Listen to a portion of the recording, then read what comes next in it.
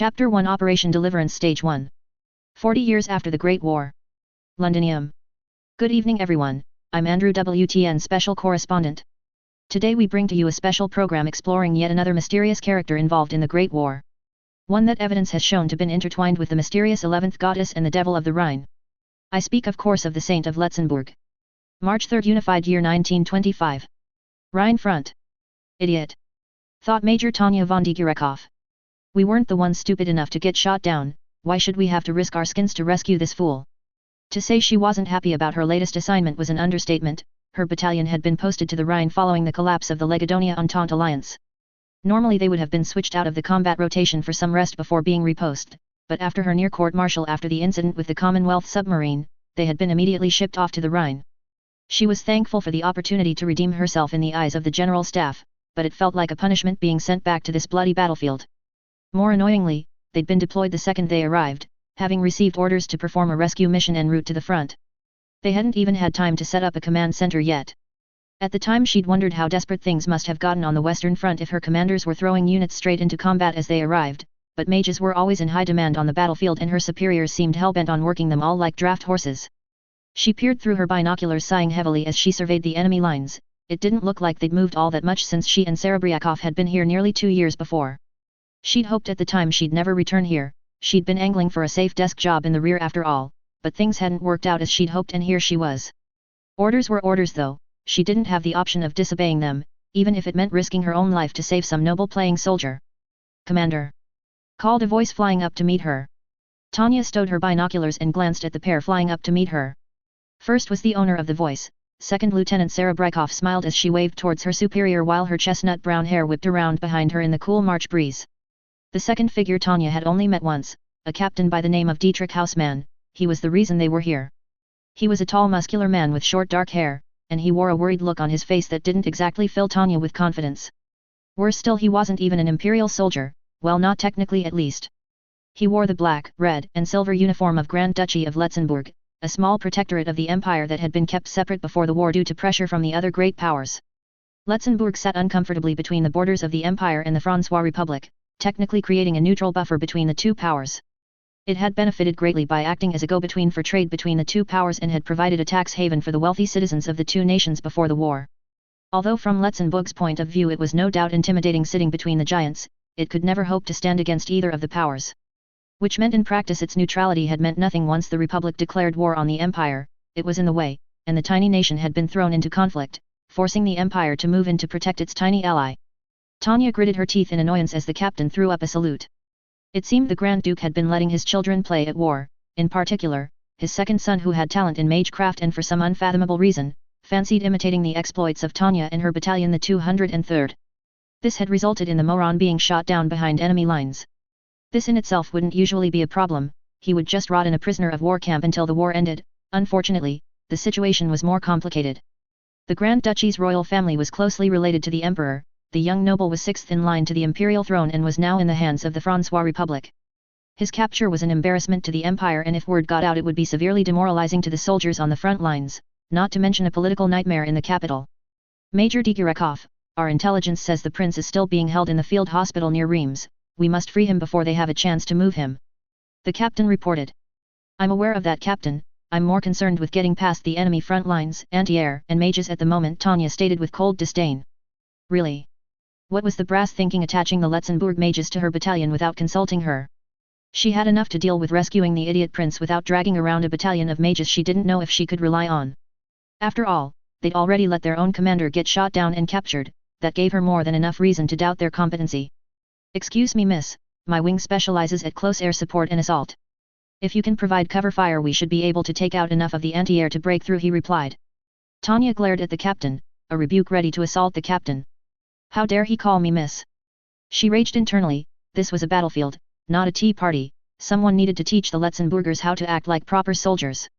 She was already in a foul mood due to being thrown straight into this operation and this captain was already grating on her nerves. As if sensing her irritation, Serebryakov interjected and proffered a thermos of coffee at her superior, which she took gratefully. She made a mental note to thank her adjutant later for preventing her from doing something impolitic. Losing her temper wouldn't accomplish anything after all. Mollified for the moment, Tanya sipped her coffee and took a calming breath, before gesturing towards the enemy position. Very well, Captain, she shrugged, feeling much calmer now she'd had some coffee, and the captain hurried away to his troops. Tanya passed her mug back to her adjutant and regarded the Letzenbourg mages critically. Their gear was different from that of the Imperials. Aside from the black and red uniform, their flight equipment consisted of 2 boots rather than 1. It was bulkier and they couldn't fly nearly as high as their Imperial counterparts.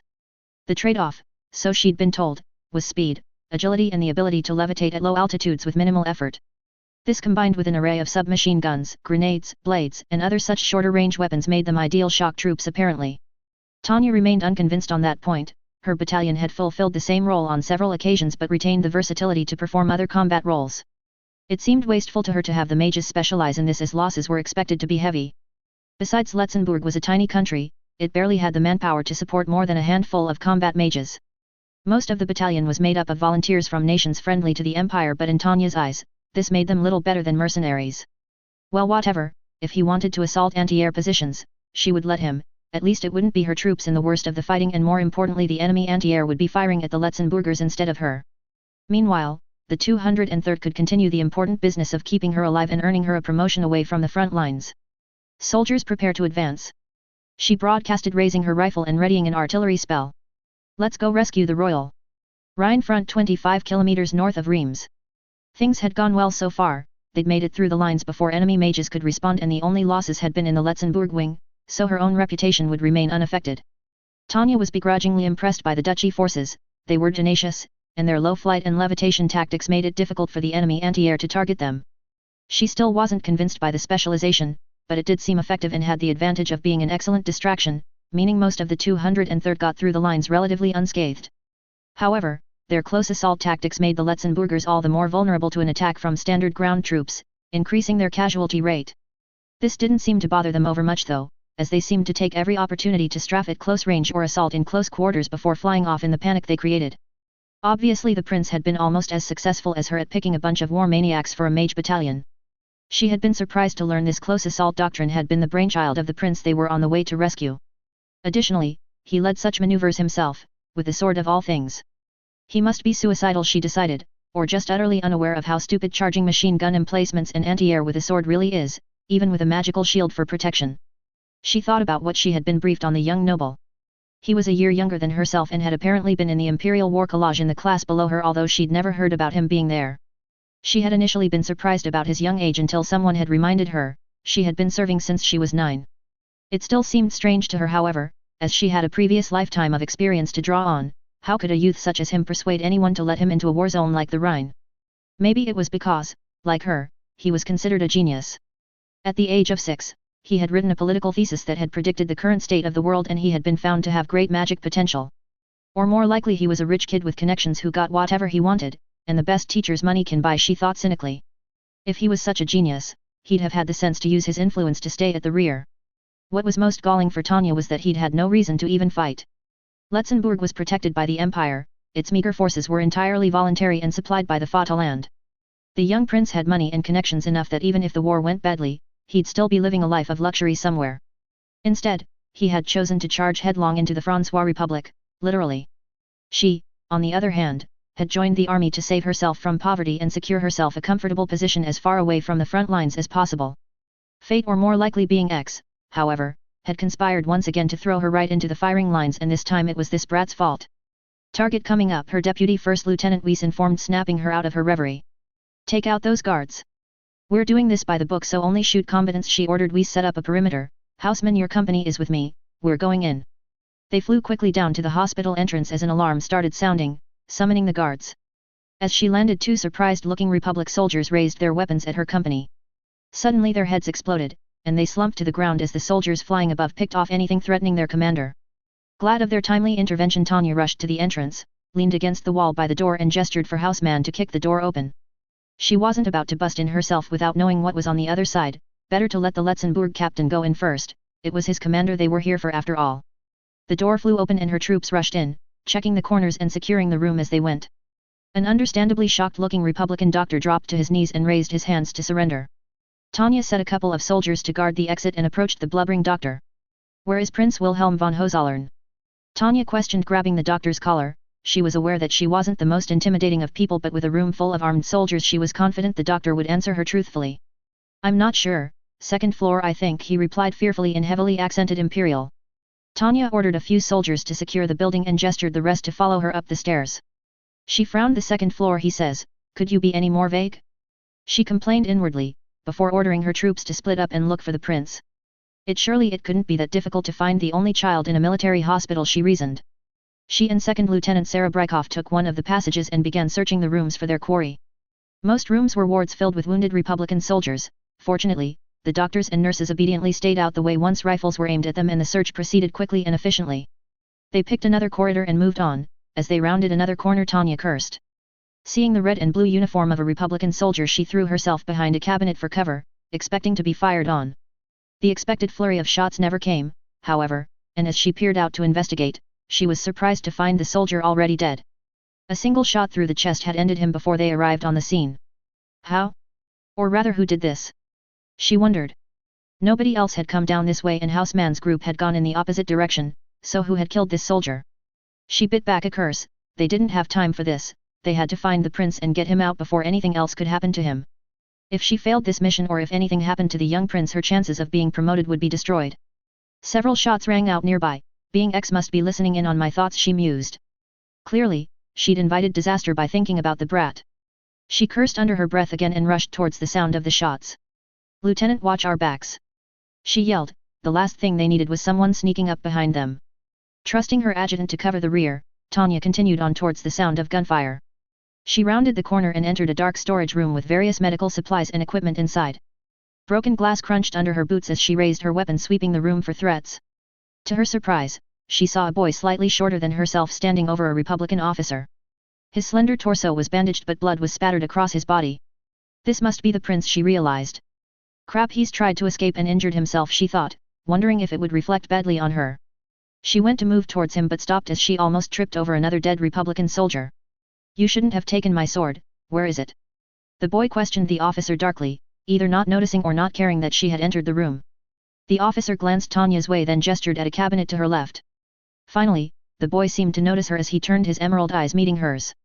His face was contorted in a look of rage that Tanya could only describe as psychopathic. Suddenly it changed upon seeing her, twisting into a look of angelic innocence as his shaggy dirty blonde hair fell across his face. Oh, you're the Argent. Are you here to rescue me? He smiled, his voice now filled with a sing-song quality. Tanya stared at him incredulously. He'd just switched from psychopath to cherub. Did he really expect anyone to believe that act? He was covered in blood, for pity's sake. Sir, I'm Major Tanya von de Gierikaf. You are Prince Wilhelm? She questioned warily, doing her best to remain professional. Sensing her confusion, he glanced down at himself for a moment, then returned his gaze to hers. Don't worry, it's not my blood, he tittered with a bright smile. Would you check that cabinet, please? He continued, gesturing to the cupboard while pushing the pistol further into the squirming Republican officer's face. She opened it, revealing a cavalry saber. Clearly, this was the sword he was so keen to have returned. A look of relief crossed the young prince's face and he squeezed the trigger of his pistol, opening up the officer's head and sending gore showering across the room and adding to the splatter across his seemingly angelic face. Thank goodness! I was so worried I'd lost it. He exclaimed. I'm Colonel Wilhelm Victor von Hohenzollern, Prince of Letzenbourg, he introduced with an excited bow. It's such an honor to meet you, Lady de Gierikaf. I've heard so much about you. You can call me Will. He finished, still smiling innocently. Tanya regarded the scene in front of her with disbelief. The small boy in front of her was covered in gore but was introducing himself as though they were having a leisurely afternoon tea. Sensing her unease, he looked around innocently and seemed to notice the dead officer for the first time. Oh dear, I didn't mean to do that, he stated sadly. He'd been so rough earlier, and it seems I got a little. He trailed off. He paused for a moment and the psychopathic gaze started to creep back into his eyes as he looked up and stared at the blade in her hands. Can I have my sword back, please? Great thought, Tanya. He really is insane and he outranks me. Who made this lunatic a colonel? This is your fault, isn't it, being X? Chapter 2, Operation Deliverance Stage 2, Extraction. 40 years after the Great War. Londinium. As you all know, many records from the war were destroyed in the fighting or lost in the years since. The first recorded mention of the Saint of Letzenbourg was close after the fall of the Entente Alliance in early 1925. It is thought that the figure was operating as a combat mage alongside the Devil of the Rhine. Unlike this devil, however, both sides speak of mercy and numerous efforts to allow his foes to surrender or flee. It has been suggested that the saint himself was a prince of Letzenbourg and a relative of the imperial family. We believe this unlikely, however, and as with the reports of the imperial use of child soldiers, it was likely just propaganda. Andrew WTN Special Correspondent. March 3, Unified Year 1925. Rheinfront François Republic Reims Field Hospital. Sir, we have to evacuate you as soon as possible, are you injured? Tanya questioned, passing the sword to the boy, doing her best to keep her voice level and professional, despite the messy scene in front of her. It would do her no good raging at the prince, she realized. He was clearly unstable and would need to be handled carefully. Will snatched the sword and instantly drew the blade from its scabbard and began regarding the blade intently, muttering something to himself. He was ignoring her. Tanya fumed, doing her best to keep her anger from her expression. She did, however, take some satisfaction in the occasional winces of pain that showed as he moved the blade. Clearly, he was at least a little injured. Hopefully, that would mean he'd be more cooperative. Rushed footsteps began echoing through the corridor behind her and Tanya turned and readied her weapon. Lieutenant Serebrikov and the Letzenbourg captain appeared in the doorway and she relaxed. Commander, the building is secured. The lieutenant reported. Tanya had expected as much when she'd seen her adjutant. Visha was too experienced to leave their backs unguarded. Is this him? Houseman! The prince exclaimed, rushing to the captain before Tanya could reply. You came to fetch me. His sword had already been sheathed and the pistol stowed away somewhere. Gone was the evil look in the prince's face, replaced once again with childlike innocence as he greeted the captain. Tanya grimaced with confused frustration. He's supposed to be a colonel, why is he acting like a child excited to see a long-lost relative? Tanya was no stranger to the tactic of using her own childlike appearance to get her way. She'd done so on several occasions in the past with great success. She didn't like to use it unless she had to, however. It undermined her authority and every time she was forced to use it, she was certain being X was laughing at her. But why was the prince acting this way? It was obviously an act. She'd seen his true face while he'd been threatening the Republican soldier. The boy was as much of a war maniac as his soldiers. So, whose benefit was this act for? Surely everyone else could see through it too. The captain examined the prince with a deep look of concern and began cleaning the blood off the boy like a worried parent, before reaching for a first aid kit. Prince, are you injured?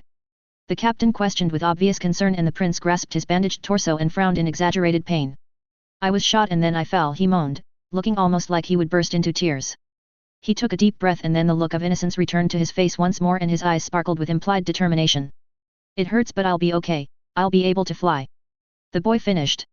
He seems quite brave. I don't think I could have handled being shot at that age. He kinda reminds me of you, Major Serebrikov said, smiling at her superior. Tanya started back at the lieutenant aghast. She was sure Visha wouldn't have meant anything bad with the comment, but she couldn't help feeling slightly insulted. She didn't know if she should feel more furious or horrified. The hell? I'm nothing like this crazy idiot.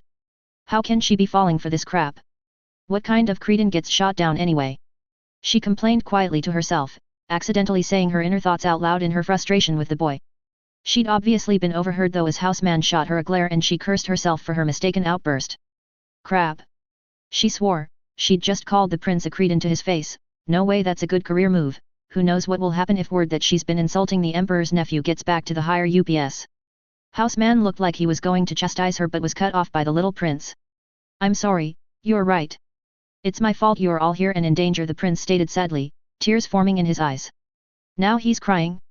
Thought Tanya as Houseman glared at her with a look of disapproval, while Serebrikov shuffled on the spot awkwardly, giving her a look that told her that she thought she had gone too far. The bastard is making me look like the bad guy, she realized, scowling. I was reckless, he continued, I didn't shield enough. I just didn't expect to be shot in the back while advancing. Especially not by an ally, he finished as his eyes flickered with an unreadable expression for a moment. No doubt she was the only one that saw it or heard the subtle change in the tone of his voice. What did he mean, shot in the back by an ally? A friendly fire incident? Or was he suggesting something else? It felt like both soldiers were still frowning at her like she'd kicked a puppy. What the hell did I do? It's not like I shot him down. Commander, enemy reinforcements incoming, Lieutenant Weiss reported over the radio, reminding them that they were still in danger. We're wasting time, we need to get out of here, Tanya growled, thankful for the interruption. Sir, Corporal Litz has brought some spare gear for you, what are your orders? The captain asked the prince. Tanya's blood went cold. The captain expected the prince to take command. He was a colonel, after all, he would be within his rights to do so. Although they were technically separate armies, protocol meant that he could take control as the superior officer in the field.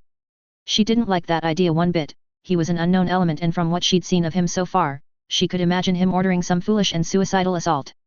She could, of course, disobey him and keep command, but she'd likely face punishment or even a court-martial later. Either way, it would be disastrous for her career. She ground her teeth in frustration. there was no telling what idiocy this madman might do with her battalion. The prince smiled at Tanya, all hint of his earlier anguish had gone, and his face had returned to that of a happy child once again. I knew he was faking it. Don't ask me, Major Digirekov is in operational command. He smiled sweetly, a glint of mischief crossing his gaze. She couldn't help feeling like he was up to something. She's my knight in shining armor today, it's not often the princess saves the prince. He chuckled cheerfully. Thank you, Colonel, she replied, struggling to keep her voice level. All the relief she felt was completely eclipsed by the barely contained rage at being called princess. He was clearly mocking her and there was nothing she could do about it. Now the bastard is making fun of me. She ordered Houseman to help get the prince suited up and she strode out into the corridor flanked by Lieutenant Serebrikov. Soon after a Letzenbourg corporal loaded with flight gear and equipment came jogging past. After radioing a few orders to Weiss, she stopped and allowed herself a moment to reflect on the situation. She had once remarked about Dr. Skiggle that there was a thin line between genius and madness. If that was so, then this prince fell easily into the madness side. She'd seen no sign of his so-called genius. He was unhinged. Clearly that's what happens when you send a child to the front lines, she mused, missing the irony. She stared out the window at a darkening sky. Did you drop this brat on me being X? She thought. If that thing was responsible for this mess, he would be disappointed. All she had to do is get the brat back across the lines and he'd be out of her hair. A smile of defiance began creeping up her face. This is nothing being X, I'll be rid of him soon and there's nothing you can do to stop it.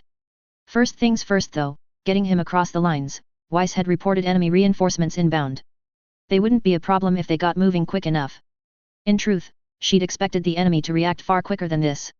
What concerned her was that the Republicans hadn't sent any mages after them yet. It wasn't like the Republicans to be so sloppy. If they were, they would have been beaten years ago. Although she was thankful that they hadn't been attacked, she didn't like not knowing where the enemy's elites were, or when and where they'd counterattack. She heard the faint hum of mage flight gear powering up as the little colonel hovered around the corner. His feet glided a few inches from the ground as he moved like an ice skater along the corridor. His movements were oddly graceful, but it seemed like a waste of magical energy to Tanya. If he was trying to impress her, he'd be disappointed. This was a war, not an ice dancing competition. The Letzenbourg gear already had a lower range than their imperial counterparts. Why waste the power? He floated up towards Tanya and flashed a smile and saluted lazily. Blue Bottle 1 reporting Lady Digirekov. He grinned at her. His call sign was named after an annoying buzzing insect. How fitting, she thought, unable to keep the smirk from her face, before regarding the boy with slight dismay. Although he was snugly inside well-fitted black and red flight suit, the only addition to his battle gear she could see was a couple of grenades attached to his belt. Aside from that, he only had the sword and pistol she had seen him with earlier. The corporal she had observed earlier had a variety of weapons to pick from, so why hadn't the little colonel taken any? He could at least take a rifle. With what he has, he might as well charge the enemy with a club. She took a deep breath and calmed herself. She'd just have to keep the brat close until they were safely back. Absently she wondered if she could get away with putting him on a leash. How are your injuries, Colonel? She asked. Not that she really cared, but now she'd had some time to calm herself, she realized it couldn't hurt to pretend to show some interest. Hopefully, it would make him forget her earlier insult and she needed to keep up the charade that she actually cared about the Letzenbourg soldiers around her. Besides, it would be helpful to know just how much the boy would slow them down. It's sweet that you're so concerned about me, Lady Digirekov. I'll be fine though, we mages heal fast after all. He smiled again. Somehow the prince's smile was incredibly annoying. As far as Tanya was concerned, this mission couldn't end quickly enough. It was true mages healed much faster than the average human. She'd had experience of it herself during the Norden incident that had earned her the silver wings. The prince, however, was beginning to annoy her again with his familiarity. I'd prefer it if you would address me by my rank, sir, she stated, fixing him with a glare. It was silent for a moment as their gazes fixed on each other. The prince's eyes changed once again. The childlike friendliness and innocence disappeared, and a dark look appeared in the boy's eyes. His smile became sinister and cruel. Tanya wondered for a moment if she'd overstepped her bounds. No, she decided he was the one being unprofessional. She held him with a fixing gaze. She would not be intimidated by this brat. Not even if he were the emperor himself would she allow it. Suddenly the prince began laughing and his sinister expression disappeared. She almost doubted if she'd seen it at all. Just as they said, he chuckled to himself. I think I'm going to like you. Tanya was dumbstruck as all hint of hostility evaporated from the boy. What was that about? She wondered. Some sort of test, maybe? She couldn't help feeling uneasy. She couldn't get a proper read on what the boy was up to. We really should be going. He finished calling for Houseman and his squad, before turning back to her with a smile. We await your orders, Major, he said sweetly, and they headed off towards the exit. After some intense covering fire from Weiss's company, they took to the skies and Tanya left Newman's company to guard their rear. She had ordered the prince to stick with her squad, and to her relief, he had complied without argument. Unfortunately, as he was using Letzenbourg gear, she now had to fly lower so that they could stay together, and Tanya felt all the more vulnerable to ground fire. Hopefully, the Republicans should be too busy focusing on the front lines to notice them flying over from behind. She'd had the mages adopt a formation that should keep the prince, and more importantly her, fairly safe from incoming fire. Her company was flying as high as the prince's gear could manage, meanwhile the rest of the Letzenbourg mages were below them, creating a useful barrier of human flesh to soak up any enemy fire from the ground. She didn't like the idea of using human capital for that purpose, but it was preferable to being shot herself. Besides, their weaponry was closer ranged anyway, they wouldn't be all that useful if they were much higher in the formation. The rest of the 203rd was above her, keeping a watchful eye out for incoming danger and ready to provide covering fire when needed, keeping her and the prince safely sandwiched between the two groups. She had been surprised by how cooperative the Colonel Prince had been since the strange confrontation in the hospital. After greeting and thanking his troops, while using the sweet innocent act that Tanya had already become weary of, he had merely ordered them to follow her orders like they were his own and floated off to join her squad. Houseman had objected to being separated from his superior but had been overruled by the prince. He made a few observations and suggestions about the disposition of the forces, which even she had to admit, had been helpful. Otherwise, he'd spent the flight humming quietly to himself and occasionally drawing his sword to look at the blade again. The sound of artillery grew louder as they approached the main lines. A mixture of blood and spent gunpowder filled the air, and the ground below was strewn with foxholes. They were above one of the old defensive lines, one they'd had to pull back from earlier in the war. The Republicans had been far fiercer than anyone had guessed, and at the time the Empire had a second front open against Legendian Entente alliance, leaving them struggling to hold their ground, let alone launch an effective counterattack. Since then the Empire had had little luck reclaiming its lost territory, but hopes were high now the Entente was out of the war. Still no sign of a counterattack, Lieutenant Serebrikov remarked, looking around. Maybe we caught them napping. I admire your optimism, Lieutenant, but I don't think our luck is that good, Tanya remarked cynically. In her experience it wasn't wise to get complacent, especially not with being X around to put a spanner in the works. Anything that can go wrong will go wrong. I found that out last time I was up here, the prince giggled. The idiot sounds like he enjoyed being shot down, she complained inwardly. Wait, that saying, she'd said that to Dr. Skiggle once and he'd reacted confused as though he'd never heard it. In fact, nobody in this world seemed to recognize it. So how does he know it? Her eyes narrowed as she turned to look at him again, scrutinizing any details with suspicion. Before she could discern anything new, however, the voice of her deputy far above cut in on the radio. Commander, I think we found the enemy reinforcements you were worried about. They are attacking our front lines. Weiss informed them with his usual professionalism. So that was it, she realized. Enemy reinforcements were slow to respond to them as they were too busy assaulting. She grabbed her binoculars and peered through, revealing the carnage of the Rhine front. The Imperial lines were crumbling under a crippling barrage. The Republicans were throwing a lot into this assault, and she wasn't sure the front line could stand up to it. Above the defense line, she could make out several floating figures. These were the Republic mages, and without her battalion to deal with them, they'd run roughshod over the Imperial soldiers.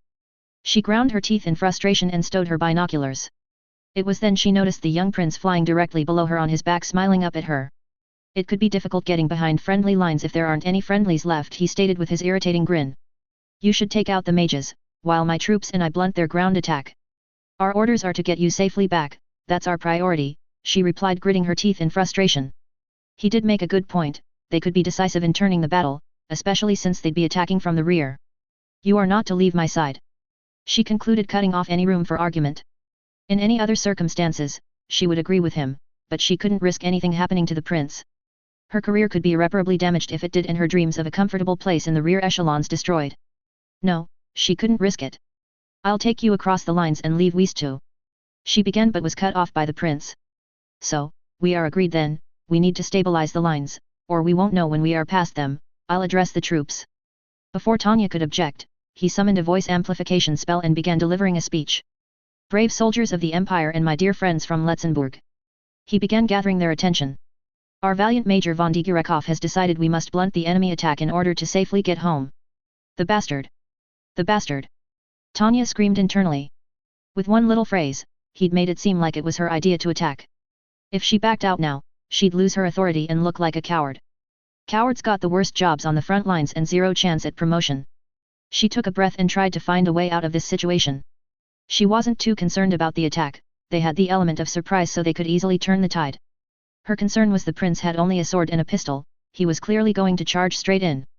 Before I let her give you your orders, he continued, melancholy filling his voice, I must thank you all for coming to my rescue and I'm sorry you must risk yourselves for me. I regret you must kill to get me safely home, we must give the enemy a chance to surrender if we can. Once we get back, I promise you all the wine cellars of Letzenbourg will be open to you all. He finished in a triumphant tone. This garnered a cheer from the troops and Tanya now knew there was no turning back. She began giving her orders but was cut off by the little colonel once again. Damn it! If he doesn't shut it soon, I'm going to gag him. One more thing, friends of Letzenbourg, I have good news. The good major wants to join us for this fight to see how we do things, let's do our best, okay? He finished. Tanya glared at him, not bothering to disguise her fury, but he returned it with a maniacal grin. You said I can't leave your side, so that means you must want to come with me to lead the ground assault, right? Author's note, thanks for the follows, favs and for reading. I've done my best to stick to the lore as best I can, but sometimes the manga, light novel and anime don't agree with each other, so I've used a bit of creative license.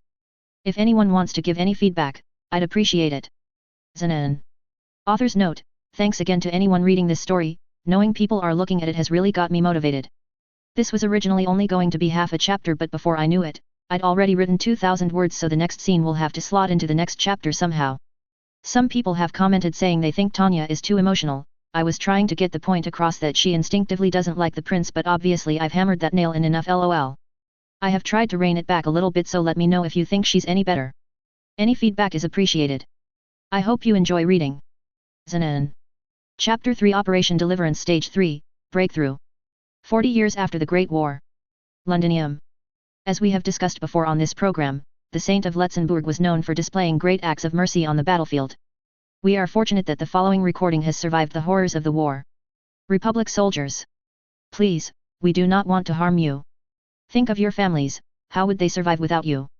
Please flee, no more need die today. The devil of the Rhine is here and will hunt you down. Leave while you can, for your sons and daughters' sakes. Please, for their sakes, don't make us do this. As you can hear, this recording seems to be that of a child. Historians believe that the saint purposely broadcast a child's voice to sap his foes' fighting spirit and increase the chance of them surrendering without bloodshed. This is one of the reasons he was nicknamed the Saint. Andrew WTN Special Correspondent. March 3, Unified Year 1925. Rhine Front. Tanya glared at him, not bothering to disguise her fury. He returned it with a maniacal grin. You said I can't leave your side, so that means you must want to come with me to lead the ground assault, right? How had he done it? Somehow, he'd managed to take control of the situation without ever taking command. He'd manipulated the troops into wanting to attack, worse still, he'd make it seem like it was her idea. Was she the only one that could see through this guy? Tanya had had enough. Fine, if they were committed to an attack, they would wipe them out, then she would drag the prince across the lines in pieces if she had to. I wonder if I could get away with shooting him in the back? She smiled ruefully, remembering how he'd got her into this mess in the first place. She imagined seeing that infuriating grin disappear as he fell to the ground and couldn't help but feel a little happier due to the mental image. She quickly disregarded the idea though. He wasn't worth a court-martial and a potential firing squad. But if he keeps pushing me like this, I might not be able to stop myself. What was it about him? She hadn't felt herself since meeting the prince. She could usually keep herself well composed in almost all situations, but this brat seemed to be able to push her buttons on a whim. Perhaps it was his unpredictable nature. He couldn't be trusted to make rational choices. She knew from her old life that irrational people shouldn't be allowed to make decisions. Unbidden, the memory leapt into her mind. He'd been taller back then, stronger too, but that hadn't mattered. He could feel the pressure on his back as he was flung forward towards the tracks, the shocking realization of what would come next and the feeling of anger and disdain as he saw that man. That unreasonable man who had succumbed to the demands of unreasonable emotions. She shook off the unwanted memory.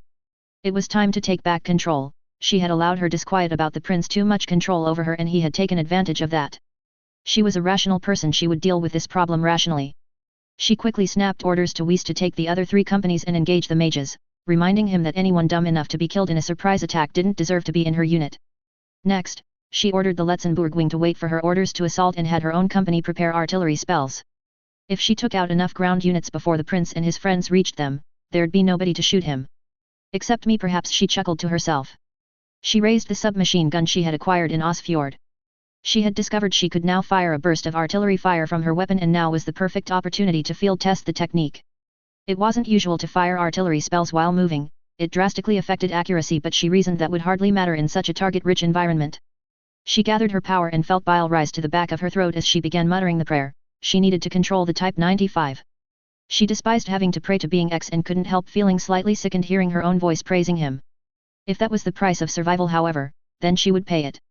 If for no other reason than to find a way to get back at the self-proclaimed god. O Lord, lend us your power so that we might smite our enemies and defend our fatherland. Let us send these souls to you so they might face righteous judgment. Fire! She ordered, feeling a grin tug at her face. Take no prisoners. Her company let out a barrage of fire at the advancing troops below. The spells landed with a satisfying thwump before spreading into devastating explosions. Many died in an instant as the magical barrage vaporized their bodies. More were thrown from their feet into the dirt and mud, landing in the toxic filth and grime of the Rhine front. Troops scattered, the lucky ones diving for cover in foxholes in a panic, the unlucky ones getting caught in barbed wire and mown down by Imperial machine gunfire. The surprise attack had caught them in disarray. However, a large force of Republic troops had already made it to the Imperial lines and they were in danger of being overrun. They couldn't use artillery spells while they were amongst their own troops, and one company wouldn't be enough to turn the tide in their favor in those trenches. She glanced upwards to see the remainder of the 203rd still engaged with the enemy mages. There would be no help from them anytime soon. Reluctantly she radioed the Letzenbourg mages. Letzenbourg wing, engage the enemies in our trenches, take the pressure off our troops, she ordered. Colonel, you stay here and... She began, but he'd already gone. She growled to herself, biting back a curse. She should have guessed he'd take the opportunity to join in. He's like a dog that's been let off a leash, she thought. She briefly considered going after him but decided against it. It'd be less hassle just to give covering fire from here. Besides, I'm done playing nanny for him. Lieutenant, cover them before too many of them get themselves killed, she ordered her adjutant with a sigh. Making sure to keep an eye on her charge, she began firing off a few shots at the unsuspecting enemy. He had dropped vertically as soon as he had heard her order, or more likely before she'd finished it. He descended from the 5,000-meter limit that his gear could manage, to only a few meters above the ground in seconds. Once there, he shot off towards the enemy as if he'd propelled himself away from an invisible wall. As he approached the troops clambering into the trenches, he drew his sword and began to spin, and Tanya could make out the telltale signs of a spell strengthening the blade. His speed and spin grew faster and soon he had turned himself into a human saw blade. He swooped over the Republicans, slicing a squad into a red mist as he flew amongst them. Once past, his spinning halted and he began to ascend once again, firing shots into the confused and panicked Republicans. She fired a few extra shots into the group herself for good measure and saw the prince descend into the trench line. He fired at the enemy as he glided along, using his mage gear sail speedily along the trenches. Considering his preference for the sword, he was a surprisingly good marksman with his pistol, with every shot landing a kill. Then, to her disbelief, he summoned another voice amplification spell as he dove in for another attack. Republican soldiers!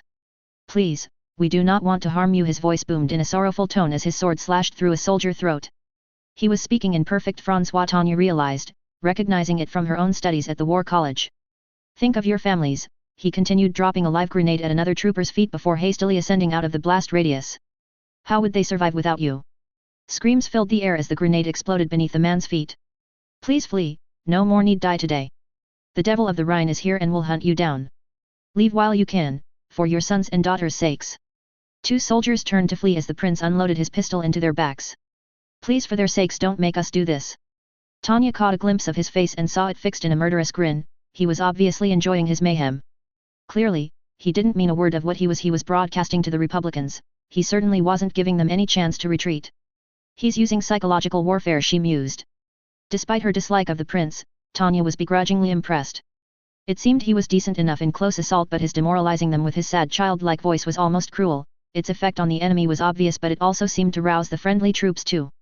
She'd underestimated him, it seemed. He sounds like he really wants to stop the fighting, remarked Lieutenant Serebryakov. But didn't you say no prisoners? Tanya gave her adjutant a sidelong glance.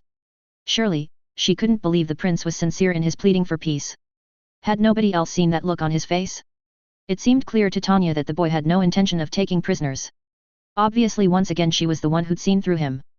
I don't believe he has said anything about asking their surrender, Lieutenant, Tanya stated, a wicked grin creeping across her lips, but fleeing troops are much easier to put down. But Major! Serebryakov began to protest. Open fire! At those orders her company began shooting the Republic soldiers fleeing back across no man's land, not hesitating for a moment at their orders. Once again Tanya was impressed by the diligence and professionalism of her loyal war maniacs. Thanks to them, these Republicans would not threaten the Fatherland ever again. Commander! Incoming mages coming your way!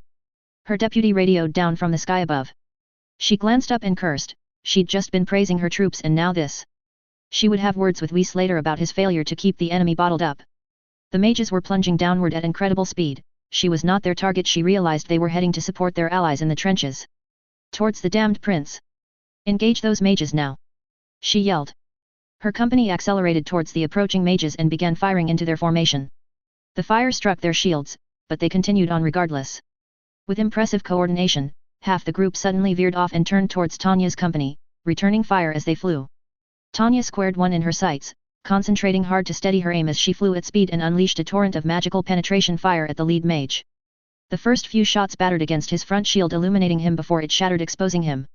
Soon after, she fired a second volley and his torso became riddled with bullet wounds and he fell lifelessly from his metal steed.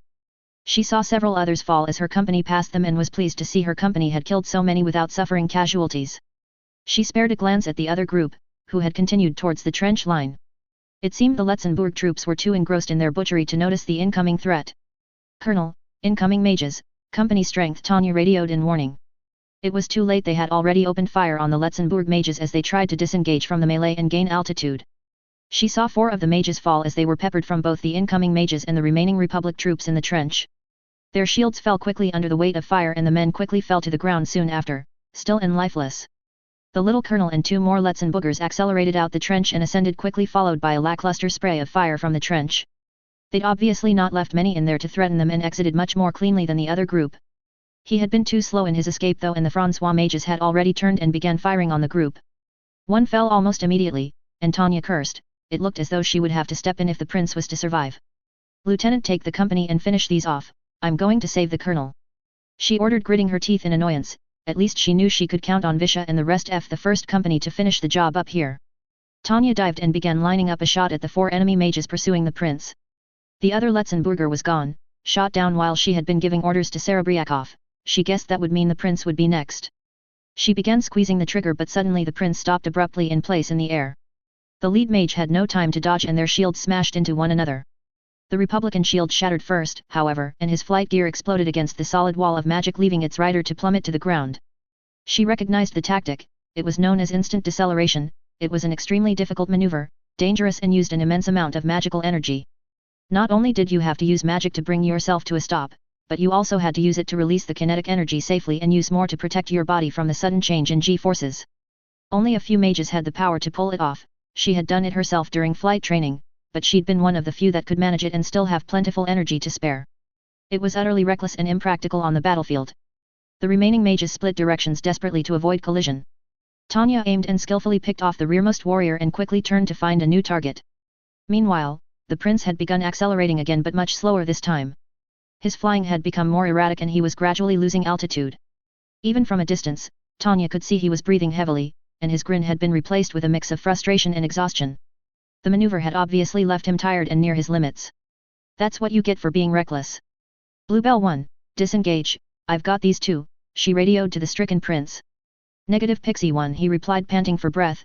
They've separated, and I don't have the speed to outrun them anymore. I'll draw them to you. He had turned again, heading for one of the remaining mages. The second had turned again, began pursuing the prince, sensing the weaker prey. She frowned in annoyance. She had no choice but to do as the prince suggested if she planned on getting him out in one piece now. She sped towards them, firing at the pursuing flyer. He swerved to avoid it and turned his weapon to return fire at her. She let it impact her shield as she focused on reloading her weapon. Meanwhile, the prince had aimed his pistol and began to fire. Nothing happened. He had run out of ammo. He tossed the pistol in frustration and cursed. He turned and gestured to Tanya to attack the one in front, then readied his sword and decelerated. I should have just done it myself, she thought, switching her aim to the other mage and letting a burst of fire obliterate the man's shield. He still rode forwards as she approached. She reached for her combat blade and sliced through him as she passed. She turned to see how the prince was faring. She saw him slice through his foe's shield with his sword, then to her surprise he smashed his boot into the man's face with an audible thud and the mage tumbled from his steed and fell to the ground. Tanya couldn't help but let out a laugh at what she'd witnessed. It was like the aerial equivalent of a bar brawl. Commander, the enemy is in retreat, Weiss reported, and she felt herself let out a sigh of relief. She radioed an acknowledgement while watching the prince descend towards the fallen Republic mage and decided to follow. They landed side by side and she was surprised to see the Republican soldier still breathing. The prince was breathing heavily and was grasping his side. She glanced a look at his face and saw no hint of the angelic mask he had worn before. Now he wore an expression of anger and pain. He glanced at his sword again and the face turned to a grin, although no humor lay in his emerald eyes. He staggered forward and pointed his blade at the injured officer. Please. The injured man coughed, blood leaking from his mouth. I surrender. The prince laughed, then modulated his voice back to the sweet innocence that he had been broadcasting earlier. I'm sorry, the devil has ordered me to take no prisoners, he said, glancing at Tanya before plunging the blade into the soldier, ending the man. He lifted the blade and stared at it once again as the light reflected off the metal. Everything seemed quiet for a moment. Tanya raised an eyebrow. So, you can follow orders when you want to. Chapter 4 Operation Deliverance, After Action Report Part I. 40 years after the Great War. Londinium. As discussed earlier, the saint often broadcast a child's voice pleading for peace. Rumor persists that this child was none other than the second son of the Grand Duke of Letzenbourg, Prince Wilhelm Victor von Hohenzollern. Amazingly, there may be some truth in these stories as, unlike his older brother, the regent of Letzenbourg at the time, he was a direct relation of the sitting emperor via his mother. From the young prince's birth, the empire made it clear that he was a preferred heir to the duchy and would often attempt to boost him in the eyes of the world. Andrew WTN Special Correspondent. March 3, Unified Year 1925. Rhine Front. So, you can follow orders when you want to, stated Tanya sardonically, raising an eyebrow. Of course. I wouldn't dream of disobeying you, Argent, he said in his innocent voice, turning towards her with a sweet smile. Stop it, she snapped. I've had it with this act. I don't know what you are trying to achieve, but you haven't fooled me, she finished with a hint of warning. The prince's smile widened, and he burst into laughter for a moment before wincing in pain. He grasped his side and fell to one knee with a grunt of discomfort. He took a few deep breaths to compose himself before glaring up at Tanya. Maybe I'm not trying to fool you, he said darkly with a pain-filled half-smile. She was about to question him further but was cut short by shouts from the approaching Captain Houseman and a group of Letzenburgers. Prince Wilhelm, sir. Are you all right? He asked, voice bristling with concern. Once again, the prince donned his innocent act, although now pain was leaking through into his face. He obviously wasn't going to elaborate while others were around. Tanya wondered quite what had happened. Although he had been bandaged in the hospital, he had shown little sign of discomfort and she had not seen him take any obvious injury during the skirmish. Other than the exhaustion brought on by magical fatigue, he should be fine. He leaned on his sword and pushed himself unsteadily to his feet as the captain rushed over. I think the drugs have started to wear off and my wounds are reopening, he said, wincing and holding his side. You drugged him? Tanya blinked in surprise. Why wasn't I informed? She finished angrily. The idiot had clearly been hiding the extent of her injuries from her. She wouldn't have let him fly had she known. At least it went some way to explaining his strange behavior. The boy's head was likely on another planet. I should have just had Weiss or Newman carry him. Sorry, miss, Major, he began, correcting himself as Tanya's face darkened. I gave him Providin, one of the drugs the foot sloggers use in the trenches. He asked me not to mention it. At least the captain had the decency to look ashamed, although whether it was from giving a child drugs or telling her that she had when asked not to, she couldn't tell. She sighed. She knew the drug he was referring to. It was a combination painkiller and energy boost taken by the overworked frontline troops. Officially the military had banned it, but long hours in horrendous conditions on the Rhine meant that commanders turned a blind eye if meant their troops could keep going that bit longer. Giving it to a 10-year-old, however, was incredibly stupid. He was lucky his heart hadn't exploded. She was about to reprimand the captain but was cut off once again by the prince. I'm sorry, I just didn't want to appear weak in front of a hero like you, Argent, he said, his voice sad while his eyes glared at her, telling her to drop the issue. She considered pushing the point. He was manipulating the situation again and she didn't like him being in control. No, it was better not to rock the boat just yet. This kid had influence. It would be better to use that than upset him over this. Besides, most of the work was done. She just had to get him back over the lines. Despite herself, she couldn't help smiling. If he had been one of her men, regulations said she could have had him flogged. The idea of seeing the source of all her recent problems beaten was oddly satisfying. She pushed the thought aside. As much as she'd like to beat him, the prince was a superior officer, so he was more or less untouchable for her. Anyway, they had more important things to worry about. They still had to get back. The Republicans will start artillery barrages again soon to cover their retreat, she observed as Sarah Brykoff and the rest of her company landed close by. Can you fly? She asked the prince, almost certain he couldn't, judging by the tired and pained look on his face. I don't think I have enough energy left, he said, looking down at his sword glumly. Tanya almost laughed out loud. This was the first expression he had worn on his face while others that were around that she believed to be sincere, and it was embarrassment. He admitted his weakness to her, and somehow it felt like the sweetest victory. I suppose you'll have to be carried then, she said, unable to keep a hint of mockery from her voice. Tanya felt a moment of triumph as the remaining color drained from the prince's face. Clearly, he did not want to appear too weak in front of the troops. She knew she wouldn't in his position. Soon, however, she felt the tables turn and a sick feeling in her stomach as a smile started to creep back on his face. Oh, Argent, he stuttered. Why, you want to help me back across yourself? He asked, injecting a hint of embarrassment and nervousness into his voice. The troops around began murmuring and smiling to each other. What? No. Tanya replied, horrified. They couldn't be thinking that. She would not allow it. Oh, I see, the prince replied dejectedly, and once again she found Houseman looking at her disapprovingly, while Sarah Brykoff shuffled her feet nervously as she did when she had an objection but wasn't sure whether to voice it.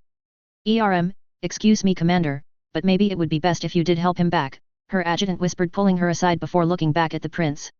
Tanya felt anger bubbling up inside her but swallowed it down. This wasn't Sarah Brykoff's fault, that bastard was manipulating them again. Perhaps it was her fault for baiting him. Why do you say that, Lieutenant? She asked, eyes narrowing at her. Well, Sarah Brykoff began, intimidated by her superior, you're a similar size and well. She took a deep breath. He clearly likes you and you know, and he's royalty, it could be good for you, she finished with a nervous smile. Tanya stared at her assistant dumbfounded. He liked her? That is what they thought? Ridiculous. They'd gone mad obviously. They were in a muddy war-torn wasteland and they were playing matchmaker. Sarah Brykoff had gone quiet and looked uncomfortable. She was probably worried about how she'd manage being shelled in a pillbox. Tanya would never do that to her, of course. They'd been through too much, but if she could arrange it to happen to the prince she wouldn't hesitate. Before she could compose her thoughts, the Letzenbourg captain decided to interject. Excuse me, Major, it'd mean a lot to the prince, he idolizes you, he's always talking about you. He paused for a moment. Besides, it won't look so bad him being carried back by a hero rather than one of us. Tanya closed her eyes and took a deep breath. She felt cornered. If she refused, it would make her seem like a shy little girl afraid of the prince's infantile little crush. The very idea infuriated her. On top of that, she would make both herself and the prince look bad. The news would reach the higher ups that she had shamed the emperor's beloved nephew, and she'd find herself stuck with some terrible assignment in the trenches. He'd done it again. With a few words he'd manipulated everyone and made her feel like a fool. She repressed her anger. She'd already decided she wouldn't let him get to her anymore. This was just a test of her resolve. One she would win. Prince Wilhelm, she said sweetly, turning back and offering a hand. You've worked very hard and you seem tired, let me help you home. You're not the only one that can fake innocence, she thought. She had expected some comeback, but instead, the prince thanked her, put one arm around her shoulder and stood on her flight boot. She took flight, then radioed the rest of the battalion to follow. It wouldn't be too far. Once they made it back to the supply trenches they would land and let the train take them back to command. Personally, she'd be content to fly the whole way back to the command center, but not everyone in the unit had the magical stamina she had. Besides, the prince was exhausted and injured. The sooner she foisted him on someone else, the sooner she'd be free of responsibility for his well-being. As they flew away, the repetitive booms of enemy artillery resumed. The battle had been won, but the front hadn't moved. Thousands were dead, and the stalemate continued. XXXXX. The support line was several kilometers back. Although technically a safe zone for the troops, it was only just out of enemy artillery range, so any change in the front line could spell disaster for the ad hoc rail depot. It was this Tanya was heading towards. Motor vehicles were still unreliable, and although horses were still widely used, they were fast becoming obsolete. A protected rail system for supplies was vital to current warfare. Tanya wasn't sure what to expect from the smug young royal as she carried him along, but what she didn't expect was sullen silence. Not that it was a bad thing, but she was curious about what he had said after finishing off the Republican soldier. Care to explain what you meant earlier? She questioned, taking care that they were out of earshot of the rest of the company. He'd obviously not wanted to speak of it, even in front of his own men, so she doubted he'd talk if he thought they would be overheard. He still hadn't sheathed his sword, but Tanya didn't see it as a threat. He was so exhausted he could barely lift it, but he was still oddly fixated by it, glancing down at it from time to time. Nowhere near enough, she heard him murmur to himself before carefully stowing his sword and staring off into the horizon. He was ignoring her again. I've had enough, Tanya thought with annoyance. Hey! She exclaimed, squeezing his battered body. He yelped in pain and glared at her. You will not do that again, he threatened. Don't forget who I am, Major. She paused, uncertain for a moment. This was dangerous. Although the empire was a constitutional monarchy, the monarch was supremely popular and had a lot of political power. As a relative, the prince had a portion of that power, and as a potential heir, he could be considered her boss. You don't threaten your boss. Unless you had something over them. He had already said, maybe I'm not trying to fool you. He seemed less concerned about keeping his act up for her. It must mean something. Let's roll the dice, she thought. I could always drop you, Wilhelm, but I'll settle for you explaining yourself, she threatened while imitating his own smug grin. I didn't take you as a traitor, rusted silver, he replied confidently before coughing and grimacing in pain. Crap. I would love to indulge you, but the bullet the Republican doctors took out of me cracked some ribs, he growled, I thought I was as good as healed. Maybe if you had stayed out of the way rather than going on a killing spree you would be. She thought to herself as she scowled at him. Any rational person would take it easy after surgery, they certainly wouldn't be charging at machine guns and waving a sword around. Catching her gaze, a strange and thoughtful look crossed his face before changing to a look of resignation. You have my word, I'll explain to you before we reach command, he promised eventually. Fine, she frowned, as much as she would like to have him explain himself, she did have to deliver the prince intact. Besides, it was another rare look of sincerity that accompanied his promise, somehow that was more unnerving than his usual fake persona. Where are we going? He asked eventually in labored breaths, obviously he'd been right about the cracked ribs. Bellevaux, she replied, and she heard a noise of disapproval from him. Seeing him frown further, she couldn't help but wonder what was wrong with the place. It would be better if we landed in Kale, he replied eventually in a serious tone. Too close to the front line, she countermanded, leaving no room for argument. She wasn't going to give him another inch, she decided. You'll do as you're told this time. He remained silent for a moment before asking for a radio. She obliged and he contacted command, spewing a code she didn't recognize. She raised an eyebrow at him in question. Was he trying to overrule him again? On to Bellevaux, I suppose, he muttered grumpily. Obviously not, but she did wonder who he had contacted. The rest of the journey was spent in relative silence between the two. The prince was in too much pain to want to talk much, and although Tanya had several questions for the boy, it was obvious she wasn't going to get a lot out of him. She was aware of some snickering coming from the ranks behind her. The little prince's earlier performance had obviously got the rumor mill going, and her subordinates were clearly speculating about things that they should not. She would need to deal with that later. The bastard made a fool of me again, she grumbled to herself inwardly, squeezing her charge a little to provoke some extra pain. Once they approached the small town, they landed close to the rail depot. Tanya was glad to release the ailing noble, she didn't particularly want anything to do with him, let alone be that close to him. As soon as they touched down, a young Letzenbourg trooper got out of a nearby car and rushed towards them. The prince's radio message now made sense. He had obviously radioed ahead to be picked up. It seemed she would be rid of him sooner than she thought. Prince Wilhelm, sir, the young soldier saluted.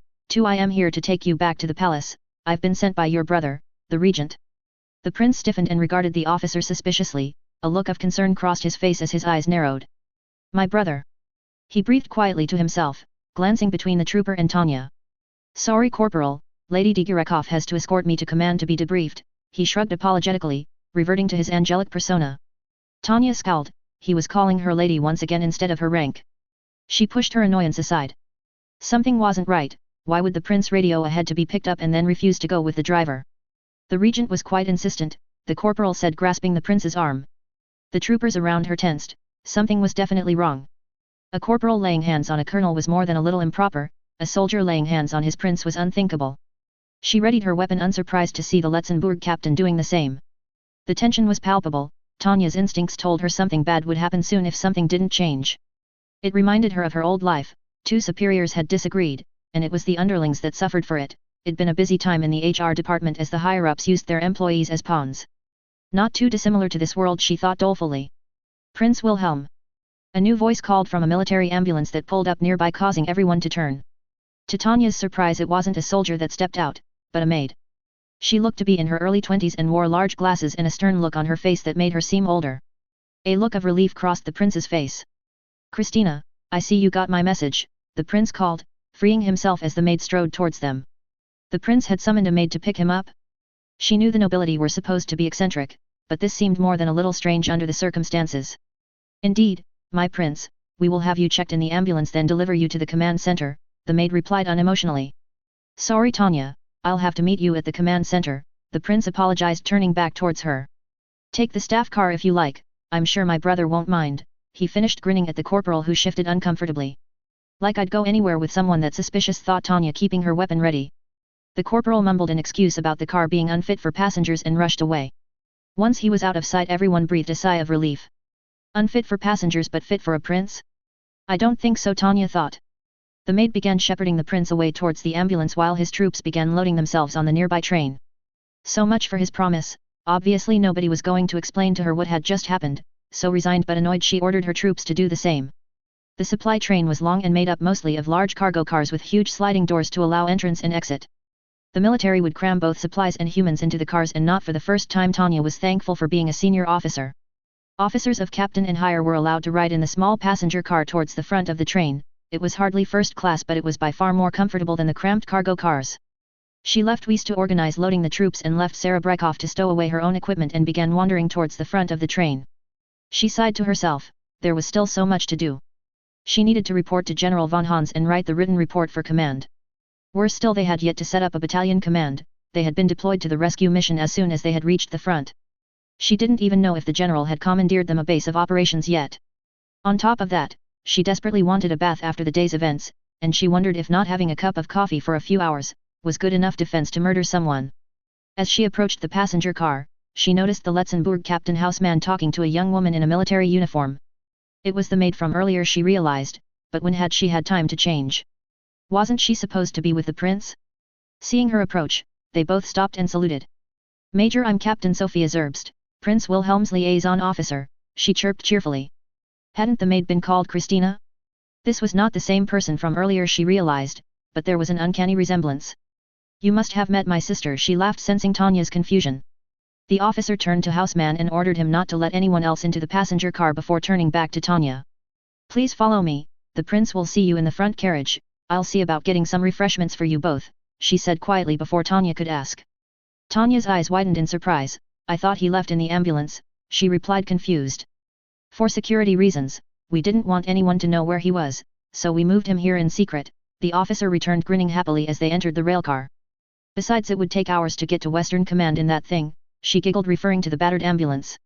The passenger car had been emptied, she soon realized, although there wouldn't be many officers leaving the front line at the moment, she reasoned.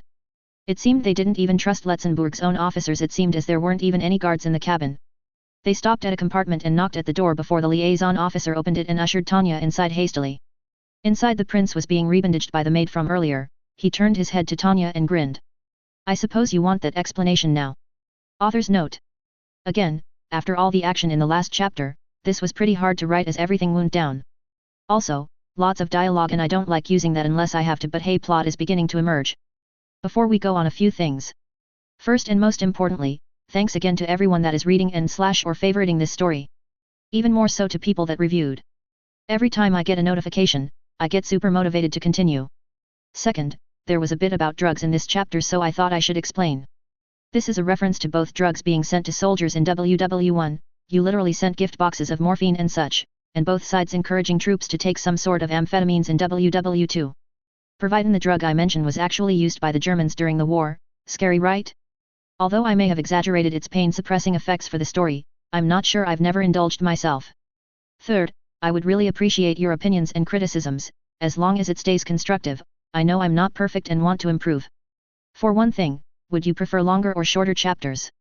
I'm trying to let them finish naturally, but this and the last one went past my original plan.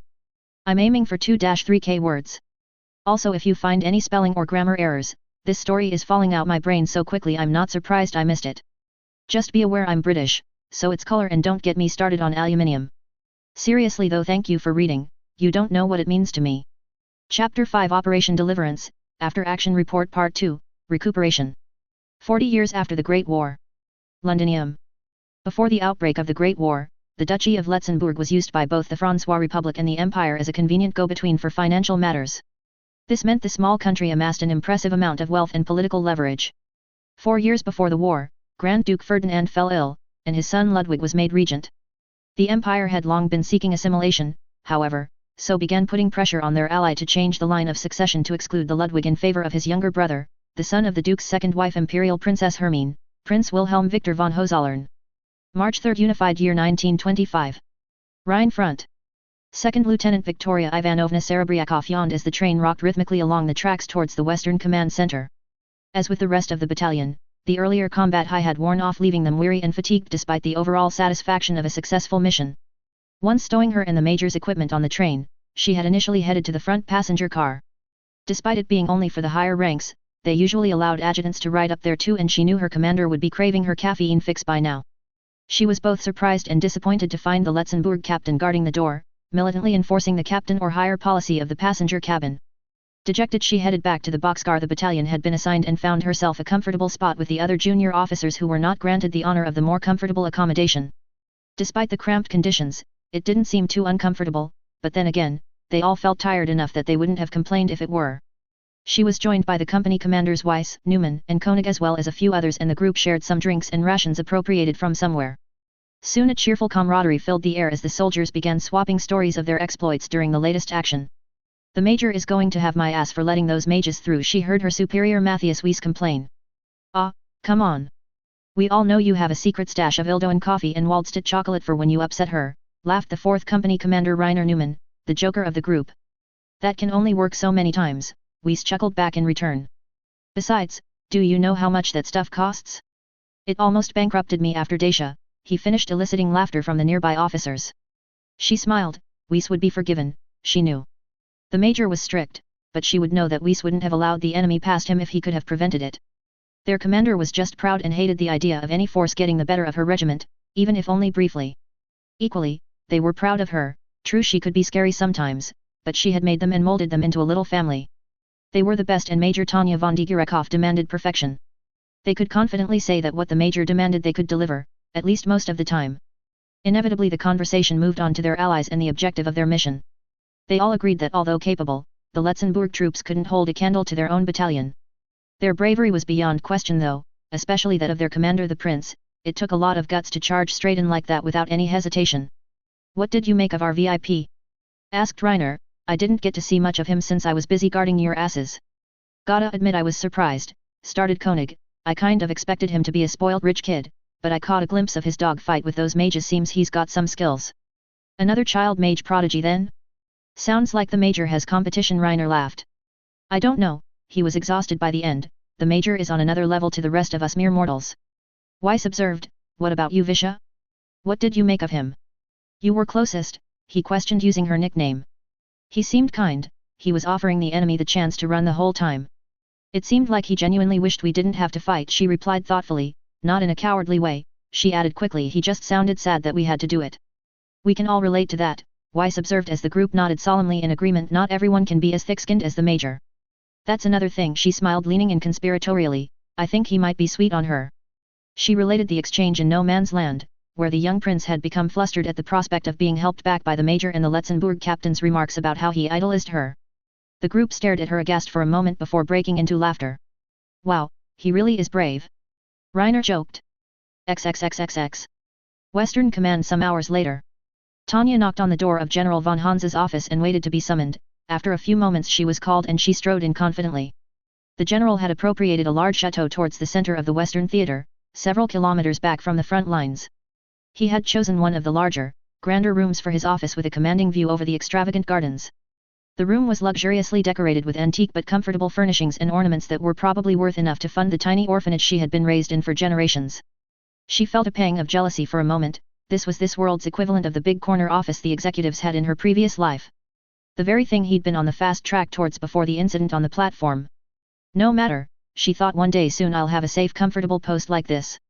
The prince had already arrived, she noticed. He and the general began rising from the comfortable sofas they had been sitting at as Tanya approached, snapping a professional salute. Both returned the gesture, the prince with a sly smile on his face. It had only been a few hours since his injuries had been revealed, but it seemed his ability to deceive was unaffected, either that or some more painkillers had been found for him. The prince, like her, had changed out of a flight suit and into a proper uniform upon returning to the Western headquarters, and Tanya regarded him critically. Now he was cleaned and dressed properly. He looked like the model soldier, by which she meant he looked like a toy soldier, complete as always with his precious sword. In proper military boots he was still shorter than her, but only barely. His uniform was black with red and silver trim and had obviously been tailored to fit perfectly around his slender frame. The military doctors had once remarked her own small stature was due to malnourishment in her early life. She wondered what the reason for his tiny size was. True, he was a year younger than her and puberty happened later for boys, but she had already observed children around the same age overgrowing her, much to her annoyance. Surely a spoiled kid like him wouldn't have to worry about malnourishment. Maybe he was naturally just a shrimp. The general ushered them over to his desk to hear her official report, and she began confidently describing the operation, pausing only to answer questions from the general or when the prince interjected, usually some exaggerated flattery about her tactical acumen and bravery. In her previous life, she had mastered giving presentations. The skill had carried over well in her new life, for the most part anyway, and she could confidently complete her report without needing to give it too much thought. She let her mind wander, thinking back to the exchange between her and the prince on the return trip. XXXXX. March 3, Unified Year 1925. Rheinfront. Some hours earlier. I suppose you want that explanation now? The prince asked impassively as Tanya entered the small passenger cabin. If I could finish with your wounds, sir, the Cirrus maid cut in. Tanya expected the prince to object, but he apologized quietly and allowed her to continue her work. It was an unusual show of submission for him, especially towards a serving girl. You really aren't in a fit state to be entertaining a young lady, she added reproachfully as the prince winced and then apologized once again. She wasn't quite sure why a maid would be so proficient at medicine, but she decided not to question it. After all, it was hardly the most unusual thing that surrounded the prince. She took a seat and waited for the servant to finish, trying to ignore the entertaining young lady's comment. Soon after, the look-alike female captain bought an assortment of cakes and poured her some coffee, which she accepted gladly. Of course, it wasn't as good as the coffee made by her adjutant, but it felt like eons since her last cup and she wasn't about to pass up the caffeinated beverage for anything. The captain also offered her the latest copy of the Londonium Times to read while she waited. As usual, it is biased against the Fatherland, but it was an interesting look into their rivals' point of view and mindset. Once bandaged, the maid helped the prince back into a flight uniform and sat him down before injecting him with some sort of painkiller. This will help with the pain. I will be having words with Captain Houseman. You shouldn't take Provident again, she chastised, glaring through her spectacles. Thank you, Christina, I understand, that will be all, the prince answered, squirming slightly under her gaze and avoiding eye contact. I apologize for not introducing myself earlier, Major de Girikaf, as you are aware there were more pressing matters at the time, the woman said, turning and bowing to Tanya. I am Christina Zerbst, Prince Wilhelm's governess. She heard the prince make a small choking noise and realized the reason for the prince's sudden bout of cooperative behavior. He'd actually called for his nanny to come and collect him. Tanya fought to keep the amusement from her face. This situation was getting more ridiculous. Exactly who had thought a colonel needed a babysitter? Please keep an eye on His Highness and call myself or my sister if you need anything, the maid added before bowing again and exiting the room. Tanya turned back to the prince and took a moment to enjoy the look of embarrassment on his face as he avoided looking at her, being careful to keep her face neutral just in case. The room was quiet for a moment. The prince leaned over and picked up his sword, laying it across his lap, squeezing the handle tightly. Tanya couldn't help but wonder why the boy was so fixated on this sword. It was unnerving.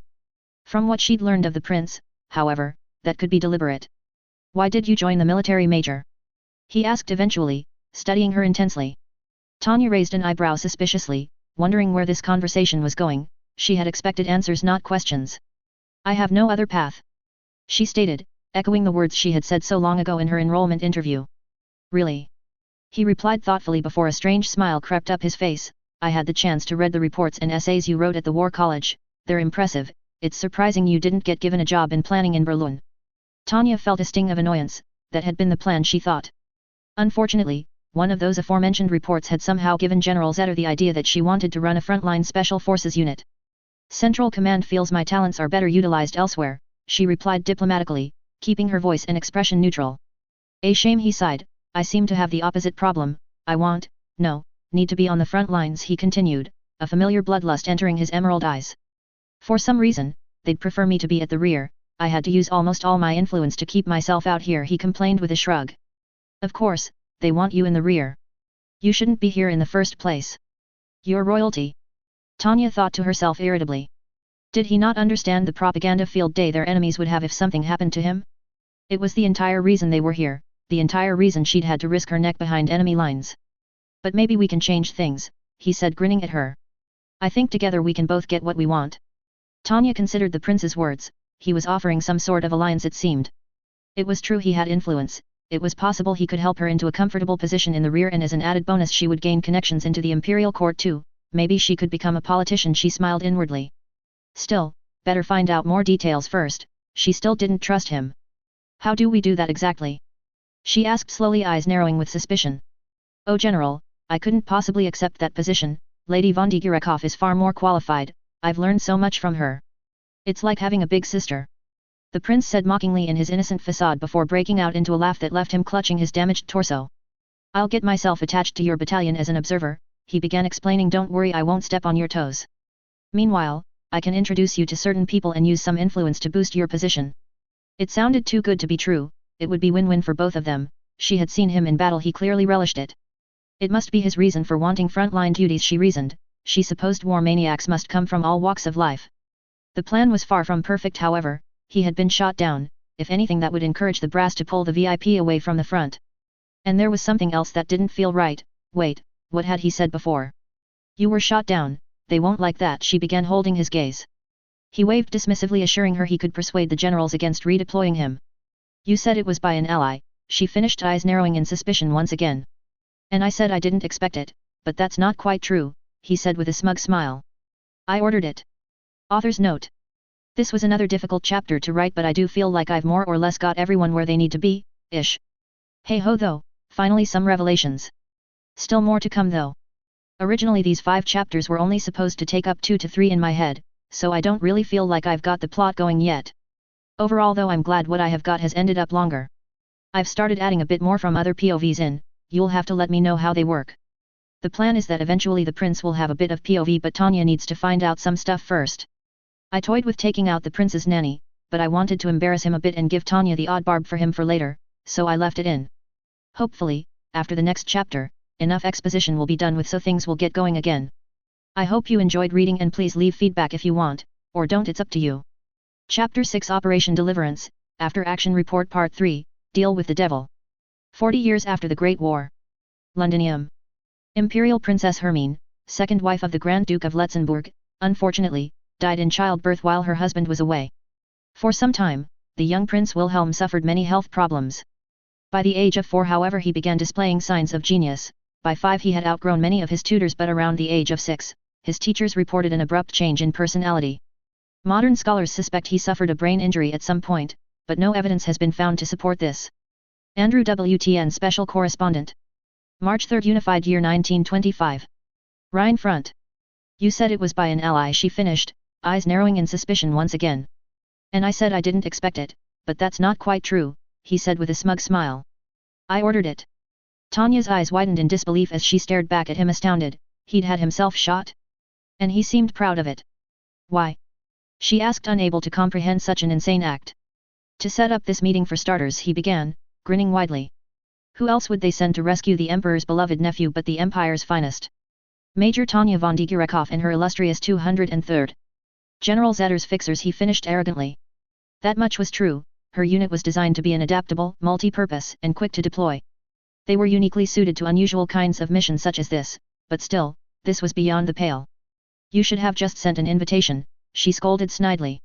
The prince fixed her with doleful expression, contriving to look like a sad puppy. Believe me, Major, being shot wasn't my first choice, he stated, nursing his injured side. I ran out of time, you hadn't arrived in the Rhine yet and I'd ran out of excuses. He explained that when he founded the Letzenbourg mages he had gotten them attached to Western Command rather than under the meager army of the duchy. It had not only freed him from his brother's competing influence but indirectly grown his own by building his reputation as a noble and merciful warrior. He apparently was considered something of a war hero. Although imperial generals were nervous about having a royal hanging around the battlefield, he and his assault wing had been too useful as a mobile counter-attacking force to turn down. Unfortunately, as the lines had gradually been pulled back further and further, Letzenbourg city was almost within shelling range and the current regent had requested to General von Hans that the Letzenbourg mages be bought back. With the imperial victory in the north and impending reinforcements from the Great Army, he'd eventually agreed.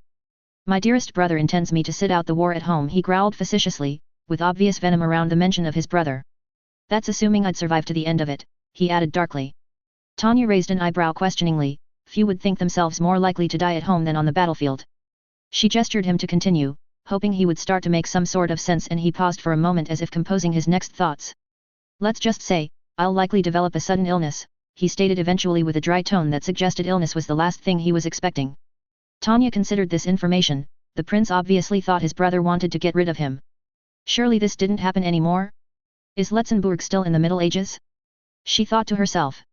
She remembered the strange situation earlier with the Letzenbourg corporal that his brother, this regent, had sent. The prince had been uneasy and the soldier suspicious. He had seemed ready to force the prince to return with him before the appearance of the prince's own governess. It was possible the prince was in danger, she supposed, but equally, it just could be paranoia. Either way, it went some way to explaining the prince's odd behavior and personality. Thinking people were going to kill you probably had a profound effect on a young brain, she reasoned. Although she could sympathize with not wanting to meet a premature end, she couldn't quite see the logic in avoiding it by heading to a war zone, and ultimately, she didn't see why she should care. This was an overgrown spat between the two brothers as far as she was concerned. It sounded wiser to stay out of it. So, you had yourself shot down, assuming not only that I would, but I could, come and rescue you from behind enemy lines? She asked condescendingly. A brief spasm of annoyance entered the prince's eyes before it disappeared behind a self-assured grin once again. I arranged to make everything as easy as possible for you, he cooed, while she listened, keeping her expression indifferent. Didn't you think it convenient that in this mess of a war front you had highly detailed and accurate intelligence, access to a local mage unit that knew the terrain, and a battle plan ready to be adapted. He continued as she stared back at him, keeping her expression impassive. You received your orders the day I got shot down. Where was the time for all that? I even pulled some strings with intelligence to spread misinformation to the enemy. I knew you would do it because I'd planned it all out for you. He sat smiling proudly. Keeping her expression cool, she considered his claims. The orders had come from Western Command as she and the battalion were en route from Norden, as part of the next batch of reinforcements. It was true their instructions had arrived unusually fast, that was the only reason she considered the rescue mission to have a chance at success. It was also true that they contained a battle plan that someone believed could be adapted to the situation, and it had been very useful. The intel was less than a day old and included near-perfect assessments of enemy positions, and although she'd had reservations about the Letzenbourg mages, they had performed their tasks well. She had assumed it a rare stroke of good fortune, only marred by the prince's cavalier attitude to combat. However, the Rhine front was an organizational mess.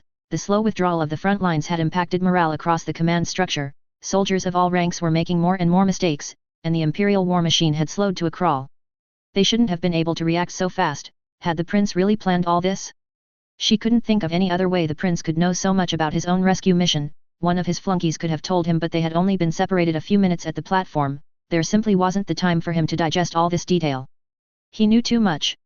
It seemed he'd been telling the truth about the extent of his influence over the background of the imperial mechanism. She had to admit, it was impressive, not only in its audacity but because he'd pulled it off all in secret. The plan had gone off without a hitch. Almost. What about the Republican assault? I doubt you planned that, she questioned. The smug look on his face vanished and he scowled. Clearly, he didn't like her pointing out the flaw in his meticulously planned scheme. Surely you know von Moltke's maxim, no plan survives first contact with the enemy. I'm not omnipotent and even I struggle to get the enemy to do what I want, he replied sulkily. It seemed the enemy's decision to not inform him of their plans seemed to have upset the little prince, putting a dampener on his grand show of power for Tanya. He may be an intelligent schemer, but it was clear that he still acted like a child. Driving off an assault will make us look better anyway. I'm sure you're due another medal, he finished, cheering a little, while his arrogant smile returned to his face. Tanya allowed herself a smile. The art of negotiation was an interesting thing, Tanya mused. As a student of the Chicago School of Economics in her past incarnation, she knew that all too well. Information was everything. You had to share enough for the negotiation to succeed without sharing so much as to damage your selling price. Most importantly, you cannot under any circumstances show fear. The prince had made a mistake. Tanya hid her smile inward, taking even more care to keep the expression from her face. The prince had obviously intended this grand plan in part to impress her with the power he could wield behind the scenes. What he had failed to realize, however, was even with the power to set up this grand plan he couldn't stop himself from being sent back home. He had proved he needed her more than she needed him. The power had now shifted into her grasp, but before she continued, she needed to know one more thing. It's time to turn the screws. Why the front lines? Why not take refuge in the imperial court? She pressed. A strange and grim expression emerged on his face and very slowly he picked up his sword from his lap and leant carefully against the wall of the cabin. Tanya felt perplexed and slightly unnerved as he continued staring at the weapon with undisguised loathing. Thus far he had always seemed desperate to be near it and had often stared at it as though it would do something of its own volition, but she had always assumed that he loved the inanimate object, not hated it. I have no other path, he said quietly, echoing her own words from earlier. She searched the words for any signs of mockery or insincerity, and to her mild surprise, she only heard a mixture of regret, sadness, and fear instead. At least not yet. He'd now handed her all the cards, and she now faced a choice. She didn't trust him, he was reckless, didn't follow her orders, and she had no guarantee he might not turn on her. His influence could be very useful, however, but she would have to spend it wisely. If he immediately found her a post off in the rear, questions of her competence might be asked. If she could control him and his influence, however, she could get herself a post and have him ready to use if she ever needed an out. Whatever his full reason for being at the front, he had revealed his weakness. Now she would exploit it and see what she could truly get out of this deal. This is all very interesting, but I don't really see why I should accept your deal, she began toying with her coffee cup. She was gratified to see a hint of concern cross the prince's face. It meant her suspicions had been correct, he did need her. I already have the respect of Generals von Zetter and von Rudersdorf in Central Command, and thus far your influence seems to be over-exaggerated. She knew that her statement wasn't quite true. He'd demonstrated an impressive show of power with his little stunt. Had he performed the same in a more official capacity, Zetter, as a fan of more innovative plans, would have probably put him in a planning job. That wasn't what the prince wanted, however, and she would squeeze him hard to get her way. The color began to run from the prince's face. Tanya suspected he'd been certain that his plan would succeed, and now it was in danger of failing. He was panicking. For him the stakes were high and suddenly all his deceptive prowess had become useless. She, however, was calm and in control. The empire may style itself as a meritocracy, but we all know it's still the rich and powerful that get the best positions, he countered defensively, irritation reaching his voice. Zetter and Rudersdorf know you're a great frontline commander, so they'll keep you here. It's no coincidence that the rich and elite get the safer positions. It was true the empire was very good at building people up that it thought was useful, but the rich and powerful somehow always managed to be more useful despite their abilities. This wasn't a fault with meritocracy, however, this was just the corruption that eventually found its way into any system, and the empire was better than most. Besides, the empire had been built from the ashes of a coalition of feudal powers. It was hardly surprising that some of the outdated ideas had yet to be abolished. One of them was sitting across from her after all. It wasn't unlike the other world. You could survive and prosper if you were useful, but you would prosper much easier if you were powerful. Although apparently power had its pitfalls too, if the little colonel was to be believed. The prince was no exception, but at least he seemed to realize it. Oh? But I'm Avon too? Why am I on the front lines? She asked with faux ignorance. You know why. You got a noble title through the college. You're respected, but no one thinks you're truly a noble. Zetter will use you at the front for every dangerous mission he can find because if you died, it's expected. He said, exasperated. Besides, you're too good at what you do. There's no reason for them to move you. You need my help to advance, he burst, a blurt of desperation entering his voice. Tanya felt a surge of triumph. She had left him reeling and his mask had slipped. The gist of his point was sound. She had come to realize the same thing recently. She, rather, unfortunately, had become too good in her job role. Her superiors felt they could safely trust her with any assignment and trust her to succeed. Unfortunately, they didn't trust anyone else to do it. She'd aimed for promotion by making herself indispensable. In the process, she had become so indispensable they could not currently advance her away from a combat role. The rest was true too. Often hard work would only get you so far. You had to step on people to advance. Tanya could almost feel her boot stepping on the prince. I need to know you can deliver results. I saved your skin, not your plan. She pushed, with growing confidence. It wasn't entirely true, she knew, but this was negotiation and she was playing hardball. But I wouldn't want moving overnight. I won't have people say that you made me, and no one should question that I got there by anything but my own achievements, she declared, metaphorically gouging her heel into the prince. She fixed her glare at him. He looked worried. His ability to manipulate and deceive seemed to have fled him completely. Now that they were one-on-one, he was no match for her. It was almost like she was the empire itself. When supported by other powers he was a threat. Now he was alone, she could exterminate him with ease. The prince had now gone green and Tanya wondered if she should summon his nanny to come burp him. She caught herself though. Victory was not assured yet. The prince had shown an uncanny ability to turn situations around. She needed to be careful. The prince began to calm and looked thoughtful for a moment. That could be done. Your skills are evident, so I just need to. He began. Results within a week, she interrupted. She knew the demand was unreasonable, but that's how you haggle.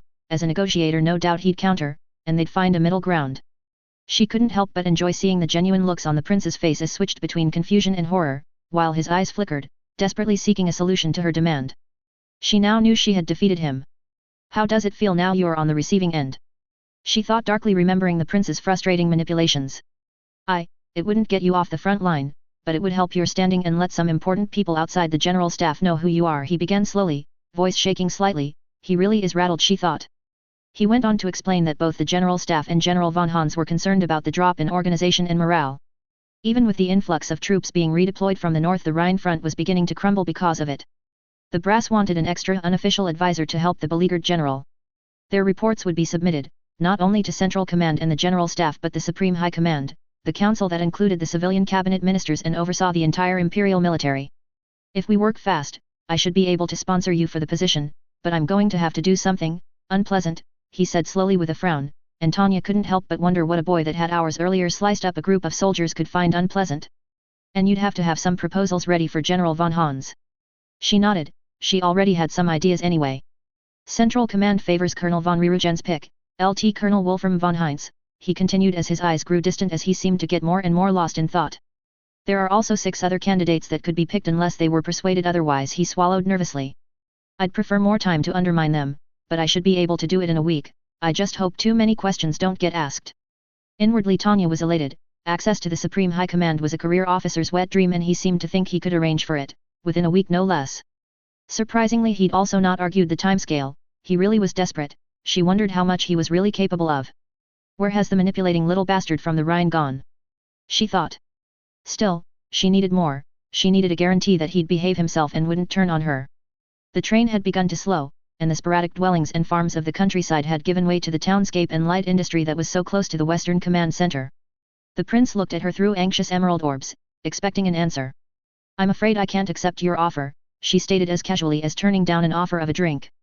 She felt another surge of triumph as the prince managed to turn a shade paler, a feat Tanya hadn't thought possible. You simply can't be trusted, she continued waving a hand at him dismissively. You're reckless, you don't follow orders and I have no guarantee you won't turn on me, she finished nonchalantly. I never disobeyed your orders. He began but Tanya cut him off. I instructed you to stay by my side, I may have ordered your unit to assault but I never said you were to charge in. She snapped at him viciously. He began to argue but she silenced him once again. My orders are not open to interpretation, she growled. The prince slumped back into his seat utterly dejected, it was like all the life had been drained from him. She had expected him to threaten to use his influence to punish her in some way, but it seemed even he wasn't that stupid. Tanya had beaten him completely. She rose to leave. Please wait, the prince whispered, grasping her wrist. He looked up at her in desperation. You don't trust me, I know, but I can and will follow orders, please. Tanya snorted derisively and began pulling away. What if I could give you some collateral, something you could use against me? He pleaded desperately and Tanya raised an eyebrow before gesturing for him to continue. His eyes shifted nervously, he glanced back at his sword leant against the wall of the cabin and then back at Tanya. Perhaps he was having second thoughts. Suddenly he pulled her close and whispered quietly in her ear. Tanya's eyes widened in disbelief with what he had revealed, then she stared at him for a moment, scanning for any sign of duplicity. If this was true, it was a game changer. No one else alive knows about this, the Grand Duke, Central Command, not even the Emperor knows, the prince said quietly, his voice filled with fear and sadness. I've hidden the only proof, a report and a letter. Everything else has been destroyed, I'll give them to you.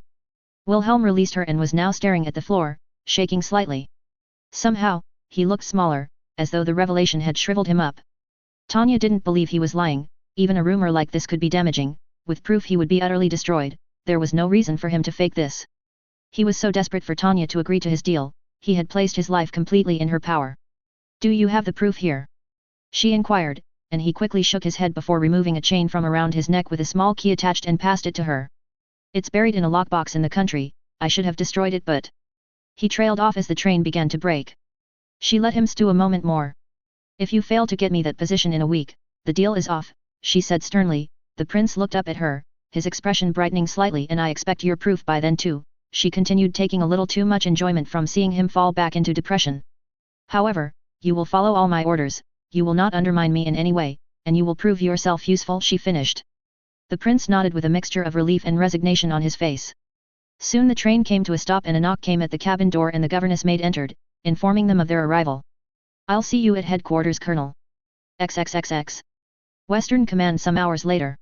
Tanya snapped herself out of her reverie. She had long finished her report and her new pet colonel was just finishing his own account while embellishing her feats of tactical and strategic acumen.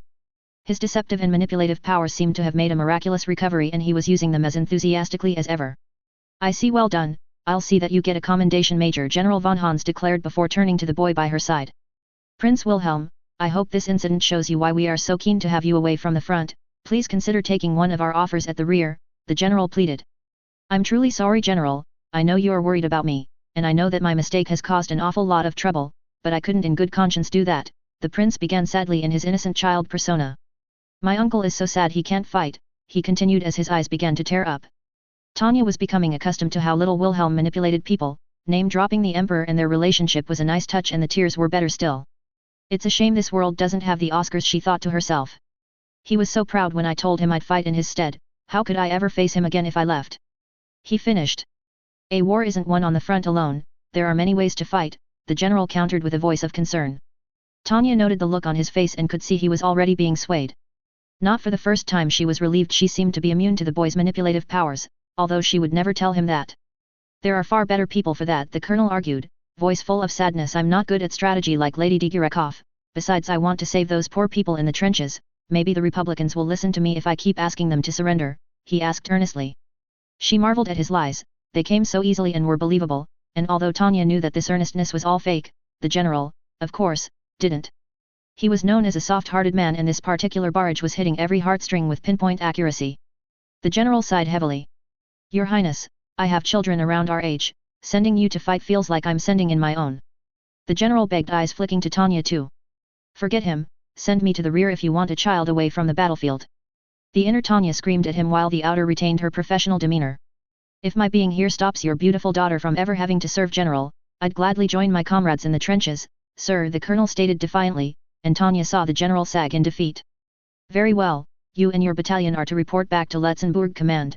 Maybe Prince Ludwig will have a better chance of persuading you, he ordered sadly, and Tanya couldn't help feel some sympathy for the man. He'd probably been pressured to persuade the little manipulator away from the front lines, and the boy's stubborn nature had stopped him time and again.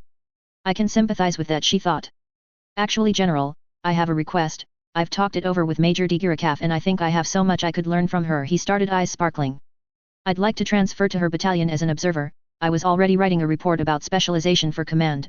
This is a great opportunity. I've drafted a letter for Central Command, but I'd like your permission first, he continued enthusiastically. If you'll have me, of course, he finished, turning to her with puppy dog eyes. The general looked away thoughtfully and the second eyes were off him. The little colonel's eyes turned to her with loathing. As the general turned back, the boy returned to his innocent and earnest state. What are your thoughts on this, Major? The general asked. I've agreed on a trial basis, General, she stated succinctly. She wasn't going to hinder the prince's efforts, but equally she saw no reason to help too much. The general looked thoughtful for a few moments before seeming to come to a decision. Yes, the general said slowly. I approve. You and a small staff should join the 203rd for now, he finished, looking much happier and relieved.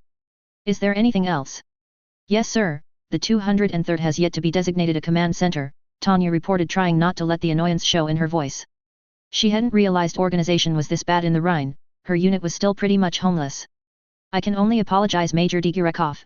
Things aren't going well here at the moment, the general sighed, sagging in his chair and rubbing his temples. He obviously had a lot on his plate at the moment. Perhaps I can help, the little colonel interjected, smiling sweetly. My family has a summer house in Kale. It's where I learned mage flight. There's plenty of space, all the equipment you would need is there, and it's in the middle of the line. Besides, it's the least I can do after they saved me. I can take you there myself, Major. Royal Summer Homes, aka room enough for hundreds, yet still empty for half a year. Tanya was pleased. Her new underling status was already proving useful. At least she'd have a bed to sleep in tonight. The general gratefully agreed and dismissed them. As they left, the general mouthed look after him to her and she almost burst out laughing. As they traversed the corridors of the chateau, the colonel made a point of greeting any soldier they crossed while making an effort to ignore her as much as possible. When they were finally alone, she asked a question. Knowing he wouldn't answer when other people were around. Why all the axe, Wilhelm? She asked, relishing seeing him wince. He stopped in his tracks and was quiet for a moment. You wrote a paper about human resources, right? He asked hypothetically. You're right, humans are there to use, I just prefer they don't know that's what I'm doing. Unlike you, he finished, glaring at her with disdain. Where's your smile, Wilhelm? She taunted. I traded it away, he spat venomously, when I made a deal with the devil. Author's note. So according to MS Word, I'm a wee bit over my 2.5 to 3.5 target on this one. If it's too long, I'm sorry, but I felt it needed it. For starters, thank you for reading. I can never say that enough. Knowing that you are reading really pushes me to continue. Second, there are people in this community that, with their criticisms, have helped me progress immensely. I'm not mentioning names because I haven't had your permission, but I will happily divert people to your own stories if you tell me to. A special thank you to the person that made me realize Tanya didn't have a good reason to team up with the prince. On that note, however, I'm sorry, as much as I'd like to reveal the leverage, it makes more sense to reveal it with the evidence on hand. So tune into the next episode. I really enjoyed putting Tanya back in control in this chapter and putting Wilhelm on the back foot. It was suggested to me that Tanya should rough him up, and hopefully, I've successfully done that, verbally anyway. That being said, I still might have Tanya beat the crap out of him later. As always, feedback is appreciated. Xanen. Chapter 7: Ongoing Operations, Propaganda and Promises. 40 years after the Great War. Londinium. As previously stated on this program, the Empire often used children in its propaganda in place of actual soldiers. They did this for such figures as the Devil of the Rhine and the Saint of Letzenbourg. It is believed that this was to protect the true identities of the soldiers, leading many experts to believe these aces were not, in fact, one individual soldier but a group, or a title passed down. Pictured here is a rare photo claiming to have the Saint and the Silver Wings. The Saint, as usual, seems to be played by Prince Wilhelm von Hohenzollern. It is believed the Silver Wings is the daughter of one of the local officers. Andrew WTN Special Correspondent. March 6, Unified Year 1925. Western Command. In the 3 days that had passed since the rescue mission, Tanya had seen very little of her new pawn. The day that the battalion arrived at his obscenely large stately home, he had played the part of gracious host, guiding the group around and suggesting rooms that could be used as barracks, comms rooms, and an office for Tanya. He'd also shown them a large converted stable in the mansion's gardens. Within it was a plethora of equipment used for the maintenance of flight gear and an impressive number of customized variations mage equipment from several countries. After he had shown her to her own luxurious suite, he disappeared, presumably to start work honoring his promises.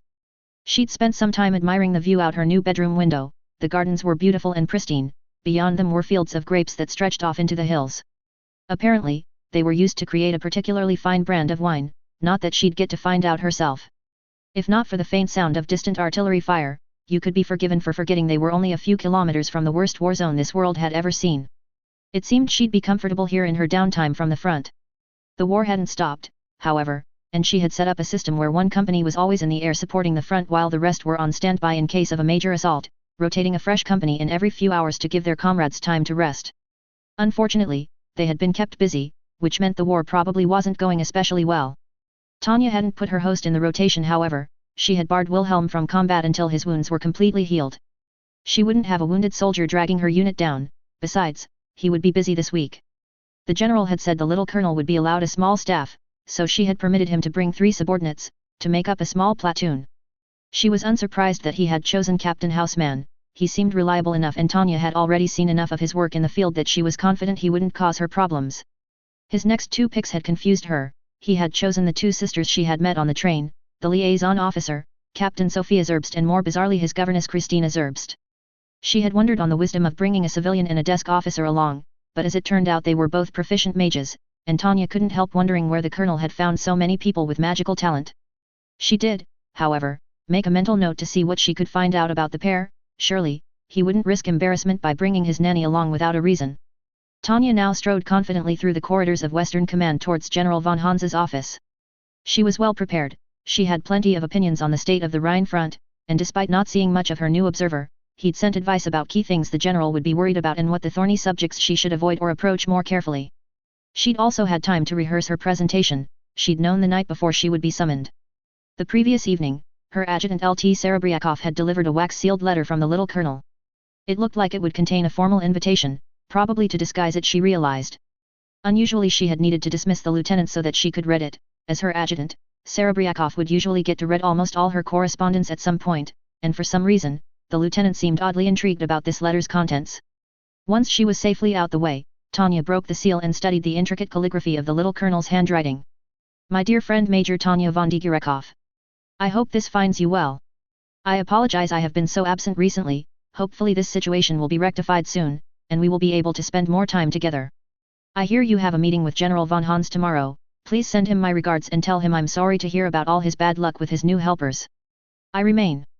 HRH Prince Wilhelm Victor von Hohenzollern, COL. Even in letters, he was being cagey it seemed. Tanya considered that wise, however. It wasn't impossible that their letters would be intercepted, and it paid to be cautious.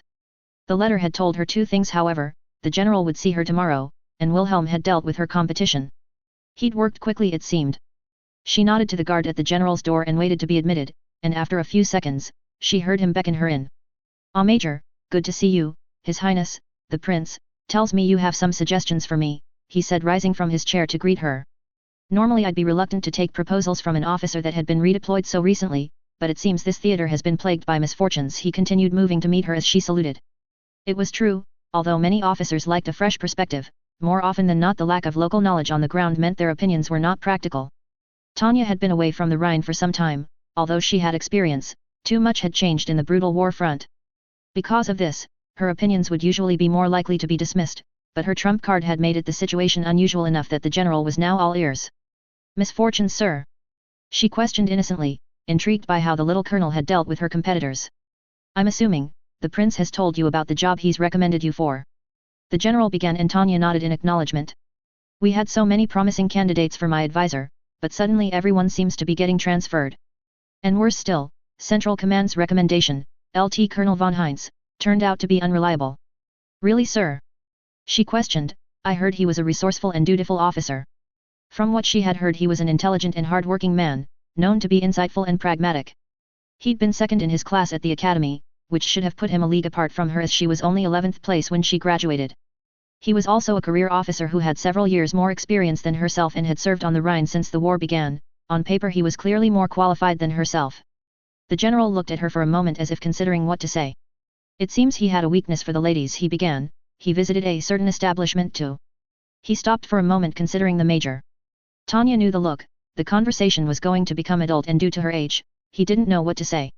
Putting me in front of a machine gun is so much easier than talking about adultery, she thought to herself sardonically, keeping the annoyance from her face.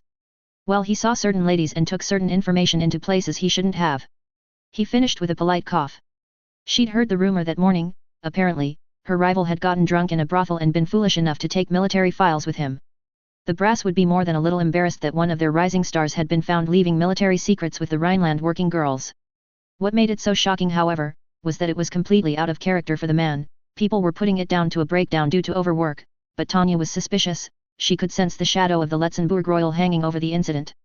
Let's take a walk, Major. My daughter is visiting. I'd like to go check on her. You can tell me your ideas on the way, the general suggested with a friendly smile. Tanya nodded and they headed out of the office. Forgive me, sir, but is it wise for you to have your daughter so close to the front lines? She asked. The general was known as a family man, and although they were well out of reach of the enemy out here, it was still uncomfortably close for a civilian. Believe me, it wasn't by choice. Greta is a little willful. She snuck out and made her way here from Berlin. He sighed, frowning.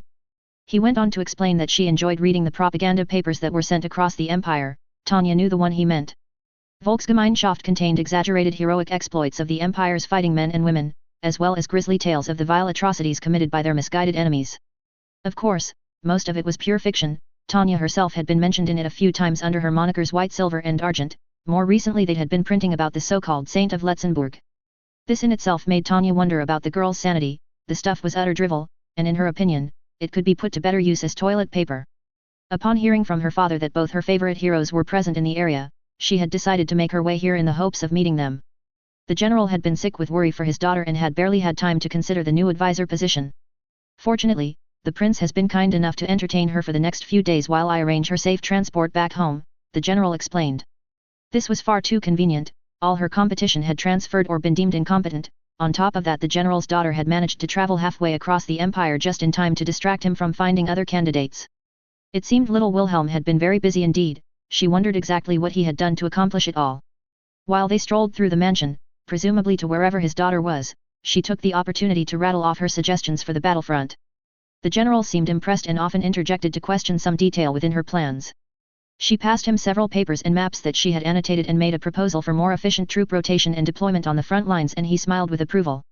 Eventually, they reached the large double doors of the mansion library and a guard nodded to them both and opened the door to let them through. She stopped for a moment surprised and found herself suppressing a smile. Inside was a girl around the age of 10 with long chestnut hair. The general's daughter, she guessed. She was wielding a large camera while giving directions to a familiar figure. The little colonel was dressed in a white and black sailor suit, complete with hat and gloves. He also sported a pair of shorts, the sort that parents would usually force young boys to wear to avoid wearing out the knees on their trousers, with socks pulled up high and tiny buckled shoes to complete the ensemble. The only thing that spoiled it was that once again he would not be parted from his sword. He looked like an infant. Tanya could barely keep a straight face. Maybe I'll start calling him Skipper, she smiled inwardly. So, this is the unpleasant task, Tanya thought. She had assumed the sabotage of Colonel Heinz's career was the distasteful job Wilhelm had mentioned in their negotiations, but now she thought about it, the manipulator would have few qualms about such things. She saw a brief spasm of shock and embarrassment cross his face before he managed to recompose himself. It's good to see you, Major. This is Greta von Hans, he began with his innocent persona, as the girl turned and curtsied with saucer-like eyes. As you can see, I'm helping her with a little photography project, he finished with a bright smile before surreptitiously giving her a quick look questioning why they were here. Colonel, I think this is the first time I've seen you out of uniform, she greeted with a smile and a salute, somewhat gratified to see a look of annoyance from him. Apologies, Prince Wilhelm, I wanted to check on my daughter, explained the general as he looked between the two expectantly. Tanya suspected the general was hoping the two would hit it off. The general must fancy himself a matchmaker, she thought. I can't believe I get to meet you two, White Silver. The general's daughter exclaimed, you're even prettier than in the papers. Tanya had never been good at taking compliments about her looks. She much preferred comments on her intelligence or skills. As she had been a man in her old life, being called cute or pretty had only ever happened when being mocked. As all his memories had carried over into her new life, these feelings had too. It was only the rational personality she possessed that allowed her to accept that she was now a young girl, Being treated as one however still irked her and she found herself unsure as to how to react to the young girl's compliment. Fortunately, she didn't have to find a polite response, as a knock at the door interrupted them, summoning the general for a phone call. He apologized and asked her to wait before quickly disappearing. Unexpectedly she had found herself alone with the pair, and quite unsure what to do with herself. She shared a quick glance with Wilhelm. This obviously wasn't part of the plan, and they couldn't talk freely in front of the general's daughter. Greta was staring at the two with wide eyes. Obviously, the general had not been exaggerating the girl's hero-worshipping complex. Greta, why not tell Lady Digirekov about your project? The colonel said with a reassuring smile, breaking the silence. Oh, of course. I want to help Papa cheer up the troops, she explained cheerfully. I want to take pictures for the magazines. The ones they take of Will are awful. Nothing like that cute one they took of you. She finished holding up a careworn picture of her Silver Wings propaganda. Tanya couldn't help but smirk a little. That explained the sailor suit.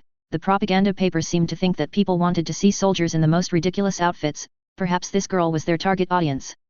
She was less enthusiastic that the girl had managed to get a hold of one of the Silver Wings pictures, however, but she was painfully aware she couldn't do anything about it. A fine idea, Miss von Hans, she smiled ruefully. I'm sure the colonel is more than happy to oblige, she said, glancing at her co-conspirator hoping for a reaction. To her surprise, the reaction was a genuine grin with the slightest glint of mischief in his eyes. Had she missed something? You really think it's a good idea, Lady Digirekov? I thought it'd be even better to get one of you both together, the girl continued excitedly. Tanya felt her blood run cold. Flashbacks of the utter humiliation she had felt during the Silver Wings propaganda flowed into her mind. She looked to Wilhelm for support, but he had found an interesting book to snigger behind. He'd seen this coming and had let her walk straight into the trap. I'm sorry, but I'm afraid I only have my uniform, Tanya replied hurriedly. Hopefully, she could avoid it completely, but if not, a tasteful picture in uniform wouldn't be so bad. Oh, don't worry. You're around my size and I have just the thing. She exclaimed before running out the room, a guard following quickly after her. Once gone, she turned on the young noble, who was now having a fit of giggling. You knew, didn't you? Why didn't you say something? She snarled at him, being careful not to be overheard by any officers outside. She's been asking after you for hours, the aristocrat chuckled mockingly. The second you walked in here, this was inevitable. Tanya glared at him with contempt. What happened to not undermining me? I can't refuse the general's daughter, she snapped at him. I've done nothing to undermine you, he retorted, annoyed at Tanya's accusation. Besides, a few pictures won't hurt. It's not like the propaganda papers take fan submissions. We'll sign them, and they'll just sit in her photo album, he reassured her. At least you don't have to spend the next day and a half with her, he finished bitterly. He obviously wasn't enjoying their time together. He was right, of course. The dread of a repeat of the Silver Wings propaganda had made her momentarily lose her cool. As irritating as taking these pictures would be, it was well worth the goodwill of the general. It's all part of the job, she intoned in her head. Annoyingly, losing her cool seemed to happen all too often while the little colonel was around. Despite having him under her thumb, something about him still unnerved her. Soon the girl returned with a soldier who had evidently been persuaded into dragging her suitcase back with them. She instructed him to put the case down and she swung it open and hurriedly tore through its contents. This will be perfect. She squealed, holding up a garment. Tanya heard Wilhelm stifle a snigger as the blood drained from her face. It's all part of the job. XXXXXX. March 8, Unified Year 1925. 203rd Temporary Command Center. After the photography incident, the general had returned and had been so thankful for indulging his beloved daughter, that he had given her several more hours to make her proposals. With no real competition, he had hinted the job was hers pending approval from Berlin. Tanya had received notification of her this new advisory position early that morning along with a host of additional files from the general's command center. It seemed Wilhelm had made good on his promise of getting her the position, and in record time too. He'd also kept to the stipulation that it wasn't to look like he arranged it and she got there by her own merits. She did have reservations about all the sudden transfers. It may seem suspicious to some, but she had demanded results quickly, so it probably couldn't be helped. The one thing he hadn't yet delivered was the proof she could use to control him if he got out of line. The little colonel hadn't returned until that afternoon. Apparently, it had taken that long for the general's daughter to be shipped back home. He kept up his cheerful and childlike demeanor around others, even going so far as to stop and show an interest in the comfort and well-being of every soldier he met. The second they were alone, however, he was irritable and demanded frontline duty. He felt it was time for her to honor her side of the bargain. His injuries were as good as healed and the past few days with Greta had left him bad-tempered, at least around her. He seemed to want vent that frustration on the enemy. Not until you deliver evidence, she replied impassively. He had given her a look filled with such loathing she feared she may have pushed him too far. His was not an entirely stable mind, she remembered. He needed to be treated carefully if she were to continue to use him. Suddenly his polite persona re-emerged, and he invited her for a celebratory dinner in his private rooms that evening, before disappearing for the rest of the day. That is how she had ended up at large table staring at a gloomy Wilhelm von Hohenzollern, as he moved food around his plate sulkily. She didn't think he'd eaten anything, although she couldn't say she blamed him. They had the same rations as the rest of the front at the moment. She considered asking him if he could arrange for anything tastier, but judging his current mood, she thought better of it. They ate in silence, or rather she ate while he played with his food in silence. She was becoming annoyed. Other than polite greetings while his maid-like governess had served their food, he had made a point of ignoring her. She was about to interrogate him on what the point of this charade, but a knock came at the door interrupting her. Sophia, the female Letzenbourg captain, entered carrying a dirty-looking metal lockbox, and the little colonel ordered her to place it down on the table between them. Unusually he didn't adopt his innocent persona but stayed sullen and grumpy. The captain looked to her prince, noting the full plate with a disapproving expression. "Prince Wilhelm, they may not be the best but I'm sure imperial rations are perfectly okay to eat," she chided him. "Rations?" he muttered thoughtfully before reluctantly taking a mouthful, frowning at the taste. Seeming somewhat satisfied, he cautiously began eating more, before eventually turning to Sophia. "I heard a worrying rumor, Sophia," he said with a hint of concern in his voice. "Apparently someone said they saw you go somewhere seedy with Lt. Colonel von Heinz." He finished, looking up at her with an unreadable expression. It seemed at least this sister was aware of his duplicitous nature. Now your majesty, you know not to listen to rumors," she replied happily. "Why would I go to a place like that?" "That's what I said, right, Tanya?" "I hate when people make up stories," said the little schemer, adopting the childlike persona, fixing Tanya with a stare. This was for her benefit, Tanya realized. Sophia had been the one to set up her rival for the advisor position, and it seemed that the boy wanted her to know that. He was trying to show he could still be a threat, as she suspected there was more to the sisters than met the eye. Even with the evidence she would need to be careful. The captain dismissed herself and little colonel put a hand on the dirt-covered box. "I expect to be in the fight tomorrow," he growled at her. She thought about arguing the point for the moment but couldn't see any gain in antagonizing him further. Even if this evidence could ruin him, he could still cause her a lot of grief on his fall from grace. It'd be better to keep him compliant. She nodded, and reluctantly he slid the box across the table towards Tanya, knocking cutlery aside in its wake and spilling food across her uniform. She gave him a glare in rebuke, but he just stared off into the distance sulkily. Slowly she took the key from around her neck and carefully placed it in the slightly rusted lock, careful not to damage the battered mechanism. It opened to reveal an old file, a finely written letter written in code and a cipher for decrypting it. Her dinner companion stayed silent as Tanya decoded the messages. Both documents were just under 10 years old. The report detailed a plot for Letzenbourg's assimilation into the empire. This in itself was not surprising. The empire had long wanted direct rule over the little duchy but had been reluctant while the Francois Republic threatened the border. Now the two powers were at war. The voices calling for unification grew louder. The plot entailed removing the current duke and his first son, in favor of Princess Hermione's new son. It was to wait till he was a little older, then a coup would be staged, and the empire would step in to restore peace and provide administrative help for the new government headed by the new prince. What made the file more interesting was that this file was marked as a black file, meaning only the intelligence head and its field operative were to know of the operation. It seemed to be authentic and was signed by the then intelligence chief Gustav Stresemann. There were concerns, however, about both the boy and his mother's health, as both had deteriorated in the week since the birth, and that they should consider another option. The letter was dated 2 weeks later, contained just 2 sentences. Princess Hermione has passed away and the health of the prince is uncertain. Operation Doppelganger is authorized. Destroy all evidence. G. The implication of this was clear. The boy in front of her was not the real Prince Wilhelm Victor von Hohenzollern. Author's note. Hi all, and thanks for reading. I'll be honest, I'm not sure how happy I am with this chapter. I had the idea to force Tanya and the prince into a propaganda shoot from the beginning, but as the story progressed and the balance of power between the two changed, I was worried it didn't make a lot of sense anymore, so considered cutting it completely. I did, however, want to try and write something a bit more lighthearted to counter the reveal about Wilhelm at the end. So, after several rewrites, and introducing the general's daughter, I sort of got there. So sorry if you don't like it. You may have noticed that since the prince whispered his secret to Tanya in the last chapter, she hasn't called him prince, unless I missed any. This was deliberate. I thought it would be a clever little hint at what the prince's secret was. That being said, it made it so much harder to write. Apparently, I only ever wrote her thinking of him as the prince or the little colonel. So I feel like I made life much harder for myself on that, so I'm not sure I'll continue that. So, although I'm a bit uncertain about this chapter, I still wanted to post it. I do feel it needs some adjusting, as does the rest, but also I really wanted to get past this bit. I've got some exciting ideas for the next 2 chapters and I'm really excited to get to the Aren massacre. Chapter 8, Ongoing Operations, The Saint's Mercy. 40 years after the Great War. Londinium. In the early spring of 1925, records suggest the Saint and the Devil were being deployed together. According to contemporary accounts, the Devil took the fight to the Republican forces, while the Saint assisted Imperial troops. This made for a fearsome combination that the Republic struggled to counter. Andrew WTN Special Correspondent. March 9, Unified Year 1925. Central Headquarters General Staff Meeting Room B, Berlin. I feel I must apologize once again, sirs, Colonel Erich von Rirugen said, bowing humbly in the smoke-filled meeting room.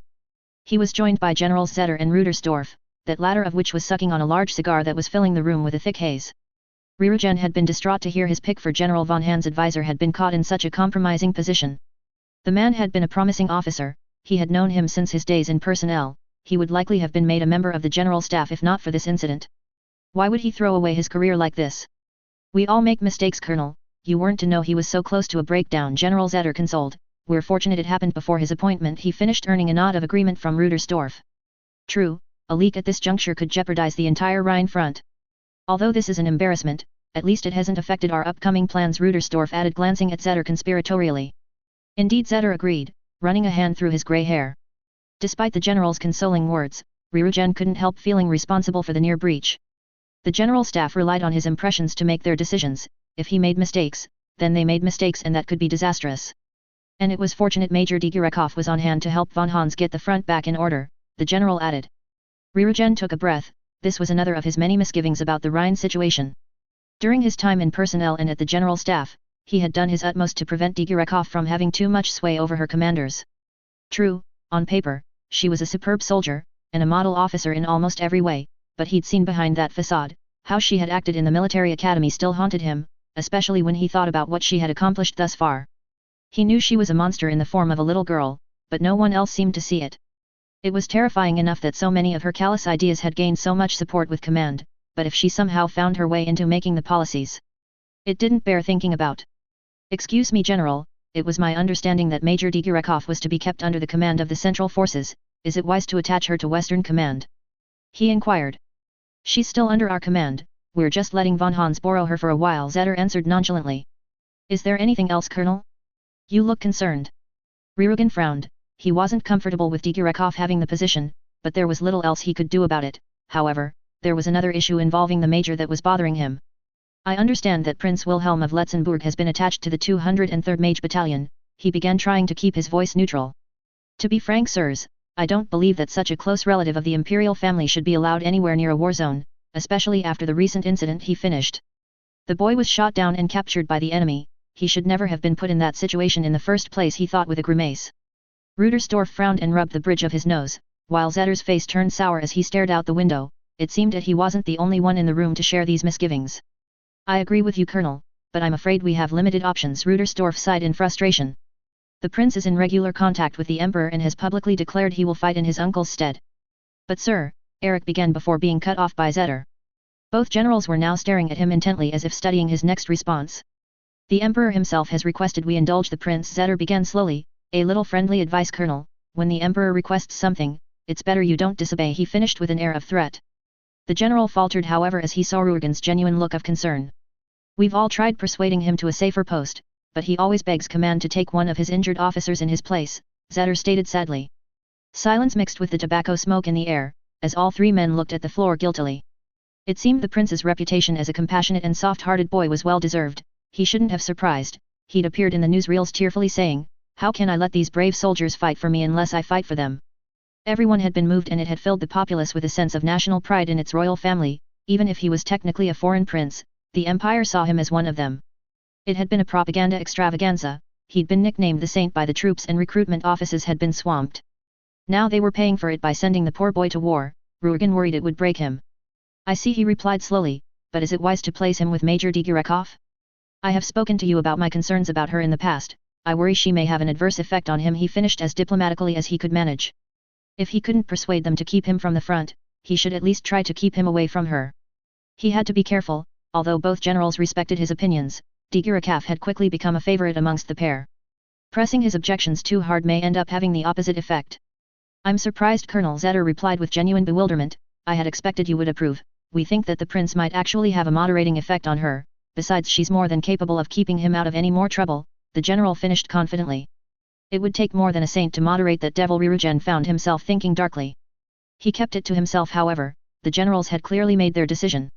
One more thing still bothered him though, all those transfers, it was unprecedented. In his time in personnel, he'd only seen mass transfers like that when there was pressure from above. His blood ran cold. The prince was a genius true, his intelligence and insights had led several high-ranking politicians to ask his advice from time to time, but he was only 10. What if Digirekov was using the prince? He wouldn't put it past her, she was considered a hero, and it was rumored that the prince formed his own mage unit in imitation of her. She could easily manipulate the impressionable young boy. He had no proof, however, and there was little he could do from here. For now, he would have to keep an eye on things from the capital. XXXX. Excerpt from SGT Janek Bronze's Memoirs. Date of action, March 12, Unified Year 1925. Rhine Front. It is said that artillery is the god of the battlefield, raining down death upon the enemy from afar like Thor sending lightning to smite his enemies and help the fallen heroes reach Valhalla. What they failed to tell you was the enemy had gods of their own, and they were as vicious and bloodthirsty as yours. These were my thoughts as I dashed through the exposed trenches, explosions billowing around me as I reached the command dugout. It was a mess, the explosions had left papers and maps strewn across the muddy floor. The lieutenant was yelling desperately down the radio for reinforcements as I arrived, and the Republicans continued to deliver death from their long-range guns. They were precise, guided by mage spotters too far away for even our snipers to deal with. We were being destroyed piecemeal and there was nothing we could do about it, and I was there to deliver worse news. To hell with procedure. We're being torn apart, we need support. Shouted the lieutenant at the receiver only to receive static in reply. Damn it. He shouted hurling the radio across the room, before finally seeing me, the scared and disheveled Private Janek Bronze. He looked at me expectantly, clearly hoping for good news. I had none to give, and I couldn't help but feel sorry for him. We'd already lost our CO, several other officers and NCOs, we were crumbling, and my poor superior was powerless to stop it no matter how hard he tried. Sir B Trench has collapsed, we've been cut off, I reported seeing the look of defeat on my superior's face. He collapsed into a nearby chair, dropping his head into his shaking hands and I stayed deadly still.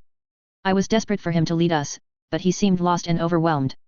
My heart sank, my superior didn't know what to do, and connection to reinforcements and command had been severed. We were alone. I thought of my dearest Ida and wished I could see her smile just one more time. I took her photo from my breast pocket and looked at her for strength, then took a deep breath to compose myself. What are our orders, sir? I snapped, hoping I'd kept the fear from my face. The lieutenant stared bemused for a moment. I let him compose himself. The weight of responsibility forced on him was crushing, he needed time to adjust. I noticed tears in his eyes and desperately tried to ignore them. He had all my fears and probably more. Eventually, after several deep and staggered breaths, he turned to me and looked at me like a doctor bringing bad news. I didn't think my heart could sink further, but I braced myself for the worst. We are to hold until reinforcements arrive, the lieutenant said shakily. Despite myself, I couldn't help but ask the question on my mind. How long till reinforcements? The lieutenant's eyes looked watery once again and he looked away. Unknown, he said, picking up the discarded radio. I'll take this and listen for an ETA. The message was clear, no one was coming. They'd been left to die. Don't give me that look, Private. The lieutenant began trying to give me a look of encouragement. It's an honor to die for the Empire, he finished, and we shared a look of camaraderie. We were no longer officer and subordinate, we would be brothers in Valhalla. Hell awaited us outside the dugout as soldiers scattered in the chaos. The lieutenant tried desperately to restore order, but how could he? The Republican gods had obliterated our defenses. Dirt and bodies scattered everywhere as I stood frozen in place. I was numb to the world as I saw my friends and comrades disappear in front of my eyes. Suddenly the barrage stopped. An inexperienced soldier might have rejoiced, thinking the worst was over. But I had been on the Rhine for over 2 months, I was already considered a veteran, I knew better, they were coming. Our surviving machine gunners opened up, and the lieutenant, finally able to have himself heard, ordered us to ready ourselves and open fire on the enemy. Before I could take my position, he pulled me aside and instructed me that if he should fall, I would take the radio. All our hope relies on it, he said seriously, trusting me to know his meaning. This radio was our holy relic, our only of hope for survival. He and I already knew we were lost, but I wouldn't subject my comrades to the same, I would let them believe someone was coming to help us. You heard the officer. I shouted, taking my position at the trench line, resigning myself to my fate. Let's show those Republican bastards what we're made of. I don't know how long the battle was, it was all a blur. I fired indiscriminately, I didn't even have to aim, but they kept coming, I was going to die. Tears filled my eyes as I thought of my beloved Ida. High above, figures could be seen approaching from the sky, they were sending in mages, things truly were hopeless. Suddenly the lieutenant lurched backwards, grabbing his chest. Blood, so much blood. I yelled for a medic, but deep down I knew he was destined for a slow, painful death. His eyes were filled with sorrow. I'm sorry, he mouthed. I knew it was only seconds before the enemy would overrun our trench, and I'm not ashamed to say I was afraid, but I had accepted death. I would happily give my life for the Empire. I just wished I could see my beloved again. They weren't here yet though, so I looked to my commander. He was pale, and his lips were going blue. End me, he whispered, let me die quickly. I held my pistol and froze. This was a man respected, cared for, he was my friend. Suddenly the trigger felt heavy, like my finger had to pull 1,000 tons. I tried my best to fire the weapon to end his pain but couldn't bring myself to do it. Shooting an enemy is one thing, shooting a friend is something very different. A shadow loomed over me. I turned in horror to see a Republican soldier with a rifle aimed at me. I froze. This was it, this was the end. Suddenly the soldier tumbled to the ground, and a huge crack of explosions peppered the enemy lines. I looked around frantically for some explanation. Hadrian 4, this is Pixie 1, the wall has not fallen, a voice reported over the radio. I looked up, seeing the silhouettes of mages dancing in the sky. Command had sent reinforcements, we were saved. I'm so sorry this has to happen, a childlike, sorrowful voice echoed high above, cutting through the sound of live ammunition. You all have families, like us, the child said sadly, and I couldn't help but think about my beloved Ida, so go to them, they need your protection, surrender now and you can join them, please don't let yourselves die standing against us. Could it be, had they really sent him? Had they sent the Saint? The Saint had become a legend out here on the front, second only to the Argent. Few could claim not to be moved by his pleas to make the enemy surrender or run. It gave heart to soldiers like me and made us want to fight all the harder. I looked to the sky, seeing a small figure flying gracefully in the air. They made it seem so easy, it was like it was a choreographed ballet, arranged to the melody of booming artillery and chattering machine guns. I saw the figure take out 3 mages, with ease. Was that the Saint? I wondered. A second group of mages descended towards me like angels from heaven, but they fired into the enemy advancing on our trench as though delivering divine justice. It took a moment for my brain to register that at their head was a young boy. He seemed so out of place, no one that young should be in a hellhole like this. As he landed, he ordered his companions to see to our wounded and he approached me and my fading commander. I couldn't help but notice how small he looked, even while I was crouched cradling the lieutenant, he was barely at eye level. He shook some mud from his shaggy dirty blonde hair, and it revealed some streaks of silver as his fringe fell over his face. He began advancing towards me and smiled at me serenely. Maybe he really was an angel, I remember thinking to myself. The Saint. I heard my stricken leader whisper through ragged breaths. I glanced up.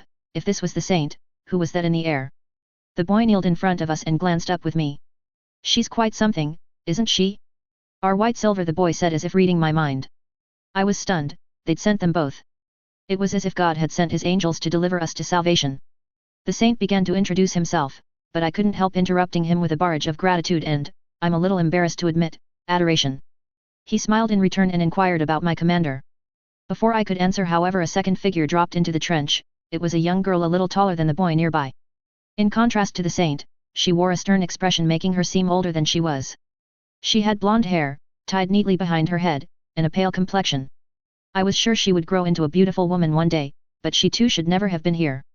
What's taking so long? We've driven off the enemy mages for now, but it won't take long for them to regroup. Get these troops to the reserve line now. The girl ordered, and I was amazed at how commanding she was. It was then she noticed me and the lieutenant. She studied us for a moment before sighing. He's too injured to move, we'll have to leave him, she stated evenly. I'm sure it must have taken all she had to keep the emotion from her voice. I realized she was being strong for me and I felt nothing but shame, and it was only going to get worse. I lay my lieutenant down and drew my pistol to once again to put an end to his misery. His eyes had begun to lose their soul, he had become even paler and was muttering to himself about being cold. As I raised my pistol, tears began blurring my vision and my hand was shaking wildly. I don't know how long I was stood there, but I must have been too slow. I felt the Saint touch my arm. As I turned to look at him, he returned me a sad but reassuring smile. I dropped my pistol and slumped to my knees. I couldn't do it and they knew it. I was a coward. It's okay, Private, you shouldn't have to do this, the Saint said quietly, picking up my pistol. What is his name? He inquired. It was then it dawned on me, this child was going to do what I could not. Lieutenant Kurt Wolfman, I said quietly, choking on my guilt. He nodded, then approached the lieutenant and drew his sword, resting the blade on my superior's shoulder as though he was being knighted. Lieutenant Wolfman, you know who I am, yes? The Saint began. You are truly a hero of the Empire. There is no honor great enough I can bestow upon you for your duty to the Fatherland. All I can do now is free you from this pain. Will you let me have that honor? His voice was calm but full of sorrow. The question sounded so earnest, as though he truly believed it was an honor to perform this mercy on him. I felt my heart sink further. I was scum. The Argent shook her head. She must have thought me scum too. To allow these children to shoulder such responsibilities, how could I be anything else? God, please. The lieutenant managed to splutter, as blood began running down his lips. The saint nodded and raised my pistol aiming at the lieutenant's head. God, the saint said pausing for a moment. Unlike myself, his aim did not waver, despite the heavy pistol dwarfing his tiny hands. I send you to his mercy, he finished before pulling the trigger. Everything after still seems like a blur. One of the Argent's mages carried me to the reserve line. I wished they had left me. I wasn't worthy of the 2 angels that had saved me and given mercy to my lieutenant.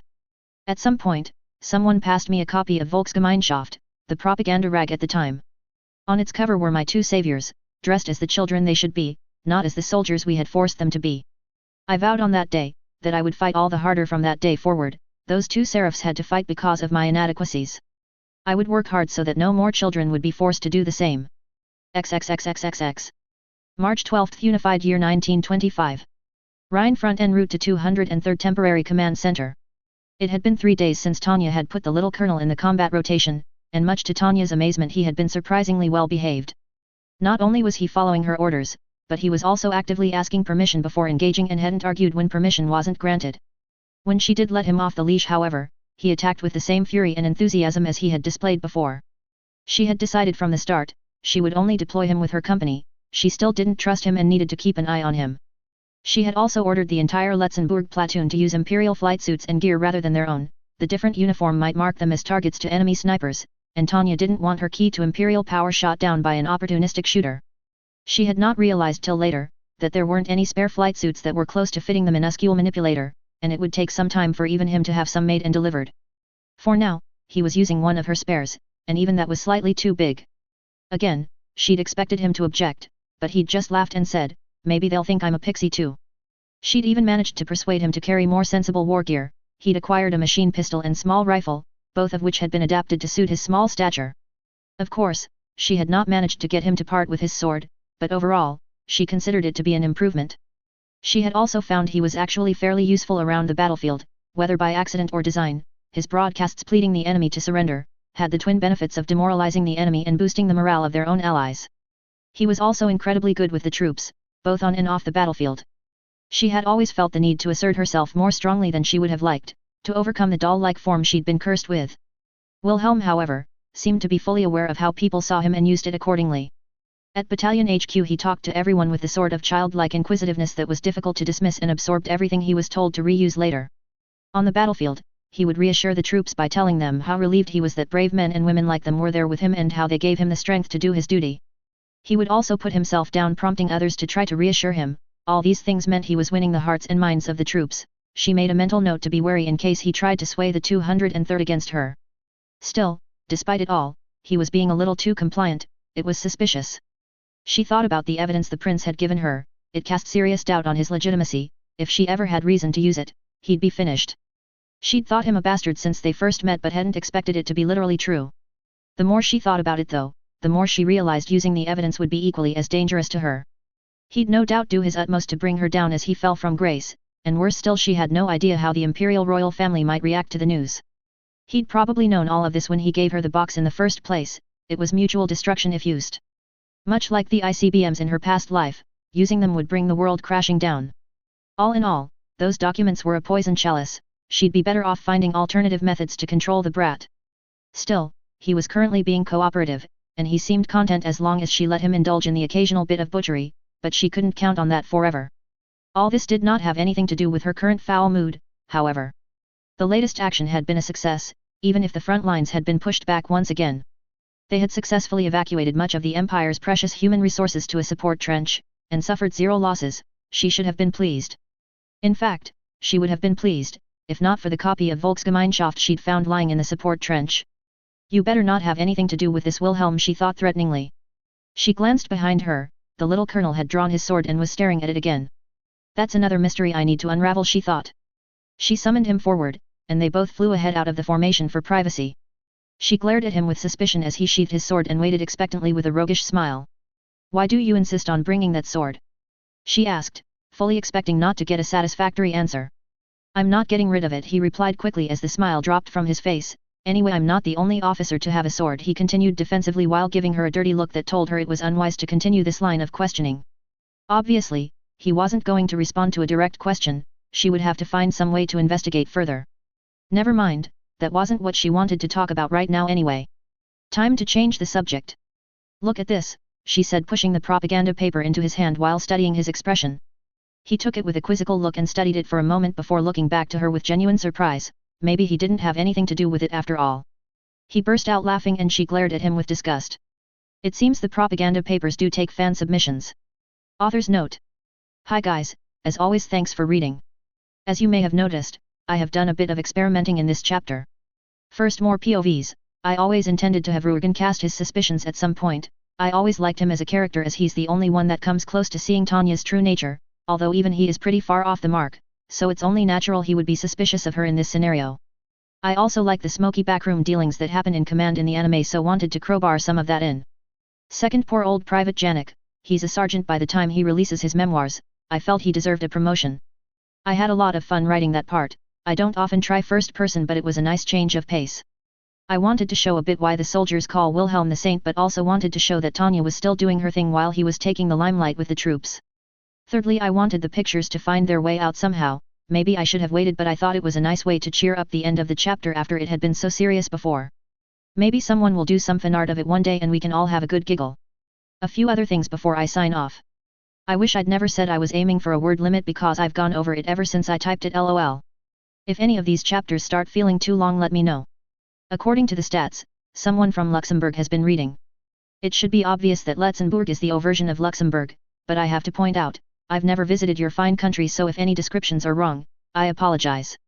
Of course, it could be someone with a VPN, but better to be safe.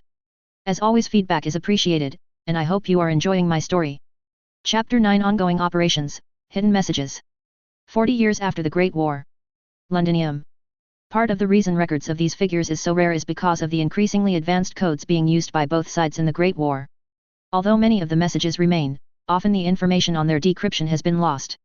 This makes us appreciate all the more the hard work put into the breaking of these codes, such as that done in Block Clay Park, with Project Ultra Andrew WTN Special Correspondent. March 24, Unified Year 1925. 203rd Temporary Command Center, Major Digirekov's office, 1300 hours. Visha smiled as she entered Major Digirekov's office, bearing a tray of coffee and sweets she'd been able to acquire from the mansion's kitchen. He's here again, she thought, seeing Prince Wilhelm perched on the windowsill, gazing out the window. When not dealing with whatever it is princes do all day or deployed with her and the commander, he had taken to spending as much time around the major as possible, at least when she allowed it. Since the major always refused his offers to help with her work, he would either help Visha with her own tasks or sit by the window until they were finished. He also followed the major to her prayers in the small chapel on the grounds, and Visha had also noticed regular invitations to get the commander to eat with him. Then, of course, there was the secret letter. All these things had convinced her that her theory that the prince had a crush on the major was true. Her commander thanked her as she poured her a cup, and she called to the boy reclining by the window. "Prince Wilhelm, sir, would you like a cup?" "I bought tea too, Christina said you preferred it." The prince rose and wandered over, gazing at the major's steaming mug. He paused for a moment, then asked for a coffee, while the commander murmured something about tea drinkers. As she poured the second cup, she offered milk and sugar. Again the prince looked over to the major's brew before shaking his head, and he thanked her as he returned to his perch with his beverage. She noticed him grimace as he took a sip of the bitter liquid, and she covered the grin creeping on her face. Cute, he's trying to imitate her, she thought, adding this to her ever-growing list of evidence of her theory. The question was how the major thought about him. She was difficult to read at the best of times. At first, she'd been afraid of Major Digirekov. She remembered wondering if she was a vampire. Over time, however, she had come to realize that she was passionately pious and patriotic, and cared very deeply about the soldiers under her command. Visha loved her commander for that. She was tough, but deep down every soldier in the battalion knew the major would see them through when they needed her. Perhaps because of this, she seemed almost distant, a woman apart from the rest of them. Visha had known her longest but still struggled to understand her at times. She must feel lonely, Visha thought sadly. As far as she could tell, the prince frustrated the major. She knew, however, this did not necessarily mean she did not like him. There were hundreds of stories about people seeming to hate the one they secretly like.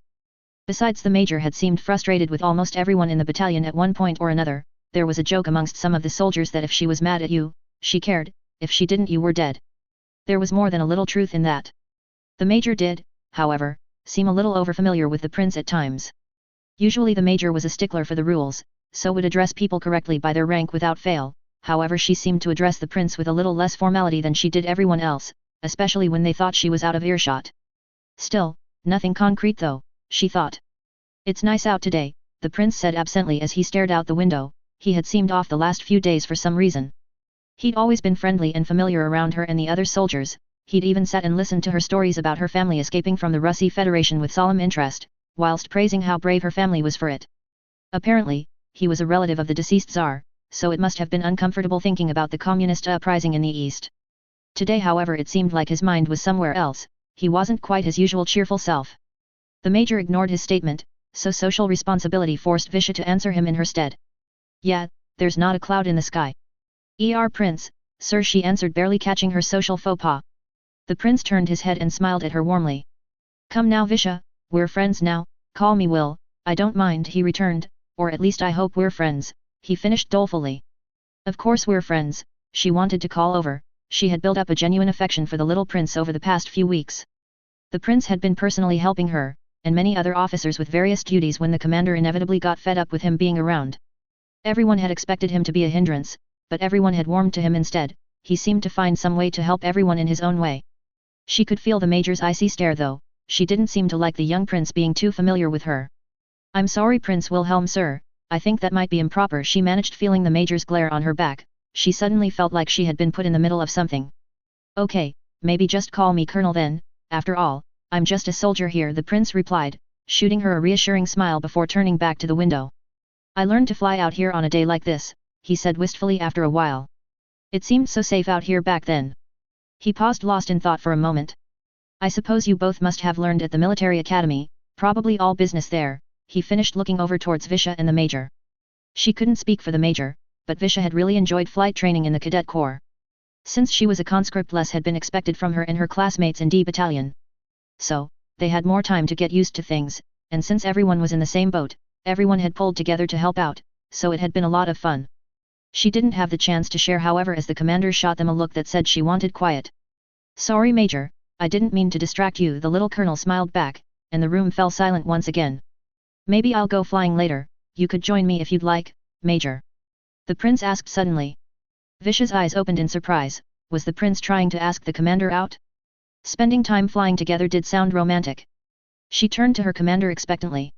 We're not due for deployment for another 15 hours, the major replied levelly, not looking up from her papers, earning a little chuckle from the boy. No, I mean for pleasure, not out to the front, he replied with a roguish grin. You'll grow into quite the charmer with a smile like that, Visha thought to herself. It would be a waste of time and military resources, the major stated flatly, cutting him down. We can talk here if you need anything. Ouch, sorry little prince, looks like she isn't interested after all, Visha thought, feeling a slight stab of disappointment on his behalf. He was quiet for a moment and wore an unreadable look on his face. Then maybe you can come with me Visha, I can show you some of the countryside, he said smiling. He must be hiding his disappointment, she thought. Lieutenant Serebryakov has her own duties to deal with, she has no time for you, the major said evenly, and again the room descended into silence. Visha began to feel awkward as she felt the building annoyance begin to radiate from the commander. I suppose I'll just go alone then, he said with a disappointed sigh. The major had stopped her work and was now studying him intently with a particularly scary look. Oh dear, I think you've upset her, thought Visha. She knew from experience fishing for sympathy or trying to make the major feel guilty were complete dead ends, it'd only make her mad.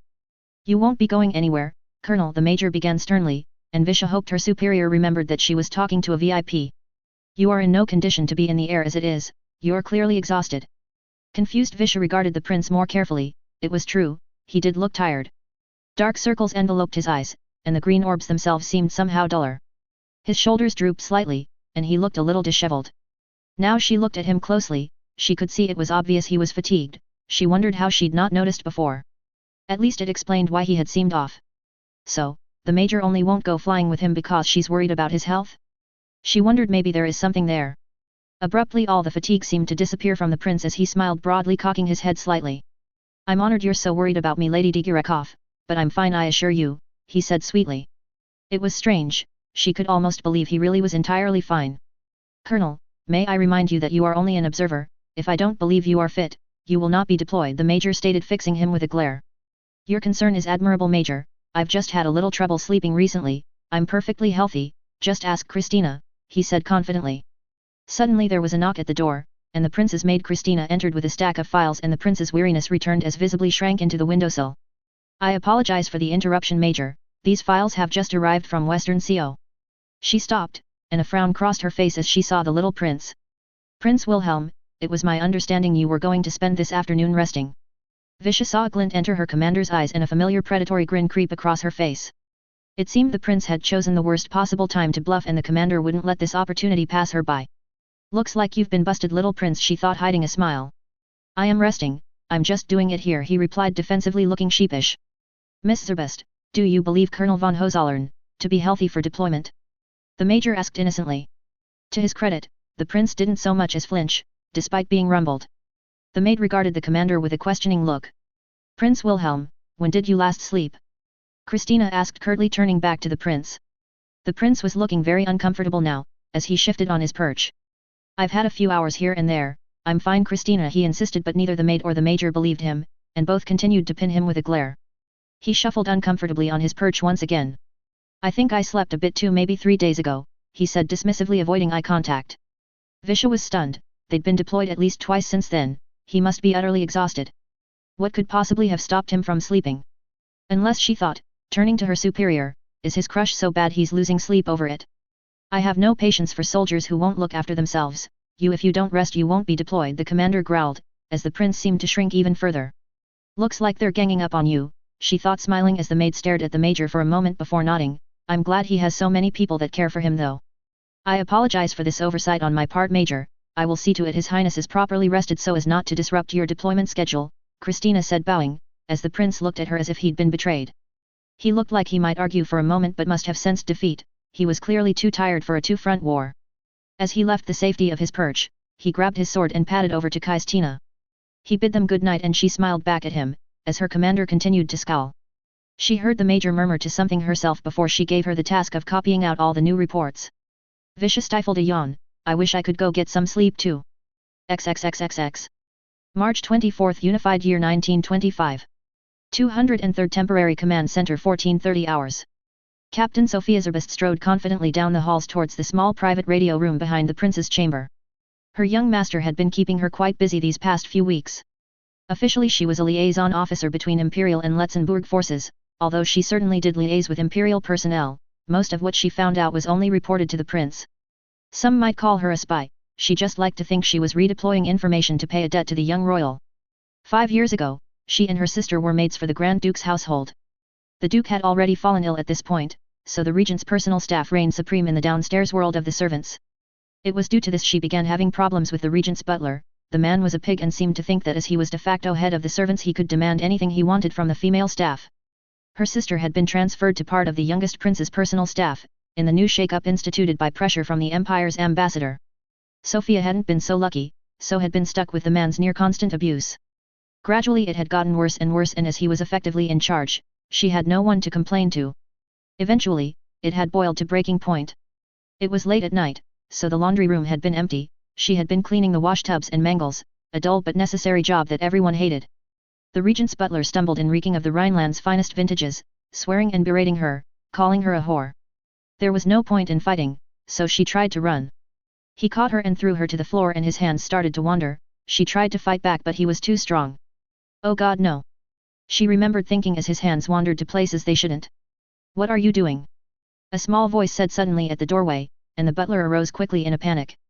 My prince, what are you doing here? You shouldn't be down here, this is for servants, he spluttered angrily. The prince ignored him however and trotted over to her instead and peered at her with a look of concern. Are you Christina's sister? He asked. You look like her. I think I got lost, can you help me find my way back to my room? He said with an angelic smile. She took the opportunity her little savior had gifted her and rose, taking his hand. The butler tried to object, but the little prince shot him an angry look. I don't want to go with you, I want to go with Sophia, he spat venomously, leaving the butler slack-jawed, and they quickly left before he could say anything else. Now she was safe. She felt ashamed. She had been saved from the predatory advances by a 5-year-old little boy. It was humiliating, and she fought the tears forming in her eyes. Are you okay? Did he hurt you? He asked with genuine concern, and all she could do is bring herself to nod. He stopped abruptly and pulled on her hand, urging her to kneel to be closer to his height. You have no reason to be ashamed, I promise you will find a way to get back at him, he said, pulling her into a reassuring hug. She'd had little contact with the prince until now, but now she could see why so many said he seemed to be very mature for his age. He seemed to have an adult mindset at times. His body, however, was very much that of a child, and it seemed his tiny legs were getting tired. He looked at her embarrassed and she felt her spirits lift. I'm sorry to ask, it's just, I really did get lost and my legs are tired, he began stumbling over his words. Before he could continue, she lifted him, he thanked her quietly and they carried on towards his rooms. I wish I could just fire him for you, but I'm too young for people to listen to me seriously, besides he's my brother's favorite pet, he said bitterly, and she felt her heart sink once again. So, I suppose we're just going to have to find a way to punish him ourselves, he said with a mischievous look on his face. She remembered smiling at how cute it was that the young boy was trying to help her. She had expected him to suggest some boyish pranks, but what they actually did was diabolical. The prince had a tantrum until his handlers let him add Sophia as one of his servants. Soon after he would begin sneaking away from his lessons, much to her sister's chagrin. They managed to steal the butler's journal and spare key and the prince added a few incriminating passages here and there, before safely returning it to the man's desk. Next, they snuck into the regent's office while he was in a meeting and changed a few records to divert funds into the butler's new bank account in the Waldstadt Confederacy, that the little genius had managed to arrange with a forged letter. Then it was just the matter of an anonymous tip-off to the authorities. An investigation soon found the butler had been embezzling money from the royal family. Worse still, there was essentially a written confession outlining the entire scheme in his journal. Despite his protests of innocence, he was arrested and imprisoned. There were calls for him to be tried for treason and executed, but the regent had the sentence reduced to life imprisonment. She had been amazed all this had come from the mind of a 5-year-old, even if he was a genius. The prince had freed her and helped her get her revenge. Better still, he'd taught her to think differently. Despite her lack of strength, she could now defend herself, especially since she could count on the prince to back her up. She would no longer be a victim. She just wished it was the same for her prince. Less than a year later, on his 6th birthday, a communist sympathizer broke into his rooms at night. She hadn't been there, but her sister Christina had been the first to find the scene. Nobody knew quite what had happened, but when Christina entered the room, she found the prince dazed and, on his knees, covered in blood and shivering in fear. He was clutching a battered old cavalry sword that had been an ornament on the wall. Across from him was a man slumped on the floor dead with a deep wound in his stomach. This was how the prince found he had magic potential. Even without a computation or knowledge of how to use one, a talented mage can instinctively use basic formulae to increase their strength and toughness when threatened. The experience changed the prince. She would say he became paranoid, but can you really be paranoid if you know someone is really trying to kill you? He began putting on a front in front of people, only she and her sister seemed to ever see his true self. He ceased to trust anyone and searched for hidden motives in everything and everyone, and he always kept the sword with him. She snapped herself out of her memories as she entered the private radio room. It was a sort of open secret, only the prince's staff knew of it, but they weren't keeping it from anyone as such, just neglecting to mention it. She had to send a coded message to an acquaintance in Imperial Intelligence. She needed to send part of an encoded file she had found in the box the prince had her dig up. In truth, it all seemed a bit strange. He had told her to find the box, use the spare key to open it and copy the coded intelligence file within before putting it all back. The letter inside was not to be touched. It reminded her of what they did to the butler, although this time she was forbidden from decoding the message and reading it. It seemed that ban hadn't extended to Major de Girikaf, however. That was another strange thing. He'd taken her into her confidence very quickly, almost impossibly so considering his trust issues. She suspected he was planning something. Not for the first time she wished he was more like he was before the attack 4 years ago. More and more often he kept his plans to himself. Never mind, she had complete trust in him, she owed him that much, she would just pray for it to all work out. She finished sending the message and carefully destroyed the copy as she had been instructed. As she turned to leave, something outside the window caught her eye. A military staff car bearing the Letzenbourg flag had pulled up in front of the house and First Lieutenant Weiss was talking to the driver as he passed him a pair of letters. She had a sinking feeling. She would investigate and then see Christina. She suspected things would get interesting, very soon. Author's note. Thank you for reading. I think this is the longest I've gone without an update. Sorry about that, it's been a busy week. The first half of this chapter was quite difficult to write in the end. I thought writing from Vish's POV wouldn't be too difficult, but seeing as she doesn't see through the prince, as Tanya does, and she often misinterprets Tanya too. However, it felt like both were out of character. I'm not sure how well I've done on that front. Second half from Sophia's POV I liked though. It was nice to give you some of her and the prince's past, as she and Christina are the only other ones that know about the prince's act. He will get his own POV, but I've decided exactly when that'll be and it isn't yet. So sorry for the wait. I'll try to put in a bit more about his past before we get there though. Hope you enjoyed. I've already started the next one, so hopefully shouldn't be too long to wait for the next one. Chapter 10 Operation Red Carpet, Stage 1. 40 years after the Great War. Londinium. During the Great War, both sides took great pains to protect the true identities of their top mages. There was a great worry that these mages would be bought low by underhanded tactics off the battlefield. It is perhaps because of this, we have so much trouble revealing the true identities of these so-called named mages. Andrew WTN Special Correspondent. March 24, Unified Year 1925. 203rd Temporary Command Center 1500 hours. Christina Zerbst tinkered with her master's flight gear in the converted stable at the back of the royal summer home. It was a warm afternoon, during the short but quiet period between companies switching out for combat duty. She found the mixture of old timber and oil in the air oddly relaxing, and she often tried to find time to come out here alone when her duties would allow. She was currently trying to adjust the prince's imperial flight gear so it would function slightly more like the Letzenbourg style he was used to. The prince preferred the low-level hovering his old gear allowed, but Major Digirekov had decreed that they all use the imperial variant, to prevent them being marked as targets to the enemy, a decision Christina herself endorsed. She had no doubt people would find it strange that she, the prince's governess, would be out here making adjustments on highly advanced and intricate military equipment. After all, how could she, a mere slip of a girl from a poor background, know about such things? The answer was so unbelievable to most people they wouldn't have even considered it. She'd taught herself, as she had with medicine too, and everything else she'd ever had to do. With the prince's help, of course. She had always been a quick learner and had applied any new abilities and skills in everything she put her mind to. She would never say she was a genius like the prince, she had had to work incredibly hard for everything she had achieved. She had needed to, for the survival of both her and her sister. Besides, you had to be a quick study, when your ward has an almost supernatural understanding of things. Sometimes it felt like he'd been born with knowledge, and just needed some guidance to unlock it. She frowned, as her thoughts turned to her prince. He had barely been eating or sleeping again. Most people had always dismissed him as being a picky eater, but the prince had a very good reason for being careful about what he ate. It was probably the reason he was sleeping so poorly too. Although he'd always had irregular sleeping patterns, she'd been having difficulty persuading him to have more than a few hours recently. It was only due to the intervention of Major Digirekov, that he was asleep now. It seemed even out here surrounded by the Empire's elites, he was living in fear. She sighed to herself, as she reached for a wrench. Attaching himself to this battalion was supposed to alleviate his fear, not exacerbate it. He was convinced his brother was going to have him killed, although neither she nor Sophia had found any direct evidence. It was clear the regent wanted to lock him up at the very least. She had begged him to seek refuge at the imperial court, but he feared he would not be safe there either. As crazy as it sounded, he was adamant that his safest place was on the front lines.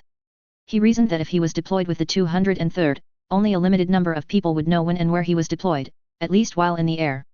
Additionally, he would be protected by the most elite force in the Empire. They wouldn't risk the disgrace of letting anything happen to him. Then he would only need to worry about being shot at by the enemy. I'd much prefer they try to kill me, it's their job after all, she remembered him joking confidently. She wasn't entirely sure herself, but the prince had an uncanny knack for these sorts of things, and they would all do their utmost to protect him. Then again, maybe part of his fear was due to the 203rd's commanding officer Tanya von Digirekov. From the second she had laid eyes on the girl, she had known she would not like her. With her hard eyes and pale complexion, she reminded her of a vampire from one of the horror novels her sister enjoyed. She could almost believe it was actually true, after seeing how drained the prince had been after their private dinner in his rooms, 2 weeks before. Then there was the box that Sophia had been sent to retrieve. Neither of them knew exactly what it contained, or even of its existence before Sophia was asked to collect it. This bothered Christina immensely. The prince did not trust easily. It was part of the reason he acted so differently around certain people. He had confided to her in the past, that it was like a shield for him. He would act as he was expected to, while he kept suspicious of people so that they wouldn't be able to hurt him. Sophia and herself had been the only people he trusted enough to let his act drop around, until he met the Digirekov girl. She thought back to her first meeting the young royal. She and her sister had only been hired on as maids a few months before. As a new hire, she was kept as far away from the nobles as possible. They didn't want a peasant girl like her talking to the VIPs until she'd learned some better manners. Fortunately, her work ethic and quick mind meant she soon managed to impress her superiors and was made part of the team looking after the Grand Duke's youngest son. The prince was only 4 at the time. Even then he was showing signs of his intelligence. Not only could he read and write, but he'd already begun outwitting his tutors and current governess with ease. This made him lazy, however, and his teachers struggled to get him to commit to anything unless he was especially interested in it. He was also very sickly and often had to spend weeks at a time confined to his bed. It was during one of these times of illness that he began taking an interest in Christina. He would ask about her duties, what she did outside of work and about sister. Although she had been told not to be too familiar with the boy, she couldn't help but indulging him. He seemed sad and trapped, frustrated by his illness and overprotective guardians. Around the prince's 5th birthday the empire began sending their own doctors to the young Letzenbourg prince. Abruptly almost all the prince's staff was changed. And suddenly the prince's illnesses seemed to disappear overnight. There were rumors of poison plots, but nobody really paid them much attention at the time. She had been chosen to take over as his new governess, he had insisted on it in fact, declaring she was too smart to be a servant so she should have lessons along with him. Since he was already steaming ahead in his education it had often seemed she was lagging behind him, but he refused to listen to his tutors if they did not help her, so she had the best education possible, even when he skipped lessons to sneak out with her sister. She was given access to the royal library and the prince's own doctors, bought in from Berlin by the ambassador, began teaching her bits and pieces. They seemed happy to do this, as she and her sister seemed to be the only ones with any control over him, and he would often refuse to see anyone else. It was a happy time, he had helped both her and her sister, and they all felt they could accomplish anything. Then came the incident on the prince's birthday and everything changed. As his governess, her room was adjacent to his, she was used to him getting up in the middle of the night and had long given up on getting him to sleep all the way through, so wasn't surprised to hear him moving around. She assumed he was probably excited about his birthday, he may have a more mature mindset, but he was still a child, and what child doesn't get excited about presents? She wished she had checked earlier. There a loud crash and the prince screamed. She leapt from her bed urgently and rushed towards the adjoining door. There was another scream, a man's this time, and then quiet from the room.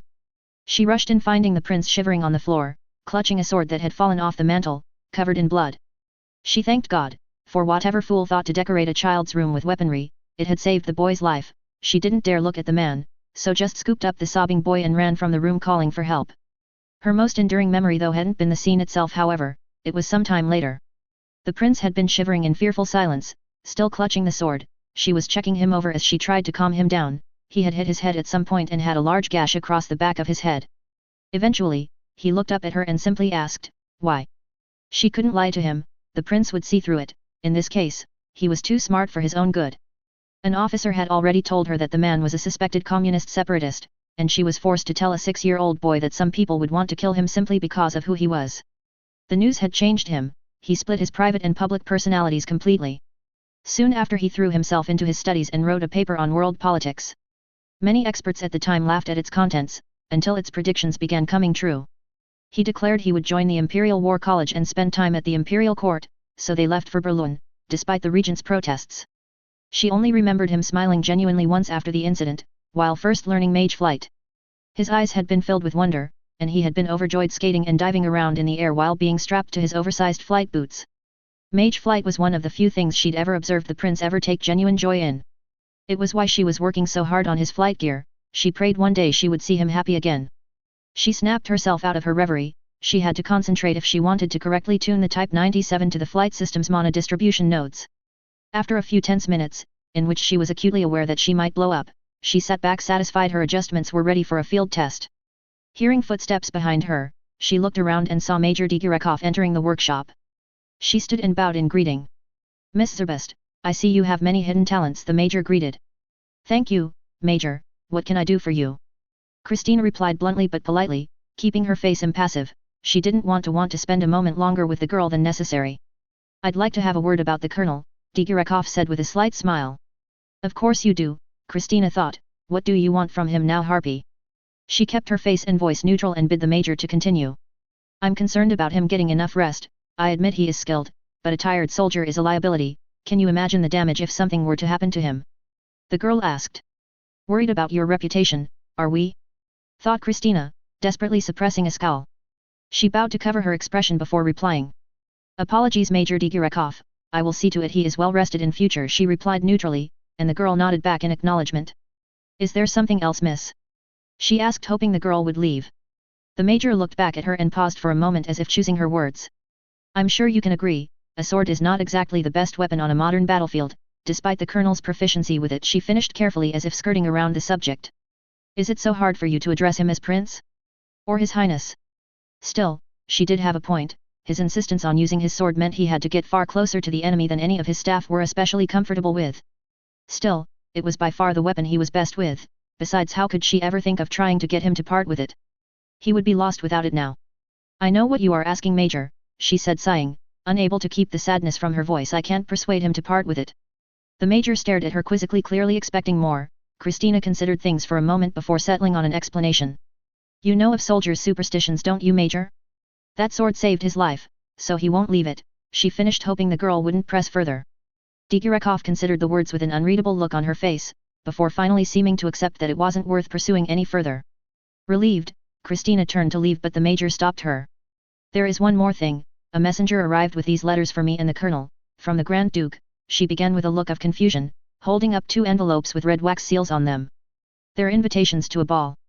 Christina sighed. She could understand the confusion. Wartime was not exactly the best time for a grand party, but the invitations were from the Grand Duke, not the regent. That would mean the prince's father was in one of his more stable phases. He'd no doubt been informed of the daring rescue and would want to see his son and rescuer.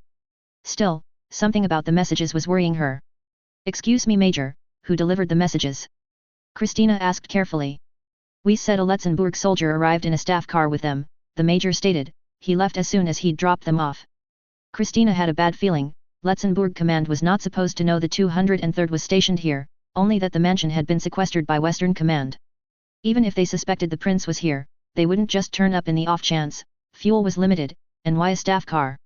Messengers were usually deployed on a motorbike. It all felt suspicious. If you don't mind, Major, could you deliver the message to His Highness yourself? I'm sure he'll want to discuss it with you immediately, said Christina. She passed her a key before turning and striding out before the major could argue. She loathed sending her to him, but if her suspicions proved correct, it would be wise to place her in a position to protect him. Right now, she needed to find Sophia and Houseman. They had an intruder to catch. XXXXX. How did I end up having to do this? Tanya thought to herself. She had gone to the maid, precisely so that she didn't have to deal with the troublesome little colonel. Well, that, and she had hoped to foster a better working relationship with the woman, and she believed she'd made a positive step in the right direction. The royal seemed reluctant to disobey his governess. Having her on side would help her keep him under control. All in all, Tanya thought it had gone well. She was impressed with Miss Zerbest's professional demeanor, and it was clear she was highly talented and skilled. If she were still a HR manager, Tanya would have been speaking to personnel to better utilize her skill set. The Zerbest woman would make an ideal employee. Tanya had felt they were coming to a decent understanding on a professional basis. She even seemed to agree with her on the issue of the prince's sword, although she wouldn't have anything to do with parting him from it.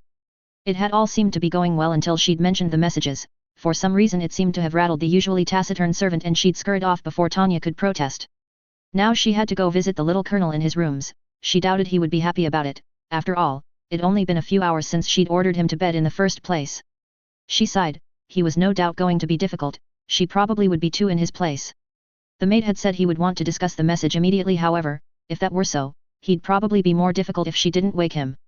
The message confused her. She knew nobles often lived in an almost different reality to the rest of the world, but even they must think it a stupid idea to have a lavish party while there was a war ripping apart their country.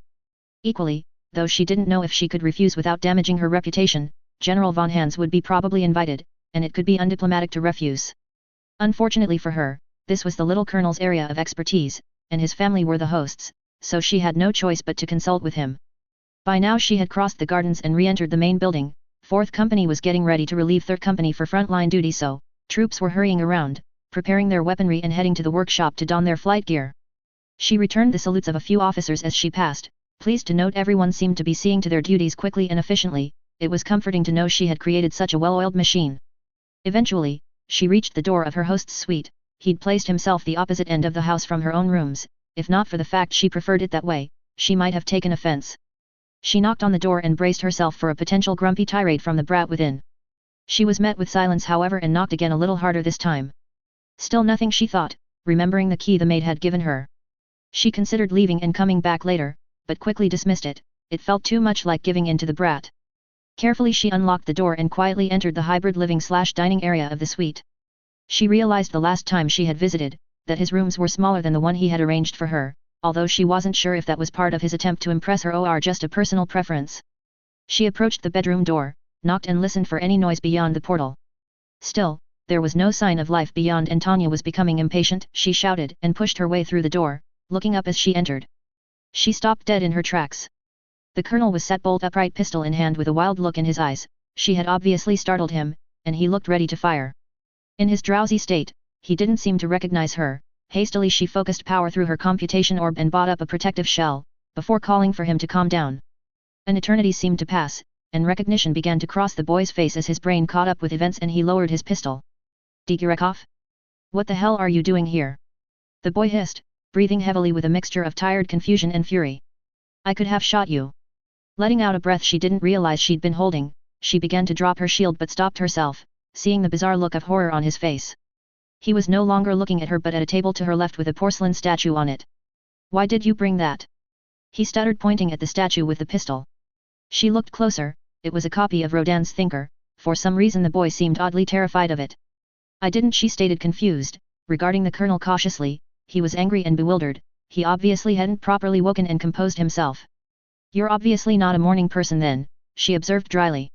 She wondered if his servants had to deal with this every time they woke him, or if this was all due to her unannounced visit. She felt her hand instinctively curl around the handle of her own pistol in defense. He rose, ignoring her, and quickly beelined for the statue, grasped it, and smashed it against the table angrily. Before dropping the remains and sitting himself in a nearby chair, breathing heavily. Tanya was at a loss. She had thought she was becoming accustomed to his odd behaviors, but this was something else. She began to wonder if this was some sign of PTSD or other mental illness. Eventually, the prince's breathing began to normalize, and he raised his head and gave her an apologetic and worried look. Sorry, Major, I'm not myself when I first wake up, please forget that just happened. As the words escaped his lips, she could see his usual confidence returning and the color began to return to his face. It seemed he'd been genuinely fearful. She thought back to their meeting on the train. It seemed he really did believe he was in danger. But what was that nonsense about the statue? She thought. Better to leave that can of worms for now. One thing was certain, she wouldn't be waking him again anytime soon if she could help it. I didn't know you were so obsessed with me that you'd break into my rooms, he continued with a mocking grin. Clearly, he'd recovered enough now if he was able to start with that kind of comment. Your nanny sent me up, Wilhelm, she sneered back at him, willing to bet he was normalized enough to take it. She doubted he would trust her if she pussyfooted around him, neither did she particularly want to, and she was confident she could subdue him until he calmed down if necessary. Christina? He said questioningly with a hint of concern, either not hearing or caring about Tanya's mocking tone. Care to explain these? Asked Tanya, holding up his letter. He took it quizzically and quickly began reading it. Tanya studied his expression as he scanned the document and noted his face distort into a thoughtful frown. Obviously, this wasn't part of one of his plans. Father is in one of his lucid phases. He wants to meet you, he groaned. I'm sure my brother has something to do with this, he grumbled. Part of her wanted to pass a comment on him referring to them in a familial manner, but she thought better of it. It's not for another week though, he continued thoughtfully. Perhaps I can use this to our advantage. I can arrange for some important imperial officials to be invited, to help your promotion to the general staff. He paused and gazed at her for a moment. Can you dance? Tanya was both amazed at how quickly had returned to his scheming self and aghast that he was suggesting going along with it. Had he forgotten there was a war happening less than a few kilometers away? He seemed to sense her confusion and shot her a mirthful smile. Ah, Major, the nobility will find a reason to be opulent even when the enemy is at the gates. Look at the Francois Revolution. I'm sure we can arrange enough cover to fulfill our combat duties while we are gone. Now can you dance? It's a ball, it'll be expected. Of course, I can't dance. She had, of course, gone to various functions and receptions in her past life, but nothing like a formal ball attended by nobility, and her upbringing in the orphanage in her new life had understandably thought it wouldn't be needed. There had been an optional class in the war college, but there had been no point. They wouldn't have been able to find a partner her size. The prince sighed, rising from his chair and beckoned her over. He'd apparently decided he was going to teach her. She regarded him critically once again. He was still in his nightgown. It looked remarkably similar to her own. As if sensing her appraisal of his nightwear, he frowned. It's comfortable, he stated, before clasping her hands and placing one on his shoulder and pulling her close. I suppose you'll want to lead. He added with an impish grin. Suddenly Lieutenant Serebriakov rushed into the room looking flustered. Major. Colonel. She started but stopped dead as soon as she saw the pair. A blush began to appear on her face, and she looked away in embarrassment. Tanya shoved the boy aside, trying to ignore the feeling of humiliation that felt suspiciously like the propaganda photo all over again, and turned to her subordinate. She would not have barged in if it weren't important. Report, Tanya snapped, to refocus the lieutenant. And Serebriakov quickly recomposed herself. Sirs, she began smartly with a textbook salute. We've captured a spy. Author's note. Told ya I'd have the next one out quickly. To be fair, most of the first half was originally part of the last chapter, but I decided to replace that with the other sister Sophia's POV instead. I didn't originally intend to make Christina dislike Tanya that much, but it fits with her protective nature over the prince. Besides, once I wrote her calling Tanya a harpy in her head, I just had to keep it in. A few little Easter eggs that'll never get bought up unless I mention them. Prince Wilhelm Victor von Hohenzollern is actually named directly after the German Kaiser in WWI. Christina and Sophia Zerbst are both named after Catherine the Great. I wish I'd named Houseman after something too, but I just made that one up. Chapter 11 Operation Red Carpet, Stage 2 Interrogation. 40 years after the Great War. Londinium. Although it is the Allied kingdom that is famous for its espionage and intelligence gathering, the Empire had its own formidable covert operations organization. The Abwehr oversaw all imperial intelligence agencies and went to great lengths to gather information on friends and foes alike. Additionally, it is thought they were responsible for censoring information regarding the true identities of the Empire's aces, during the early years of the war. This goes some way to explaining the difficulties finding information on the Devil and the Saint. Andrew WTN Special Correspondent. March 24, Unified Year 1925. 203rd Temporary Command Center 15:30 hours. Tanya marched angrily down the corridors of the command center, with the little colonel desperately trying to keep up whilst dressing himself at the same time. He had insisted on tagging along as soon as her adjutant had informed them that this spy had been caught by his two captains outside Tanya's quarters. She did not have the patience to wait for him to dress himself, however, so now he was tripping over his untied laces, and attempting to button his shirt one-handed, as he followed behind her. He would probably have had an easier time if he wasn't grasping his sword in his other hand, but of course, he wouldn't go anywhere without it. Lieutenant. Where have they put the intruder? She asked her subordinate tersely. This spy situation concerned her. Enemy agents infiltrating to find military secrets was expected, it was why they deployed guards, had military police and kept numerous things strictly need to know. What bothered her is he'd been captured breaking into her room. She kept no files in there, they were safely in her office under guard, and she had little in the way of personal valuables. The only thing worth anything in that room was the box. She glanced back at her little follower, trying to find some sign of duplicity in his expression. He was supposed to be the only one that knew about the box and its contents. Her eyes narrowed in suspicion, surely he wouldn't try something so obvious to get it back, he'd pulled off far more complicated and subtle acts successfully, this seemed beneath him. Besides, it was his troops that found the spy, so his involvement seemed unlikely. Still, it didn't mean it wasn't part of some more convoluted scheme. He's been locked in one of the old storage rooms, Sophia and Houseman wanted to question him straight away, reported Visha as she carried a bundle of the colonel's clothes for him. They should have waited till we got there, the little colonel murmured with a touch of annoyance, echoing her own thoughts. He had a look of concern on his face and his eyes seemed distant and lost in thought. She considered his expression, if his servants were acting on their own initiative then perhaps this wasn't part of one of his plots. This led to the worrying possibility that someone else knew about the box, that could spell disaster for both of them. Have the MPs been called? Tanya called back as the lieutenant passed the prince his jacket and officer's cap. Yes ma'am, First Lieutenant Weiss had them called as soon as he found out, he said he'd meet us there, her adjutant replied. Good thought Tanya, she knew she could count on her deputy to get things done efficiently. Still, they needed to find out the spy's objective before they arrived, if he did know about the box, and it was revealed to the MPs, it would raise too many awkward questions. Tanya noticed the decor change as they crossed into the part of the house usually used by the servants of such a large estate. It was plain and utilitarian, in stark contrast to the affluent decoration of the upstairs. They entered a large room, containing a few simple tables and chairs. It appeared to have been a rest room for the staff when this was a stately home. It had been more or less abandoned when the battalion moved in, as the troops had commandeered billets in the more luxurious rooms upstairs where they could. There was a door at the far end, outside it were the 3 Letzenbourg troopers arguing with Lieutenant Weiss and his platoon. All of them stopped as soon as they noticed the group enter, turning to salute and bow respectively to their superiors. Major Tanya's deputy began, we have the intruder locked up in here, but we're having a disagreement about jurisdiction, he reported, gesturing the tense-looking Letzenbourg platoon. This is the prince's home, it's his security at risk, besides it's a Letzenbourg officer in there, Christina stated matter-of-factly, we should question him. Weiss turned to argue but the little colonel cut in. Who? He asked, eyes narrowing. Our good friend Corporal Clems, my prince, the maid replied. Tanya grimaced, the name meant nothing to her, and she didn't like being out of the loop. Him again. The colonel hissed hatefully, shaking slightly before his habitual mask returned to his face. Christina. I have given this house to the 203rd for as long as they need it, it is an imperial installation, the major and her troops will question him, he ordered.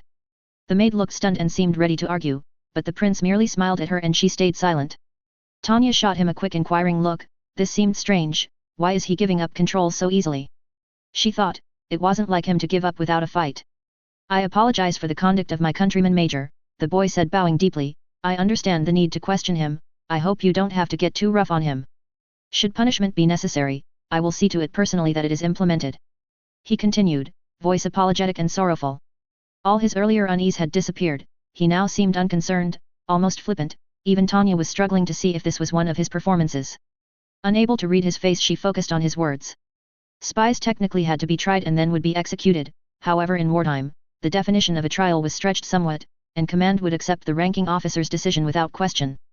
The enemy would object of course, but all nations knew what awaited their agents if they were discovered. Is that what you want? She thought. He obviously wasn't exactly keen on this Corporal Clems. If Wilhelm wanted to kill the soldier however, he would be disappointed. She had no intention of causing an international incident by ordering the execution of an allied soldier, let the MPs deal with that. After she questioned him of course. Please take Sophia as a witness for your interrogation, he continued, that way no one can blame you for being unfair to an ally. Tanya glared at him again, seeing the hint of a smile in his eyes, and she wondered if he'd somehow read her mind. You can fill me in later, he said giving an exaggerated yawn, before declaring he was going to rest up and summoning Christina and Houseman to follow. Tanya was now more confused and suspicious than ever. She had expected he would demand to sit in on the interrogation, but now he seemed completely disinterested, content to leave his subordinate to go in his stead. Unless he was trying to distance himself from the incident, she couldn't see what motives he could have. She wouldn't lower her guard however. He'd already implied that Captain Zerbest was almost as capable with deception as he was. It might cause problems if she didn't take the captain in with her now however, she would take her own deputy in as well, just to be sure. Captain Zerbest, what did the intruder have on him when he was captured? Asked Tanya. It was always advantageous to be fully prepared when going into a meeting. Although many wouldn't think of an interrogation as a meeting, Tanya had long since found that her past life experiences in the business world transferred surprisingly well into that of the military. Sophia led Tanya and Weiss to a table in the corner of the room. Aside from the usual paraphernalia used by soldiers, there was a small satchel. Within it were several unmarked bottles of clear liquid and several syringes and needles. She closed it back up, attached it to her belt and turned back towards the door. Okay, let's see him, Tanya ordered, gesturing for her deputy and the captain to follow. As they entered the room, she saw a man in a Letzenbourg uniform was strapped to a chair with a light swaying slightly above him. He was bruised and had a black eye. Obviously, they had been rough with him as they brought him in. She looked closer at the prisoner and was surprised to notice she recognized him, despite the bruises and swelling. It was the corporal that had tried to forcefully take the colonel at the rail depot.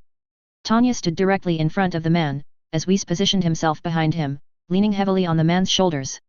Meanwhile, the Letzenbourg woman leaned against the wall in the corner, fixing the prisoner with a cheerful smile.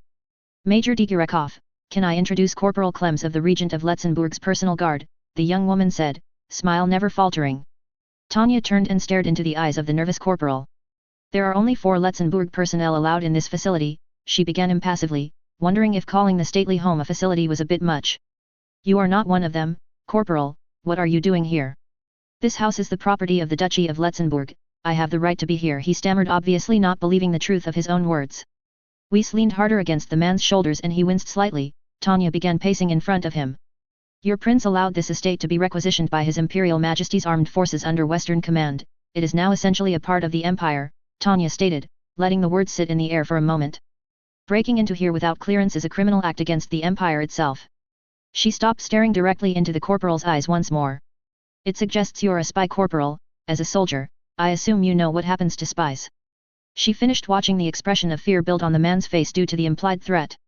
Major, please. I'm not a spy, he spluttered. The regent ordered me to check on the prince, that's all, he finished, glancing over at the still smiling captain. Tanya carefully and deliberately took out her pistol before smashing the butt against the man's head, before carefully placing it back in its holster, while he yelped in pain. This world had yet to enforce any strict rules about the interrogation of prisoners. Tanya knew she could get a lot rougher with him if she needed to before any questions would be asked. I simply can't accept that answer, she said calmly. You see, it doesn't align with the current facts. If you were checking on the colonel, why were you breaking into my room? A cut had appeared on his head from her blow, and blood began slowly seeping from the wound. He looked up at her with tearful confusion. No. No, that's the prince's suite, he always used to stay there, the corporal sputtered fearfully and confused. I wish you'd just be cooperative, thought Tanya. I don't particularly want to do this, it's a waste of both of our time. She reached for her pistol once again, only to be stopped by a polite cough in the corner. I don't believe he's lying, Major, Captain Zerbest said, still smiling, and Tanya raised an eyebrow at her questioningly. The prince usually would stay in those rooms, but he thought it better to give them over to you for the duration of your stay. The corporal couldn't have known this. Tanya processed this information. If this was true, the box was not his target. Perhaps there was some truth to him checking on the prince. Still, they had been lucky. If he had somehow discovered and accessed the container, it could have been disastrous. So, if his target was the colonel, the question was why? The brat had hinted that he thought his brother wanted to kill him, but she hadn't really taken it especially seriously. After all, the little colonel didn't exactly seem the pillar of mental stability, however, it did explain why he wasn't sleeping, he was paranoid. For good reason it seemed, pointing a gun at people entering your room suddenly seemed perfectly reasonable if they are sneaking around with syringes. Still, it seemed like the young Letzenbourger had expected something like this and had put her in the firing line. She had been staying where any would-be assassins would expect him to be, she would be having words with him later. Yes, I was just here to check on him, blabbed the corporal. The regent is worried, we haven't heard from him since he was deployed. Tanya stared at the soldier in silence for a few more moments, before giving an exaggerated sigh. Of course, he didn't check in, he's on a secret deployment as an observer with the 203rd, are you suggesting he should be keeping the regent informed of Central Command's troop movements? She asked innocently.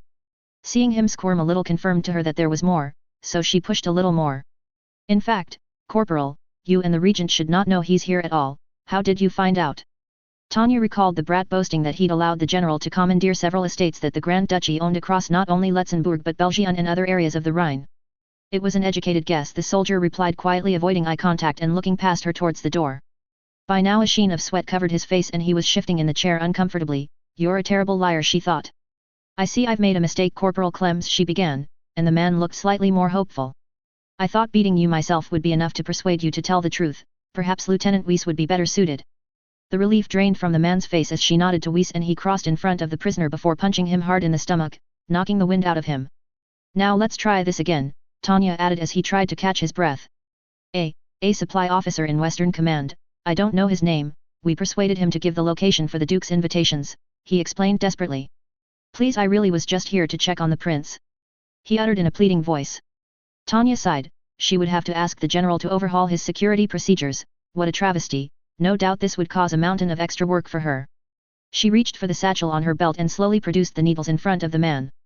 His eyes widened as she drew some of the liquid into one of the syringes, and Weiss began looking a little worried, and the smile had now disappeared from the female captain's face. I can't help but wonder why anyone would need this to check on somebody, she said inquisitively, holding the needle in front of his face. It's medicine, the prince has the same sickness as the Grand Duke, it runs in the family, we kept it secret, he's not right in the head, you must have noticed, the man babbled desperately. By now Sophia's smile had become a hateful scowl, even Weiss was bristling at the implied insult to their comrade. The boy is more unstable than anyone else, he's dangerous, he continued pleading. He's insane, he was cut off by another strong punch to the gut from Weiss. The lieutenant turned and bowed apologetically to Tanya. Apologies, Major, I can't allow an insult to my commander or my comrades to go unpunished, Prince Wilhelm has proven himself a worthy friend to both you and the battalion. Said Weiss. Tanya was both pleased at his loyalty and slightly concerned at how quickly the little colonel had gained the respect of her troops. She accepted his apology and returned her gaze to their prisoner. As much as she wanted to agree with the man's assessment of the prince's insanity, his reasoning for it was fundamentally flawed. If the illness ran in the family, the little colonel couldn't possibly have it, she knew he wasn't really related to them. She had heard the illness the Grand Duke degenerated his mental faculties, he wouldn't be able to deal with the various magical formulas required to be a flight mage if his mind was failing. Besides, it took a lot of brain power to keep up with all his lies and mind games, let alone orchestrate them. If this is just medicine, she said slowly, looking him in the eye with an evil grin, you won't mind me testing it on you. She slowly began moving the syringe closer to the prisoner, his eyes widened with fear and he began leaning away. Weiss grabbed him and she edged ever closer to his neck. She thought he might call her bluff for a moment, but as soon as the needle touched the skin he cried out. Please stop. I don't know what it'll do, I don't know what's in it, he implored, and Tanya grinned in victory. Suddenly there was a knock on the door, she placed the syringe back in its bag and called out.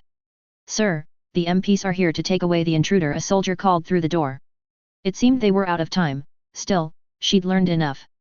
The box was safe, but Wilhelm's paranoia was well founded, fear was a powerful motivator, she could use that against him if he tried anything. XXXX. 203rd Temporary Command Center Commander's Office, 1730 hours. Why exactly did they have to spend so long interviewing me? I'm not the spy, thought Tanya with annoyance as she entered the small anteroom adjoining her office. She briefly wondered if the lengthy debriefing and questioning was why the brat had elected to skip the interrogation, but dismissed it. He could probably weasel out of that sort of meeting if he wanted anyway. Lieutenant Serebriakov rose from her desk in the corner to salute and Tanya just waved her to carry on. Some coffee please, Lieutenant, she requested, rubbing her temples. She could feel a headache coming on. There's already some waiting inside, Major, her subordinate began, she was about to continue but Tanya cut her off with a quick thank you and entered her office. She was beginning to feel tired and wanted nothing more than to finish her work, have a bath and sleep before her next deployment. She would also like to arrange new quarters after the incident, but that would probably mean seeing the little colonel, and she wasn't particularly in the mood for that right now. As she entered her room, nostrils were filled with the familiar smell of her favorite form of caffeine, and her eyes fell on the gratifying steaming pot on the small coffee table, by the sofas she used for more informal meetings. Unfortunately, the pleasant scene was utterly ruined by the presence of a sword and a box sitting by the pot and a small but familiar figure reclining on one of the couches. Wilhelm had either not noticed her enter or had not bothered to acknowledge her. He seemed engrossed in reading the latest copy of the Londinium Times, that had a large headline proclaiming, "Unrest building in Imperial-occupied territories." She didn't bother asking how or why he was here. He no doubt could enter any of these rooms any time he wanted, and he obviously wanted to hear about the interrogation. She crossed the room and poured herself some coffee and took a sip, ignoring the colonel as she sat. It may have been childish, but she wasn't going to volunteer any information without him asking for it. He'd done nothing but cause her trouble today. It seemed though, that the captured corporal wasn't the only person that had been breaking into her room. However, she recognized the box on the table as the one that was supposed to be hidden in her suite. Wilhelm put down his paper and poured himself a cup too before looking up at Tanya expectantly. "I moved the box in case the MPs felt like searching your rooms," he explained following her stare. "I'd appreciate it if you hid it a little better in future. I'd rather not have my life destroyed because one of your subordinates gets over-enthusiastic with the cleaning," he finished brutally. She supposed she couldn't be too upset about him moving the box. After all, he had the most to lose if it were discovered. However, breaking into her room was unforgivable. She would find some way to punish him for it. She took the key from the chain on her neck and carefully opened the box and checked its contents. Everything was still there. She breathed a sigh of relief. "The amount of trust you have in me is truly inspirational," he sulked sarcastically. "Ignoring all the other reasons I shouldn't trust you, you put me in a room you expected to be attacked in and then broke into it to steal from me," she said dryly. "You're hardly doing much to gain my trust." He sighed, looking tired. "I didn't break into anywhere. I knew you'd be upset, so I arranged for you to change rooms. Visha found the box as she was moving your things," he began explaining, "and I expect to be attacked wherever I am. Why do you think I can't sleep?" he finished bitterly. This was the first time he'd spoken so openly about his fears, and he appeared sincere. It seemed she had been mistaken. Perhaps his paranoia was contagious. "What did our friend have to say for himself?" the colonel said eventually. He obviously wasn't expecting an apology, which suited Tanya fine as she didn't intend on giving him one. Was he going to drag me back or just finish me off here and now? The boy had become sullen and withdrawn. He had somehow appeared to shrink. He seemed fearful, like he had in the rail car. Without all his plots and acts, he was nothing but a scared little boy, she realized. Tanya produced one of the bottles that she had neglected to hand over to the MPs and placed it on the table. He picked it up, studying it, and she, in turn, studied his expression. The look in his eyes told her that he recognized it, but he registered no shock, just a faint look of sadness and disgust. "I suppose he said it was medicine," he said quietly, placing the bottle down and staring up at the ceiling. "I'm sick in the head, just like dear old daddy," he continued, bitterness seeping back into his voice. He paused for a moment. "I suppose," he began before returning to silence. "Never mind, you wouldn't believe me anyway." He snapped his head back down and he glared at her angrily. "I'm almost surprised you didn't just hand me over to him there and then. After all, I'm just a crazy war maniac to you." Tanya felt a strange sense of calm. Despite his attitude, it seemed for the first time the boy was being entirely honest with her, and the uneasiness that she usually felt around him disappeared. She felt a smile tug on her lips. It felt like they were finally on a level playing field, and on a level playing field, she would always win. "You're right, I do think you're insane. I just happen to know it's a different kind. After all, who knows what runs in your family," she said, trying to keep the smugness from her voice. She saw him wince but was a little disappointed he didn't bite back. She had actually come to enjoy their verbal sparring. Instead, he just stared at his feet, looking despondent. "That is the same medicine they give the Grand Duke," he began explaining in a quiet voice. "I'm told that Prince Wilhelm Victor von Hohenzollern was given that drug almost from birth. Its side effects make you incredibly weak and sickly." He had now begun breathing hard and his eyes had glazed over. His hand began quivering and he hid it behind his back. "It makes you dizzy and doubt your memories. I took it until I was 5. I was fine afterwards." He took a few deep breaths and looked up at her. "There's also Republican and Communist sympathizers. Both have tried in the past," he continued, looking at his sword with worry. "And I can't go to the Imperial Court, not yet." "What are you not telling me, Wilhelm?" she thought. "I promise, I will do everything I can to get you anything you want, Digirekov. Just keep me safe a few more months," he begged. His eyes were wide, and although she knew her reading on his truthfulness wasn't perfect, he seemed he was still being sincere. "What will happen in a few months?" She asked, she weren't willing to commit to anything more without more information. He looked hurt, almost disappointed. He finished his coffee with a grimace and stood up, before wandering towards his perch by the window. I can't tell you, he stated sadly. Tanya stood and started marching towards the door. Please wait, the boy pleaded, but she carried on towards the door. Friedrich Canaris, that's why I can't tell you, he called as she reached handle of her office door. She stopped and turned, fixing him with a glare that would make Medusa jealous. Vice Admiral Friedrich Canaris was part of the Imperial Supreme High Command, but most importantly he was head of the Abwehr, the branch of the Emperor's court that oversaw all foreign, domestic, and military intelligence. It was said that if a soldier sneezed in Dacia, the Admiral would know about it before the soldier received a tissue. She supposed she shouldn't have been surprised that the brat associated with people like him. He'd spent time in the Imperial court after all. It also explained how he had managed to pull so many strings so quickly. All I can say, he has plans, and I can't share what I know with you, the little colonel said with a pained look. She sighed. If what he was saying was true, then the brat couldn't share information without revealing top-secret information. If he were branded a traitor, it would be just as bad if not worse than if she revealed his secret. She narrowed her gaze at him. What have you got me mixed up in, Wilhelm? He'll be at the Duke's party next week. In truth, getting you to meet him was how I was going to advance you anyway, he explained. You're still going? After all that today? Tanya asked incredulously. The regent had sent someone to drug him, and now he was going to casually visit as though nothing had happened. No, we are, he stated flatly. There'll be too many Imperial personnel around for my brother to try anything, and I'll have White Silver keeping me safe, he finished, growing more cheerful. I don't recall agreeing to that, Tanya said through gritted teeth. She felt like she was losing control of the situation again. I should just throw him out and be done with it, she thought. The little colonel looked disappointed again and sighed before calling out. Visha, I think the major would like to see the telegram now, he shouted towards the door. Shortly after, Tanya's loyal adjutant appeared and passed her 2 pieces of paper before quietly exiting again. It seemed to be the encrypted and decrypted versions of the same message. She read it with a deep feeling of foreboding. +2, Maj von Digerekov from VADM Canaris, March 24, 1925 +. Major Digerekov, we appreciate the help you have provided Prince Wilhelm thus far, and the good work keeping him out of harm's way. We request you continue to assist in his endeavors. For the glory of the Emperor and the Vaterland +. Tanya sat down in her chair in dismay. She was trapped. When a member of the High Command requests something, it was just an order phrased politely. She was well and truly stuck with the brat for the foreseeable future. She glared at the little colonel, expecting to see a smug look of victory, but was surprised to see an apologetic smile instead. You can call and verify it if you want, he said quietly. I wish you'd have just agreed. I'd prefer you to be a willing ally.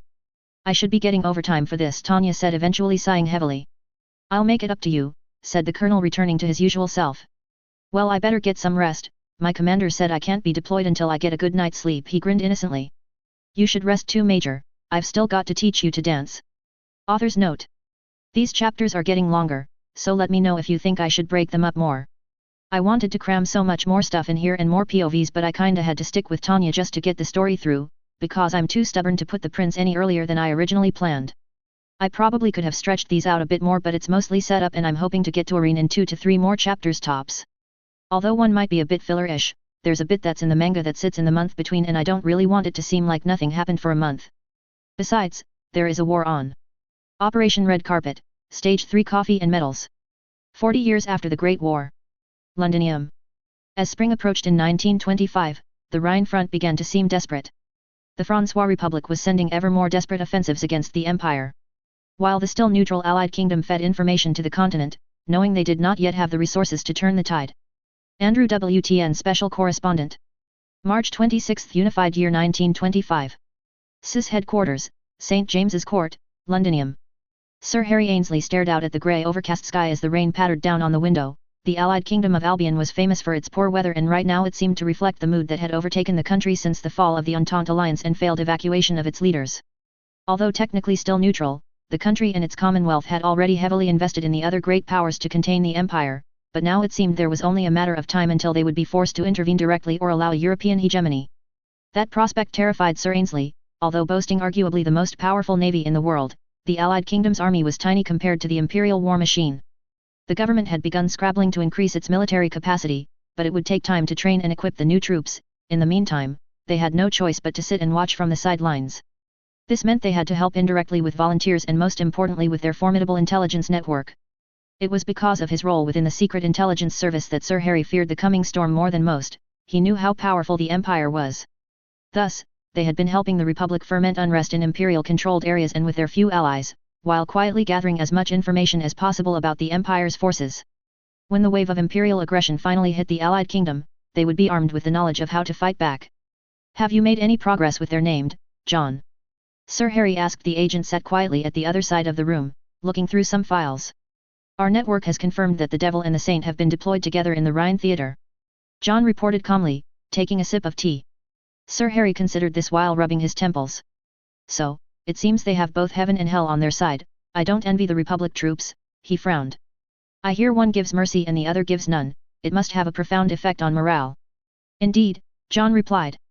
The Republic has stepped up their assaults across the front. I assume they hope that the pair can't be everywhere at once, and if they can push the lines forward it will negate some of the damage to morale. He finished, but Sir Harry could tell he wasn't convinced. Although the front lines had moved slightly, losses to the Republic had been heavy, and support in Paris was beginning to waver. Further losses could result in unrest and even rebellion if things continued to go so badly. Major General de Lugo certainly had his hands full. We've still had no luck with the Devil, but I do have some interesting news about the Saint, John continued. Sir Harry braced himself. One didn't use the word interesting if it was good news. We've confirmed his identity. It seems he really is Prince Wilhelm von Hohenzollern of Letzenbourg. But he's only a boy. Sir Harry replied, looking at his agent aghast.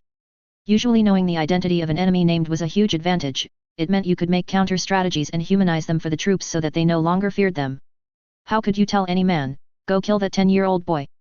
On top of that, he was a known figure and the Saint was respected even by Republican troops because of his reputation for being merciful. Discrediting him would only undermine their own efforts.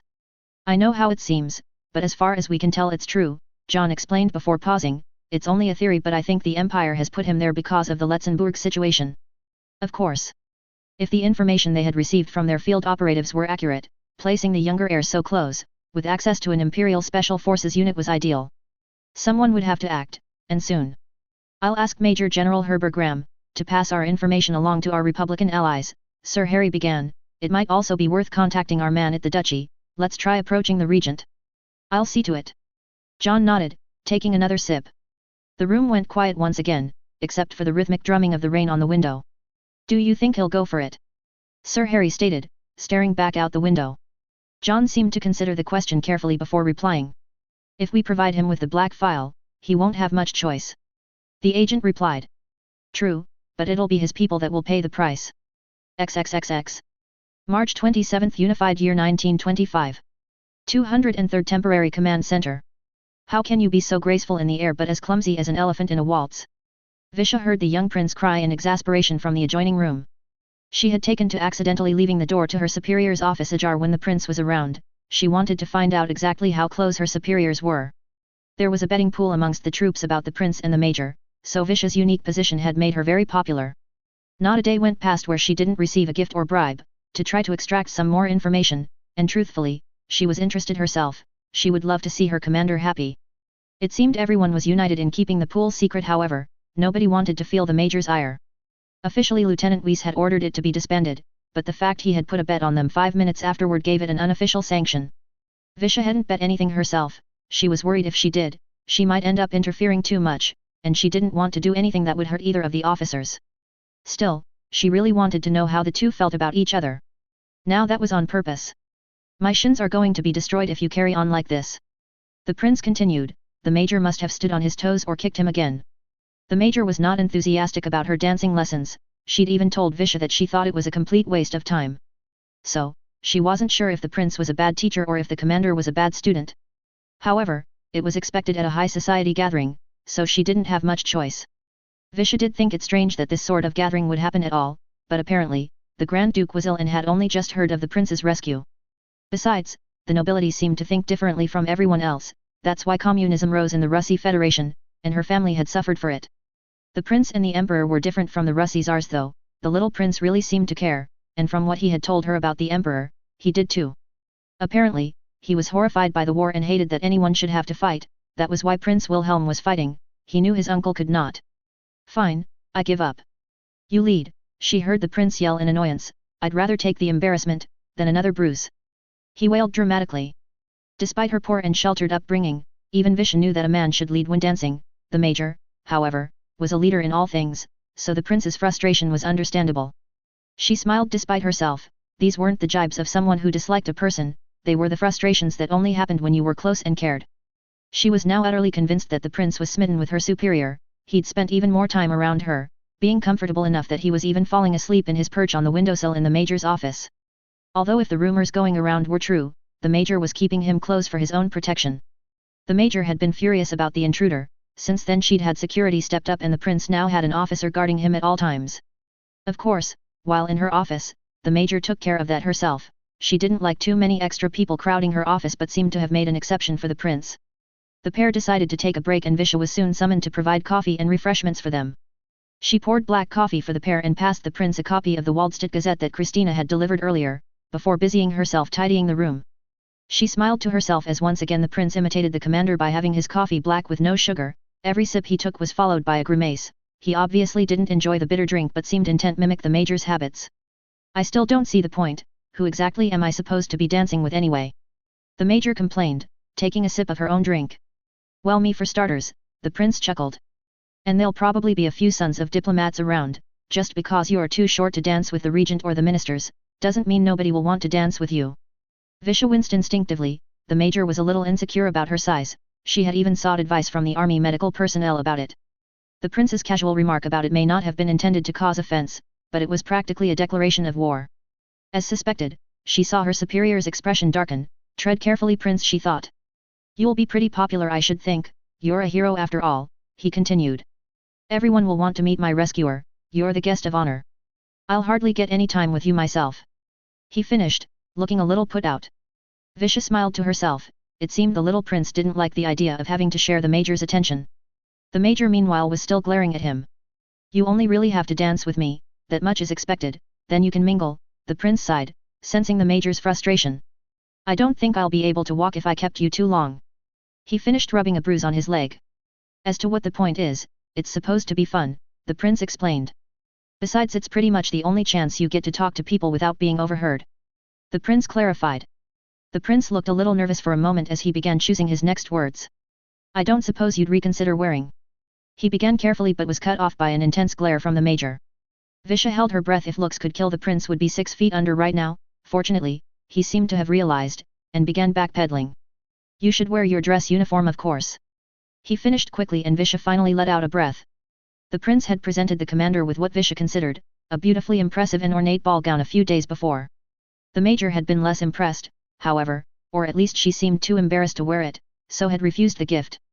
The prince had been trying, unsuccessfully for the last few days, to change her mind, but it was clearly a losing battle. It was a shame, she really thought the major would look cute in it. They were interrupted by a knock at the door. Lieutenant Weiss entered carrying a fresh pile of reports from Western Command. It seemed today's lessons would have to be postponed. Visha hoped the major would decide to put a little more effort into her lessons with the prince. After all, the major always excelled at everything. XXXXX. March 31st, Unified Year 1925. Letzenbourg City. Tanya stared out the window of her staff car into the darkened city of Letzenbourg. She was told the city was beautiful, but she wasn't really able to judge that right now. The city was engulfed in darkness, and she could only see the ominous shadows of old buildings draped across the narrow, cobbled streets. Imperial commanders had learned from her and her battalion's actions in Dacia and had quite wisely instituted blackout orders, at least near the forward lines. Every building had thick blackout curtains and every street light was now extinguished for the foreseeable future. Even her own staff car, currently being piloted by her loyal adjutant, had its headlights dipped so as to minimize any threat from the Republic Air Force. She had been surprised that the function would be held in the city at all. Although home to the Ducal Palace, the official head of the Grand Duchy's government, it was also dangerously close to the front lines. If anything, the 203rd Command Center was further from the fighting than the ducal residence, and the thudding sound of artillery fire was clear, even through the windows of the car. The original location had been the castle in Grunwald Forest, the known preferred residence for the local royalty, but this had been changed the day before. She had questioned Wilhelm on this, but he had shrugged it off. That in itself was enough to make Tanya suspect he was somehow involved. Thinking of the little colonel brought a frown to her face. He was the reason she had to attend this ridiculous party at all, and he'd disappeared with his staff a few hours before. All that he had left was a handwritten note informing her that he would meet her at the palace. She'd expected at least some brief on what she could expect, especially with the Emperor's spymaster in attendance, but all he'd done to help her prepare was his idiotic dancing lessons. She sighed, at least she'd managed to score a couple of minor personal victories against him. It hadn't taken her long to pick up the waltz, but she had purposely pretended to struggle so that he would be forced to allow her to lead. It was perhaps a little childish, but sometimes you have to take a victory where you can. Besides, it had made for a good excuse to kick him without fear of reprisal. The other victory was that ridiculous gown. Although she could appreciate the quality and expense of the opulent garment, she refused to be humiliated by wearing it. Fortunately, he had backed down. She had been worried he'd invoke the authority of the High Command's request to get his way, but maybe she had overestimated how childish he could be. Visha slowed the car as they pulled up in front of the Renaissance Palace. Although it too was shrouded in darkness, Tanya could make out the silhouettes of its chateauesque towers and tall chimneys.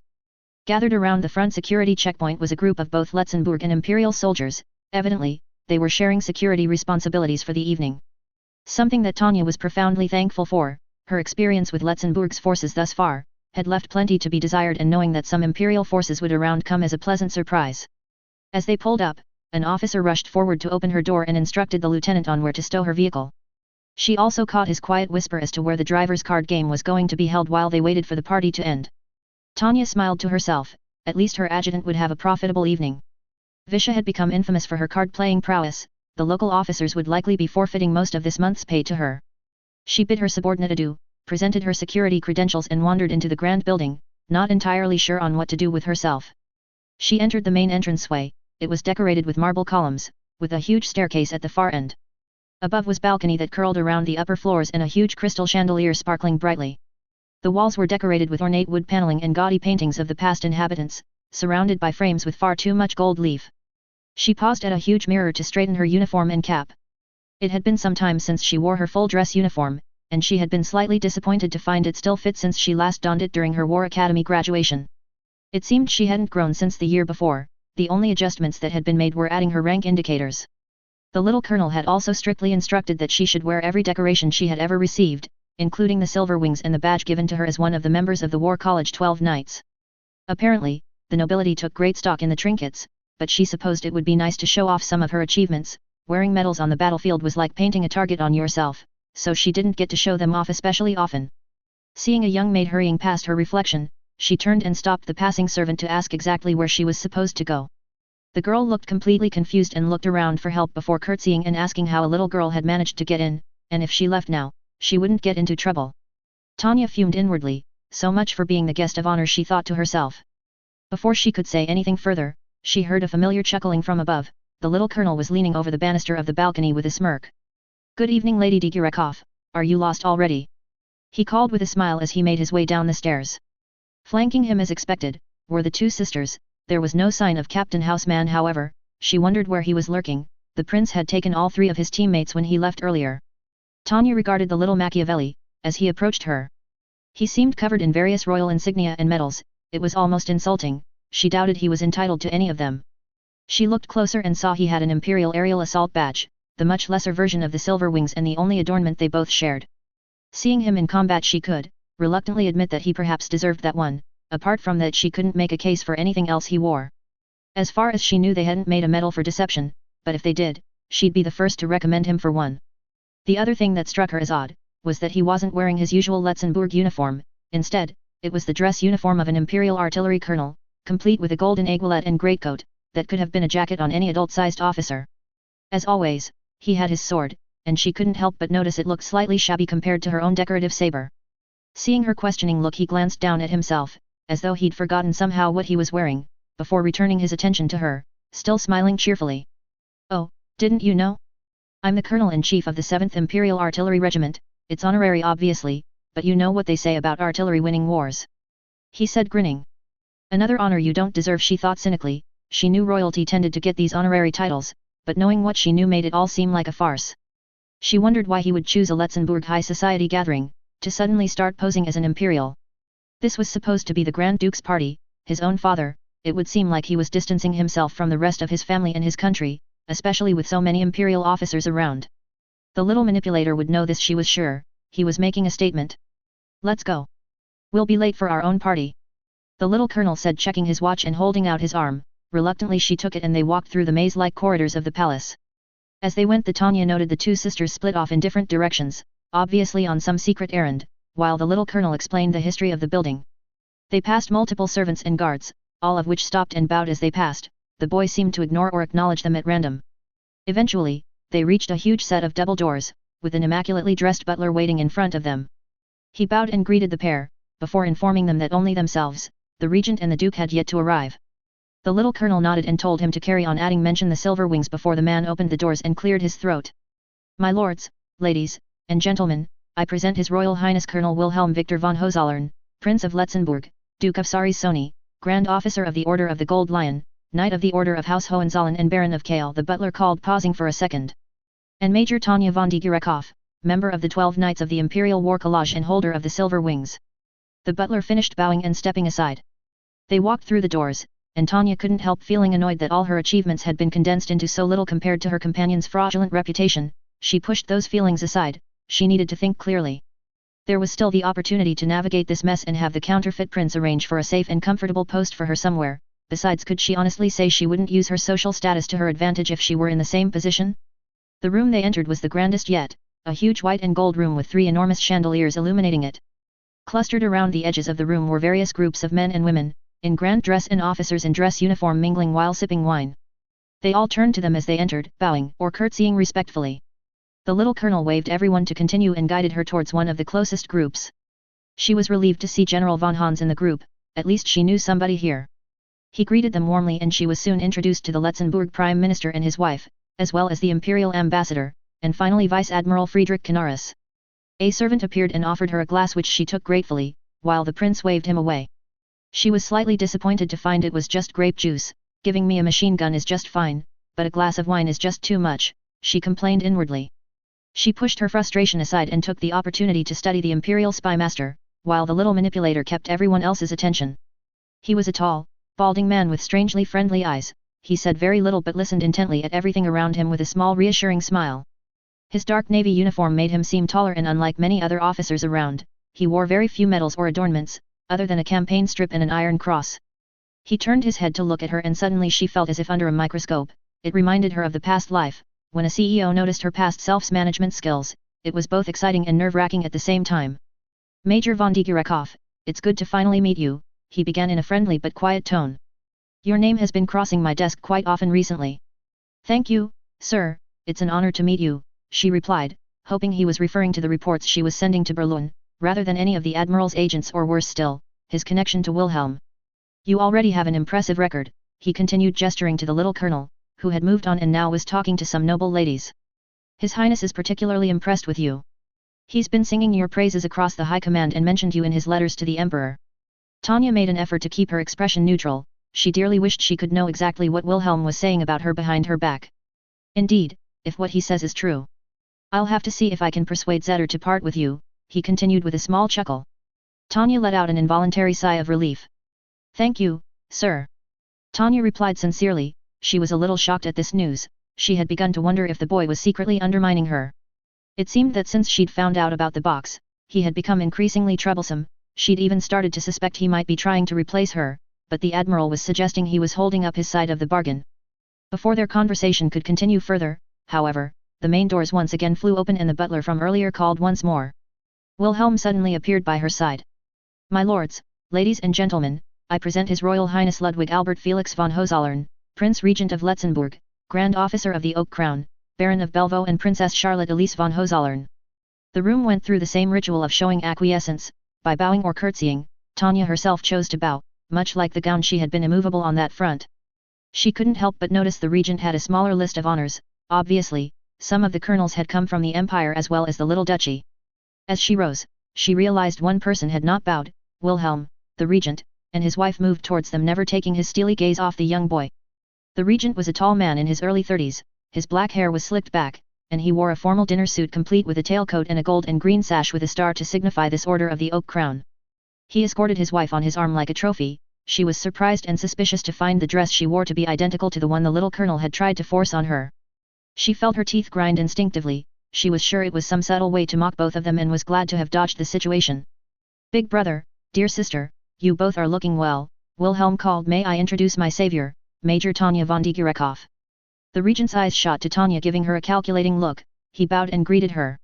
A pleasure, Lady Digurekoff. I understand you've been keeping an eye on my dear brother, perhaps you'll have some luck persuading him to come home. He said, his voice devoid of even the slightest bit of compassion. It seemed the little colonel wasn't lying about there being any love lost between the two of them. He turned back to his brother, fixing him with a disapproving stare. I see you've decided to forsake our country, Wilhelm. The regent said coldly, earning shocked gasps from both Imperial and Letzenbourg listeners nearby. Tanya could almost see the little colonel summon all his acting prowess as she saw the boy's eyes begin to water and a look of shame appear on his face.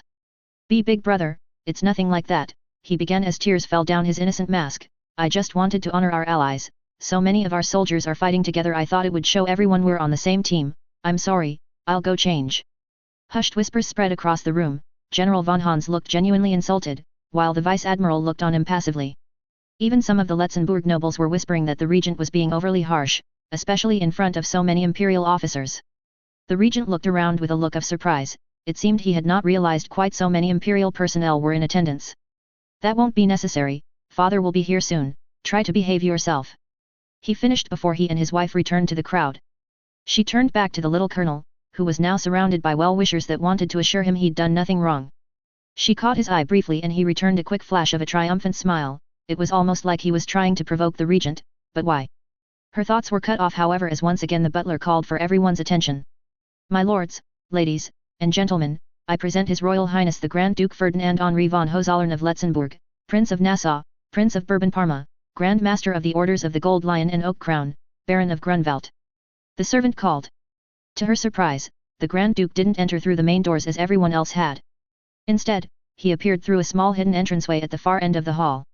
Again, everyone bowed as the man shuffled along supported by a nurse. As she rose, she studied the Grand Duke. He was supposed to be in his early 60s but he both looked and acted like a man approaching his 90s. He was a gaunt, thin figure, his clothes looked as though they were hanging from his bones. He looked confused and unsure of where he was, even from a distance you could see his eyes were glazed over. As the elderly man was seated in the large throne at the far end of the room, the regent began a slow respectful walk towards his father. Suddenly the little colonel rushed from the crowd, towards the Grand Duke, embracing the man in a familiar hug. "Papa, I'm so happy to see you, I'm so glad you're feeling better, I hardly ever get to see you," the boy said, earning appreciative whispers from the crowd for his gentle and loving nature. Tanya almost wanted to laugh out loud. A few hours before she had witnessed him brutally skewer the inhabitants of a Republican machine gun nest. She wondered how many of those present would still think he was gentle and loving if they saw the mess he'd made of them. The regent frowned as the Grand Duke seemed to fawn over the little colonel. She couldn't tell if Wilhelm's friendliness was an act or not, but it was clear Duke Ferdinand cared deeply for the boy. The other guests had been momentarily forgotten, and it almost seemed as though they were intruding on a private moment. Tanya turned away and studied the rest of the room. Once again she heard the various dignitaries whispering their opinions on the scene in front of them. Admiral Canaris had escaped to a quiet corner and to her surprise was talking to the Letzenbourg captain Sophia Zerbest. Curiosity got the better of Tanya and she approached to join the conversation. "Yes, the message has been passed along, Captain Zerbest," Tanya heard the admiral say. "I'm sure they'll be very interested in the news." "Thank you, sir, I'm sure the prince will be happy to hear that," Sophia said, noticing Tanya approach. "Major von Digerekov, I'm glad I've found you, you'll be called forward soon, please be patient with the Grand Duke, he is easily confused," she explained, before excusing herself and disappearing once more. "So many talented youngsters," she heard the admiral mutter. She had no time to consider his words, however, as she was soon called to join the ducal family. Although Wilhelm had been less than helpful when it came to preparing her for this evening's events, she had been able to privately find out, at least some of the etiquette she was supposed to follow. She approached the Grand Duke, bowed and then kneeled before him until given permission to rise, which was quickly given. "Papa, this is Lady von Digerekov," Wilhelm said, clutching the elderly man's hand. "An imperial? You know her from the academy, yes?" the Duke said in a crackly and weak voice, looking confused. Both the colonel and the regent turned away with a look of awkward sadness. "No, father, she's the one that rescued Wilhelm, remember?" the regent replied quietly. Tanya stood feeling awkward as the old man looked at her bewildered. Evidently, his condition hadn't improved as much as had been reported. The rest of the guests shuffled uncomfortably around her. Eventually, the regent took over with a sigh. "Major Tanya von Digerekov, we thank you for your gallant service to the Grand Duchy of Letzenbourg, in the rescue of my brother Prince Wilhelm," he began, not sounding especially enthusiastic. "For your service, my brother will now honor you," he finished. Tanya stared over at Wilhelm in confusion. Nobody had said anything about honors. The boy stood in front of her and ordered her to kneel. She felt herself cringe internally. The thought of kneeling before the little colonel was a worse humiliation than the dress, but he also knew she would have no choice in this situation. Reluctantly she obeyed, vowing to find some way to get even with him one day, as he drew his sword and touched it to her shoulders.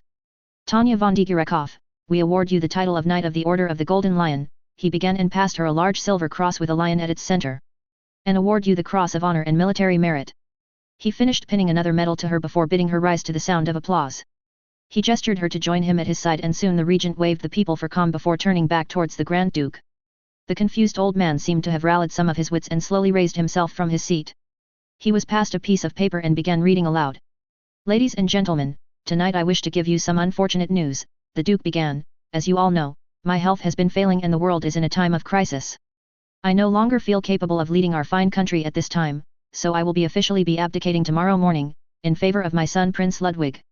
I know he can count on your continued support." He finished slumping back into his chair. There was a murmuring from around the room as the assembled guests assimilated this information.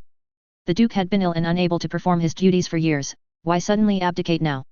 She turned to Wilhelm, expecting disapproval at the idea of his hated brother taking over completely, but was surprised to see him smiling and leading the applause. Glancing around the room she noticed the Spymaster Admiral didn't look surprised at the news either. She would like to have said that the rest of the event was pleasant, but it seemed to be dominated by Wilhelm trying to provoke the regent at every turn. After a brief speech by the regent, they were led to a grand dining room and were going to be served an extravagant meal. The little colonel declared loudly that he could not in good conscience eat such a fine feast while the soldiers of the Empire in Letzenbourg were still fighting.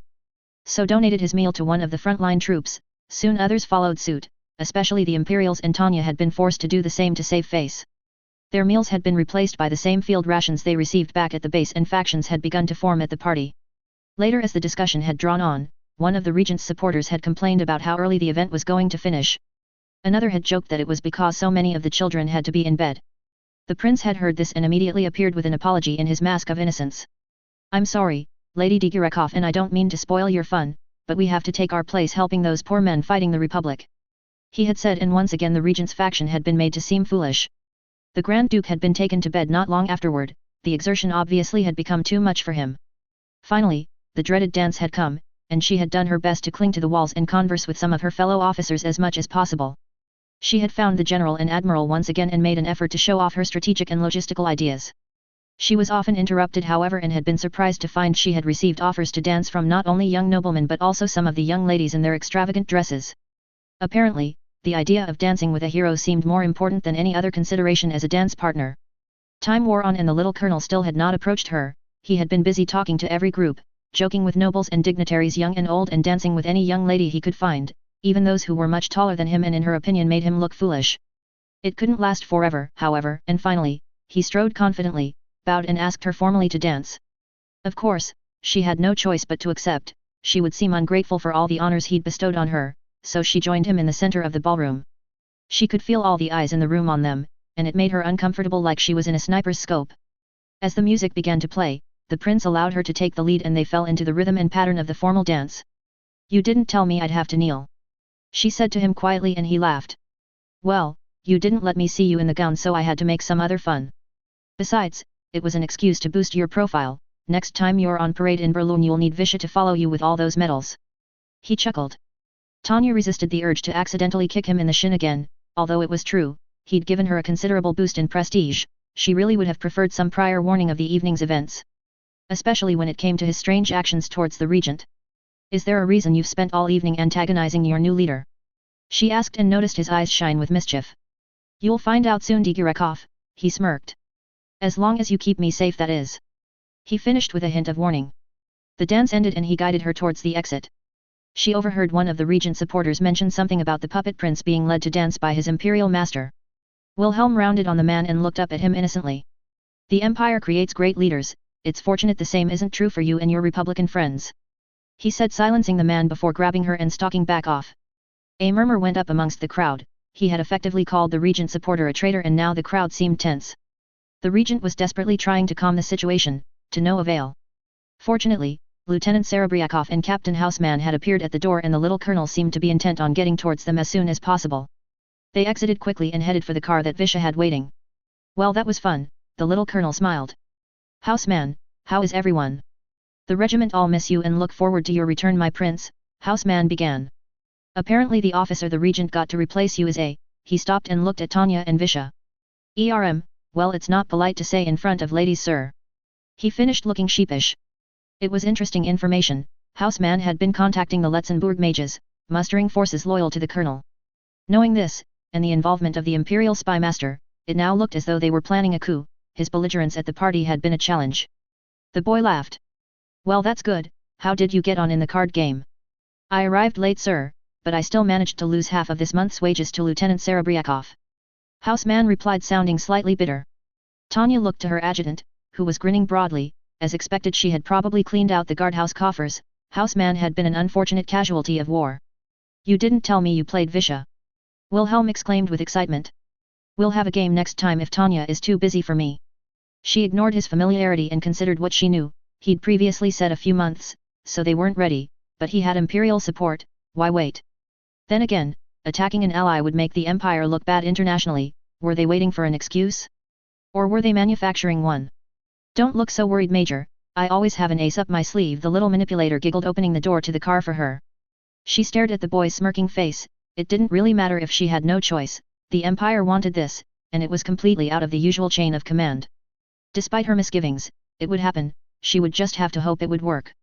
Maybe you are the work of being X. If I'd have been anyone else, I might have prayed for this stupidity to work. Author's note. Everyone forget I said about a word limit, okay? I do worry I tried to fit an awful lot into this chapter, but everything should be set up now, so hurrah. Less politics. A few other notes you may or may not be interested in: the various knightly orders, and the Medal of Honor and military merit mentioned actually exist in Luxembourg. And originally I looked around the city on Google Street View to see what it was like, then wrote it all in the dark because it was supposed to be evening. I hope I never again have to list off so many meaningless noble titles. I 100% went overboard. Chapter 13 Additional Training. 40 years after the Great War. Londinium. It was at this desperate time in the war, losses had become so bad for the entrenched troops on both sides that they were forced to adopt accelerated training. This meant that losses of the newest recruits were even more horrific. Records show that attempts were made to give them additional training while on the front lines. Andrew WTN Special Correspondent. April 1, Unified Year 1925. General de Lugo's office, François Republic Grand Quartier General, Paris. Major General Pierre-Michel de Lugo sat impassively his desk as the Allied Kingdom ambassador continued to complain to his subordinate Colonel Viantou. The Allied Kingdom had found out the Republic had withheld some of their information about the so-called Devil of the Rhine, specifically a recording from a damaged computation orb, that showed her and her capabilities clearly. At the time, they had tried to bury the information, at least from the general populace. It was an embarrassment that they were being routinely outclassed by a small girl. The shame had led to the intelligence branch to even censor the information they'd been sending to their allies. It had seemed foolish and prideful to de Lugo, but he was overruled, and now left to take the blame as François' Vice Minister of Defense. The Republic had assumed the Allied Kingdom already had intelligence on the Devil, due to their involvement in the north, and were being polite enough not to shame their continental neighbor. It seemed, however, that they had lost a lot of information when one of their observation posts was attacked. Beyond that, the kingdom's analysts had categorically refused to believe the reports that the Devil of the Rhine was a young girl. They'd blamed propaganda or decoy formulae used to confuse and demoralize them. Even when one of their own submarines was attacked, the analysts blamed combat fatigue. That was until the Saint appeared a few months ago. The boy wasn't even trying to hide his identity. If anything, they'd spent more time confirming it for that very reason. The 10-year-old Prince of Letzenbourg and an 11-year-old Major were running roughshod over them, and there seemed little they could do to counter them. We are not obliged to share any information with you. You haven't even joined the fight. Surely your vaunted intelligence network should have known about it anyway. Viantou stated defensively to the fuming ambassador. It was unfortunate for Colonel Viantou that he had been here at the time of the ambassador's visit. He was a truly loyal soldier and would defend his commander from the foreign diplomat's accusations, regardless of whether de Lugo wanted or needed him to.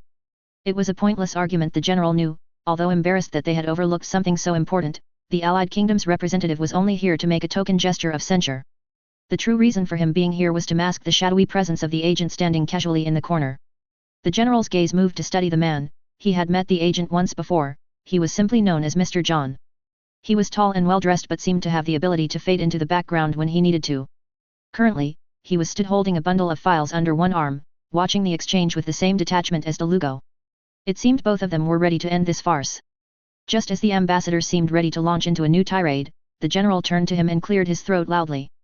Ambassador, we apologize for our oversight in this matter and we will endeavor to cooperate more closely in the future. De Lugo said with quiet authority. Indeed, Mr. Ambassador, we have the information now and one of my colleagues will see it safely back to Londinium. Mr. John said, holding up a file with 11 X's on the front. The diplomat now seemed mollified and soon quieted down. Severin, please see the ambassador safely out. Come see me again afterward for our meeting. Delugo called to the colonel and soon the agent and the general were left alone. The agent approached and the two studied each other for a moment. Delugo did not trust the man, nor did he particularly trust the intentions of the allied kingdom and their commonwealth. Their two countries had been ancestral enemies for longer than the empire existed, and it was expected that the kingdom would resume undermining the republic once the fighting was over. Additionally, they had yet to fully commit to the war. Republican troops were fighting and dying to keep their mutual enemy at bay. All the while the Commonwealth forces cowered behind their navy and sat at home drinking tea. It was insulting. "We think you might find this of some interest, General," the agent said, placing a black file on the table in front of him. Carefully Delugo opened it and began reading. He felt his eyes widen in surprise, not at the content of the file. There had been suspicions about it for years. No, he was surprised they had obtained the plan at all. "It's been verified as genuine," the agent said, responding to the general's next question before he could ask it. "We have a mole in the Abwehr. It seems they are going to act within 2 months, so we are going to give the regent a choice," he explained. "Letzenbourg's forces are tiny, and you cannot expect them all to defect. Furthermore, the empire will move quickly to reinforce." Delugo concluded after a few moments' contemplation, knowing full well what the agent was suggesting. "Indeed, General, we believe it will make a hole in the lines that you can exploit, however," the agent countered. It was as he expected. The kingdom expected them to mount another offensive into Letzenbourg city itself. On paper this might seem like an ideal way to punch through imperial lines. However, the area was not protected solely by the Letzenbourg forces. Their army was far too small to stand by themselves, so there were many imperial troops in that area, who would fight tooth and nail even if the Letzenbourgers opened the door for them. On top of that, they'd have to march into a city where the populace would be split against them 50-50ths. Still, it was an opportunity. If it could be managed correctly, it could work. "We would need time to prepare, but it seems we don't have long," said Delugo thoughtfully. "The regent will want time to arrange things at his end. We believe it best to coordinate it with the operation in Aren," the agent said carefully. Delugo shot him a warning glare. "We will not compromise our operations in Aren. They are Francois citizens, they are our priority," Delugo warned. The two nations had been quietly funding and supplying partisan movements in the city, in the hope the previously republican populace would rise against their occupiers. They had had a great deal of success and soon they would be ready to send mages to support their revolution. He wouldn't prioritize Letzenbourg over even one loyal republican. "We wouldn't ask that of you, sir. We were simply pointing out that the imperial response would be split. It will increase the chances of success of both operations," Mr. John replied calmly. He had a point, and they could use a breach at Letzenbourg to push through to relieve Aren. The longer Aren could hold out, the more it would choke imperial supply lines. He could not risk redirecting any resources away from that. Still, the regent had yet to agree to anything, and they already had offensives better planned and waiting to punch through. A month was not a lot of time to find extra troops and equipment for a new offensive. "You think he'll accept?" Delugo asked quietly. "What other choice does he have?" XXXXX. April 5, Unified Year 1925. 203rd Temporary Command Center, Rhine Front. Second Lieutenant Buron Grants waited in front of the makeshift podium with a mixture of excitement and trepidation. He and his comrades had been sent to reinforce the depleted units that had been fighting here on the Rhine. They had been eager to take the fight to the enemy. How dare they invade the Vaterland? They had all sworn to fight off the Republican invaders and were pumped up to see their first glimpse of real combat. It was because of that they had been understandably disappointed that they were going to receive more training before they were allowed to be properly deployed. What was the point of it all if they weren't ready yet? Their disappointment had been short-lived, however, as they were informed that they were to be trained by none other than Major Tanya von Digurekov and her unit, the Argent Silver. She was infamous at the officer cadet school. It was said that she had once threatened to carve open a man's head open for not listening to her orders. Since then she had forged a heroic reputation, gaining the Silver Wings, fighting in Dacia, Norden, and the Rhine. Rumor had it she had recently rescued someone important, but he couldn't quite remember who it was. To be trained by her was a terrible honor. She would surely turn them into an elite force like the 203rd, but at the same time, everyone who had been at the cadet was quietly terrified. He felt sorry for the conscripted flights. They had no idea what awaited them. He took a moment to look around at his comrades. As expected, they were all smartly at attention. Nobody wanted to be the first to disappoint the Argent. There was one thing out of place, however. A young boy dressed in a miniature version of an imperial private's uniform had appeared at the end of the line. He was carrying full combat gear, including a miniature greatcoat and pointed helmet. He was carrying a rifle that dwarfed him, along with a sword on his belt, but to his credit had managed to look fairly smart. Sensing he was being stared at, the boy turned and saluted with a friendly smile, before returning to his state of readiness in the line. To say that it was strange was an understatement. It wasn't necessarily unusual for there to be mages so young in the Empire's Mage Corps, especially since the Argent had joined, but Grants knew his group had had no one like that in it. Additionally, all mages would expect to be at least the rank of corporal, he was only a private. Some of his comrades seemed to have noticed too and were giving each other confused furtive glances. The members of the 203rd seemed unconcerned however, and before anyone could question the boy's presence they were called to attention. They quickly obeyed and saw 3 officers climb the makeshift podium. On one flank was a tall, stern-looking man and the other was a smiling and attractive young woman. At their center was a young girl, the Argent, he realized. His first thought was that she looked so cute and gentle, then he remembered the stories from the cadet school and steeled himself. Soldiers! Welcome to the Rhine front. The major began projecting her voice to make herself heard. That said, this isn't something to panic about. Since you're all still a bunch of useless chicks, all you should do is stick behind you seniors and you'll be all good. She finished. Her eyes seemed to glow, and her smile seemed threatening, like a predator that had spotted its prey. I am your instructor, Major Tanya von Digurekov. I look forward to your devotion, she finished, earning a nervous and slightly awestruck stare from the gathered troops. He was sure heard a slight snigger from the boy at the end of the line. Lieutenant Weiss. She called, sighing slightly. Chicks. When the major finishes speaking, you will answer yes major loud and clear. Lieutenant Weiss ordered, and the gathered troops began to realize their simple mistake already. Next time anyone forgets you will experience my dehydration spell. Be ready for it. He finished, earning a confused response of yes major and yes lieutenant from the group. They shuffled nervously once again before snapping back to attention under the gaze of their instructor. The major went on to explain the hell that was the Rhine, that it was a graveyard where the Francois Republic would happily punish you for stupid and foolish decisions. She described a terrorscape that would be either their proving ground or their tomb, but those that would survive this trial would be promoted in no time.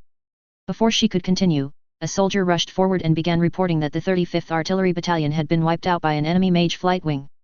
Grants heard worried muttering from behind him. They echoed his own concerns. Nobody wanted to hear their countrymen had been injured or killed. The officers stayed calm however. Despite the news of the attack they acted like it was entirely normal. That's when it really hit him. This was normal. They were at the front lines now. Sensing the unease of the soldiers in front of her, the major cut in once more. Reality is hell. Even killing and getting killed is part of life, so anyone who wants to be a hero, go play with some snipers. The rest of you do your best not to get in the way, she continued before flashing them all a smile. All right gentlemen, we'll probably only be together for a short while, but let's all get along. She finished before she and her companions marched off. He felt a sigh of relief, but also felt strangely rejuvenated. He would learn all he could and fight hard, just like Major Digurekov. He and his fellows collected their belongings and began to wonder where they were going to be billeted. They had been marshaled at the parade ground as soon as they arrived and not yet had time to find where they would be resting. He looked around, seeing the other flights had been joined by 203rd officers and were being led off towards the large stately home that had been commandeered as a command center. Looking around he saw no officer coming for them. 4th Flight Platoon, may I have your attention please? The little boy that had joined them shouted, using a spell to project his voice over the din of the murmuring soldiers. So, he is a mage, thought Grants. He'd found himself a box to stand on, but it still hadn't elevated him high enough to be seen by those towards the back of the group. I am Private Ansbach, but you can all call me Will. If you would please follow me, I'll show you to your barracks. He called with a cheerful and innocent grin, before jumping off his box and marching off towards the mansion with his gear. The group shared a confused look before reluctantly following. Who exactly are you, Private Ansbach? Grants asked eventually, unable to contain his curiosity any longer. Nobody ever calls me Will, he heard the boy mutter before he looked up at him with a bright and happy smile. For now, I'm a trainee like you. Tanya thinks I could do with a little refresher. Since you're all my superiors, I hope you take good care of me. Were they supposed to babysit as well as get through Major Digurekov's training? This made no sense. Still, he spoke as though he knew the major. Maybe this was all part of some bizarre training or a hazing ritual. He had no time to question further however, as they soon arrived at their barracks and began to unpack. It was a large outbuilding that looked as though it had once been used to house agricultural equipment. It had since been converted however and now had been furnished with a number of beds and other rudimentary comforts. The boy had apologized, pointing out that the 203rd had already taken all the comfortable rooms in the house before claiming a bunk for himself at the far side of the room. We should hurry, Lieutenant Weiss expects us back at the parade ground in 10 minutes. XXXXX. April Unified Year 1925. Rhine Theater, several miles behind the front lines. Grants was exhausted. The bulk of their training thus far had been digging trenches miles behind the front lines. Not even Lieutenant Weiss seemed to know why. It was tiring work and burned through their mana quickly as they infused the blades of their shovels with energy to bore into the mud and clay. He'd questioned his superior on the use of magic. According to the textbook they weren't supposed to be used like this on the front lines. It put them at risk of being detected. Weiss had pointed out that they weren't on the front lines and that they couldn't always follow the textbook, before telling him of his own experiences in Dacia. He looked to his right. The little Private Ansbach had been working just as industriously as the rest of them, perhaps even more so. He must have been a miniature powerhouse of mana, as he not only had to power his shovel blade but augment his strength further than the rest of them too, in order to manage the back-breaking labor. He'd kept up with them though and kept a cheerful smile the entire time. He also seemed to possess an infinite source of energy. He awoke long before everyone else and mostly seemed to busy himself so much that he was last to go to sleep. You could almost believe he didn't sleep at all. The boy still hadn't revealed much about who he really was, or how he knew the major. He'd avoided the questions at every turn. Stranger still, it seemed that every night one of the female officers would come and check on him, including Lieutenant Serebriakov, whom Grants had accidentally ended up staring at too long. Once even a maid had shown up. Last night, even the major herself had come to see him, although she seemed to have only shown up to chastise him for something. The joke in the barracks was that she had come to stop his womanizing, which had caused the boy's cheeks to redden with embarrassment. Grants looked up. The major had come to survey the trenches with Lieutenant Weiss. She looked across them with a look of approval, and he felt a mixture of pride and relief at managing to please his superior. "Permission to speak, Major." Private Ansbach called out suddenly. The major looked down at the grinning boy with a look of annoyance. "Private Ansbach, are you enjoying getting your hands dirty?" She replied with a hint of a smile as Weiss covered a grin. "Very much so, Major." The boy cried, saluting, still grinning, taking her question as implied permission. "I was just wondering if you were going to shell us as you did with the 203rd? I'm quite looking forward to it." Grant stared at him in horror. She wouldn't, would she? He knew there were rumors that the 203rd training had been extreme, but surely, they drew a line at bombing their own. He looked up at his officers. The usually impassive Weiss wore an odd frown as though he was remembering something unpleasant. The major just looked down at them, her expression unreadable. "And why is that, Ansbach? I know you're a fan of the artillery, but most people don't want to be on the receiving end." Major Digurekov replied, seeming disinterested. "Well, Major, we've worked hard building these things. It'd be a shame to let them go to waste. I think you'll have a devil of a time taking them down." Ansbach replied with a mischievous grin. "Really, Private Ansbach," she began with an exaggerated sigh. "I must have the patience of a saint to put up with your nonsense." She finished giving a dramatic shrug, while the surrounding 203rd officers laughed at some sort of in-joke that he wasn't privy to. "I'm not about to give a bunch of newly raised chicks the same treatment as my hand-picked veterans, but if anyone wants to experience it for themselves, I'm sure the Republic will oblige you at the front lines," she declared with a predatory smile. "Is that an order to deploy, Major?" the boy asked, still wearing his mischievous look. While Major Digurekov gave him an irritated glare.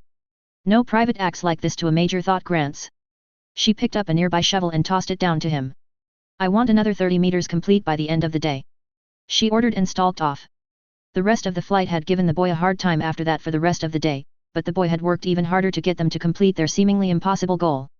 He apologized profusely and promised to make it up to them. They didn't stay angry for long, not after they discovered the stash of contraband he'd been keeping hidden under his bed in the barracks. XXXXX. April Unified Year 1925. Rhine Theater, some days later. The flight trudged along the road back towards the barracks after finishing their sentry duty. They'd been marching for nearly 2 days and were now even more exhausted than when they had been digging the trenches. The only one to seem relatively unaffected was little Private Ansbach, who still seemed a bundle of cheerful energy. It had given them all a boost seeing the boy dutifully slogging along with them. He'd almost become a mascot. It raised their spirits more when the boy had gleefully rushed towards a small group of artillery that had been set up close to where their route back took them.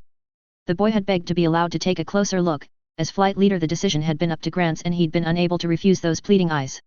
He justified it to himself as an excuse to exchange information, among other things, with another unit. After all, everyone knew the artillery managed to find the best contraband for trade. It turned out that it was a newly deployed unit from the 7th Artillery. They had managed to make a good trade of some Albion Scotch in exchange for cigarettes all the way from the Unified States. Little Ansbach had been excitedly asking the artilleryman about the guns, how far they could shoot and what damage they could do. He seemed very enthusiastic. After sharing an illicit glass of the artillery captain's schnapps, Grants found the officers of the artillery didn't know why they were even put here. They were out of range out here, and most of their guns were facing the wrong way. They'd double-checked with command, but they were explicit this was where the brass wanted them. They were stuck twiddling their thumbs. They had nothing to do but drink and gamble.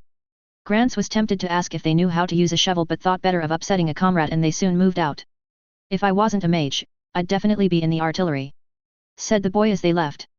"You could always be an artillery spotter," ventured one of the soldiers from behind. "Nah, they have to stay still too long," he replied, and everyone giggled, knowing the boy never stayed in one place for long. "Besides, we can't all be the Argent." He finished reminding everyone of how their commander had become the legend she now was. I don't know, another piped up. The saint is supposed to be about your age too, maybe you're the next great ace. Not if I stay on the Silver Wing's bad side. The boy smirked and they all laughed, their spirits rejuvenated once again. After some time Grants heard some grumbling once again, someone was bemoaning about not being allowed to fly back again. He sighed and once again tried to explain that if the commander ordered it there must be a reason. That's right, said Lieutenant Serebriakov stepping out from behind a tree, startling the group. Fourth training flight, you arrived second, good job, but try to be first next time, okay? She paused, taking a moment to smile at Private Ansbach before studying them. I wish she'd smile at me, Grants thought. What's the matter? One of his flight asked as he recomposed himself. He heard the young private snicker again. Well, it's just we've been marching for 2 days and... The soldier began but was quickly cut off by Serebriakov. Don't worry about it, this is the army. Besides, I've been through much worse. Your struggles are adorable in comparison. XXXX. April Unified Year 1925. 203rd Temporary Command Center, Rhine Front, several days later. Lieutenant Grants was struggling to stomach his rations in the makeshift canteen that had been arranged for the trainee replacements. It was mostly stale potatoes, with a small amount of meat and canned goods. He was still near the rear and an officer to boot. If this is what we got, how bad must supply be for those in the front lines? He found himself thinking. He looked around, noting similarly disappointed looks from his compatriots. Their unofficial mascot had a potato on his fork and was eyeing it with so much suspicion that Grants wondered if it was a grenade. Even Private Ansbach's infinite enthusiasm had been blunted by the Rhine's supply problems. Grants had heard the major had saved part of the Emperor's family, surely they could get something a little fresher. Does this potato look okay to you, Lieutenant? I think it smells funny. The boy asked if anyone needed their vegetables. It was young Ansbach, but even Grants had to concede these wouldn't do much to help him grow. He wasn't the only one grumbling about the food either, plenty of the other soldiers around moaning about the food, but the mood wasn't all bad. Still, Second Lieutenant Grants, it's unexpectedly comfy here on the Rhine, plus our wing commander is such a cute girl, said one of the conscripted men. Grants paled and rounded on the man while Ansbach was laughing so hard he spat out his suspicious potato. Watch what you're saying. She's a living legend, who is still spoken about in the officer school. Grants chastised. But... The subordinate tried to argue, but Grants cut them off. They all say, Cadet First Class Digirakov is scarier than the battlefield, absolutely do not mock her. He finished breathing hard. If any of his friends were caught disrespecting the major, he would certainly be held responsible. You don't know the half of it. Private Ansbach smirked conspiratorially, before launching into some tall tales of the major's cruelty. I'm not so sure, Ansbach. From what I hear she has a soft side, one soldier interrupted. Grants wanted to cut in but was curious despite himself, while the boy casually sipped his drink. You've heard the rumor that the saint is hanging around. The man said, earning disapproving jeers from the other soldiers. They all had heard that rumor, but nobody had seen him, besides he was supposed in his homeland of Letzenbourg. No, really. I hear the 203rd have a bet going on. Apparently, the wing commander has a thing for him. He finished but was greeted to laughter and derision, while the private spat out his drink in disbelief. I should have known it was something stupid, Grants thought, turning to pat the now choking private on the back. The boy thanked him as he struggled to regain his breath, but they were soon interrupted by an announcement over the intercom that had been erected throughout the mansion. Plus attention. Attention. All training flight wings will assemble in the briefing room in 3 minutes. Plus. They all rushed from the room terrified. Not being on time when ordered was why the major had threatened to lobotomize the guy in the cadet school. If they were late, there was no telling what she would do. Grants burst through the door, seeing they'd been beaten by the 7th Flight Training Wing once again. All of them except their little mascot, that is, who had somehow managed to get ahead of them and don full battle gear like the 203rd who were stood at attention at the front of the room. They quickly fell in and waited for the others to join. Just before the deadline, the major and Lieutenant Wee strode through the room, only stopping to glance comment that the private looked scruffy, to which he was unable to reply as he was still coughing slightly. She took her place at the front of the room and despite her small size seemed to dominate the room with her presence as Weiss declared all training flights lined up and ready. All but the 4th and 7th training flights were late. The major began with an all too innocent grin. Those who failed will be going to the trenches to learn the importance of being on time. Grants couldn't help but feel bad for the other wings. He'd tried to warn them, but they hadn't taken him seriously. He didn't think it was a coincidence that the training wings that arrived on time were the ones that had officers from the cadet corps in them. He hoped his comrades would be okay. For those who were on time, I have a reward, she continued looking towards the lucky ones. Grants felt a slight sinking feeling in his stomach. We're going to make some new friends. May 1st Unified Year 1925. 203rd Temporary Command Center, Rhine Front. Although it had been several days since the nighttime raid into the enemy trenches, Grant still had mixed feelings about the whole affair. The whole thing had been a blur, a combination of his survival instinct and the drilling that compelled him to follow orders seemed to have been the only things that had gotten him through it all. They had crawled through the toxic mud of no man's land before he'd leaped upon a Republican soldier and beaten him viciously with his shovel. He'd almost kept swinging until the whispered orders brought him back to reality. They had thought all was lost when a sentry happened across them. Grants had frozen in horror as the soldier began to raise the alarm only to be silenced by Private Ansbach. The boy appeared from a hidden vantage still on the top of the trench and sliced the man's throat with his sword before he could give them away. Somehow both the boy and the rest of the 203rd managed this with an eerie sense of calm and professionalism. "Sorry, Major, it seems like I'm not good at making friends," the boy whispered as he reported to the commander. With that, they grabbed the prisoners, quickly powered up their flight gear and took to the skies to escape. It seemed like the second they hit the sky, their magical signatures were detected and every machine gun, anti-air turret, and rifle at the Republic's command opened up. Grants was sure they would die, there was too much incoming fire. Then it happened, the commander began to gain altitude, shining bright and calmly sang a hymn. It was inspiring, and silently he thanked the Lord for their commander's guiding light. He desperately didn't want to be left behind and had started to follow, before being dragged down by Lieutenant Weiss. "Keep down. She's drawing their fire for you," he had reprimanded. It was too late for two of their comrades though. "Stay ahead of me and you'll make it back," Ansbach added, flying on his back taking pot shots at the enemy muzzle flashes in the dark, before hanging back and extending his shield. "Focus on speed, I'll shield your back," he finished as fire pinged off his protective shell. It wasn't until they returned and handed over their prisoners that Grants truly realized what had happened. He had almost died, he'd experienced the battlefield for real now. He'd confessed his confused battle haze to Lieutenants Weiss and Serebriakov. He'd expected to be chewed out as he had been at the cadet school, but they looked at him sympathetically and told him, "It takes you like that sometimes." He shook the memories from his mind and tried to return himself to the present. He had duties to attend to, he was now a member of the 203rd. Even in that, he had mixed feelings. He was proud to have been chosen as their replacement but worried how well he would be accepted. After all, if not for those potatoes there would be no one to replace. He left his new room and began making his way towards the equipment room. He still had plenty of time before he was due but wanted to make a good impression. As he turned a corner, he was surprised to see Private Ansbach chatting to one of the Letzenbourg observers. Unusually, he was wearing the uniform of a Letzenbourg colonel. "Lieutenant Grants, I hear congratulations are in order," the boy called, dismissing his comrade. "Let me reintroduce myself, I'm Colonel Wilhelm Victor von Hohenzollern, Prince of Letzenbourg." He bowed with his ever-present smile. "The saint." Grants mouthed in surprise, before remembering he should salute, gaining a chuckle from the boy. The prince bided him to join him as he walked towards a meeting with the major. "Your comrades, I'm sorry they didn't make it, and for poor Warrant Officer Xanen of course," said the prince, and for the first time, he saw the boy's smile disappear and was replaced by a deep frown. "I didn't expect. I should have." He began muttering, looking slightly distant, and Grants wondered what else the prince had been hiding behind those smiles. "Well, it can't be helped now, I'll arrange something extra for their families," he finished. Grants thanked him, slightly surprised.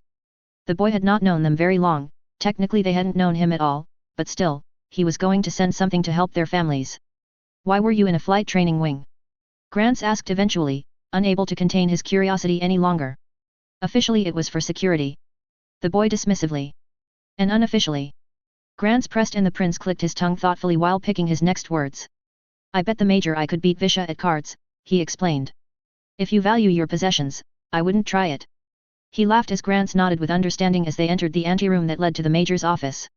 Grants was a little disappointed to see Visha wasn't there. "What would you have got if you won?" Grants asked. "There are some things you don't need to know, Second Lieutenant." A familiar yet terrifying voice appeared as the door opened from behind. Grants straightened, turned, and saluted immediately. There was a strong smell of burning fabric coming from the main office fireplace. "And there are some things you'll never get to see, Colonel." Author's note.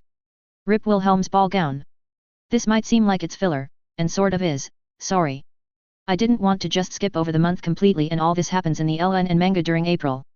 I have tried to put a few Easter eggs, nods, and hints to both this story and the canon. I don't think this has been a waste for me, however. This is the first part of the story that has ever crossed into the main story directly, and it has been helpful for me to decide quite how I'll proceed with writing this as the two collide.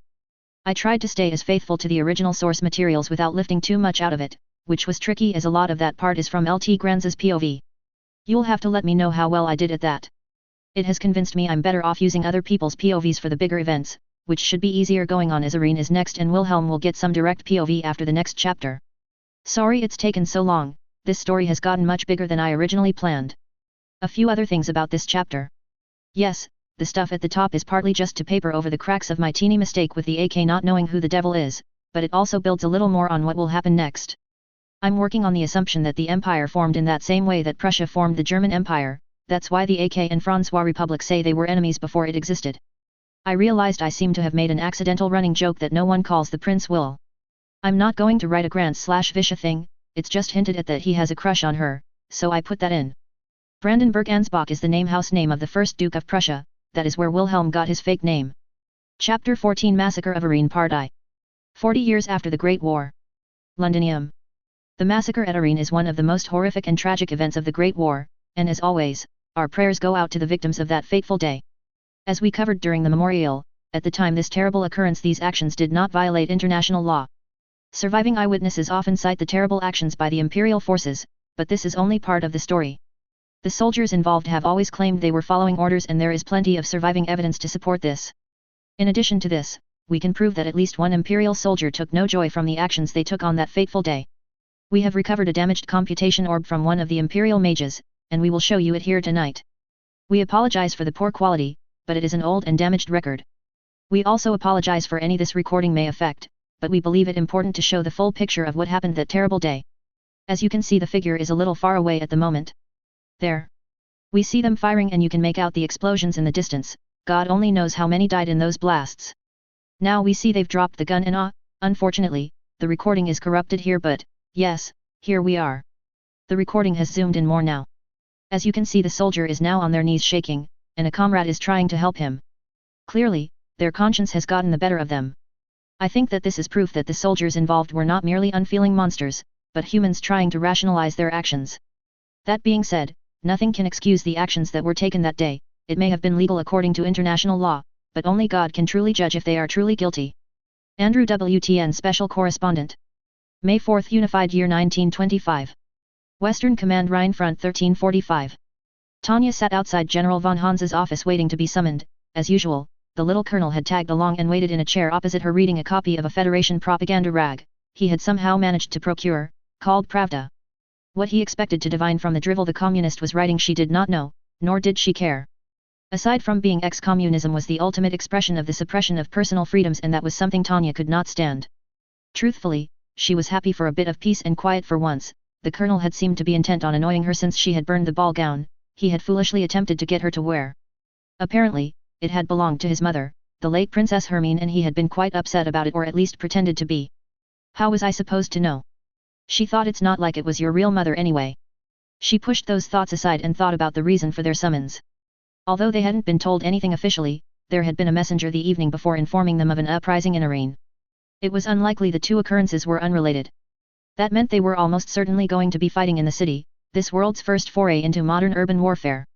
The general's adjutant appeared at the door and bided them to enter.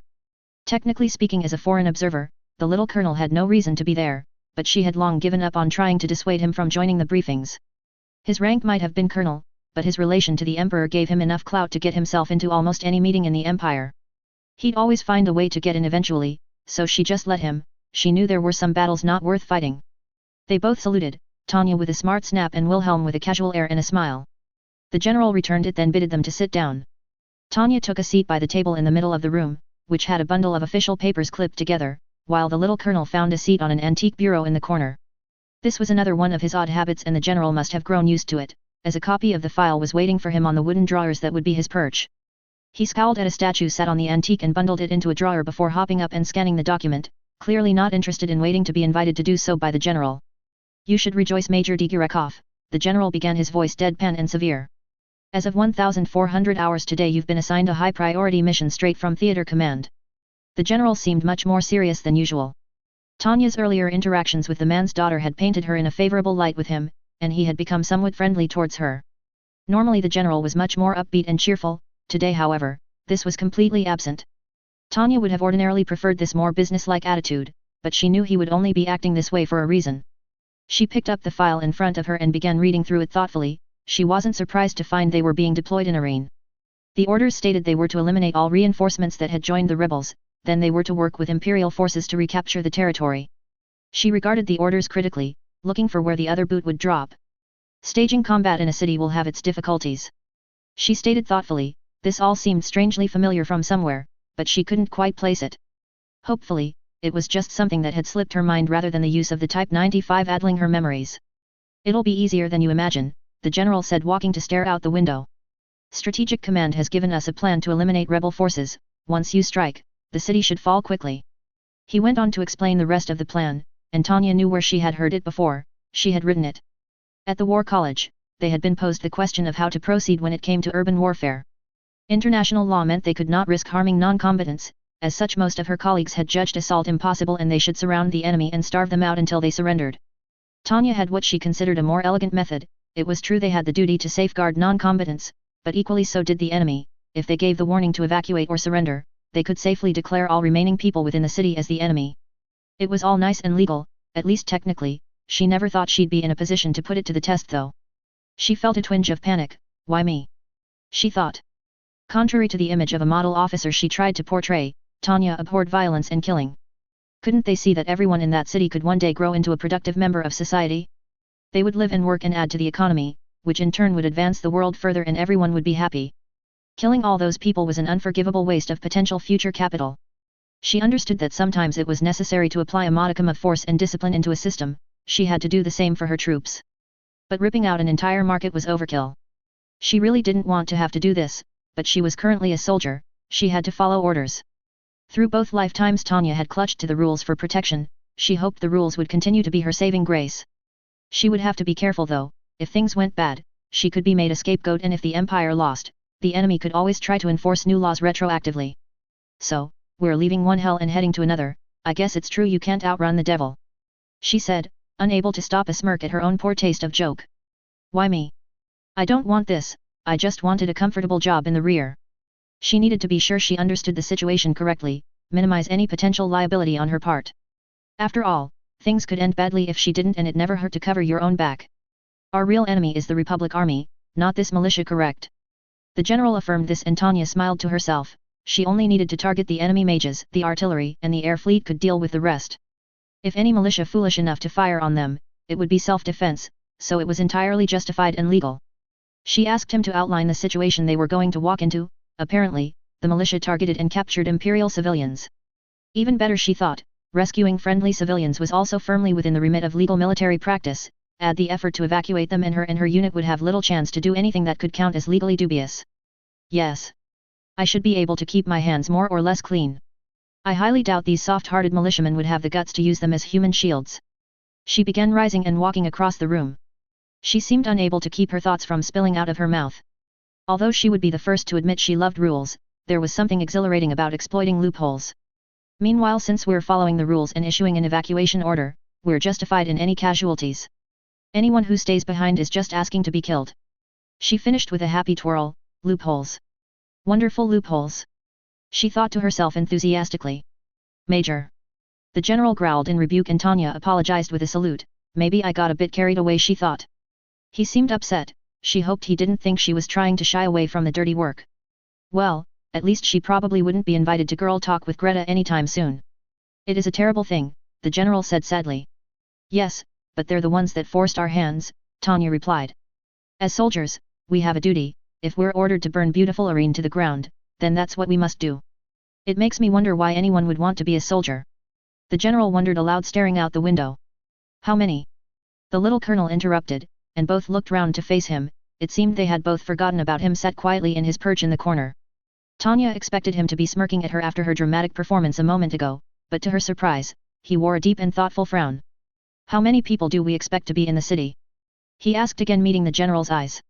Many have already left, but including the civilian population we expect there to be several thousand people still within the city. The general stated, giving the boy a slightly worried look. I see. The colonel said thoughtfully, and his eyes scanned the document once again. Tanya thought she saw a hint of something unrecognizable in his expression. Crap. Tanya thought the little colonel could be a problem if he decided to be uncooperative. The only question he'd asked the entire briefing was how many targets were there? How big of a body count did he want? Perhaps it would be best if you set this particular mission out, Prince Wilhelm, the general ventured. It's a delicate situation in Aren. it would be better if the royal family didn't get involved. Yes, stay out of this. Thought Tanya, it was bad enough she had to keep him safe for whatever he and the Imperial Spy Master had cooked up, but she knew she'd somehow get the blame if he went on a rampage. The boy seemed to think about this for a moment, then he hopped down from his perch and wandered towards the chart in the other corner of the room. He made a spectacle of studying it, his childlike act was entirely absent, he seemed distant and lost in thought. I'm sorry General, I disagree, if it's so delicate, as part of the royal family I should bear witness. The little colonel said quietly with a serious look in his eyes. The general went to argue but the boy cut in again. It's your daughter Greta's birthday soon, yes? I'll make sure to send her something, he said and quickly continued before the general could reply. It's fortunate she doesn't have magical talent, she'll escape the draft. He finished and Tanya saw the general deflate at the mention of his daughter. Wilhelm was going for the jugular it seemed. She narrowed her eyes at him. What are you up to? You asked why anyone would want to be a soldier, the boy said as he turned to face the general, fixing him with an intense stare. The reason I fight, General, is so that others don't have to. Should I just sit behind while everyone else fights and dies for me? The manipulator asked, leaving the question in the air, managing to sound like he had been insulted by the general's request. Should I let others do the difficult jobs while I sit and enjoy the benefits of the blood of the fallen? He asked, and Tanya wondered if he realized, he had indirectly called the general a coward.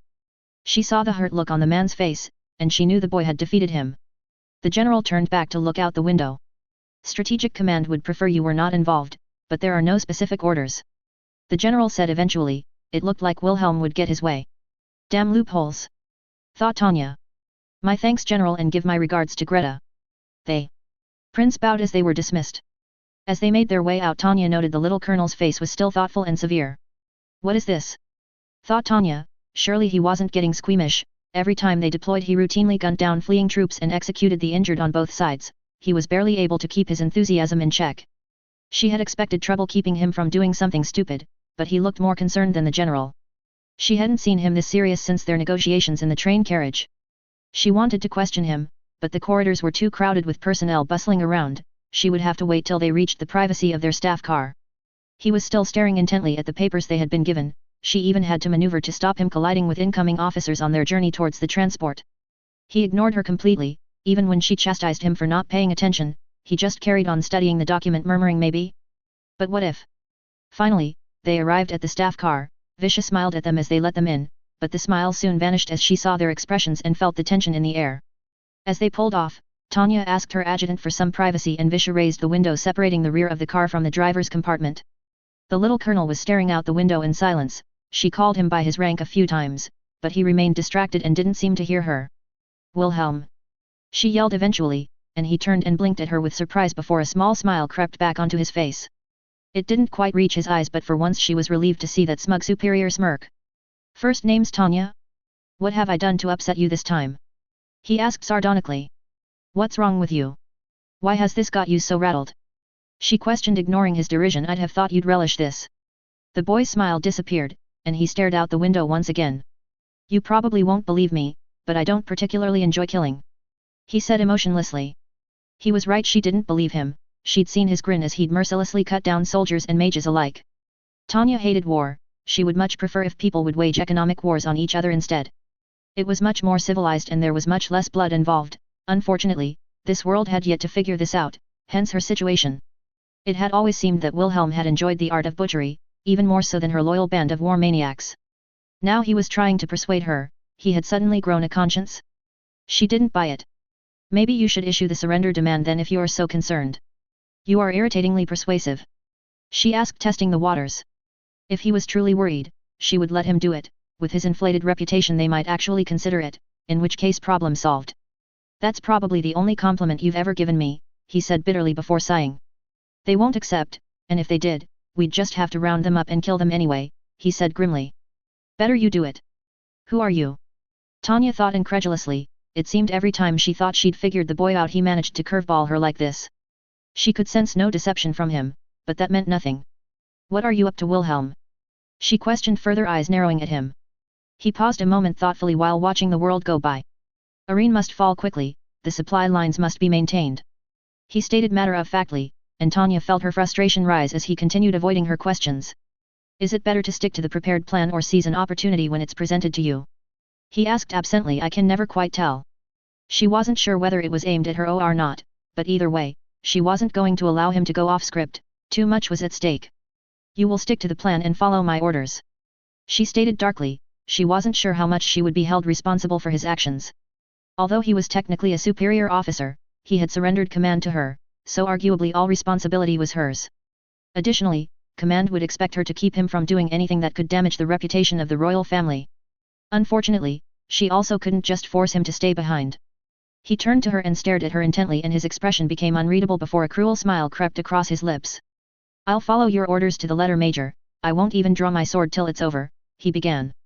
If I'm lucky it'll all soon be over, if not. He paused and looked out of the window thoughtfully. I guess they'll die anyway, so why does it matter? May 4th, Unified Year 1925. 203rd Temporary Command Center, 1530. Sophia Zerbest felt unusually anxious as she watched the 203rd Aerial Mage Battalion begin lining up in anticipation of their upcoming mission briefing. As an observer, she and the rest of the prince's entourage stood to one side, but they still made sure to appear smart and in good order, so as not to shame their young master. She was anxious because for once she didn't know what this briefing was about. The prince and Major Digirakov had been called to command for a meeting earlier, and he had been distant and thoughtful ever since. She had asked him about his meeting, but he had mumbled she would have to wait for the mission brief while he hastily scribbled a message, stopping occasionally to rewrite parts as he concentrated. This concerned her greatly. He had always confided in her and her sister Christina. He would usually confer with them in private before missions to get their opinions and ideas. That he hadn't, worried her. Have I lost his trust? The prince had spent much of the last month with one of the mage replacement training wings, posing as a trainee under a pseudonym as a forfeit for losing a bet. Christina had been furious he was being disrespected, but Sophia suspected he'd actually been enjoying it. His position meant he never really had much in the way of comradeship, and he had seemed to be having fun overcoming the various trials with his team. Until the food poisoning incident, that is. It was already difficult to get the prince to eat. He was certain either his brother or communist sympathizers would somehow find a way to poison him. As a result of these fears, he ate very little. Christina believed this was why he was so small, and when he did eat and drink, he adopted strange habits. He would carefully watch what others ate and drank and have only what they did, reasoning that it was unlikely that a poisoner would risk too much collateral damage by poisoning a whole group. Unfortunately, Warrant Officer Xanen's bout of food poisoning had made the prince worry that the soon-to-be duke would risk poisoning the whole food supply just to get at him. He'd ordered a quiet investigation, but she'd found no signs of interference. It had simply been a bad batch of potatoes, but the prince was still wary and seemed to look on everyone with more suspicion than usual. Whatever the officers had been told at command had added an extra level of agitation to their master. He didn't seem worried per se, more uncertain, as though he wasn't quite sure of his next course of action. Seeing this expression from a boy used to concocting grand schemes and turning situations to his advantage was incredibly unnerving. Was he worried this would affect their operation in Letzenbourg? Unusually for this briefing, the prince had elected standover with the other Letzenbourg mages. Usually, he would stand up on the podium with the major and her deputy. He was currently pacing impatiently, occasionally stopping and drawing his sword to stare at a moment before returning to wearing a groove in the floor. Sophia recognized the habit. It had become almost ritualistic for him, a way for him to refocus himself when he was concentrating. Finally, the officers approached the podium and the group was brought to attention as the prince stalked into position next to her. Digirakov marched into the post and surveyed her troops with approval. Sophia had to hand it to them. The 203rd was nothing if not professional. Battalion members, we're going on a trip. The girl declared with a face much sterner and serious than anyone her age had a right to be. She went on to explain that the Republic had sent mages and airships to back up the partisan movement that had sprung up in the city of Aren. Not all that unexpected, Sophia thought. An occupied territory was always going to be tricky to keep under control, and if there were an uprising it made sense for the enemy to send reinforcements. She saw the primary problem at once. Aren was a railway hub. While it was contested, the already straining supply lines would be pushed almost to breaking point. Still, she wasn't quite sure why this would bother the prince so much. Perhaps he was concerned the supply situation would affect his own plans. Now then, to crush this rebellion once and for all, the major paused as if choosing her next words. We must completely eliminate Republic forces and those who refuse to surrender. The assembled troops began to murmur to each other with a growing sense of unease. She could see why sympathizers meant civilians. They were expected to kill the civilian militia? Was this what the prince was so concerned about?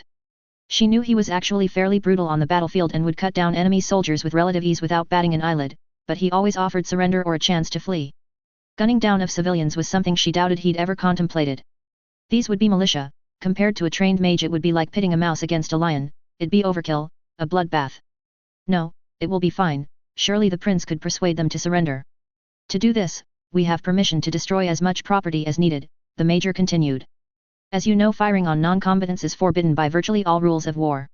However, we will issue declarations both before and after combat with the enemy mages. If the militia accepts our terms of surrender, we're done. If they refuse, however, we must consider them hostiles and kill them. In this event, we will be supported by the artillery and the air fleet. It's worse. They'll be classifying everyone within the city as combatants, even women and children. If they don't surrender, it'll be a massacre. This must be it, the reason for the prince's unease. He feared having to slaughter all those civilians. The idea of doing it herself made her feel sick. I won't do it. Not for the Imperials. She rebelled inwardly. I have my morals, even if he asked me I'd. She stopped herself. She had a deep sense of foreboding. Slowly she looked down at her prince. He was biting a thumb nervously, while his other hand grasped the hilt of his sword, turning his knuckles white. He's going to join them. She realized, looking to her sister nearby. Her expression was a reflection of her own feelings. This was why he'd kept them in the dark. He knew they would try to talk him out of it. Do you have anything to add, Colonel? The major asked, staring down at the boy. Of course. Digirakov knows how persuasive he can be. She's waiting for him to offer to give the declaration. Sophia, though feeling slightly relieved. Soldiers, as a member of the Imperial Royal Family, I assure you my uncle the Emperor and the Fatherland have full trust in you to do your duty. He began uncharacteristically quiet and somber. Follow your orders and there will be no stain on your souls. He finished before taking his place back in the line. He seemed distracted and began biting his thumb once more absent-mindedly. Sophia was stunned. Why had he not offered to persuade them to surrender? And that speech, it didn't seem like something he'd usually say and certainly not how he'd usually deliver it. She briefly wondered if Digirakov had forced him to say this, but seeing the perplexed look she was giving him soon changed her mind. What's wrong with you, my prince? The major stalked off and Lieutenant Weiss informed them they had 10 minutes to suit up and get ready. As the battalion moved out, the two sisters blocked the prince's path. In his distracted state he almost bumped into them. Houseman looked on with concern. Sophia gestured him to carry on. He was loyal, she knew. The prince trusted him with his life, but he hadn't yet trusted him with his secrets. Prince Wilhelm, maybe you should reconsider. Go. Her sister began, before being cut off by the prince. I've already heard enough of this from von Hans. I'm going. He stated with a flicker of anger in his voice. It could severely damage your reputation to get involved in something like this. Sophia interjected. She knew he carefully managed how people perceived him. Being involved in a massacre could destroy his image as the Saint of Letzenbourg. I've already sent a telegram with words of encouragement to the artillery and the air fleet. Not going would destroy my reputation. He stated, trying to push past them. Depending on the message he could be right. He would seem too cowardly to follow the orders from command. Even if as a foreign officer he didn't need to follow them, the chain of command between different forces was murky at best. Then please, offer the militia surrender yourself. They are more likely to listen to you. Sophia returned. The major is in command. She will issue anything official. The prince argued, cutting off any further argument by stopping and fixing her with a glare. Even then she could see the uncertainty in his eyes. Why? She mouthed, unable to keep the question from her lips. She held her stare for a few seconds and saw sadness begin to fill his emerald orbs. His gaze shifted between the two women nervously. He still wasn't certain about this, she thought. His resolve seemed to harden, and his face contorted into a stern scowl. You know there are things I don't tell you, this is one of them, he said coldly. Irene must fall quickly. She could still see the sadness in his eyes, and she couldn't help feeling disappointed that even her and her sister had been shut out of his thoughts, especially when he seemed to be struggling to reconcile them. The prince had decided that there was no more need for discussion and ordered them to suit up. He turned and marched away. They hurried to the equipment area and Christina began helping the prince suit up. He said nothing to them but was listening carefully to the chatter around the room. Lieutenant Grants especially seemed to be worried about this mission, and the prince seemed to be studying his conversation with Weiss carefully. Are we really going to do this? Grants asked Lieutenant Weiss. If we have to wipe out everyone in a city, that means we might. His voice trailed off and Sophia felt her stomach clench as she felt the echoes of her own fears in the man's words. Meanwhile, Weiss remained silent, concentrating on preparing himself for the upcoming mission. No one's going to surrender because we issue some declaration and artillery on the city. He continued as Weiss rose from his place at the bench and stalked over to him. Besides, how do we tell the difference between militiamen and civilians? How ma? Grants was cut off as Weiss grabbed him by the collar and pulled him up to face height while fixing him with a serious stare. We're here to follow orders. He growled before stalking away, and Grants was left shaking, trying to choose between his conscience and his duty. The prince had watched the whole scene with an unreadable look on his face. For a moment Sophia thought he might go and comfort the man.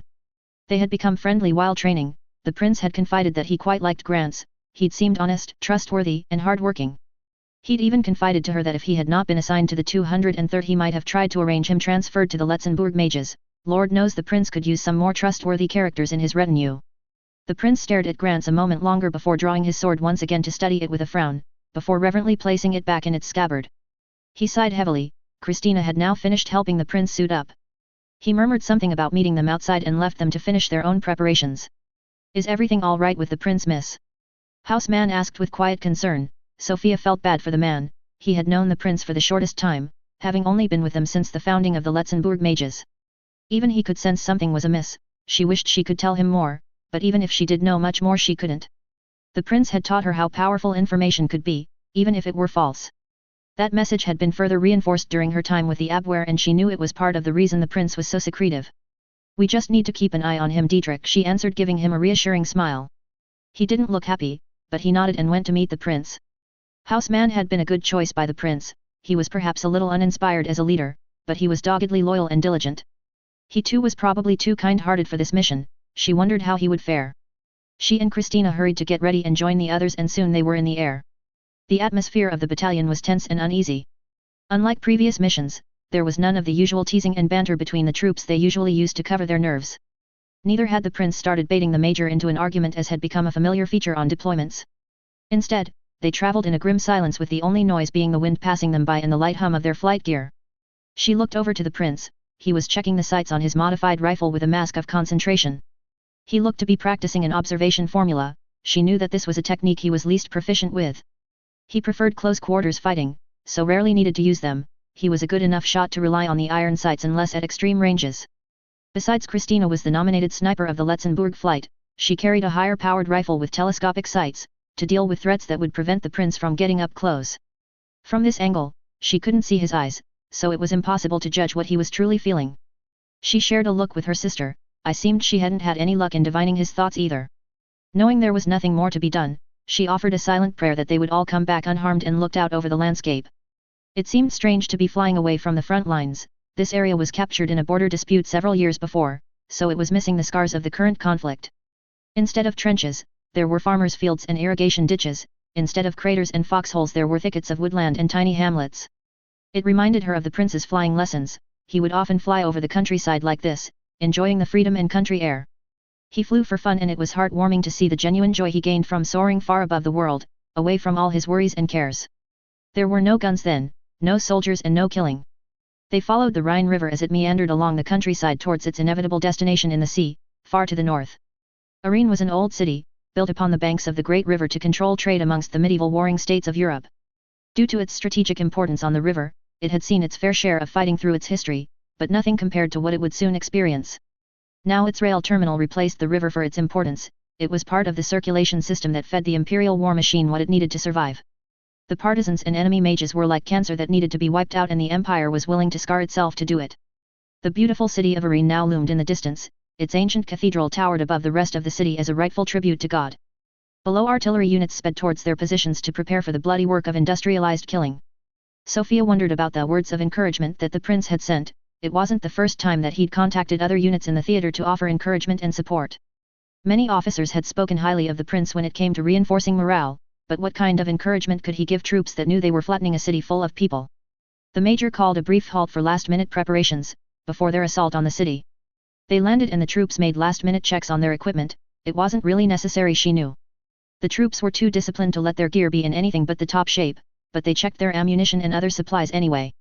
The prince landed on a nearby tree and stared out at the artillery setting up in the distance. Sophia felt the need to try one more time to dissuade him from the mission and moved over to talk to him. Perhaps he could join an artillery unit and encourage the troops from the rear? Surely that would be enough to save his reputation without the risk of staining it in Aren. My prince. She called, but he ignored them, not even looking down at them. Christina had now joined her, and she went to call up to him once more, but he beat them to it. Don't, I've already made up my mind, he said levelly before changing the subject. It's beautiful out here, isn't it? He said, injecting a cheerful tone into his voice. Sir. She tried to push, but he cut her off again as he jumped from the tree branch. If all goes well, it'll all be over soon, and we can have a little holiday out in the country like this. He continued. Then I can keep my promises to you all. He smiled, but Sophia couldn't feel energized by it as she usually would. That he was putting on his front for her and her sister hurt. They knew this was not the real him, and he knew that. Maybe I'll even make you a General Digirekov. I know you're listening. He finished, giving the girl a mirthless smile. She ignored him and went to converse with Lieutenants Weiss and Serebriakov, while the prince sat by the riverside and began chewing his thumbnail again. He won't be dissuaded, Christina stated sadly. Why won't he talk to us? She asked, mirroring her own thoughts. I wish I knew, sis, Sophia replied, looking out to their little master. It seemed they would get nothing more from him, so they checked their gear and prepared themselves. Soon the major roused them all to action. Onward, to Arene. Author's note. Right, first off, I apologize, I said Prince POV next chapter, but already Arene is longer than planned. Maybe it was optimistic to do it in one chapter, but I promise gets POV and stuff is explained about him. The prince will probably seem very off in this chapter, this is on purpose and the reason will be revealed in the second part. He'll also explain some of his thoughts when I get his POV, after rereading I suspect he'll need to explain himself. I sometimes forget that you guys don't know what's going to happen, lol. I explained a bit of the prince's odd eating habits in this chapter too, this little detail I've had in since chapter 7 and it's why he drinks Tanya's coffee despite obviously hating it. I like putting these little details in, even if it doesn't add too much to the story. Hopefully, you'll notice more as things get revealed. I've used the anime for most of my reference on Arene thus far. I've tried not to take too much without adding to it, but if you feel I've taken too much from it, please let me know. I wanted to keep Tanya's twirl in though.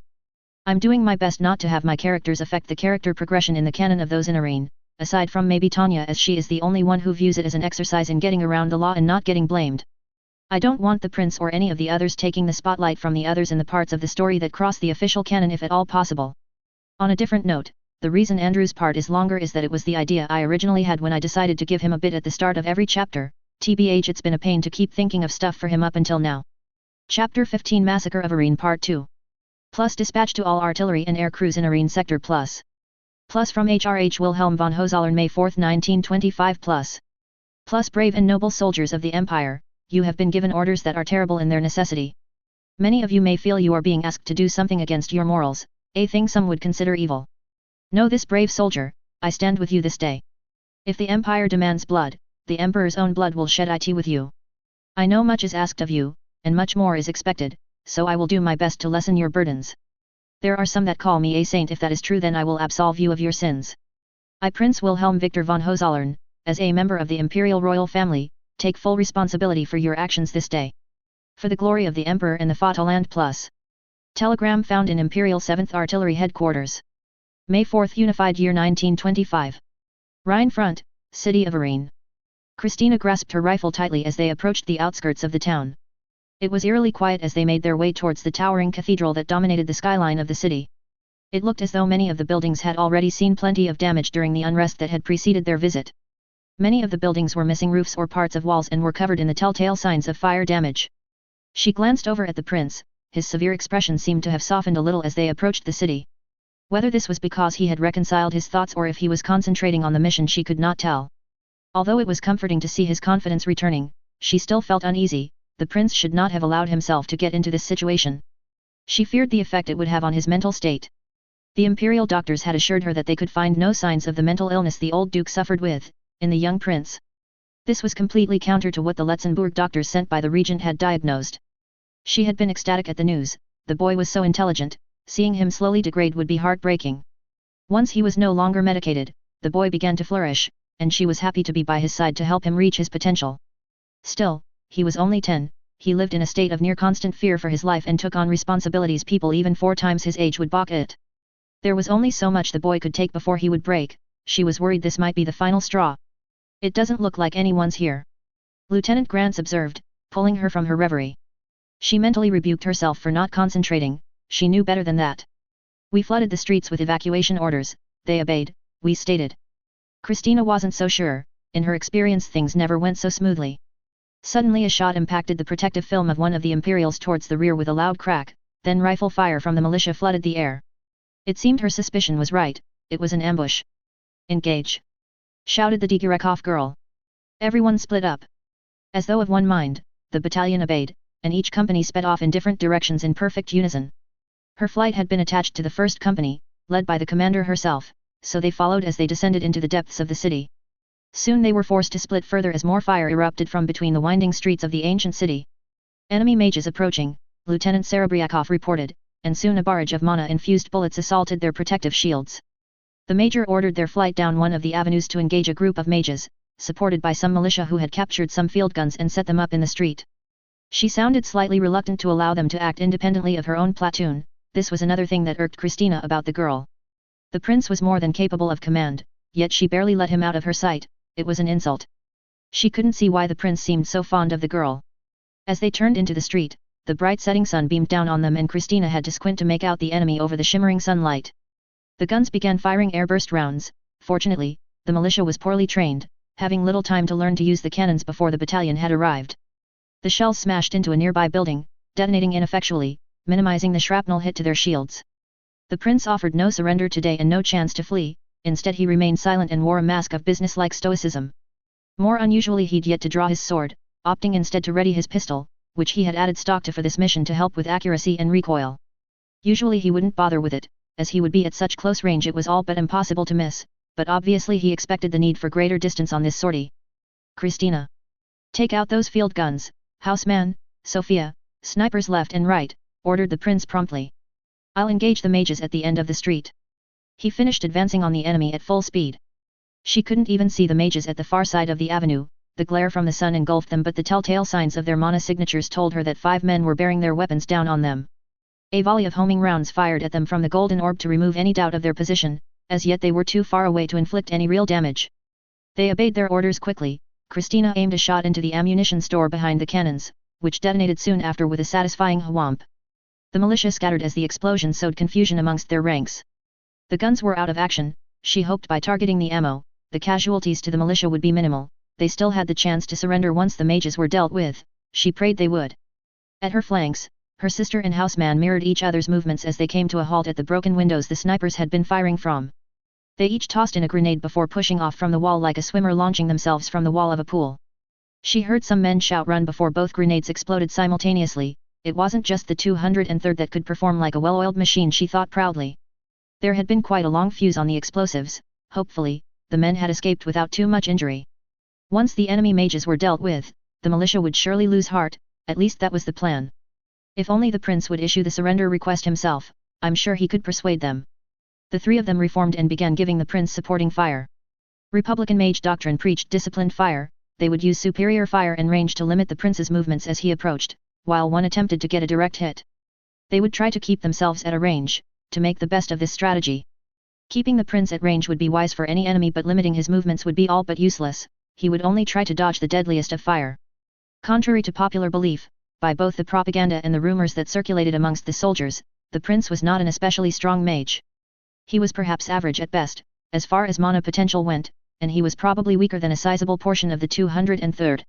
What he excelled at was managing the release of his mana. He had learned to increase and decrease his output much more precisely than most mages, even managing to make himself all but undetectable unless doing something that needed large amounts of power. He'd extended this control over his mana output into modifying both the active and passive barriers mages used for protection, deploying them directionally to save power instead of creating a defensive bubble. This obviously left him at risk from attacks at the rear of the flanks, but when charging directly at the enemy, he could reinforce his barrier forwards to be all but impenetrable, without overloading his computation orb. He also used his shields offensively, smashing into his foes like a freight train, to devastating effect. The prince was closing fast and even the disciplined Republic mages were rattled at the limited effect of their fire. They began to back off, but it was too late. The Type 97s they'd procured helped increase their speed far beyond that of the Republic mages, and the prince smashed into the platoon leader using his forward barrier like a medieval warrior smashing his shield into the enemy.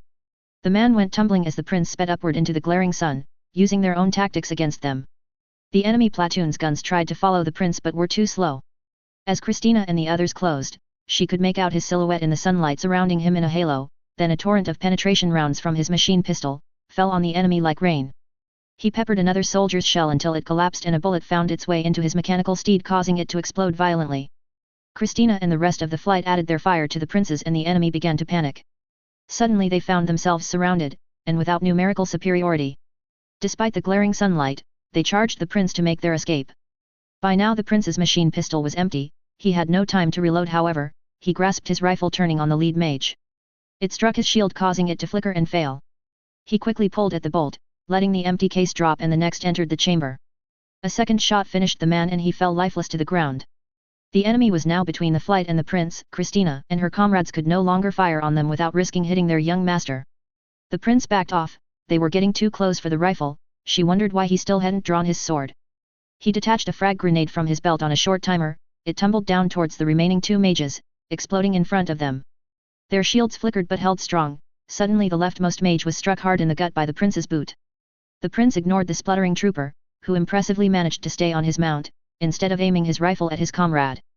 At point-blank range, the round obliterated the man's shield and then his head soon after. The last trooper had now recovered and grasped the prince by the throat, screaming vengeance for his fallen comrades. Christina gasped in alarm, raising her weapon to take down the last soldier. She peered through the sights, trying to get a clean shot, but paused. The prince was smiling. He held up a grenade and pushed it into the man's uniform. It must have panicked the man as he immediately let go of the prince and began hurriedly trying to rid himself of the explosive. Taking the opportunity, the prince escaped and flew back towards them as quickly as possible. He turned onto his back and shouted "Addy" with a chuckle, as the soldier exploded in the air. The street was now quiet and empty, but gunfire still echoed around the city.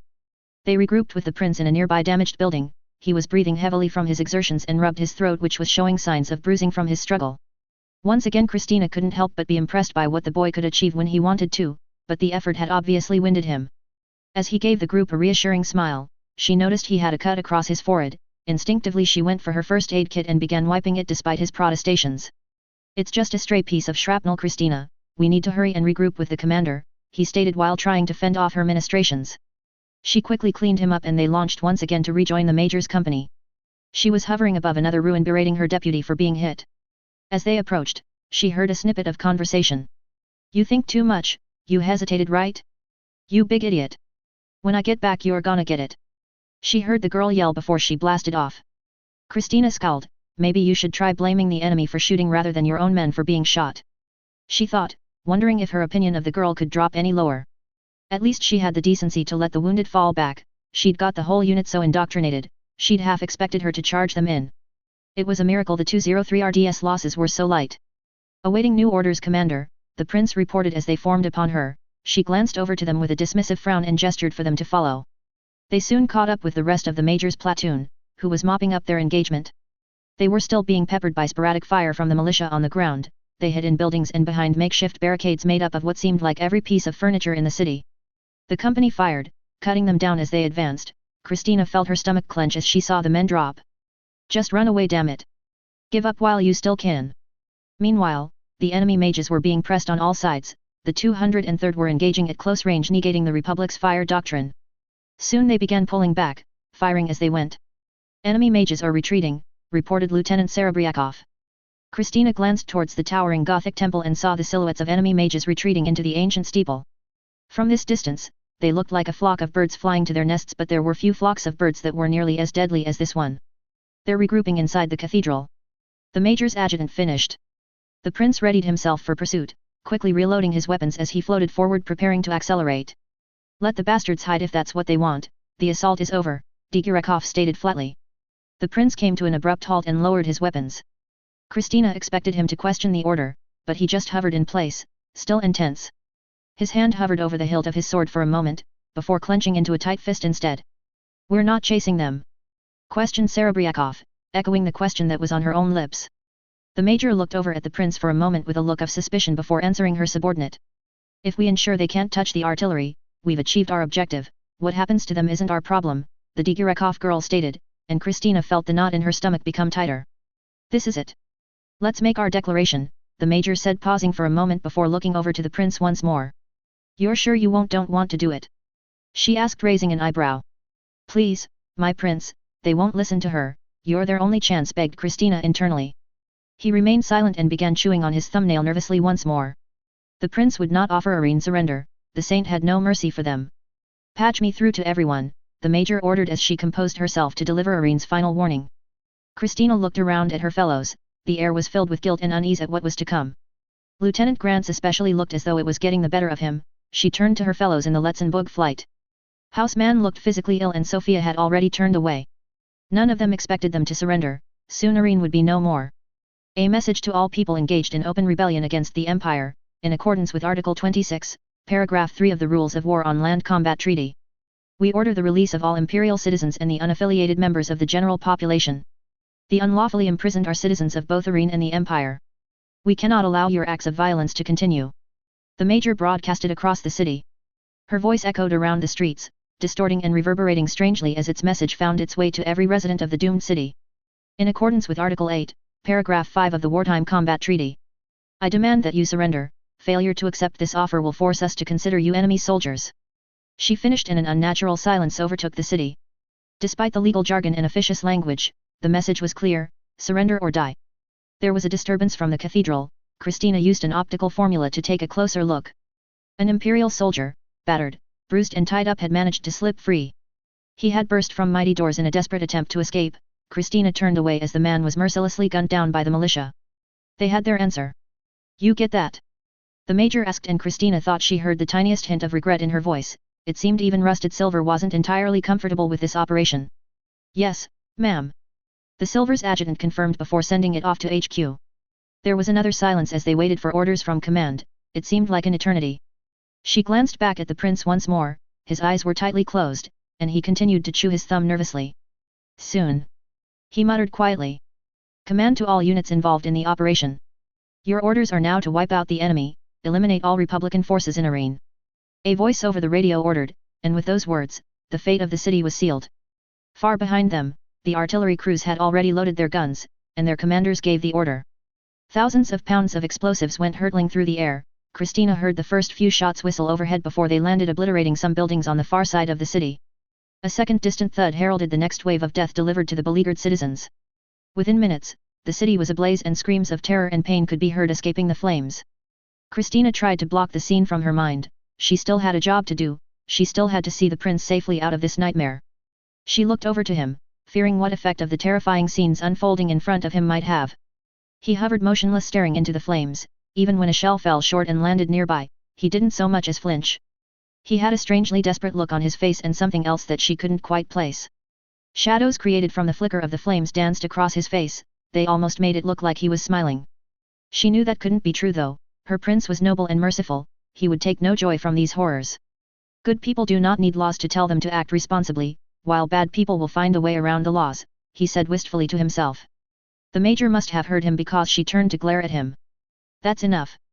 We have prisoners to rescue, she yelled, snapping everyone from their reverie, and she soon began busying the battalion with instruction for the extraction of the hostages. Commander, permission to act as a spotter for the artillery, the prince cut in as his expression became professional and impassive once more. Christina and her sister both looked at him with surprise, while the Digurakov girl regarded him with suspicion. Denied, the artillery have their own spotters, we're rescuing prisoners.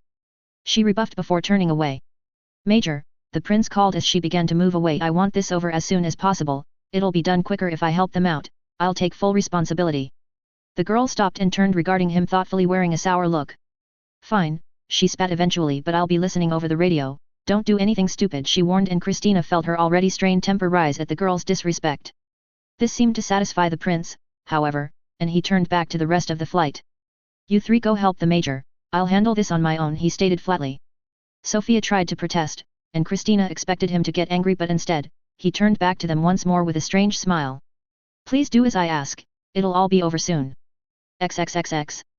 May 4th, Unified Year 1925. Rhine Front, City of Aren. Several hours later. Tanya felt dirty, the ash and soot seemed to get everywhere, and the air seemed thick with filth. This wasn't the main reason she felt so unclean, however. There had been so much waste, it seemed fundamentally wrong to allow so much human capital to go untapped and burn like refuse. Not to mention the investment in materiel used to level the city. Even her loyal war maniacs seemed subdued by this mission. She wondered if she should do something about morale when they got back. Still, as she'd told Lieutenant Grants, anyone they left alive would just pick up a gun later and become an enemy. People could be irrational like that, they didn't know when to quit. If they could be trusted to behave, she'd happily let them live and fulfill their potential to be a productive member of society. Unfortunately, they were like a certain irrational person that had pushed her past self in front of a train. Speaking of Grants, she should probably discipline him in some way. He'd questioned her and the brass's orders, she'd said she would let it slide, but that could set a dangerous precedent. Then again, he did follow orders eventually, perhaps he was overcome by the wastefulness too. He did seem like a promising officer, it would be a shame to stifle his future career over something she felt herself. After all, he was still young, he was bound to make the odd mistake. She learned in her past life in HR that you had to balance punishment against how much you had already invested in the person. There had been considerable investment in Grants and she didn't want to have to go through the trouble of getting a replacement. Perhaps she'd give him something like latrine duty and then give him a chance to redeem himself later, she mused. As the artillery continued firing and bombers flew overhead, she wished command would give the order for them to pull out already. She had already dragged out the rescue mission as much as possible, she wanted to get out of here and have a bath. She wanted to forget about this place. She sighed, she was currently a soldier and they hadn't been given the order to withdraw yet, so they were stuck here. At least she could sleep soundly knowing she had followed the rules properly and avoided as much legal fallout as she possibly could. That reminded her, the brat had quoted some ridiculous notions about rules earlier, hadn't he? Was it Plato or Socrates? Either way, it was nonsense, good people don't need rules indeed. Rules were the foundation of civilization, it's the rules that protected good people like her. She felt slightly insulted by the offhand comment. She supposed his skewed view of the world was inevitable, he ignored rules he didn't like and somehow managed to get away with it, no wonder he didn't have proper respect for them. At least the little colonel has been behaving himself today though, she thought listening to him give reports back to the artillery over the radio. It seemed even his bloodlust was dampened by this place, it was a shame it took an undertaking as bad as this to get him to act so professionally. He'd been true to his word about following orders, he hadn't even drawn his sword, maybe one day she might even get him to part with it. Her thoughts were soon interrupted by the crackle of the radio. Tanya crossed her fingers hoping it would be the withdrawal orders. Pixie Battalion, this is Hotel 04, sorry about this but we have another group retreating in Sector C3, there are some surviving mages interfering with our barrage. The voice reported. Again? Thought Tanya suppressing a sigh but before she could answer she heard Wilhelm pipe up over the radio and she went cold. This is Blue Bottle 01, I'm nearby I'll handle it, she heard him respond and she felt a flicker of panic. If Grants had reacted so badly how would Wilhelm manage? She couldn't risk him doing something stupid, she would have to find him. She launched into the air and began calling the little colonel over the radio, but she was greeted by static before the receiver spat back into life once again. Someone was transmitting citywide again, but why? Imperial soldiers. The colonel's voice echoed through the air as she desperately searched for the source. Today you have done your duty, you need not feel guilty, you need not fear the judgment of history. I take responsibility for every death today. He cried as Tanya finally found her mark and began racing towards him.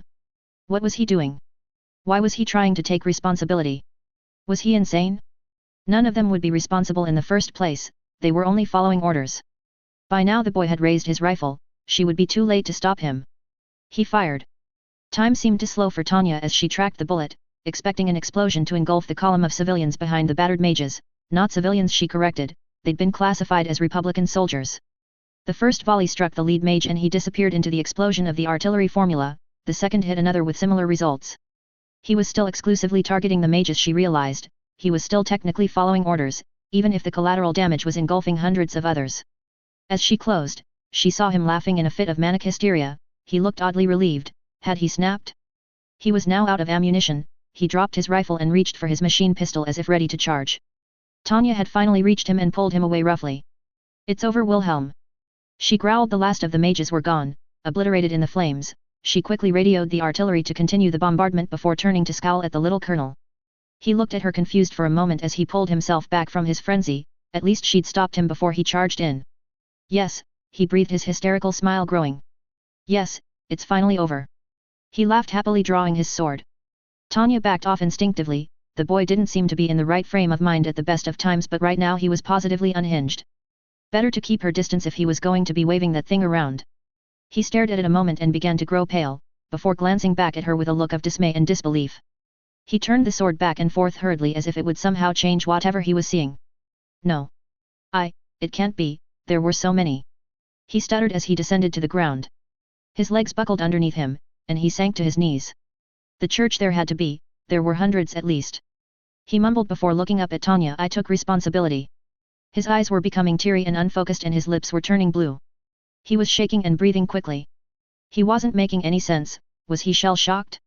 It doesn't matter if you take responsibility, we were following orders that's all, she began, she needed to keep him calm until one of his minions arrived. Even you can't be held responsible for this mess. She stated, although she wasn't sure how he would have fared in a war crimes tribunal if he'd charged in and gunned them down with his pistol. I hope someone comes soon, I can't deal with irrational idiots like him, who tries to take responsibility for a massacre. But, I was going to be free, he said in a small sad voice, still staring at the blade in his hand which was now resting on the floor. Something about the quiet statement pulled at Tanya's mind, she turned back and stared down at him, he seemed to have shrunk. He looked utterly defeated, it was as though he had been on the receiving end of the barrage. What do you mean free? She asked narrowing her eyes, he looked up at her and opened his mouth to speak, but they were interrupted by shouting and the sound of bootsteps pounding towards them. Soon the Letzenbourg mages were crowding around the boy, fussing over him, and her own troops were alternating between questioning her why he had tried to take the blame for the mission and assuring him that it wasn't his fault. Strangely, every time someone tried to comfort him, he seemed to recoil as if in pain. Finally, the order to withdraw came, and they began their trip back. Wilhelm had composed himself enough to fly unaided but still seemed dazed. Christina had given him something to calm him and the Letzenburgers were keeping him close. Tanya's head began to ache. The mission had been bad enough, but the little colonel's meltdown seemed wrong somehow. Had he believed his own hype at being called the saint? And what did he mean by being free? He had more freedom than almost everyone in the military right now. She sighed. She'd get no answers while his underlings were protecting him, that was certain. Fatigue was starting to tell as they finally reached the landing fields. She stifled a yawn and began to imagine the steaming cup of coffee and warm bath she would soon be enjoying. She landed and began wandering towards the equipment shed to stow her gear, but stopped and turned when she heard a thud behind her. Wilhelm had landed and immediately began shedding his gear, leaving it on the ground as he stepped over it in a daze. The sisters rushed forward to try and tend to him as Houseman collected the abandoned equipment with a worried look, but the prince turned on them as they approached. "Get away from me!" he snarled, and the women both recoiled in shock. He seemed to calm momentarily. "Sorry, I need to be alone." He finished looking at the ground. He kicked off his flight boot and walked away towards the chapel. Tanya watched him suspiciously. As far as she was aware, he only ever went to the chapel when she went to curse being X. He'd never joined in the prayers, instead he'd stood leaning in the corner with a mocking grin. She had assumed he was an atheist and was looking down on her for her so-called faith. It was one of his few redeeming qualities, so why would he go now? She considered following him, but decided it wasn't her concern. She knew the boy could be emotional. He seemed borderline bipolar at times. He'll no doubt be back to his annoying self soon enough, she told herself as she stowed her gear and headed back to her rooms. Visha had already left a steaming cup of coffee for her, and Tanya silently thanked whoever it was in personnel that made Serebriakov her aid as she began running herself a bath in the private bathroom her suite contained. There was a knock at the door, and Tanya grunted in annoyance before crossing to answer it. She blinked in surprise as Captain Houseman saluted as she opened the door, closely accompanied by Lieutenant Serebriakov. "Sorry to intrude, Major, it's the prince," he began, and Tanya sighed before bidding him to continue. "He's shut himself in the chapel. It seems like he's smashing the place up. We're all very worried." He finished, giving her a beseeching look. "What do you expect me to do about it?" she thought grumpily, as he looked at her expectantly. "We thought maybe you could talk to him, ma'am," Serebriakov added, and Tanya suppressed a groan. The brat seemed intent on making her life difficult again. She reluctantly complied, and they led her off to the small chapel on the mansion grounds. As they approached, the two sisters were hovering by the door nervously. They looked worried. They'd obviously never seen the boy this agitated, and Tanya began to wonder if she'd underestimated the colonel's condition. Battle fatigue was a real danger to all soldiers. Thinking back, the boy did little to help himself stave it off. Apparently, the colonel had ordered them to stay out and neither sister wanted to disobey him. It had been quiet inside for some time. For some reason, everyone had gotten a strange notion that she and Wilhelm were close, and she would somehow be able to pull him out of whatever psychotic episode he has to have. Short of knocking him unconscious, she didn't have any ideas on how to deal with it, but she supposed she would have to give it a try. She ordered the rest of them away. It was better than they were out of earshot. She might have to get rough with the little colonel, and it'd be better if his servants weren't around. You were supposed to slap people that were hysterical, right? She carefully pushed open the door and entered the small temple. The chapel was a mess. It looked as though a bomb had gone off. Wooden pews lay smashed and large splinters were scattered across the floor. The wall candles had been ripped off and all the ornate religious imagery that decorated the walls had been slashed and vandalized. Ahead, the altar had been thrown aside, the silver collection plate was split in half and the cross had been bent and disfigured. At the far end of the church, the prince stood shaking with his sword drawn in front of the tall statue of the Virgin Mary. He hadn't noticed her enter. Without warning, he yelled and charged at the statue, hacking at the lifeless stone with his blade. "Bastard! Lying bastard!" he raged as angry tears ran down his face. The clanging of his sword echoed eerily around the room as continued to strike, chipping pieces from the effigy's stone form. "I was going to be free. I don't want to do this anymore," he cried before raising his blade once more and beating the sculpture so hard the sword flew from his grip and went spinning across the room, stopping at her feet. "I don't deserve this. Why didn't it work?" he sobbed, falling to his knees, while Tanya looked over to him with a feeling of foreboding. He was raging against God, with the same amount of hatred she reserved for being X. Was being X trying to corrupt him like it had Skiggle? She looked down and saw the enigmatic sword that the boy seemed to both love and loathe laying by her feet. Gingerly she picked up the blade and studied it closely, trying to divine some hidden meaning from it. From her limited knowledge of swords, she saw it was an old cavalry saber, the sword popular before technology began taking over modern warfare. It was old but obviously well looked after, aside from the notches caused by beating the statue and surrounding furniture. The blade was still reasonably sharp and well-oiled, and it shone in the moonlight that beamed through the windows. Surprisingly, it was simple and unadorned. Even her own parade ground sword was more decorated. The only thing remotely unusual about it was a small single spell computation orb fitted into the pommel. Presumably, it was what the colonel used to harden the blade. "Can you see the number?" The boy's tiny voice called over to her, filled with sadness and desperation. She looked over and saw him looking over to her hopefully. She looked at the sword once more but couldn't so much find a maker's mark, let alone a number. She turned back to him and shook her head. He deflated once more and returned to sobbing. Perhaps she'd been overthinking it. Maybe he had just lost it and was blaming being X for being an absentee deity. "This isn't how it's supposed to be. I'm not supposed to be here," he whimpered, staring at his hands. "This isn't me. I don't even know who this is." He continued, breathing hard through the tears. "This isn't my time. This isn't even my world," he yelled angrily. Tanya stared at him as a suspicion began forming in her mind. "It couldn't be, could it? That monster, that bastard tricked me and sent me here," he growled, clenching his fists. Tanya's heart stopped, and a cold rage built inside her as she dropped the sword. Suddenly it all made sense. The reason why Wilhelm felt wrong and out of place, the reason for his strange comments that only she recognized, the reason he didn't seem like a 10-year-old boy. He wasn't of this world, he was like her. "Damn you, being X, you sent him here to get to me." She moved without thinking. Her feelings of revulsion and anger towards the would-be god momentarily overtook her rational mind as she rushed the distraught boy. Fearfully he tried to rise, but he was knocked onto his back as she grabbed him by the collar and smashed him onto the floor, falling on top of him. "Tell me what you know about being X," she demanded as she shoved him forcefully to the ground. He winced in pain, before looking up at her with a mixture of fear and confusion. She cursed herself as her senses returned to her, while mentally chastising herself for momentarily losing her rational self. Obviously, the Type 95 had had a greater effect on her than she had anticipated, or perhaps proximity to another of the creature's victims exacerbated the mind-altering effects. Being X was what she had named the thing that sent her here, she reminded herself. Of course, the boy wouldn't know what she was talking about. "The thing that calls itself God, did it send you here?" she growled, tightening her grip. Understanding began to creep on his face and fear began to be replaced with anger. "It's not a god, it's a monster. A devil." He spat venomously. She was right, he was another victim of being X's games. He obviously wasn't as mentally equipped to deal with it as she was. However, that thing had already left the boy as good as broken. Does that mean, you're like me, aren't you?" he continued, hope filling his voice. She fixed him with a glare. She still wanted answers.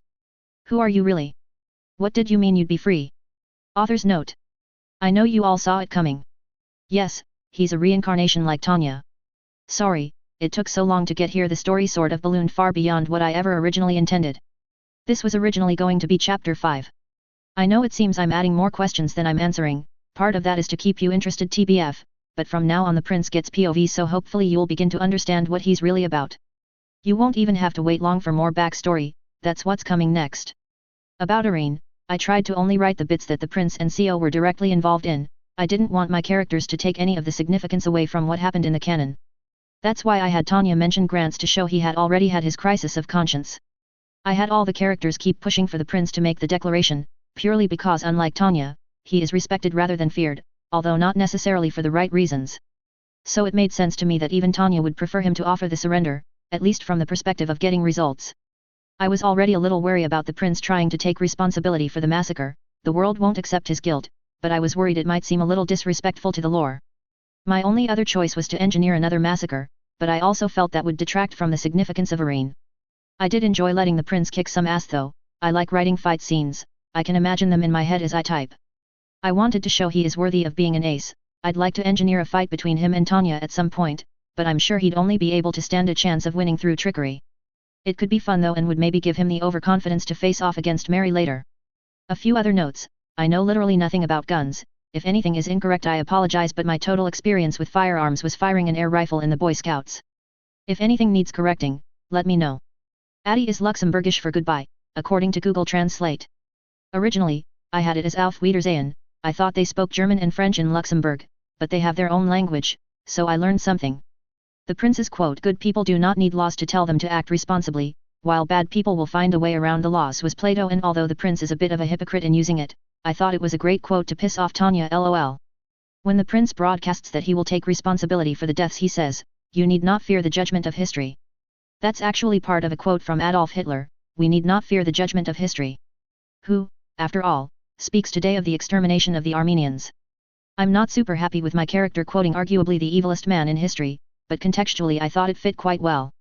Chapter 16 Sanctus et Peccator. Transcript of interview with Wilhelm Victor von Hohenzollern, taken by Mage Dr. Gustav Jung of the Waldstadt Psychological Institute. December 2, Unified Year 1920. This interview was taken at the behest of the Imperial Ambassador to Letzenbourg as part of the investigation over concerns of the overmedicating and misdiagnosis of the young prince. As requested, I have left my own notes and recommendations throughout. Jung, are you ready to begin? How are you feeling, Wilhelm? Subject, horrible. Why do I have to be in this thing again? I hate it. The subject is referring to the ECT device, modified with computation orb and monodetection device developed by myself and Dr. Freud, *see Appendix 4. Unfortunately, the subject needs to be restrained for accurate readings, causing some discomfort. Jung, now Wilhelm, you've been in something similar before. It's an important piece of medical equipment. Using mono we can monitor your responses and... Subject, tell me I'm sick and poison me some more. Jung, I'm hoping that we can put a stop to all that. Now let's talk about the dreams you discussed with Dr. Binet. At this point, the subject became silent and uncooperative, his previous experiences with members of our profession having colored his opinion of us. The medication given to the subject causes side effects such as bouts of sickness and confusion. Having discovered this, I'm told the medical staff has found it increasingly difficult to medicate him, and often need to use force. This has eroded his trust in our profession further. Jung, I understand you're very intelligent, Wilhelm. Are these the books you're reading? There can't be many children your age that could read these. Let's see. Poor Dionys, Faust, Macbeth, Crime and Punishment, Animal Farm? A little heavy-going, isn't it? It should be noted that during our research into family history on the Duke's side, signs of both genius and lunacy are present, although not necessarily both at once. Interestingly, their links to the deposed royal family of Francois can be traced back to the so-called Charles the Mad. However, enough time has passed that this is unlikely to be relevant. Subject, you don't think I understand them either, do you? You're just like Dr. Binet, I won't let you inject me with any more of that stuff. Jung, Wilhelm please, I don't want to inject you with anything. I was just surprised. So you read them yourself? I had assumed you had them read to you, did you pick them out? Subject, Christina lets me read whatever I want, not like my old nanny. I don't want to read stupid stories about caterpillars or elves. Jung, but you were reading them before Christina let you, weren't you? It seems to me that there are some similarities to your dreams in these books. Subject, no. It's not like that. Despite his agitation, the readings seem stable. This is an encouraging sign. Jung, then tell me about your dream, help me understand. Subject, it's hard, the medicine makes my head feel fuzzy, everything seems jumbled. It's easier to remember the end. I'm sure it's not a dream, it feels more like a memory. Page missing +++. Jung, Wilhelm, I think the medicine is making you confuse what's real and what's not. The machine can't seem to find any signs of your illness, so I'm going to suggest we take you off the medication. I also prescribe some less dreary books for you to read. Try this one, I think you'll like it. It's about a heroic swashbuckling prince. Although I have some concerns over some of the subject matter of His Highness's dreams, I believe they stem from a lack of emotional understanding about the death of his mother and subsequent illness suffered by the Grand Duke. I have suggested the suspension of his medication. I believe the side effects of the drug are being confused as the illness in this case. I will review again in a month. Other than that, he is to be kept away from potentially stressful situations. The machine is known to be only 70% accurate, and although we are confident in our diagnosis, we would prefer to err on the side of caution. If there were an error, anxiety could cause his mental state to deteriorate quickly. I do not personally believe this will be a problem, however. It should also be noted the machine detected a highly erratic mana signature. I'm sure this will calm as he grows, and he will become a proficient mage. It should be monitored, however. Dr. Gustav Jung. Found while clearing old files in the Waldstadt Psychological Institute. XXXXX. She used to believe, she used to be faithful, until she realized that life isn't fair. The two biggest lies we are ever taught as children is that we are all equal, and if you work hard enough you can achieve anything. How can we be equal when all the evidence itself shows us it's not true? Are we all the same height? Do we get the same test scores? Does every sports match end in a draw because no one team is stronger or more skilled than the other? The sad truth is our genetics decide our potential. If you have a natural talent or intelligence towards something, you will more likely to succeed in it. Your very birth dictates your potential success. From birth, society begins dictating your worth, based on sex, race, disabilities, sexuality, and 100 other unspoken measures to decide where your place in the world should be. Everyone knows you're not supposed to, but they do it anyway, and then they don't talk about it. Instead, they use other more socially acceptable reasons for denying people their wants and needs, but these are just excuses. In many ways society tries to use your genetics against you, it uses your very birth to limit your potential success. Life doesn't see you as equal, because life isn't fair. There is another element to our inequality too, one that relates to the where and to whom you are born. Can a child born to a poverty-stricken family in the third world be considered equal to the child of a billionaire industrialist? Will they get the same education? The same opportunities to succeed? A genius could be doomed to work minimum wage on a factory floor because their family was too poor to give them the best education. While a rich spoiled heir or heiress is given a company that they will run into the ground with their incompetence because they went to the right school and daddy is a Freemason. Life doesn't care, because life isn't fair. It seemed like there were two worlds, one for those born with wealth, status, and power, and one for everyone else. The second lie is supposed to disguise these flaws, or at least it attempts to be the balance for this philosophy. If you work hard enough you can achieve anything. On the surface this seems true, many people have prospered through hard work and gone on to achieve great things. But have you compared how much work really went into those achievements? On closer inspection, rather than disguising the lie of equality, it exposes it further. Who you are, what you're born with and who you know, determine how hard you have to work. A wealthy and well-connected family could get even a below-average child into one of the top universities, from there they could meet more of the future leaders, judges, businessmen, and other elites. The only remaining limiting factor was themselves, but with everything else offsetting their weaknesses they only needed a little work to achieve greatness. Or at least a comfortable life. The poor family could not afford these things, they relied on the state-run schools, had to work just to feed themselves as they went. Unless there was a freak chance, they had little or no ways to make connections, they had to work to get them. Even if they overcome these things, then they are saddled with debt to pay for their education. Even the most intelligent will struggle to overcome these obstacles, and even then, those who hold the keys of power are reluctant to let anyone new near what is theirs. So, they had to work harder every step of the way, and all their extra hard work is only considered equivalent to that of the wealthy family. Is that equal? It's easy to say you got where you are on your own merit, but it's never as simple as that. Was the talent you were born with merit? Was your sex or race? True, you worked hard to get where you were, but you could afford that good school, the better education. Was that merit? How much did you really earn yourself? How much was given to you? How much were you born with? In an Olympic race, the starting positions are staggered to compensate for the longer distances on the outer lanes. In life the rich and powerful start on the inside track, but they also start closer to the finish line and are given help or sometimes even carried to their goal. Most of the time they don't even need to follow the rules, they can afford a good lawyer, and they're friends with the judge. Meanwhile, people on the outside track started further back, had to jump hurdles and were given lead weights to carry. Technically you could still win though if you worked hard enough, that's what they would tell you anyway. They might as well be racing on different tracks, it was like they were living in different worlds. This is why we are almost always ruled by the wealthy elite, the deck is stacked against those that they don't want to get into positions of power and wealth. There have been revolutions in the past to overthrow this established ruling class, but they were soon replaced by another.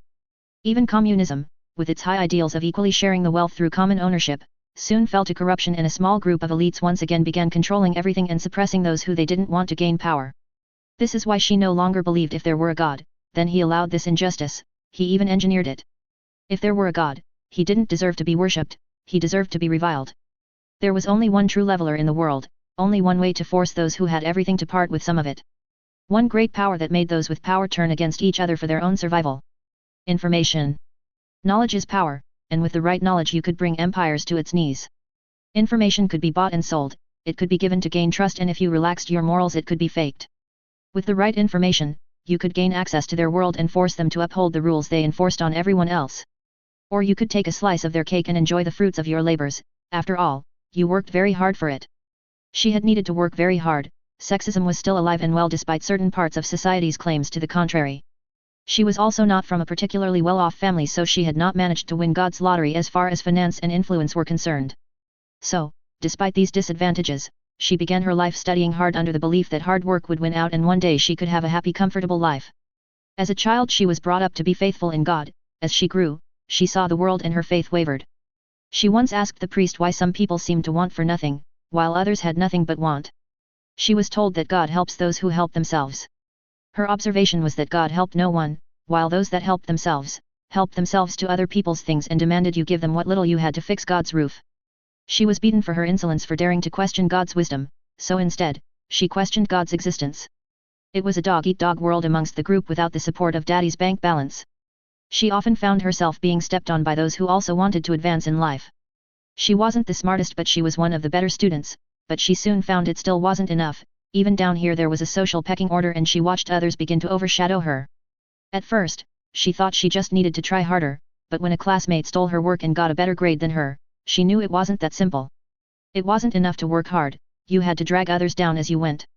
Humans are animals after all, and like animals competing for resources, she would fight for her own success. She had to crush or control her rivals if she were to get the life she deserved and she would do anything to accomplish it. It was justified, deep down she knew she was better than them, why else would they try to keep her down? She would maintain some friends and allies however, after all no man is an island as John Donne said. They had to be trustworthy and hardworking like her though, and she would keep them loyal friends by helping them achieve their goals too, as long as it didn't interfere with hers. Anyone else who got in her way would become fair game, however, she would do what she needed to do. She vowed she would do whatever it took to get her comfortable life, even if she had to give up her mind, body and soul to do it. She went to university to study journalism and political science. She discovered the importance of information and began to understand how the powers that be ruled over them. She glimpsed into the other world. They ruled with information, or rather misinformation. They didn't need to lie, just arrange the facts in a certain way to get the desired result. When they did lie, they just needed to sprinkle in a speck of truth and apologize for the mistake if it was ever found. Usually, it wouldn't be found at all, that speck of truth was enough to give it credibility. Their actual authority was much more fragile than people realized, much of their power relied on appearances, it was more the pretense of power, it was a giant bluff. People did as they were asked because they were expected to. If anyone questioned it, they had to resort to drastic measures to maintain control. It only worked if people followed the rules. They had law enforcers to make sure these rules were followed, but even they relied on an authority that was paper-thin. It was a system that relied on society's built-in flaws and inequality to keep it working, but there were cracks and weaknesses, which meant it was exploitable. She began working for a national newspaper and found it just as competitive. Worse still, the editor must have been in the pocket of someone important, as she found her work to dig at the establishment blunted and stymied. Instead, she was encouraged to do softer, more light-hearted stories. It infuriated her. Still, she worked hard, slowly chipping away and slowly slipping bits into her articles under the editor's nose. Eventually, she'd wear them down, that was the plan at least, but she was becoming impatient. She had been investigating government corruption for years now, she'd been told to drop it by her boss, but she continued looking into it in secret. It was too good to leave alone. Her investigations had found they knew the location of some war criminals and they had been covering it up for years. Her editor wanted nothing to do with it, so she went it alone, hoping it would be the key to her comfortable life. Blackmail is a dirty word. She preferred to think of it as being paid to keep certain information safe. Nobody could deny, however, that it was an opportunity to collect a lot of wealth and power very quickly. The targets of this blackmail had already done wrong and others were already hiding their involvement, all she was doing was using their own misdeeds against them. It was perfectly justified, in a way she would be punishing them and being compensated to do so. Soon she could live the life she deserved. She had made contact with one of the criminals who might be willing to sell out his handlers if she cut him in on the deal and a chance to tell his story. He was understandably reluctant at first and insisted on using an alias. They had been exchanging correspondence for months and she made little progress persuading him. She had almost given in when finally, he asked for a meeting. This would be it, this would be the information that would secure her the easy life, this would be her ticket into their world. XXXXX. I felt oddly numb as I watched my blood spread slowly along the floor. There was still a throbbing where I had been struck on the head and I could feel the bruising to my side where I had fallen, but somehow the pain didn't quite reach me. I felt disconnected from my body as I saw feet cross my eye line and once more another heavy blow struck me hard across the temple. The feet limped away, dropping their weapon with a loud thud as they went, leaving me staring into the eyes of the statue that had battered me. It was a reproduction of the thinker and as its name suggests it was staring at me thoughtfully. It felt as though I was being judged. I felt a strange urge to justify myself to the object, but as I struggled to open my mouth no sound would emerge. Instead, I turned my mind to how I had gotten here, how it had come to this. I could say I'd gotten careless and panicked, or that I hadn't planned well enough and missed something. Ultimately though, my biggest mistake was that I had gotten greedy. They say life passes before your eyes before you die. This wasn't my experience, at least it's not how I remember it. Maybe it was the head wound or maybe the poison the doctors would sedate my new body with, but I struggle to remember any of it clearly. It had seemed like a dream, unreal and untouchable. I wish it was. I tried to move but my body wouldn't obey, instead, it sent a prickle of pain along my body, cutting through even the debilitating numbness. I tried to call for help but again no noise escaped me, except for my own ragged breathing. I could feel my pulse weakening as I grew colder and colder. I watched the blood spread further from me and knew with a sickening realization that I was going to die. I never got what I deserve, I thought sadly. And what do you deserve? A voice emanated from the thoughtful statue. I must be hallucinating, I thought, but I was compelled to answer anyway.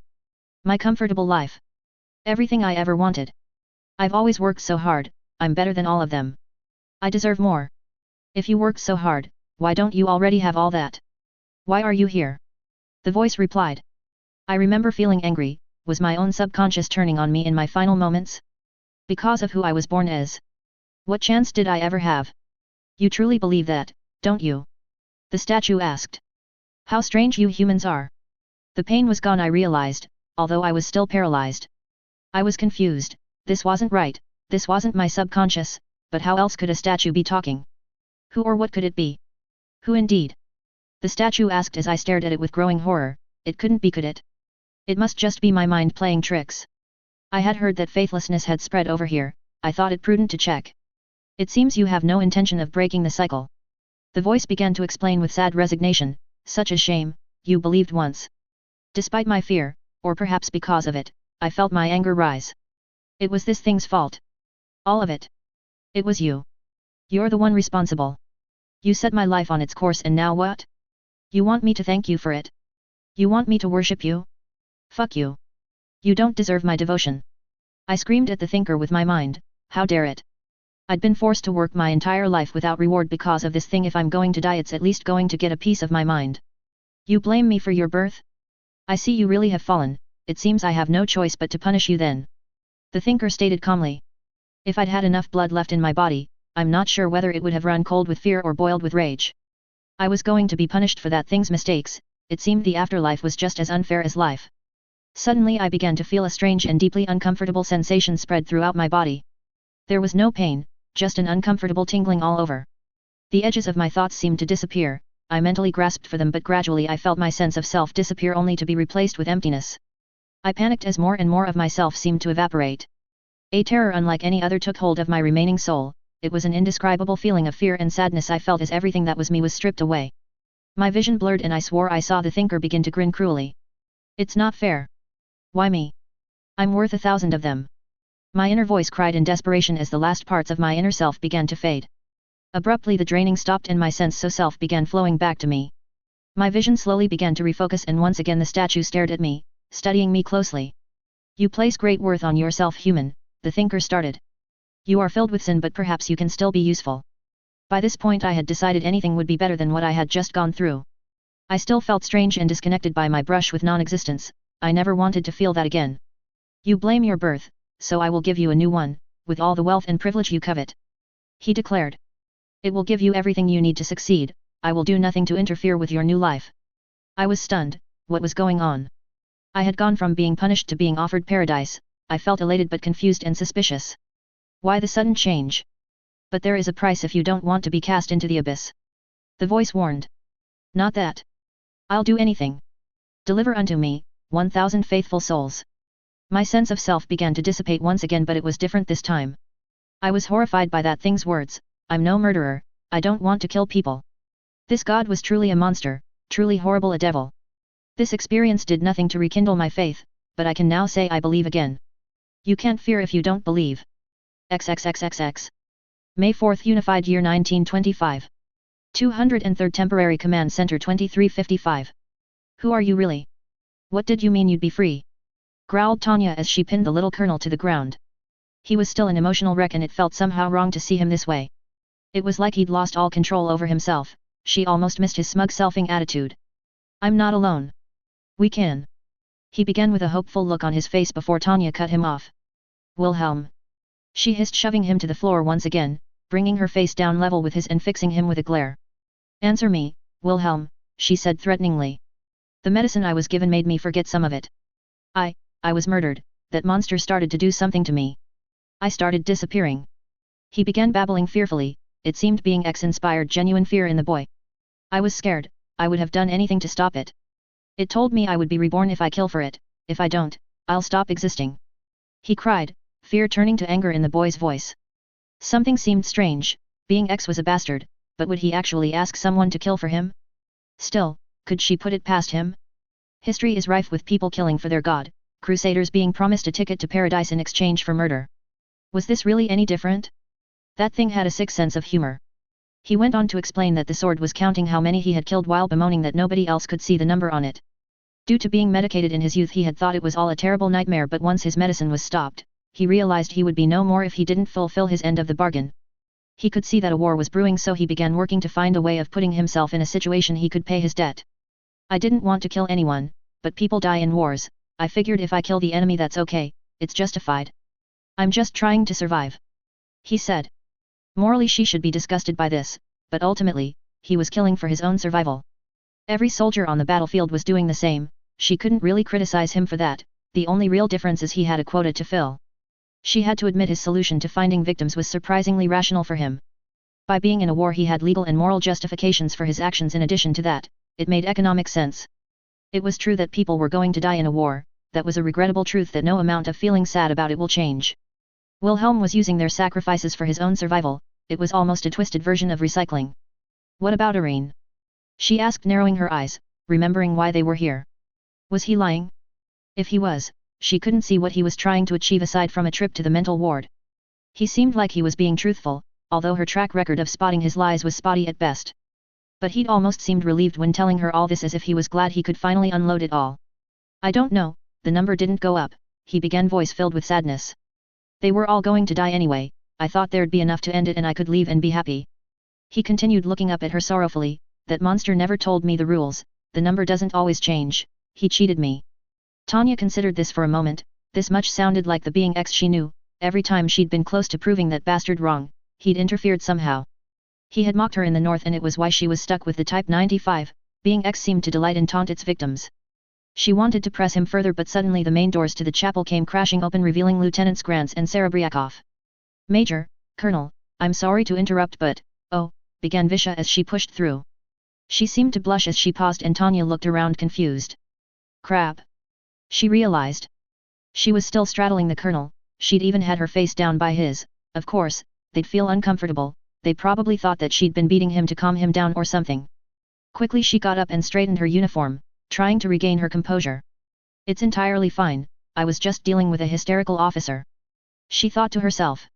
She heard the little colonel also pick himself up as he looked at the messengers expectantly. Grants and Visha didn't seem to know where to look. Report. She ordered, snapping the officers back into reality. We've had a message from Western Command, sirs. Grants began, looking uncomfortable and glancing at the colonel. It's Letzenbourg, they've switched sides, the regent is letting the Republicans in and the Letzenbourg forces are fighting amongst themselves. Surprised, Tanya turned to look at the colonel.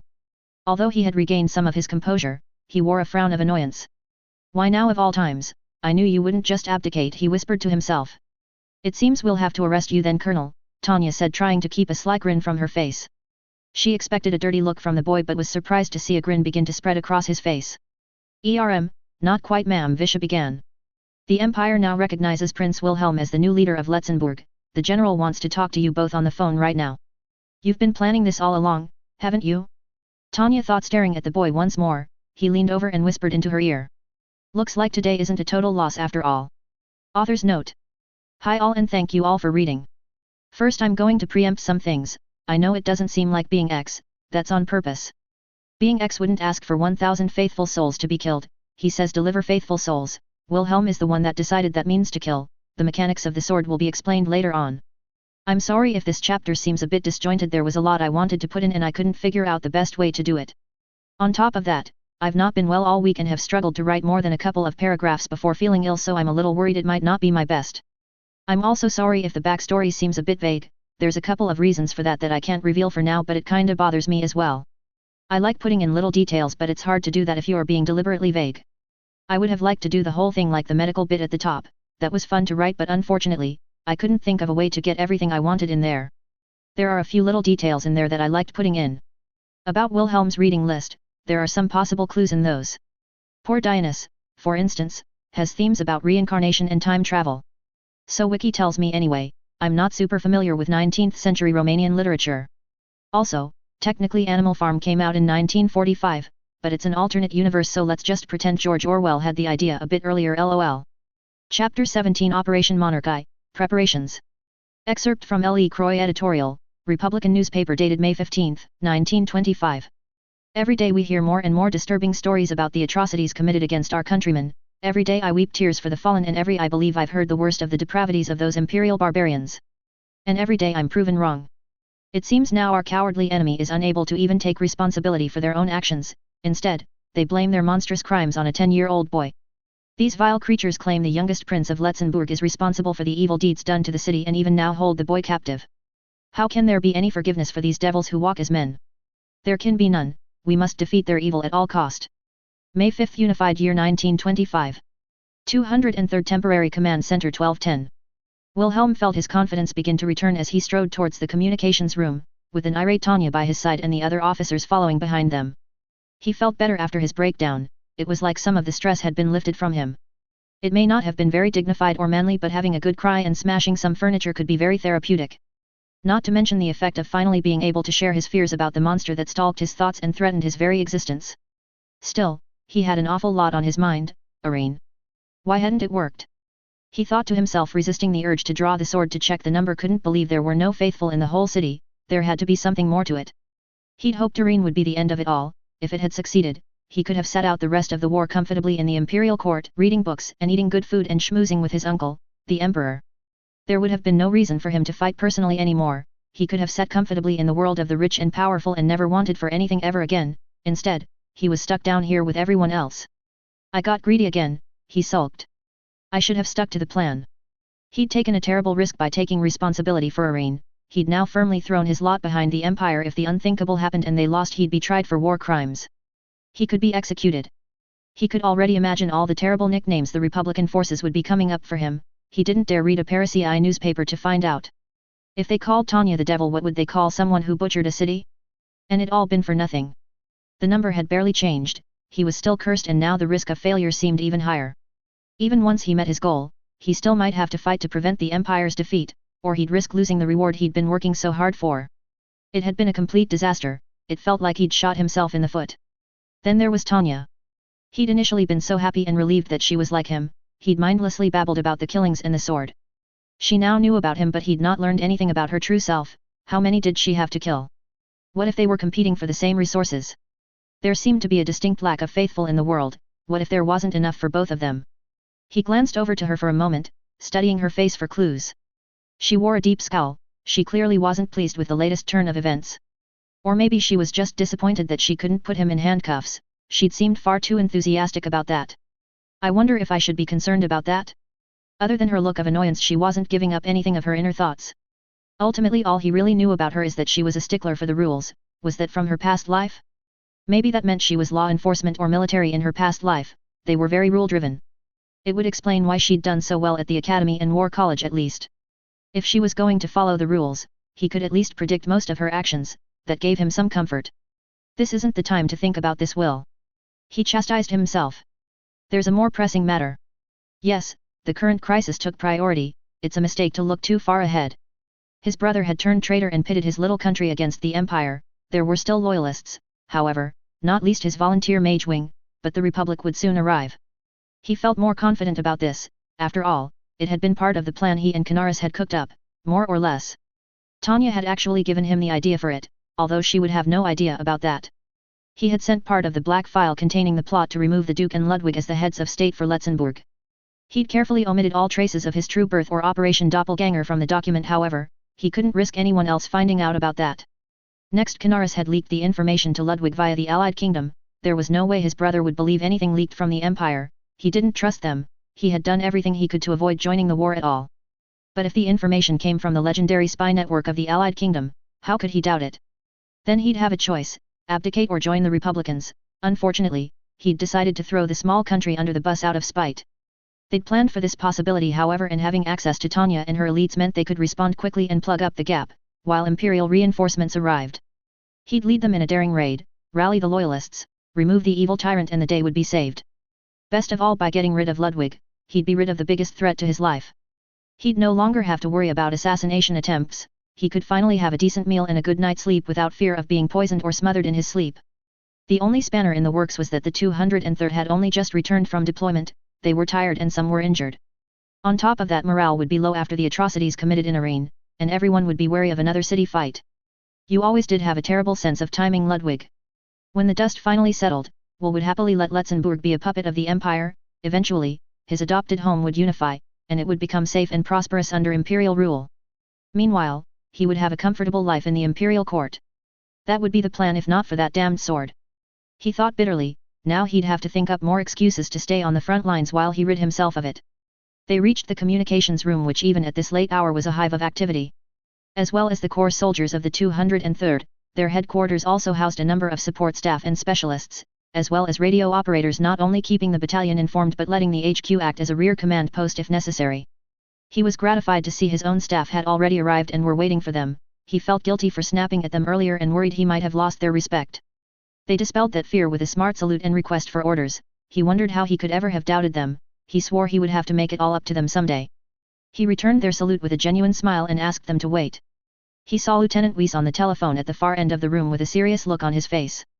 He was bandaged, having been hit in the previous engagement. He'll have to be left behind, thought Will. Hopefully there wouldn't be too many injured to affect the plan. Glancing up, Weiss noticed the two young officers and beckoned them over. Sirs, it's the general on the line. He reported, covering the receiver, trusting that his subordinates had already brought them up to speed. Will saw Tanya reach for the phone but snatched it before she could grasp it. She'd obviously forgotten who was in charge here. He'd let her walk over him for far too long. I'm in control today, Tanya. He thought, seeing Tanya's scowl deepen further. General von Hans, it's good to hear from you. What on earth is going on? He set down the phone with faux confusion and innocence. Prince Wilhelm, the information is confused, but it seems the regent has declared war on the Empire and allied with the Republic. We're trying to rouse the general staff and the high command, but for now I want to move you to Berlin, so we can set up a government in exile. The general explained. I see, said Will, making an effort to sound thoughtful and somber. A momentary tinge of worry tugged at his hindbrain. It seemed the message to support him hadn't yet made it through the command structure.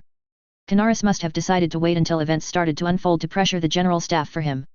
Fortunately, he was on good terms with von Hans, and he was the old-fashioned sort that respected social rank. He shouldn't take too much convincing. General, please. Letzenbourg is my home and there are plenty of loyal people fighting in the hopes that we will rescue them, he began in a pleading voice. Not to mention the hole in the front lines.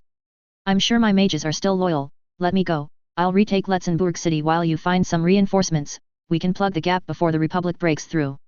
Ultimately it wouldn't matter. He didn't have to follow any of the general's orders if he didn't want to, and as Tanya answered to the general staff, neither did she. He could force her to use her autonomy with the high command telegram and go without the general's blessing if needs be, but it was always wise not to upset those that were watching your back.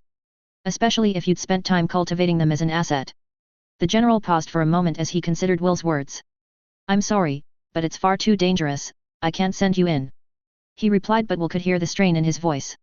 He clearly liked the idea, but as always they didn't want to send him in because of his position. He couldn't help but be annoyed by the irony. Please, General, I'll take Major Digirakov with me. Together we can make this tragedy into a victory for the Empire. It could be the turning point. I know I can lead them. I already know what I need to do. Please. Let me save my homeland. The line fell silent, and for a moment Will began to worry he had laid it on too thick. He glanced around the room and saw the other officers and radio operators looking at him with ardent interest. Very well, I'll see what reinforcements I can scrape up, he said with a sigh. Could you put Major Digirakov on the line, please? Thank you, General. He said graciously before passing the phone to Tanya and resisting the urge to smile triumphantly. He crossed over to his staff and bowed slightly to them. I'm sorry about earlier, he apologized honestly, and he saw them move to console him. He raised a hand to cut them off before continuing. Are we prepared? They nodded and gave their reports. Houseman confirmed that according to his last contact, the Letzenbourg wing remained loyal, but as expected they had been kept on standby in a government building on the outskirts. They couldn't confirm the status of their weapons, however, but Will was unconcerned. He may not have done much to improve the food quality for the 203rd, but even Tanya had remarked that they seemed to have enough equipment for twice as many soldiers. Next, Sophia reported that she had copied the recordings that they had been preparing. Will was fully aware of the effects of his broadcasts on the battlefield and wanted to use that to the fullest in the upcoming battle. Despite the curse, Will was fond of his adopted home. He didn't want any more casualties than were absolutely necessary. He'd rather let the enemy pay for his freedom. Finally, Christina informed him that she had successfully synced the Type 97s with the Letzenbourg gear. Although its range was still less than the Imperial variant, it could now function at similar altitudes without sacrificing its low-level hovering abilities. All without a significant increase in mana consumption. Will was particularly pleased about this, although to some the double boot variant used in Letzenbourg might have seemed clunky. Will found the opposite to be true. While learning to fly, he never took them off. he avoided walking where he could, just to glide around instead. It had always made him feel like he was ice skating. To him the imperial gear made him feel awkward and uneven, and its utilitarian design seemed to sap the joy from flying. He thanked them as Tanya approached, still wearing a stern look on her face. "I've been ordered to support you and keep you safe, Colonel," she said, doing an impressive job of keeping the annoyance from her voice. He wondered if he should have let her in on some of the details of his plans before now. She clearly wasn't fond of surprises, but part of him enjoyed seeing her annoyed expression. She always acted so professionally, it had become a sport to get any reaction out of her. Besides, he was sure she was secretly impressed with all he'd managed to achieve behind the scenes. "Thank you, Major," he said, bowing graciously. "Sophia will fill you in, and I'll brief the battalion in 30 minutes. I need to know how many we can field, and I want to be in the air within the hour," he said before turning and striding out with Christina in tow. He knew this too would infuriate Tanya. As the mission commander, he should brief the senior officers himself before addressing the troops. He was tired, however, and wanted a few moments to himself. He also wanted to change. He wasn't going to liberate Letzenbourg in an imperial flight suit. It would send the wrong message. He and Christina reached his rooms, and once again he found himself impressed with Christina's efficiency. She had already laid out his new uniform and left a steaming bowl of water and some cleaning supplies in front of the dressing table in the corner of the room. He sat himself in front of the table and splashed some water on his face. "I'll dress myself, Christina. I know you have more than enough to do," he called over to her. "Are we all packed?" "Yes, my prince. As you requested, I made sure your books would be safe. I would have liked to send them straight home, but they are going via Berlin just in case," she reported, and he nodded thankfully. "Is there anything else you need?" He shook his head, and she bowed before leaving to prepare herself for the upcoming mission. Finally, he was alone with his thoughts. He splashed some water on his face again and stared into his reflection in the mirror. He looked almost as tired as he felt. He saw dark shadows framing his green eyes and wondered how long it had been since he last slept. It must have been a day and a half at least, and he didn't even know how long it had been since he last slept without nightmares. He picked a silvery hair off his messy blonde mane. Was he going grey? He was only 10. Christina must have been right. The stress was getting to him. He always found looking at his reflection strangely uncomfortable. It was like someone else was staring back at him. He supposed in a way it was true. He wasn't the real Wilhelm von Hohenzollern. He didn't really know who he really was. On top of that, he couldn't even remember his name from his past existence. Like so many of his past memories, it had been robbed from him by the daily druggings he'd received as a child. The only memory that stayed in focus was the end and the deal with that devil, and that was the only one he'd prefer to forget. Everything else was cloudy, manifesting themselves as emotions and feelings of bitterness. The only thing he knew for certain was he deserved his reward. He deserved paradise. That monster had lied to him. He was supposed to be born with wealth and privilege. Instead, he had been born a nameless nobody. It was a fluke that he'd become Prince Wilhelm von Hohenzollern at all. That thing probably thought it was funny, that he would never reach his goal, but he would have the last laugh. At least by being switched with the real prince, he'd avoided the madness that plagued his adopted family. He sighed. Pushing those thoughts aside, he fought against his fatigue. His mana reserves were running low and he felt almost dead on his feet. Willpower wouldn't be enough. He'd need help. Carefully he opened a drawer on the dressing table and pulled out a syringe. Christina would be furious if she knew he was taking Providin again, but what choice did he have? "I have to keep going a little longer," he told himself as he injected himself with the stimulant. It wouldn't refill his mana, but it would keep him alert and awake at least. He closed his eyes and let his mind wander as he waited for the injection to kick in. He hadn't expected it to take so long to pay his debt to the monster, especially while being attached to the 203rd. They were elites. They were already famous for their exploits in Dacia and Norden. He was sure just being around them would help increase the sword's tally. But the number rose just as slowly and erratically as usual, and much to his disappointment he still had a long way to go before he'd be free of the curse. That was why he had seized the opportunity that Irene bought. He'd been certain it would easily be enough to reach the goal, and he could do it without feeling any guilt for it. They were all going to die anyway. He would just be taking advantage of it, but it had failed and he couldn't understand why. Maybe it was because it wasn't really his doing. They had been following orders after all, even if he'd tried to take responsibility. Or maybe that monster had cheated him again. He felt his heart begin to beat faster as the combat stim kicked in. He began to feel more energized and his mind seemed to snap back into focus. "I better hurry and get ready," he thought before quickly washing himself, donning his uniform. He had ordered a new uniform made for the occasion. He would eschew his flight suit for this mission. He was to play the hero as he entered the city and wanted to look the part. The outfit was in the imperial style, including jackboots and riding breeches, but had the Letzenbourg black and red with silver trim instead of the drab olive the imperial uniform sported. It also came with a matching black greatcoat and cap which sported a golden badge with the Letzenbourg lion on it, and by his collar he wore the cross of the Order of Hohenzollern with his computation orb hanging beneath it. Overall, he thought he made for quite a dashing figure. Out of habit he drew his sword and peered at the number again. he wasn't surprised to see that it hadn't changed. He sighed heavily, he would have to decide what to do about Tanya soon. Despite his teasing and their frequent bickering, Will quite liked Digirekov. True, she could be infuriatingly stubborn and disrespectful to him, but she was intelligent and a worker, that was something he could respect. If the Empire's meritocracy were genuine, she could have been running the military in a few years. Unfortunately, she had reached the limit of what hard work could achieve. Now she would just be used until she dropped. Unless someone like himself were to step in and give her a boost, of course, he would have done it for her too. He had been following her career since she appeared in the propaganda reels for the Silver Wings. He'd actually become quite a fan, although he would deny that with every ounce of his being if questioned about it. He'd read her work at the academy and seen her and the 203rd perform maneuvers for the general staff before Dacia. He knew she would be useful. He also had a lot to thank her for. Her deployment at such a young age had given him the excuse to fight at the front too, and her forming of the 203rd paved the way for him to create his own mage wing. In a way, it felt a little like he was riding her coattails, but he preferred to think of it as standing on the shoulders of giants, even if she was rather short for one. She was also undeniably cute, at least when she wasn't wearing a murderous grin or annoyed frown. He didn't think he was especially interested in her in any romantic sort of way. He wasn't sure he felt comfortable enough in his body for anything like that anyway, besides he was far too busy. Although he had noticed his now male body did sometimes make him feel odd around her, but that was probably because she had been reincarnated too. Still, he wished he could have gotten her to wear his mother's dress. It wasn't like he could wear anything nice like that anymore, but she seemed to despise wearing anything but her uniform. It was a shame really. Most surprisingly, it turned out she was a victim of that monster too. What did she call it? Being X? To think, he had thought she was one of the faithful he was supposed to kill. Why else did she pray so much? But she couldn't be, could she? Her voice had been filled with so much hatred when she mentioned that thing. He'd actually been afraid of her. It meant he wasn't alone in this strange and foreign existence. If things were different, perhaps they could have been allies. It's too late for that now, he thought with a sigh. He'd made a mistake while recruiting her and she would be the one to pay for it. I suppose I'll have to kill her, he saw his reflection murmur with a hint of sadness. He never should have given her the box. She knew too much now. It would be dangerous to keep her around after this mission. He'd been confident that he could persuade her to let him serve with the 203rd in exchange for the leg up with her career.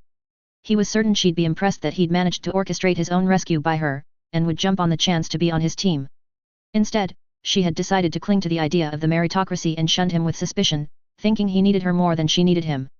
He'd panicked. He'd been running out of options and excuses to stay at the front.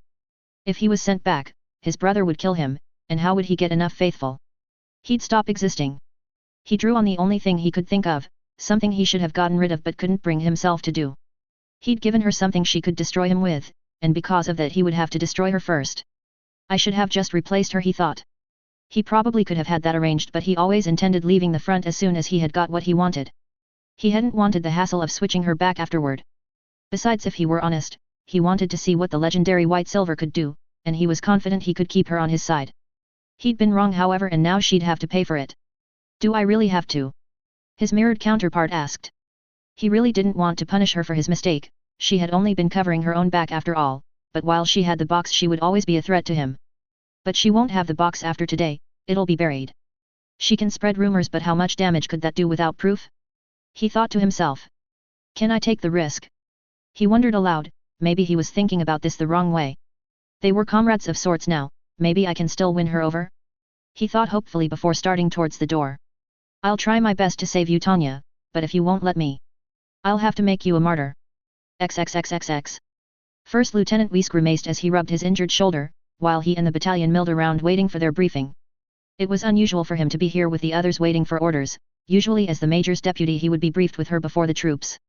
The Letzenbourg situation was unexpected however, and the young prince must have been frantically coming up with some strategy for a swift counter-offensive. He frowned as a dull ache passed through his wound. The painkillers must have been wearing off. He'd been patched up and bandaged, but now the wound was swelling, and the joint felt stiff. Now that the adrenaline rush from combat had receded, he wondered how he'd not noticed the painful injury. There's no way the major will let me be deployed like this, he thought to himself. They hadn't even needed to be ordered to the briefing hall. The second they had heard about Letzenbourg City they all knew they would be deployed soon. He knew the major would be pleased with their diligence, especially after their earlier mission. It had seemed like a dark cloud had descended on the HQ since they got back. Grants especially seemed to be struggling. Visha had told him that he and the major had an altercation. He blamed himself for not being there to prevent it. He had taken Grants under his wing, and couldn't help but feel responsible for him. Grants wasn't the only officer struggling to come to terms with the events of the last mission. It seemed the prince had suffered a meltdown due to it too. Weiss hadn't been there, he'd been injured and was on his way back at the time, but everyone had told him the same thing. The prince had tried to take responsibility for the massacre, he'd apparently felt so guilty about the whole thing he'd declared he was responsible for every death before collapsing into tears. The poor boy had thought he could magically take the guilt away from everyone else by making it his own, all he had really done is break himself. Then to kick him when he was down, his own brother had turned his country against him. They'd all expected him to be crushed and the major to order the boy sent back to Berlin to recover, but surprisingly the boy seemed to have bounced back. He was preparing a plan right now to try and save his homeland. Rumor had it that it had been the major that had pulled him out of his depressed state, but that piece of gossip was also causing its own problems right now. Really? On top of him? Newman asked Visha in disbelief as she nodded in confirmation. Their faces were really close too, we definitely interrupted something. Grants joined, obviously thankful to have something to distract and keep his mind off things. It doesn't mean anything, there's nothing official. Chimed Koenig critically. You're just saying that because you're about to lose a month's pay. Laughed Newman. Weiss shifted his feet uncomfortably, he wasn't entirely sure what to do about the rumor situation. He knew he really should clamp down on the speculation, but it had made for a welcome distraction for many of the troops and seemed to be having a positive effect on morale. Major Digirekov always seemed concerned about the morale of the battalion, even if the regular gifts from allied units often usually saw them through okay. So, he was tempted to allow it, especially since he looked to be winning something himself soon. On the other hand, if the major found out there'd be hell to pay. He noticed Visha had not been joining in, instead, she wore a thoughtful and slightly worried frown in place of her usual sunny demeanor. Everything okay? He asked. He had taken to trying his best to find out any worries of his comrades before they were deployed. He wouldn't forgive himself if any of them got injured for the sake of being distracted by something he could help them with. Hey! Visha jumped out of her reverie. Oh, I'm a little worried about the major, she said quietly. The others looked at her expectantly and we saw her blush a little at the unexpected attention. It's just ERM. Well, the position we found them in was a little unladylike, and you know how she can be, and well, she was brought up by nuns, what if she ends up embarrassing herself? She eventually managed. The officers looked at each other as the mirth disappeared from their faces. Visha was right, this could be serious.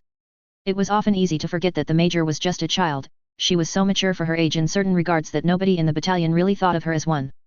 However, the majority of her upbringing had been with the nuns of the orphanage she grew up in or the military, neither were known to teach social etiquette when it came to romance, it was usually very much discouraged. She was now reaching the age where she would start showing that kind of interest, and although younger, the prince too was too. Additionally, the major was the sort to aggressively pursue her wants and goals, and she could be very direct. There was a very real risk, she could end up doing something that could cause herself serious embarrassment, especially if the target of her attraction was indeed the prince. The potential social faux pas could be disastrous for her. Nobody wanted to see that happen to their commander. I see, this is indeed serious, began Weiss slowly, maybe you should have a quiet word with her. Me? Visha squeaked, looking as though she'd been ordered to skip through a minefield. Couldn't we maybe do it together? She added hopefully, but before he could answer their commanding officer strode into the room and called Weiss and Serebriakov over into a nearby room. As expected, Weiss found himself grounded, he was glad the major cared for her troops but was still frustrated he wouldn't be fighting alongside them. She questioned him on the injuries to the individual companies while Visha took notes. Between the two of them managed to reorganize the battalion so that no company was severely depleted. Eventually, the major stopped and stared at them both. Is there a reason you are both looking at me like that? She said with mild annoyance. Before he could apologize, Visha cut in. Lieutenant Weiss and I thought we should ask you about what happened earlier in the chapel, ma'am. She stated, saluting nervously. Weiss felt his mouth go dry. Why did she ask about this now? 1,000 potential scenarios rushed through his head about the upcoming conversation, none of them were good. Ah, I see how that might have caused some confusion, the major said calmly. I'm afraid I had no other choice. The colonel had gotten a little overexcited. This was not in any of the scenarios he had envisioned. He turned and saw Visha was as surprised as he was, and she was wearing a slight blush. I suppose you think I was a little rough? I assure you it was entirely necessary. The major continued while Weiss and Visha struggled to process this information. They hadn't expected anyone brought up by nuns to be quite so brazen. Well, ma'am, it was perhaps. He began trying to regain some initiative. I admit I did lose control of myself for a moment, she admitted thoughtfully to herself, and Weiss began praying for some way to get out of this conversation. I appreciate your candor. I'm not used to dealing with that sort of thing. Do you think I should ask the medical staff for advice? The major asked earnestly. Yes. Both officers exclaimed, obviously glad to pass this entire situation on to someone else. The major, however, stared at the two with a confused look. Fortunately, there was a knock on the door. The briefing was about to start. Author's notes. Hi all, and as always thank you for reading. Finally, we have a proper Prince POV. I'm not sure how much the last chapter counts, lol, it's nice to finally get him on the page. I had a lot I needed to cram in of his thoughts, and even then, I left some of it out for now as there's already quite a lot there and I was already worried I was dumping a bit too much in one go. I decided he should think of himself as well because literally nobody else does. I had initially planned to make both Tanya and the prince loathe each other throughout the story, but I decided it made sense for the prince to like Tanya a bit at least. Tanya still hates him though, lol. Speaking of Tanya, I think this is the first chapter with no Tanya POV at all. Don't worry, she'll be back soon, it's her franchise after all. I just needed to get some of the prince's stuff sorted to get some more plot going and add a bit more drama. I ended the chapter where I did because it seemed natural here. I'm hoping the bit at the end makes up for her not being around too much this chapter. I'm having a lot of fun writing the battalion thinking they are getting together, even more so when Tanya is accidentally helping the misunderstanding. The next few chapters I might have to put more POVs in than I would like. Generally, I prefer to have no more than 2 as I don't want to break the flow too much, not including Andrew or the other bits I like to put as little introductions. But I'll have a lot I need to bring together, so if it starts getting too disjointed, you'll have to tell me. Chapter 18 Operation Monarch 2, Saints Briefing. My countrymen, it is with the heaviest of hearts and the most wounded of souls that I deliver terrible news this evening. The Empire has proven themselves betrayers and villains. They plot to destroy our motherland, steal our wealth and bring our city to its knees. Already they have turned my brother against us and seek to use him as a puppet. So as of this moment, the Grand Duchy of Letzenbourg officially declares war on the Empire and allies with the Francois Republic. May God have mercy on us all. Prince Regent Ludwig Albert Felix von Hohenzollern's War Declaration. May 5, Unified Year 1925. 203rd Temporary Command Center 1235. Tanya couldn't help feeling a warm twinge of pride as she saw her troops lined up smartly for their briefing. She knew they must be tired, having little time to recover since their last deployment, but still, her loyal war dogs were raring to go. She truly had formed a posse of true war maniacs, even the injured and those with depleted mana had shown up. She wouldn't be letting those be deployed, however. She wasn't about to let her military record be stained by losing men due to exhaustion or injury. She was also glad her officers were thoughtful enough to question what they had seen in the chapel rather than reporting it as the rules prescribed. To them, it must have seemed she was assaulting a superior officer. They had no way to knowing everything else that had occurred. If they did, they'd probably think they were both mad. Fortunately, she had been able to use the excuse that she was being rough on the colonel because of hysterics. They had seemed content with this, and she'd added asking the medical staff for advice so that she could be seen to be doing everything she could to improve her management skills. It was kind of odd how enthusiastically they reacted to that though, but ultimately, she'd managed to retain her image as a caring and thoughtful commanding officer and escaped any risk of being reprimanded. She felt her warm feeling cool as she saw the source of seemingly all her current stress chatting to his staff. Having noticed her, he beckoned her over to join them. She had known he'd been plotting something with the high command for a while now, but she hadn't expected anything as destabilizing as overthrowing his own brother. She wasn't sure how, but somehow Wilhelm had known his brother would turn on the Empire and had been planning for it. He may have even triggered it. What annoyed her was that she had been excluded from the whole scheme. She knew the military had many secrets that were often need to know. Perhaps Wilhelm and Canaris thought this was the same and she didn't need to know. It still irked her that she hadn't been part of the planning though. Wilhelm obviously didn't trust her. He'd had her dancing to his tune rather than sharing his plans and working with her. That annoyed her too. She didn't like feeling like someone else's pawn. It felt like an attack on her personal freedoms. After this was all over, she didn't want anything to do with his scheming again. He could have his stupid box back and leave her out of it. Wilhelm had seemed to have decided the best way to spend the last half hour was to dress as if he was trying to impress the imperial court with tales of his heroics.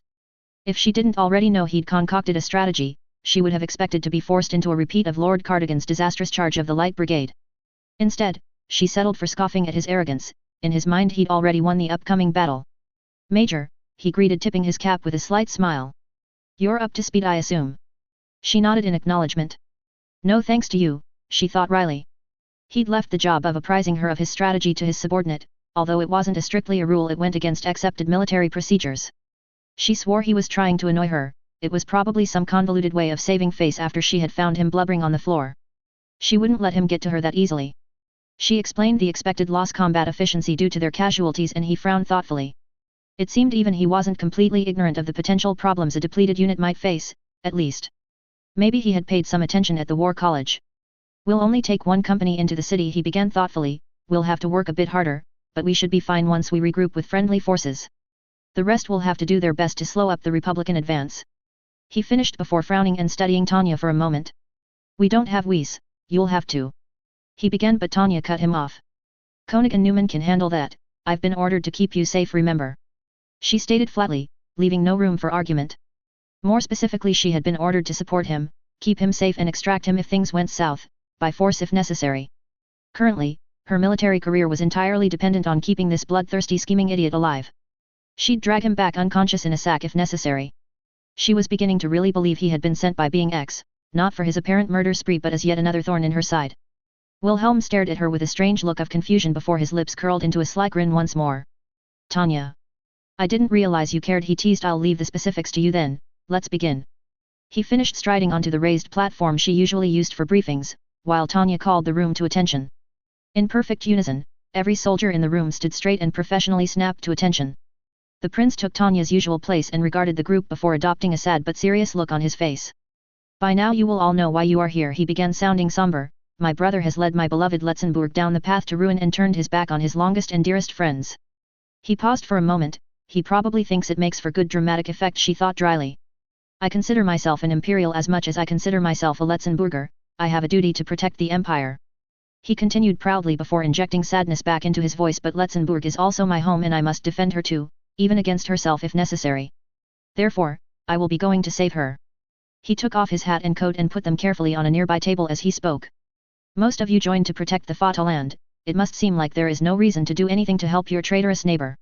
You are correct, it isn't your fight, it is my duty and my responsibility, that is why I will not order anyone to join this mission. He stopped still, clenching his fists tightly while shaking slightly. I'm ashamed I'm so weak, I'm ashamed I have to ask this, but like you, I would do anything to save my motherland. I cannot do it alone, I need help, he said sadly, and Tanya saw tears form in the corner of his eyes. Abruptly his voice hardened, and eyes met the assembled soldiers with steely determination. I don't stand before you today as a prince or colonel. He declared before carefully kneeling in front of them, causing a slight murmur of confusion from the assembled troops. I kneel before you as a comrade and I hope a friend, asking, no begging for your help. He paused once again before looking up at them with pleading eyes and an earnest innocent expression. Please, will you help me save my home? A cheer went up from the room, with enthusiastic cries of course, and down with the Republic. To her dismay, it seemed even her adjutant was swept up in the moment and wore a determined expression as she joined in. Reluctantly Tanya had to admit that the little colonel was pretty good at getting the troops fired up, although they rarely needed many excuses. Rather than ordering them though, he had persuaded them to join his crusade voluntarily, he'd made them think they were helping a small innocent boy take back his homeland. In reality, they were staging a coup and there was no innocence at all about the Machiavellian colonel. And the Oscar goes to. She thought to herself, smirking before catching herself and ordering the troops to quieten down. Thank you all. The little manipulator finished, concluding what Tanya thought to be an award-winning performance. Now, the plan. Their first objective was to advance on Letzenbourg city and regroup with loyal forces there. Their exact numbers were unknown, but they had been receiving intel that troops loyal to the regent were skirmishing with friendly forces within the city. Additionally, the prince's own mages had been imprisoned in a government facility on the outskirts, their rescue was a priority. Letzenbourg had few mages of its own aside from the prince's volunteer corps, and no air force, having relied on its allies for air support. Once they were reunited, they would have effective control of the sky. The 2nd, 3rd, and 4th companies would then break off and head towards the Republican advance. Their job was to skirmish in order to slow down the enemy advance until General von Hand's reinforcements arrived. No heroics. The little colonel warned, I want to be giving you all medals, not funeral wreaths. Meanwhile, parts of the colonel's wing were to capture the radio station and broadcast some recordings that he had made, urging the enemy Letzenbourgers to surrender, or switch sides and for civilians to keep hidden. Apparently, everyone seemed willing to believe he'd recorded them in the last half hour rather than the weeks preceding the operation. His agents Christina and Sophia would broadcast safe locations away from the fighting so that the non-combatants could take shelter. The rest of the group were to assault the enemy command centers. He added the extra objectives of capturing the Ducal Palace, which also held the Parliament building and several supply depots, but stressed these were secondary objectives. Tanya was pleasantly surprised at this. From the intel they had, the Regent Ludwig had stayed in the city. She had expected the little colonel to abandon strategic sense and attack there directly to take him on. She was begrudgingly impressed with the plan, although it was perhaps lacking in places on a tactical level. On a strategic level, it was fairly solid, assuming all went well. It even made sense not prioritizing supply depots as they weren't planning for a prolonged battle and they'd be better leaving their capture to the foot sloggers. She would have to make up for some of his tactical shortcomings, even if the enemy didn't have mage support. Taking enemy CPs wouldn't be quite as easy as he made out and they couldn't count on his broadcasts to sway every soldier in the city. Still, she appreciated the flexibility he'd left her with on these details, and at least the broadcasts meant they'd be unlikely to run into civilians. The trouble was, the entire plan relied on how long they'd be able to hold until either reinforcements or the enemy would arrive. The thought of her chances of survival being so much in the hands of others was not pleasant. Something as simple as a mechanical breakdown or a supply problem could make all the difference, but there was little anyone could do about that. That's war, I suppose, she thought. At least I have permission to pull out with Wilhelm if things get too rough. All in all, she felt reasonably confident, even with their depleted numbers. The only thing that had really bothered her about the whole brief was that Wilhelm seemed to keep looking over to her with a strange look. It was almost as if he was checking she approved, but if that was the case, he should have included her in the planning. Maybe she should say something to him though. This operation was obviously important to him. It made sense he would be nervous, and he probably still hadn't fully recovered from his earlier breakdown. He was starting to look unusually worried, and no soldier wants to see their commander looking worried. He thanked them again before dismissing them, and they filed out to prepare. She was about to follow them to give them their individual assignments when the little colonel grasped her hand. "Major, could I speak to you?" he said, looking slightly distracted. "In private." XXXXX. May 5, Unified Year 1925. St. Willibrord's Church, Letzenbourg City. Corporal Clems couldn't help but feel uneasy as he hurried through the dark and wide avenues of Letzenbourg City, towards the ancient St. Willibrord's Church. He always felt this way when he had to see the boy. He somehow felt unnatural. Still, the regent had asked him to fetch him, and he couldn't say no to him, especially since he'd managed to get Clems released from the Imperials after that mix-up about Prince Wilhelm and his medicine. Thinking of the situation made him shiver. That girl had been terrifying. No wonder the Republicans had taken to calling her the Devil of the Rhine. She'd been supported by one Prince Wilhelm's Minders too, which made it all the worse. The regent, Prince Ludwig, had long ago explained poor Wilhelm's illness. Unfortunately, the Imperials had stuck their noses in and interfered with his treatment. But he was ill, seriously so, much worse than the old Duke. All the signs were there, but the prince had become confused and paranoid and now believed that people were trying to hurt him. He was right, but it wasn't Ludwig, it was the Imperials that were using the boy. They turned his staff to their cause and surrounded poor Prince Wilhelm with people to reinforce his delusions. All the time his mind was slowly collapsing on itself. He knew it was breaking Prince Ludwig's heart. He finally reached the large wooden portal of the church and knocked loudly. He could hear sporadic gunfire echoing around the city. Not everyone liked Prince Ludwig's decision, and some had taken up arms and declared Prince Wilhelm should be the Grand Duke. It seemed the Empire's meddling had seeped all the way into the very fabric of society. How could this happen to their peaceful little country? Fortunately, he was in a secure area for the moment. Most of the resistance had been bottled up, but that didn't make him feel much safer. There were still groups breaking the cordons and infiltrating throughout the city, causing trouble. No doubt there would be enemy reinforcements soon too. The Imperials wouldn't stand idly by, but it wasn't the gunfire that was making him feel anxious. An elderly priest gingerly opened the door. He was understandably worried by all the noise. He recognized the corporal and quickly ushered him in. "Corporal Clems, it's good to see you. I assume you're here for young Damien?" the elderly man questioned. He nodded and followed the shuffling priest towards the altar. Moonlight illuminated the old temple, piercing the darkness, the ornate stained glass windows bathing the inside with a strange ethereal light. Each of the windows depicted a different saint or holy figure leading towards the altar where Letzenbourg's own patron saint looked down protectively over his congregation. At the steps below the shrine knelt the boy, praying as always. Clems shuffled uncomfortably, not wanting to disturb the boy while he was praying. As far as Clems knew, Damien had lived here in the church since he was a baby and had been brought up by the priests. Few people knew he even existed, and as far as the corporal knew, only one man knew where the boy had come from, the regent. The boy had been quietly brought here by the regent as a child, and he had asked Father Michael to look after him. Ever since, Clems and his predecessors had periodically visited to secretly check on the child and perform various errands on behalf of Prince Ludwig, including arranging the boy to learn magecraft and how to shoot. The regent himself hadn't seen the boy since he'd been brought here. Despite looking after the boy, he hadn't seemed interested, until today. The boy said his amen and raised himself from his knees before turning and bowing to the corporal. There were several things about Damien that made Clems feel uneasy, and he felt a twinge of discomfort once again as he studied the boy. Aside from being slightly taller and perhaps surprisingly looking better fed and healthier, he looked eerily similar to Prince Wilhelm. "I'm sorry for making you wait for Brother Clems. He told me you'd be coming soon, in my dreams," the boy said in a calm and eerily peaceful tone as he cocked his head to one side. "Dreams?" asked Clems. He didn't like the thought of appearing in the boy's dreams. He'd always described them in weirdly cryptic and uncomfortable ways, but despite this, he couldn't help but be curious. "I dreamt of a demon leading a child in chains, but the child wore them gladly, thinking the demon was their friend. The devil promised great rewards, so forced the child to do terrible things, but the demon betrayed the child and the child lost everything. Despite that, the child kept going back to the demon, not because of the chain but because they had no one else. Then a light came and spoke to me, it said break the cycle, they will come soon, the boy explained staring off into the glass-stained moonlight, so you see I knew you would come for me. Clems shuddered, he'd been bought to fetch the boy because they had so few mages, but also because Prince Ludwig still wanted to save his brother. Damien was powerful, Ludwig hoped that the boy would be able to snatch the young prince from the devil of the Rhine and get him to safety. Prince Wilhelm was being used by the Empire, he was like the child in chains, he shook his head. This was another thing he didn't like about Damien, it sometimes seemed like his dreams meant something more than a dream.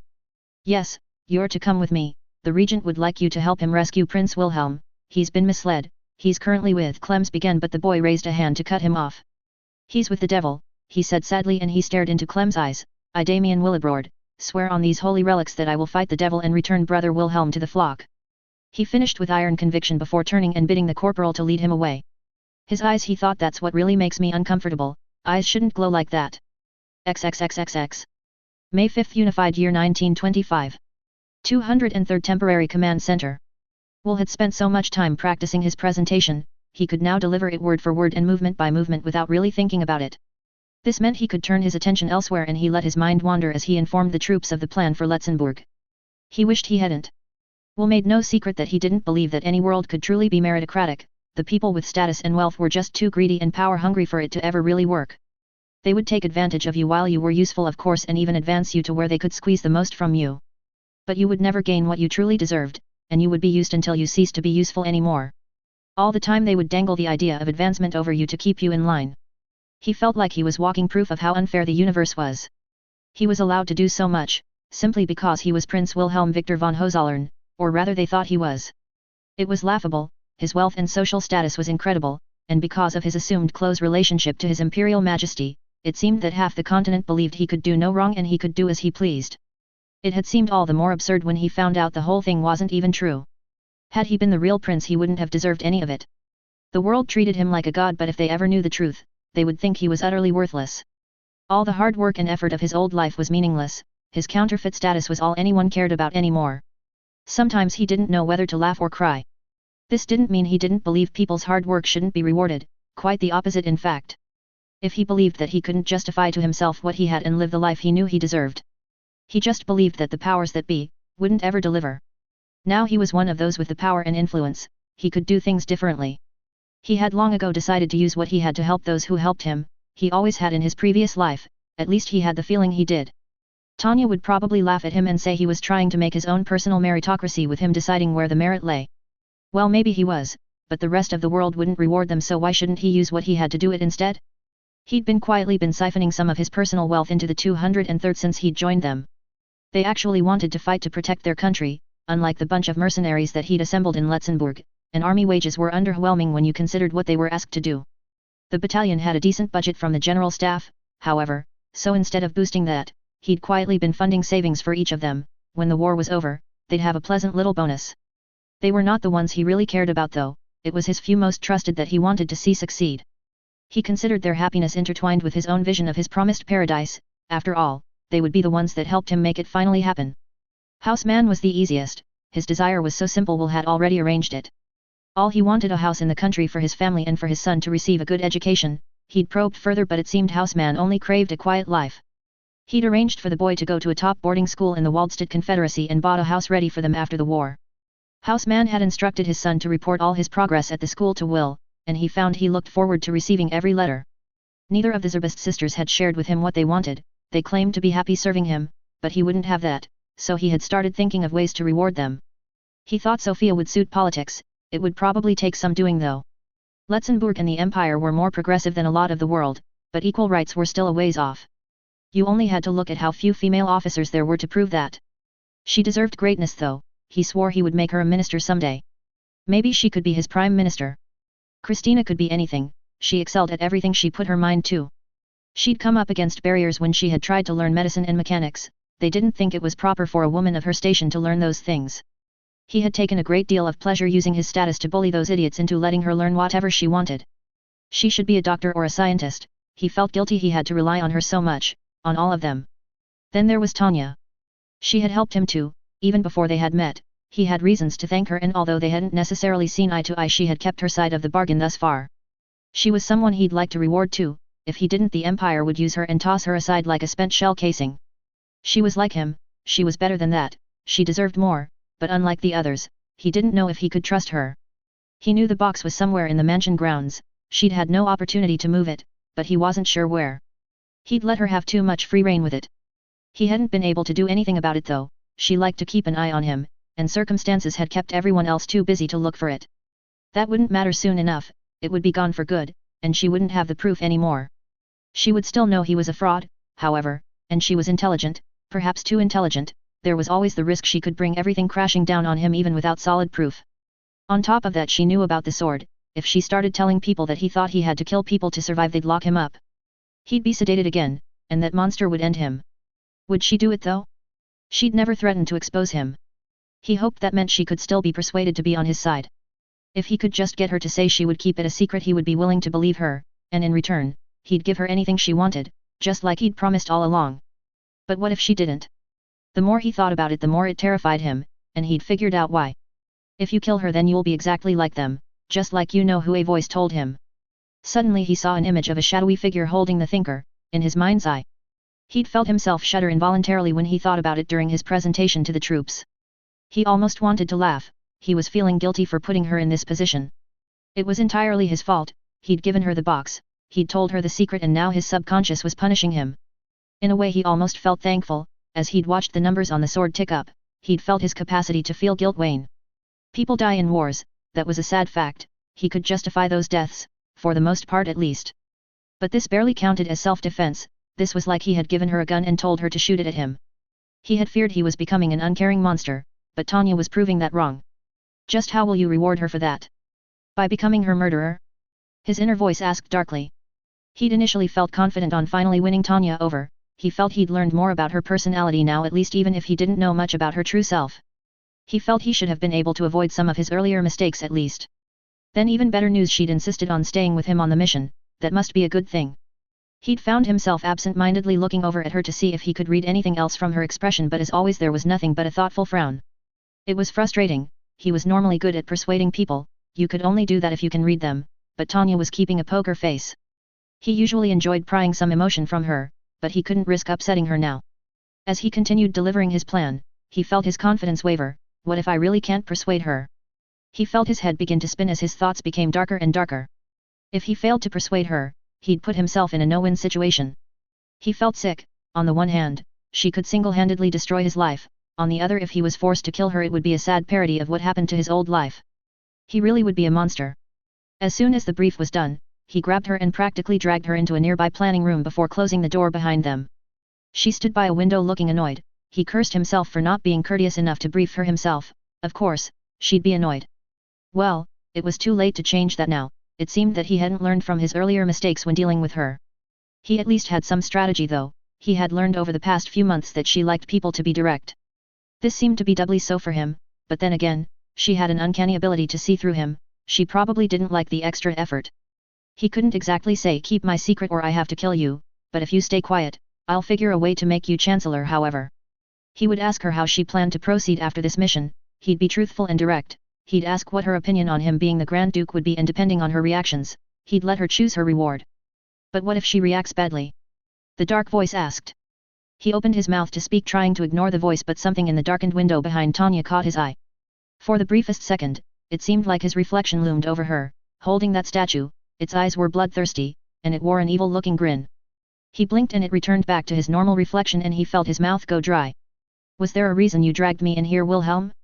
There's a lot to do if you want to be in the air within the next 20 minutes. Tanya asked, not bothering to hide her irritation. He felt his heart racing, what was that he'd seen? Was his subconscious really feeling it that badly? Was it the lack of sleep or the providin? Was the monster playing with him? Or was he really that terrified of becoming that? His strategy fled his mind completely as he scrabbled around his head to string together a sentence. Out of habit he drew his sword and stared at the number, as much as he hated the thing it directed his thoughts and helped him focus on his ultimate goal. He saw Tanya draw back warily and it took him a moment to realize why. You moron, you just drew a sword on her. He yelled at himself inwardly. He dropped it abruptly and stepped back murmuring an apology while she raised a confused eyebrow at him, and he saw the evil reflection flicker in the window once more. Are you okay? You're acting odd even for you. Tanya asked as he struggled to find any words to answer her with. She was searching his face with a sign of concern. Just tired and a bit of nerves. He stuttered in return, desperately trying to pull himself back together. If you're worried about your plan, it was, fine, I'll deal with anything else on the way. She said, sounding as if she was attempting to be comforting. The plan? Yes, he murmured, but I would have preferred if you'd consulted me, she interrupted, but it should be fine if your reinforcements arrive. Will now felt even more confused and out of control of the situation.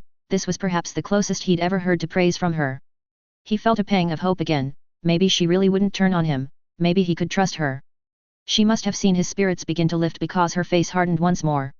Now pull yourself together, Colonel, you of all people should realize no soldier wants to see a weak leader, she reprimanded him before striding away. He felt the stress lift from him, and the dark shadow seemed to fade away. He could feel his confidence returning, he could even feel a smile returning. Instead of dread, he began feeling excitement for the upcoming mission. She was accepting him as being in charge, surely that meant he could trust her, didn't it? He wouldn't have to do anything to her, no, instead he could reward her as he'd promised. Your reward, he said, calling after her. You never told me what you want me to do for you after this, as a thank you.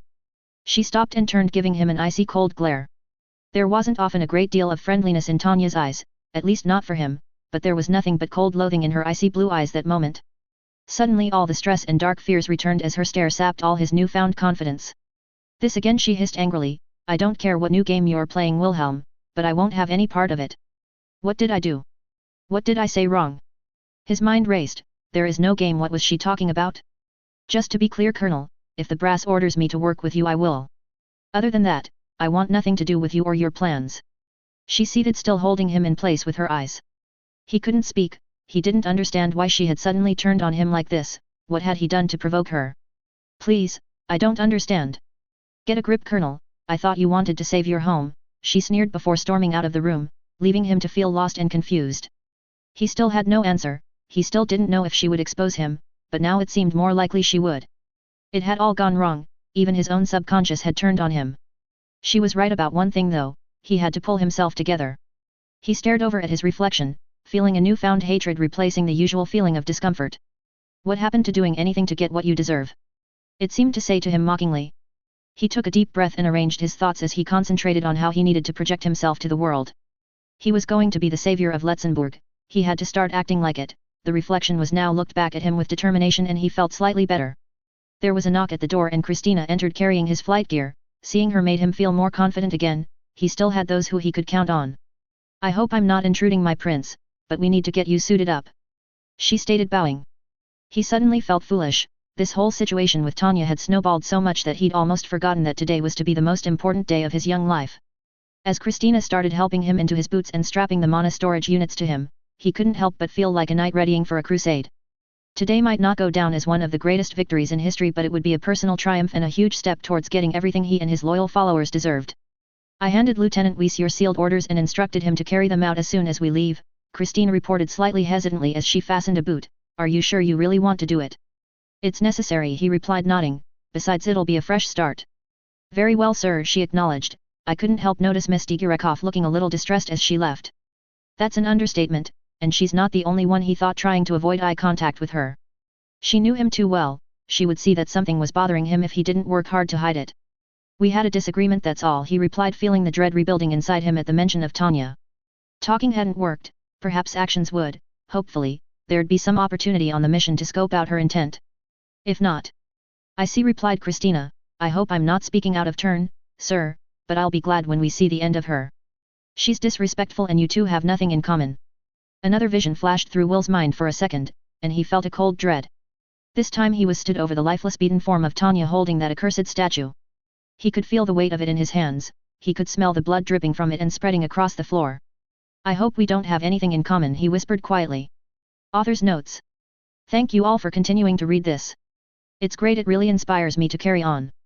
It took longer to get this chapter ready than I intended, it's been hard work and I ended up rewriting half of it for reasons I will explain below. But I still managed my personal deadline of 1 chapter a week, so I feel good about that, even if I'm not super sure on this one overall. Uneasy face, there are a few things I want to talk about with this chapter, for those that actually read these parts, so I'll try to go in order. Anyone who doesn't know, the charge of the Light Brigade happened during the Crimean War, during the Battle of Balaclava, presumably between inventing knitwear. The English light cavalry brigade under Lord Cardigan misinterpreted their orders and charged through a valley towards a bunch of cannons. Needless to say, it didn't end well. There's an old film, a poem by Tennyson, and Iron Maiden did a song called The Trooper about it, all of which are pretty good. Wilhelm's speech and plan, hopefully, the speech was actually somewhat persuasive. If I have to make him do that again, I'm going to have to do way more research if not. Equally, I hope his plan seems logical. I'm no tactical genius, but I did find out that it's not unusual for supply areas to be secondary targets in military operations. That corporal is back again. I'm getting a lot of mileage out of that guy, but he was convenient to introduce Damien Willibrord. I kinda wish I'd put something earlier, but we're tying up an arc and I wanted someone for Tanya to beat up. He's got other uses too, but I want to write Tanya kicking butt.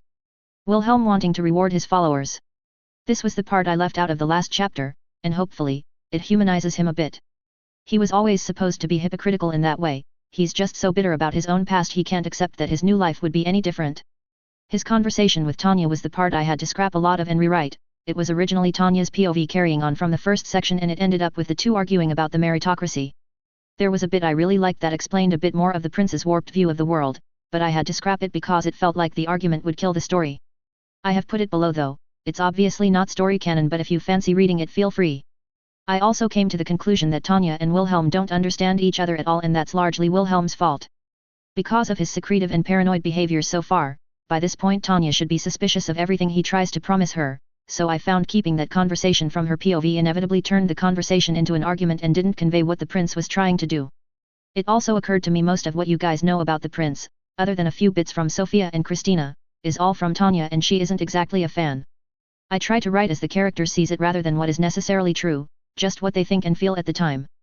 So instead I brought forward part of an idea I was going to use later, loosely based on Macbeth, note Wilhelm's reading list, and explored the prince's guilt. I know it seems odd him being guilty about murder of all things, but so far, the only killing he's done, he's been able to justify to himself through the war. He's done other horrible things, but always to further his goals. The situation with Tanya is all his fault, so he is struggling to justify it to himself. That I think is a key difference between him and Tanya. She justifies her actions as a way of survival. Wilhelm is trying to justify his actions to himself and as a way to reach his goals. I do worry I brought it forward too early though. Thank you again as always. Xanen. The bit I cut out. You forget the military is a meritocracy, I can. She began before he cut her off. Meritocracy is a sham. The boy suddenly exploded, slamming a fist on the table. Look at your superiors. Zetter's family have been nobility for generations. Rudersdorf is from wealthy gentry. I know they're good at what they do, but do you honestly believe that they'd be where they if they hadn't been born with those advantages? Even you only got this far because of how you were born. I think you're getting confused, Colonel, she answered, keeping her voice calm. If you recall, I was brought up in an orphanage. We didn't have enough food, let alone privilege. She explained. The boy must have thought she was mocking him, and his face contorted further into frustrated annoyance. I'm not stupid, Digerekov. He hissed in irritation. I meant that you were born a mage. She hadn't been expecting this and blinked at him in confusion. Since when did magical ability have anything to do with being promoted by merit? Do you really think you could have achieved even half of what you have without magical talent? The Imperial Army only relaxes its recruitment policy for mages, and it's the only time they take on female officers. That's why the rules for female officers are so outdated. He began explaining as a cruel and bitter look crossed his face. If you weren't born a mage, you'd still be starving in that orphanage. You'd have no cadet school, no war college. You wouldn't be able to afford a decent education without the state paying for it, and they wouldn't consider a little urchin girl worth the trouble to invest in. The Empire might be a little more progressive than some places, but equal rights is still a long way away. The best you could ever hope for is being married off to someone well off enough to look after you. If you weren't born a mage, you'd be nothing. Nobody would even have given you the chance. He spat venomously at her.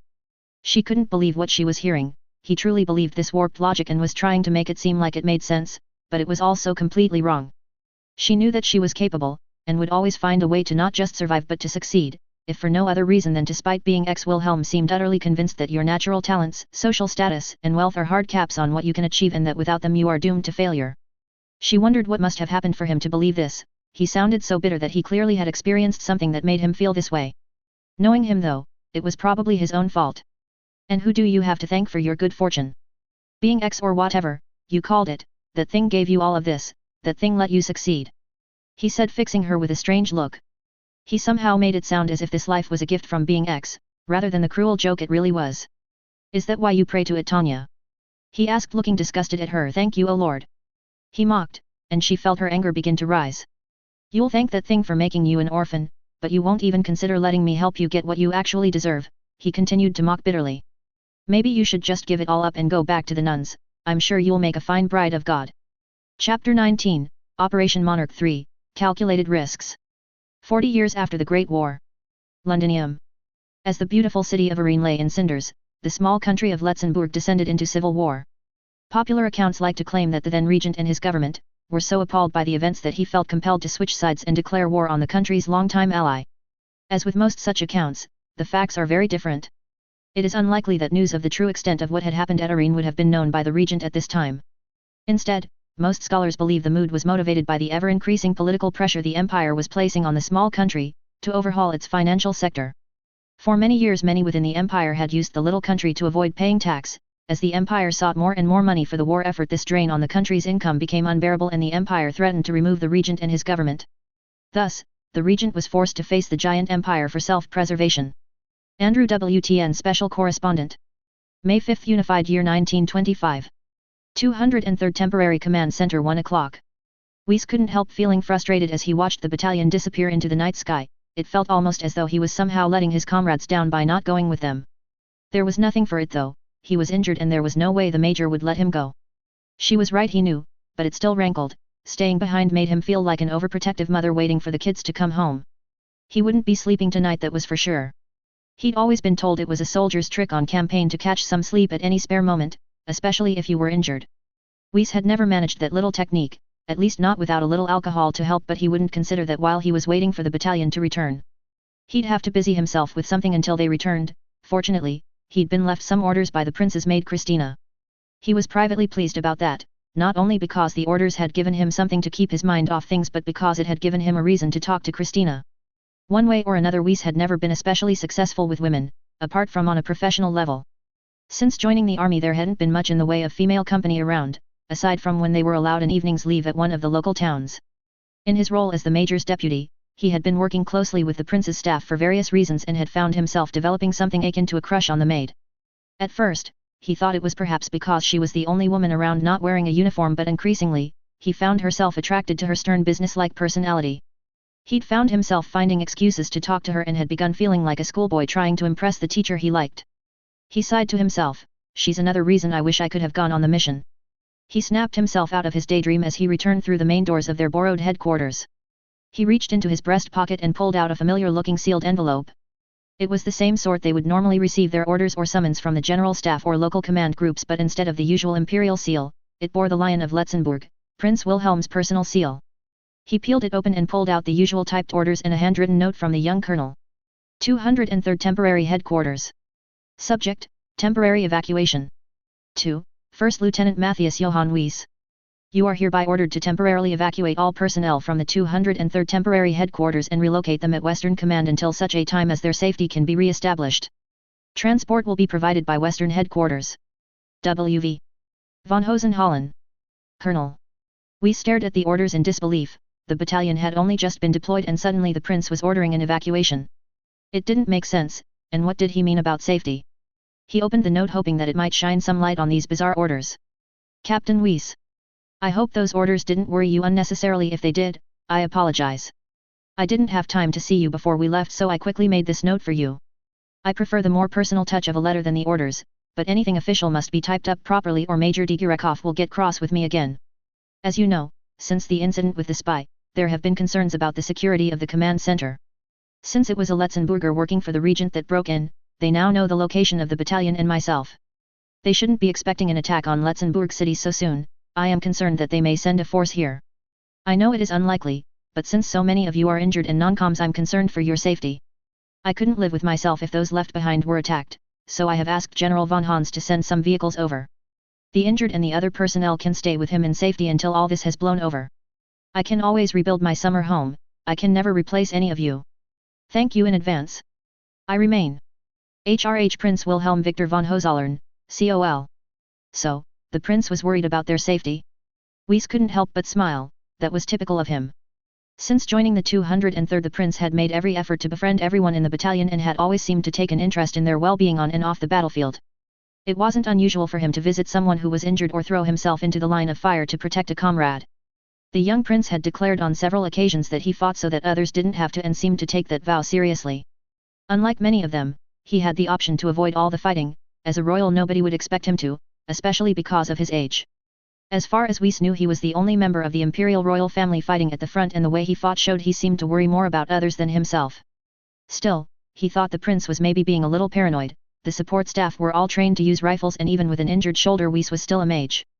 They should be able to defend the place if they were attacked. Besides, he didn't know how the major would feel about them abandoning the command center.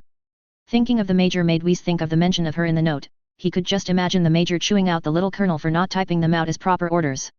But that meant they were real orders, he couldn't exactly ignore them. If there was one thing the major would hate more than not having the orders typed out, it would be not following them. He reread the orders and note again for clarification. Both mentioned that Western Command was sending transports to pick them up. That meant that the general believed there to be a potential threat too. They must have some intel he wasn't privy to, he decided. He considered the closing words on the prince's note. I can always rebuild my summer home, I can never replace any of you. He clearly expected some sort of threat. They'd be foolish to ignore it. He stopped a nearby corporal from the signal corps and ordered him to gather everyone in the entrance hall immediately before striding out the front door. He could hear the rumbling of engines in the distance, getting louder as they approached up the extensive driveway. He had to say one thing for the prince, he worked fast. May 5th, Unified Year 1925. Northern Letzenbourg 1:30. They must have had a fight, thought Visha as she observed her superiors as they flew over the moonlit steel mills of northern Letzenbourg towards their target. There had been some speculation when the little prince had grasped the commander by the hand and dragged her into one of the planning rooms so they could be alone. Especially after Visha and Weiss had had their little conversation with her. Newman and Grants had laughed when they heard about the exchange, while Koenig was lamenting losing a month's pay. It seemed they'd finally confirmed their suspicions. The consensus of the group was that the prince had decided to officially ask the major out before the mission. It had seemed like a story out of a romance novel, the prince declaring his love for his beloved before they went off into battle, but it seemed they had been wrong. The major had worn a sour expression since she had returned from her private conversation with the prince. It was fortunate that they had a mission so she could vent some of her frustration. I wouldn't want to be on the receiving end of the major's wrath right now, thought Visha. The prince didn't look much better, but rather than anger, his eyes held a twinge of sadness, although outwardly he was being as friendly and cheerful as always.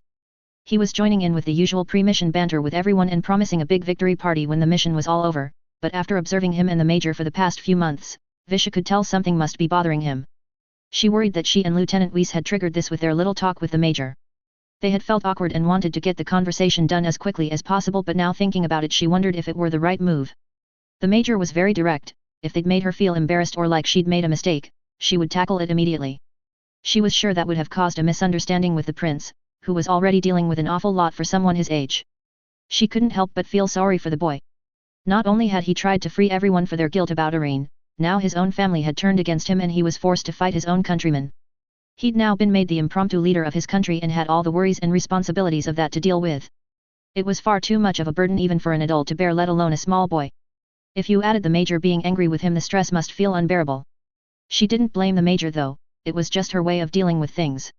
It's part of what made her a good commander. If she felt there was a problem, she dealt with it quickly and efficiently. Instead, she blamed herself. She knew the major well enough that she should have expected she'd attack the issue head-on. They should have waited for another time. The prince didn't need any more worries and distractions right now. The boy probably hadn't known what hit him. Something's definitely bothering him, she decided, despite him trying to hide it behind the joking and chatter with the other troops. She had caught him glancing over at the major with a worried look when he thought nobody was looking. It would have been sweet if the situation were different. The major, however, had stayed quiet and wore an annoyed frown. When she did look over at the prince, that frown became deeper. She hoped they would make up. She'd gotten used to the idea of them being together and it seemed like it would make them both happy. She sighed. There was nothing she could do about it. Hopefully, everything would work itself out. She glanced around at her teammates. Most were enjoying the relative calm before the storm that came before a battle, going through their own personal rituals and habits that soldiers tend to have before a mission. As always, she felt slightly nervous, but compared when she'd first served on the Rhine as a corporal, she was practically a sea of tranquility. She was quietly amazed at how far she'd come in such a short space of time. That's what serving with someone like Major Digirekov does to you, I guess, she thought to herself. While the others were indulging in their usual pre-battle banter and boasting, she noticed Captain Houseman was quietly reading a letter with a smile on his face. She hadn't had an awful lot of contact with the Letzenbourg captain other than at the regent's party. Their duties seemed to keep them away from each other. He was a quiet and dutiful man in his late 30s. He was tall and powerfully built and looked like he would be scary if not for the friendly, gentle expression he always wore. She knew he was a competent officer after seeing him lead the Letzenbourg mages, but since joining the 203rd he had mostly kept to himself. Something about the way he was smiling at his letter had her intrigued, however, and she couldn't help but ask about it. "Good news, I assume?" she inquired with a friendly grin, watching as he snapped himself out of his reverie and returned her smile. "It's a letter from my son," he explained. "The prince arranged for him to attend a top school in Zurich. It seems like he's doing well." "I didn't realize you had children," she said, realizing how little she knew about her ally. "Just Reinhardt, he's just turned 8, and my wife Frida, of course," he explained before his smile began to fade. "I'm glad they're both in the Waldstadt Confederacy. I wouldn't want them mixed up in all this." "He shouldn't be either." He finished, gesturing over at the prince with a voice full of sorrow. "You really care about him, don't you?" Visha observed the captain's face had become pained as though he was remembering something unpleasant. When the prince made the Letzenbourg mages, he began before trailing off as he searched for the right words. "Well, let's say it wasn't a good time for me and my family. The prince helped turn my life around," he explained. "I thank God that I met that boy. I owe him, and he just keeps giving. Sometimes I think he believes we all only serve with him because he'll reward us, but some of us would follow him to the gates of hell if he asked." "I know what you mean," Visha replied, looking over fondly at the major. She would do the same for her commander. After all, they served on the Rhine, they'd already been to hell and back. "Although I'm not quite so sure about all the volunteers," he stated so quietly she almost didn't hear it. He went quiet for a few moments and went back to reading his letter before stuffing it back into his pocket. "It isn't right." Houseman growled, and Visha snapped her attention back to the captain, who was now staring at the prince with a frown. "The prince, your major, even you. None of you should be fighting this war, you're all so young. It was my generation that made this mess and you all have to pay for it." Visha had never seen such a display of emotion from the Letzenburger. She wondered if he was okay. He was about to fight for his home, maybe the stress was getting to him. He looked back at her and his expression softened a little as he saw her worried expression. "Sorry, sometimes I imagine it was my son out here and it gets to me, you know." She nodded. That made sense. She sometimes forgot that the major and the prince were so young. It was not especially usual for someone as young as her to be serving in most militaries. It probably only didn't seem odd to the rest of them because they were serving with officers even younger. It was kind of scary how easily everyone had adapted to the idea. It showed how desperate the empire was for capable mages.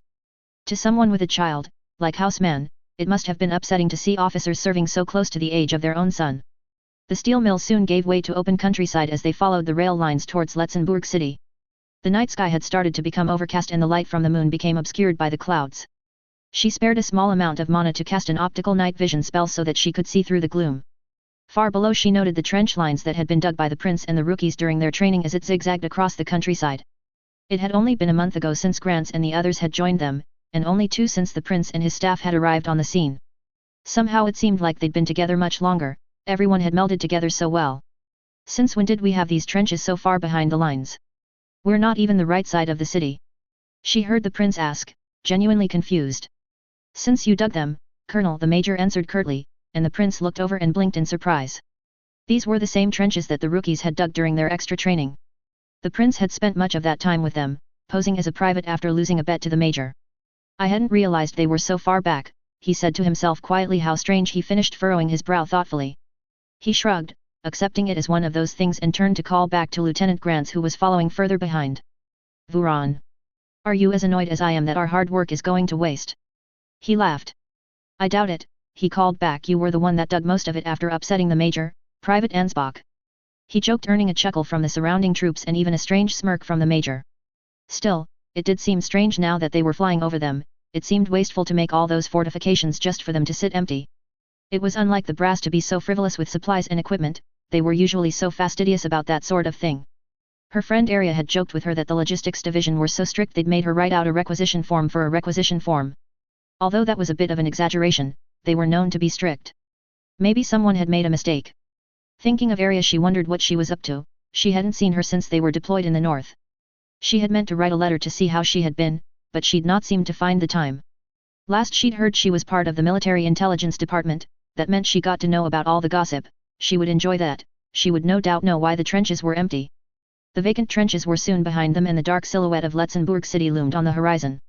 It was shrouded in darkness. Being so close to the front lines, the city had adopted a blackout policy to minimize the damage that enemy bombing could achieve. Although from what Visha had been told, the city had been spared the worst of the bomber attacks, as the most of the little country's industry was in the north. The city itself was mostly a banking hub. "Okay, cut the chatter." The major barked. "We're approaching the combat zone." 3rd and 4th companies form up, 2nd company hang back with the spare equipment until we've freed the Letzenbourg wing. The orders were unnecessary, they all knew their jobs, but it was comforting to hear the major say them anyway, it gave everyone a sense of focus. Thank you, everyone, I couldn't do this without you all, the prince said, and she was sure she wasn't the only one that felt moved by those simple words. The battalion had now become quiet and professional as they sensed the approaching danger. In the distance, they could hear the two sides exchanging fire and the occasional explosion from cannons and grenades. The city was already tearing itself apart, now it was up to them to hold it together until help arrived. May 5, Unified Year 1925. Northern Letzenbourg, 2 o'clock. Tanya cursed as the anti-air cannons opened up on her. Someone had been improving Letzenbourg's air defense. When last she visited the city it had just a few AA guns which were mostly flak for taking down bombers. Now they'd adopted a layered defense, adding a mixture of 20 and 40 mm guns better suited to taking down low-level aircraft and more worrying lamages. It was like the whole city had decided to adopt the advice she'd given to the Imperial Navy. A 40 mm round was especially dangerous to a mage. A strong magic user could hold an active barrier against 1 or 2 40 mm rounds, but they would soon fail under sustained fire. If she used the Type 95, she knew she could theoretically withstand a hit from a 125 mm round, but she'd never wanted to test it. Besides, even with all this incoming fire, she was hesitant to use that cursed object, she would only relinquish control of her mind if absolutely necessary. The guns were also fitted with searchlights and devices to detect mana signatures, so even the darkness was providing little in the way of help. She'd seen these guns before, they were the new anti-air countermeasures the Republic had been adopting across the front. One thing that could be said for the escargots was that they were good at thinking up nasty ways to get the most out of air defense, and it seemed like they'd been sharing them with their new friends for some time now. They must have been here before the war declaration. The bratty colonel had been undeterred by these problems, however, even when by his own admission, it would be all but impossible for him to sway any of those guarding his mages. He reasoned that the regent would have entrusted only his most trusted soldiers to secure the mages. Although this made sense, she failed to see how it was supposed to get through the porcupine-like air screen. She'd expected she would have to deal with it. His head seemed so sure of victory, he hadn't even bothered with a flight suit. To her surprise and chagrin, after she had heard his plan, he had already come up with a counter. Since visibility was low, the guns would follow the strongest mana signatures, which meant her. He wanted her and her unit to distract them by flying over them at the AA's extreme range with decoys while bleeding as much mana as possible, to confuse their targeting. Meanwhile, he and the others would position themselves above and dropped in to take out the crews. She'd tried to object, but he had pointed out that he'd seen her cope with much worse while using the Type 95, before lamenting he wasn't powerful enough to do it himself. The annoying thing was that he was right. Drawing enemy fire with her own mana signature was exactly what she had done on the raid with the rookies. The brat was just going to use it for offense. That said, just because she'd done worse before didn't mean she was particularly happy about being bait. Besides, she really didn't want to use that thing, it messed with her mind. The last thing anyone needed was both superior officers acting irrationally. She was seriously wondering how much it might affect her career if the little colonel were to have an accident. She'd already discounted outing his true identity. Now that he was de jure ruler of Letzenbourg, he was more useful to the empire than ever, even if only as a puppet. It was likely some very powerful people would prefer his secret stayed that way, not least the imperial royal family itself. She could only imagine what lengths they'd go to prevent embarrassment.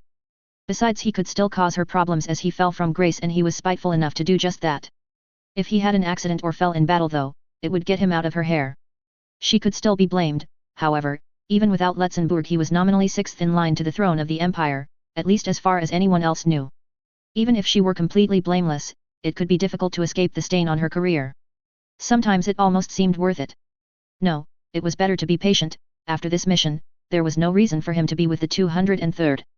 He'd have his mages, he'd no longer have the threat from his brother, he wouldn't need any of them, as long as it was a success, that is. Suddenly she felt far more enthusiastic about making sure that it would be the case. She looked up at the sky, wondering how much longer she'd have to act as bait. Any time now would be nice, she thought to herself as she awaited the drop. It was fortunate the Letzenbourg traders were unfamiliar with their new toys. Their aim was terrible, and at this range, any injury would probably minimal. She wondered if it would have been easier to stay still. She almost felt like they were more likely to hit her by accident than on purpose. Suddenly she caught the sound of flight gear humming to life, and the incoming fire began to slow down, only to be replaced by panicked cries. To her surprise, the little colonel had suddenly appeared in the midst of the enemy and was dispatching them with sword and pistol fire. Soon after, the rest of his platoon duplicated his maneuver and joined in the melee, while the 3rd and 4th companies fired into the rest as they descended, and the AA fire ceased completely. It took her a moment to figure out what had happened. The little colonel must have cut off all his mana to his flight gear only to re-energize it just before hitting the ground. It had masked his mana signature completely, so none of the gun crews had detected him. It also allowed him to sow an extra level of discord so the rest of the troops could approach without any further AA fire. But it was beyond reckless. The timing needed to pull off that kind of maneuver was very precise, and even the Type 97s weren't immune to misfires and mechanical failures. Even on a good day, it could take a couple of tries to get the gear started properly, let alone able to slow a fall. He could easily have ended up a stain on the floor and she would no doubt have been blamed. She felt her anger rise once again, as she landed softly nearby. It was bad enough he was constantly trying to involve her in his games, but his stupid showboating was putting her career at risk. He was such a hypocrite. Hadn't he lectured her men on heroics? She would never have accepted such behavior from her own men. When she'd first been on the Rhine she'd sent men to be fired at in pillboxes for daring to be so reckless. Beating you and putting you in a sack until the mission is over is becoming more appealing all the time, she thought to herself. Newman, would you mind clearing any stragglers, please? Koenig, could you arrange a perimeter? Houseman, please show second company to our friends, I'm sure they'll want to join in the fun. Christina, I'd like to speak with some friendly ground forces if you wouldn't mind. The little colonel began commanding. It was almost comical. He acted as though he was asking someone to pass the salt, not ordering soldiers. He turned and saw her approach, and she was gratified to see a twinge of discomfort hit his mask of confidence as he saw her approach. Well done, Major. Were there any CA? He began before she cut him off, not caring that Visha was staring at the two of them. Colonel, I want it noted I object to your reckless behavior, she growled, and he stared back at her utterly confused. He really doesn't understand how stupidly dangerous his stunt was, she realized. Out of the corner of her eye, she noted Visha's eyes widen in surprise. It was probably a shock to her seeing her superiors argue. I thought you'd be relatively safe at extreme range. Your company is the strongest, after all, you should be able to shield. He babbled, trying to explain himself, looking at her with worried and puzzled eyes. I meant your combat drop, sir, she interrupted again. You shut your gear off and restarted before hitting the floor, didn't you? That's incredibly dangerous. The fact that all four of you were able to pull it off at all is nothing short of miraculous, she lectured, struggling to keep her voice level. You must be the only person on the planet that I would have to explain this to, she thought. He stared at her with a mixture of shock and confusion on his face for a moment before murmuring, now you're concerned about my safety.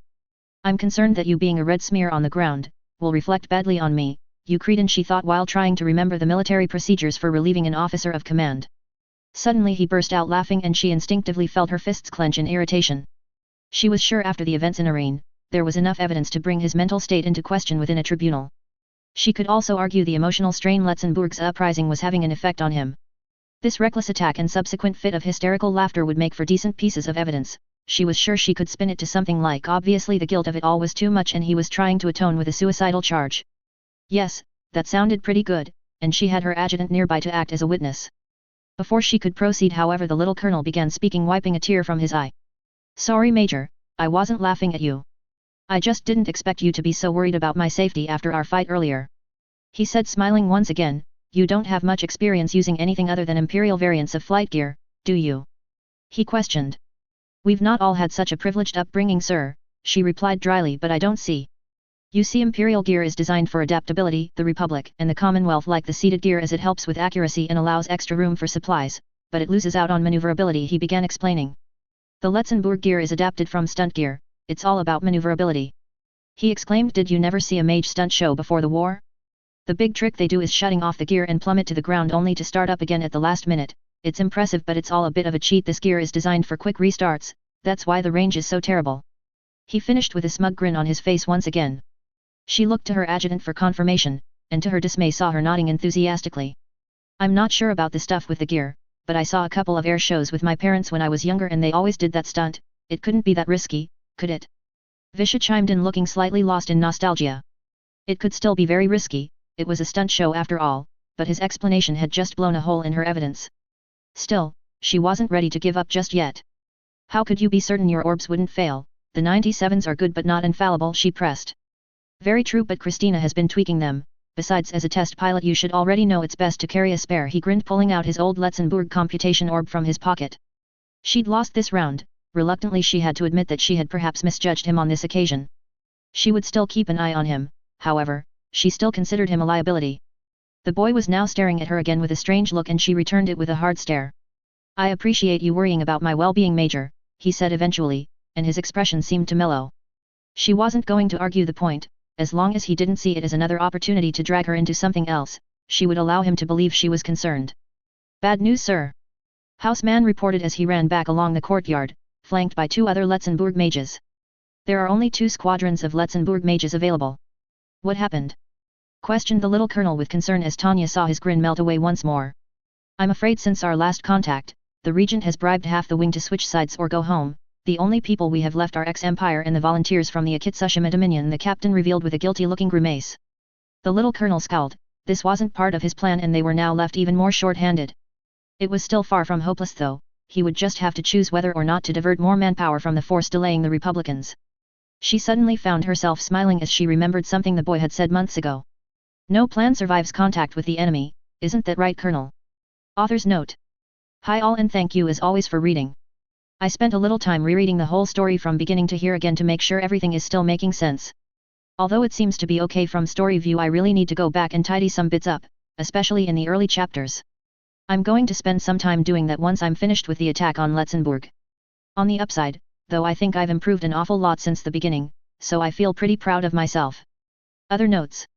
Weiss and the battalion don't consider Vish a female company because, to quote Grants on the submarine after Operation Shock and Awe, she's more dangerous than the Republicans. I made Weiss have a crush on Christina because I thought it might be nice. After all, it's only Tanya and the prince that don't really get on. The evacuation will be explained either next chapter or the one after that. It depends a little bit on where I find it best to slot it in. I feel like I have a lot of bases to cover at this point in the story. Sorry, the rumor mill has stalled for the moment. Don't worry, it'll get going again soon enough. It's the most fun part after all. I do feel bad that Visha thinks she might be responsible though. I finally got to give Houseman some backstory. I kinda forgot about him for a while as the sisters were more interesting. Already some holes appearing in Wilhelm's plan and I got to put a call back all the way back to chapter 6. It's going to be hard work getting Tanya and the prince to get along, or at least trust each other. Step 1 is trying to get the prince not to want to murder Tanya. I'm going to start that with the power of misunderstandings. Also, some other stuff with Damien and maybe Wilhelm getting a good kicking. I may have taken some liberties as to how the various mage gear works. They only really exist in the anime and I think they look cool, which is why they are in. Hopefully what I've said about them makes sense. I tried to think about the logic behind the different designs and I'd already mentioned the prince's home has various types lying around the shed. After rereading from the first chapter, I realized that he has only ever disobeyed Tanya the once. Although he has given her several other reasons to mistrust him, from his point of view at least he hasn't done all that much to deserve her ire. He might need to realize he is wrong about that, lol. Finally, should I just give up and put it all in American English? I'm getting fed up with changing all the spelling back. Winston proofreads it. I feel like this is a battle that I'm losing, haha. Chapter 20, Operation Monarch 4, Friends and Foes. People of Letzenbourg. I come not to depose my dearest brother, I come not to fight or harm you. I come to protect you, I come to offer you salvation. I do not wish to overthrow my brother for he is an honorable man, he has done what he believes is right. He has turned his back on our oldest allies, he has invited an enemy into all of our homes, he has relinquished our freedom and independence, and he made us a regent and a puppet of the Republic. He believes this is right because he is an honorable man. I do not wish to do him wrong. I am but a small boy, and a simple soldier, who has been fighting too long to protect what he loves, so perhaps I cannot understand. I am not an honorable man. Perhaps I'm too immature, but I cannot see the honor in betraying and attacking your friends. I cannot see the honor of relinquishing our people's freedoms to a bully that attacked its neighbor while its back was turned. I can't see the honor of giving our country away and I can't see the honor of making us slaves to the Francois Republic. My heart belongs to Letzenbourg, I cannot abandon her, she is my home and I love her. I could not bear to see her under the oppressive rule of the Republic, I could not bear to see our people squeezed dry to pay for their unjust and unprovoked attack. I am not honorable like my brother. I do not wish to wrong my dearest brother, but I cannot believe this is what my father or any of our fathers would want. So, with the heaviest of hearts, I must stand against him. I do not want this fight, but I am not a great orator like my dear brother, so I fear I have no other recourse. I have neither the wit nor words to stir a man's blood, I merely speak what I believe in my heart and I believe he is wrong to do this to us. I do not wish to fight our brave soldiers, this is not your fault, you are just doing your duty. I would much rather fight shoulder to shoulder with heroes like you, but if I am felled by one of our great soldiers, I would consider it an honor. For what greater privilege could I have than to die at a noble and dutiful soldier's side? Still, I will fight. I must fight for what I believe in. I will fight for our country, I will fight for our independence, and most importantly I will fight for our freedom. Excerpt from Prince Wilhelm's broadcast during the Siege of Letzenbourg. May 5, Unified Year 1925. Central Headquarters General Staff Meeting Room B, Berlin 3 o'clock. Colonel von Rierugen rubbed his temples as he listened to Generals Zetter and von Rudersdorf argue in circles about how best to manage the Letzenbourg situation. They had all been shocked to be awoken by the news that the regent of Letzenbourg had defected and now the small country had erupted in a civil war. It had opened a hole in the center of their lines, and it wouldn't be long before the Republic took advantage. They had begun marshalling reserves to rush in to secure the line and ordered Prince Wilhelm to return to Berlin as soon as possible so that they could install him as head of state and form a government in exile. But worse news was still to come. The young prince had led Degurakoff and her battalion on an assault to try and retake the capital with General von Hans promising reinforcements. This could utterly shatter the preparations they had been making for the upcoming operation. Letzenbourg was never originally going to be sacrificed in Revolving Door, it was almost on the exact pivot point of the endeavor. This just made it all the more disastrous. They needed to plug the gap and protect the strategically important steel mills in the northeast of the country while holding the area to maintain the anchor point for the operation. He could understand why the prince would want to rush in to save his home, but from the general staff's point of view, it completely undermined their strategy. It seemed his worst fears had been realized, and the worst qualities of Deguriakov had rubbed off on the young prince. There had already been rumors making their way back about how close the two had gotten. He didn't know whether this was some misguided attempt by the prince to try and impress her or her aggressive nature influencing him, but he had made the decision to seize the initiative without consulting command and dragged von Hans into it too. I know we were supposed to humor him, but there's no way we can let those men into the city, Xanen stated, keeping his usual calm demeanor despite the shocking news. There's no choice, we'll have to let von Hans send reinforcements. We have to keep the lines closed. Besides, the Foreign Office will be furious if anything happens to Prince Wilhelm, Rudersdorf raged. He felt his frustration. If the situation were different, the prince's actions would be lauded as heroic, but currently, he may have single-handedly ruined the operation that could end the war. Doing that will torpedo the strategy to bait the Republic with the withdrawal, retorted Xanen. Even if the city is retaken, the whole area will be contested for the foreseeable future. The enemy will see that weakness and concentrate their forces. We'll have no choice but to respond in kind. All of our preparations will have been for nothing, he finished, leaning forward in his chair, lacing his fingers together thoughtfully. Xanen probably felt he'd lose the most out of this mess. He'd spent months scraping together the resources and equipment for Revolving Door. Just getting the material for a second set of highly fortified trench systems up to the front line had been a gargantuan task, let alone the extra ammunition and weaponry that had to be stockpiled. The thought of all that being wasted must have been weighing heavily on his mind. The High Command won't accept Letzenbourg being lost. They'll say it makes us look like we can't protect our own allies, Ruderdorf commented to himself, clenching a fist. Or our allies would rather be against us, Xanen murmured darkly. The room went silent for a moment. They were right, it would be a political nightmare. The Empire would struggle to come out of this looking good. The generals would also be worrying about their positions by now. When the Republic launched their sneak attack, heads had rolled. Rudersdorf and Xanen had only kept jobs because they were the moderating force that had warned against moving too many troops away from the western border. Not foreseeing this mess could result in similar repercussions for them. Where was the intel? Why hadn't we heard anything about the regent's double cross sooner? Rudersdorf growled, slamming a fist on the table. I'm terribly sorry, that was my fault, a new voice said softly, entering the room. All three of them turned to rebuke the intruder but found their words stalling in their mouths as the figure of Vice Admiral Canaris, head of the Abwehr, appeared at the door. Canaris was one of the most powerful men in the Empire. As head of the Abwehr, he oversaw all the intelligence gathering networks within the Empire and was part of the Supreme High Command. Officially, military intelligence was a separate entity, but in practice, the bureaucratic nature of the different departments meant that not even the general staff could access certain information without the go-ahead of the Abwehr. It was an open secret that the military intelligence branch was essentially under Canaris's thumb. I understand young Prince Wilhelm is causing you some headaches. It wouldn't happen to have anything to do with that little project of yours, would it? The Admiral smiled as he crossed the room, lighting a cigarette for himself. Ririgen struggled to keep the surprise from his face. Revolving Door was a military secret. Only a handful of the general staff knew anything about it. Even the Supreme High Command hadn't been briefed. It seemed the Admiral's intelligence network had its fingers even here at the general staff, but if that was the case, how had he missed the Letzenbourg uprising? I should have guessed you'd already know, Xanen replied with a small smile. You're keeping it to yourself, I hope. Don't I always? The man smirked and Xanen began explaining their concerns. The Admiral nodded occasionally as he listened, but his smile never faded. It seemed almost like he already knew everything the general was telling him but was letting him go through the motions of explaining it all. I see, it's a good job I asked you to put extra trench works between the Letzenbourg city and the steel mills then, that can be your new front line. You should order all friendly forces to retreat and dig in there, the Admiral suggested as Rudersdorf looked back at Xanen with a questioning look. Although it wasn't strictly his purview, he was surprised that this was the first he'd heard of any extra fortifications, especially so far behind friendly lines. The fact that they were there at all suggested the Admiral had known that they were in some sort of danger.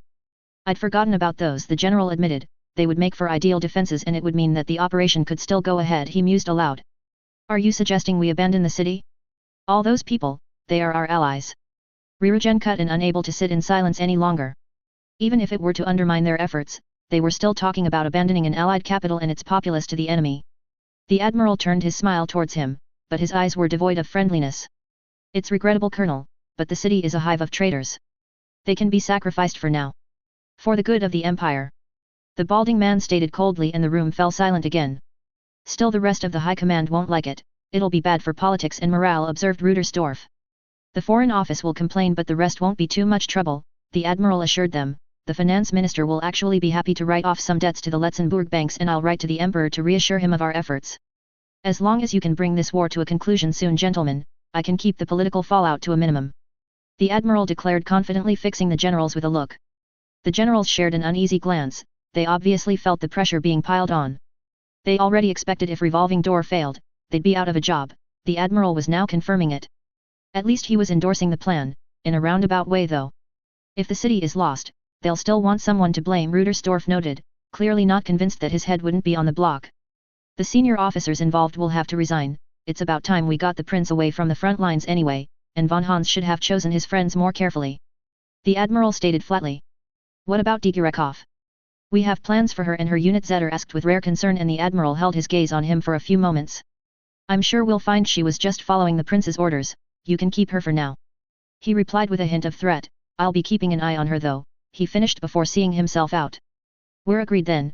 We pull back the lines to those defenses and order all friendly forces out of Letzenbourg city, confirmed Zetter. Do you think the prince will willingly abandon the city? Asked Rudersdorf. Major Digerekov will make sure he does, proclaimed Zetter confidently. Ryugen couldn't help but feel bad for the young prince. He had charged in with the goal of saving his home, but now, not only was he going to be forced to abandon it, he would take the blame for its loss. It seems our devil has damned the saint. May 5, Unified Year 1925. Letzenbourg City Radio Tower 315. Will had mixed feelings about how things were going so far. True, you couldn't expect every plan to go perfectly, but they were still in the early stages and he'd seen more than a few cracks begin to form. The extra air defenses had been annoying. It seemed that they were all over the city, and if they weren't careful it could cause casualties within the mages, and it went some way to negating their air superiority. He'd expected the Republic to support their new ally, but he hadn't expected them to ship so much hardware into the city so quickly. He wasn't even sure how they got them in there without the Empire noticing in the first place. It wasn't as if they could drive them in across the front lines. There must have been some clandestine OP going on that someone had missed. He'd need to have words with the Imperial Spy Master when this was over. Worse news had come when he had found out that half his mage wing had absconded, with an entire squadron defecting to his brother. This hadn't been a complete surprise, but he had dared to hope it wouldn't be quite so bad as it was. He'd known at their formation that many of the group were simply mercenaries. Their loyalty went to whoever was paying them. He had been absent for nearly 2 months. They probably thought it was time to find new work. As for the volunteers from Ildoa and Magna Rumley, they probably thought it was better to go back home than wait out the war in confinement. That had left him with a handful of Letzenburgers, Imperials, and a flight from the Akitsushima Dominion, that he suspected were only here because they hadn't arranged passage all the way back east yet. He didn't dare spare any more troops from the delaying force, so now their operations within the city were limited to his depleted wing and Tanya's first company. Now the regent had mages too. They still outnumbered them, but their control of the skies was now far from complete. It seemed they would have to work even harder than he had expected. He remained confident, however. The battle was far from lost. There had been some good news. Koenig and Newman had reported that the Republicans had been slow off the mark, and rather than rushing in they were advancing cautiously and with smaller numbers than Will had ever hoped. They sounded confident that they could delay the enemy for quite some time if they needed to. To him though, the best news had been that Tanya had been worried about his safety, even going as far as to try to reprimand him to his face. He'd been so shocked and relieved he'd ended up laughing out loud, almost completely ruining her gesture. Normally it would be a bad thing for a subordinate to be arguing with their superior, but Will was quietly pleased about it. She was concerned about his safety. She wouldn't be apprehensive if she planned on turning on him, would she? It still wasn't 100% concrete proof, but it was a good start, and it was behavior he felt he should reward. He thought back to their spat in the planning room. She hadn't got upset until he'd mentioned rewarding her. He was beginning to realize that her faith in the meritocratic system was so absolute that she seemed to see his help almost as an insult. It hurt him a little to think that she was so brainwashed by the corrupt system. That didn't mean he still couldn't help her though. After all, he was one of the important people she was supposed to be impressing. He would have to do it quietly though. She'd probably get angry again if she found out. What worried him was that after she'd got upset, she'd started shouting at him about plots and games. He wasn't really sure what she meant by that. This was the only plan he had, and even this was mostly on Vice Admiral Canaris's urging. He wondered whether the stress of being on the front lines was getting to her. She seemed to be becoming paranoid, perhaps she was suffering from combat fatigue. Her reincarnation could also be making it worse. He didn't know the details of her rebirth, but she obviously wasn't as mentally well equipped to deal with the strange situation as he was. It was probably why she was so irritable with him all the time. If she proved to be trustworthy, he vowed he'd be more understanding about it. He'd had more mixed news once Christina managed to contact friendly ground units. From what they could tell, the forces that had joined his side outnumbered Ludwig's traitors. The problem was they were spread across the city and most of the senior officers had stayed with his brother. He ordered nearby units to rendezvous at the radio station. It was time he started using his strengths. Besides, it would make a good command post and he had an idea that would both alleviate the organizational problem and keep Tanya happy. By the time they landed, the ground troops had already begun securing the radio tower and they were welcomed with ragged cheers. He felt a bit embarrassed. It felt like he was Caesar returning to Roma in triumph, but at least it helped refill his confidence, which had spent the last few hours on a roller coaster of ups and downs. He'd have to be careful though. Caesar was stabbed in the back after all, he thought, sparing a glance at Tanya. He shook the thought from his head. He'd chosen to roll the dice with her for the moment. It was funny, he was considering trusting her because she had chastised him about his apparent recklessness. What he was about to do with her was incredibly reckless. If she were to turn on him, he could end up in real trouble. Maybe he should have Christina on standby just in case. Although the troops had cheered when they arrived, their eyes showed how demoralized they were. Tanya had remarked that they looked like beaten dogs and he had a hard time disagreeing with her. Christina and Sophia had already started broadcasting his voice across every radio and PA system within reach of the tower.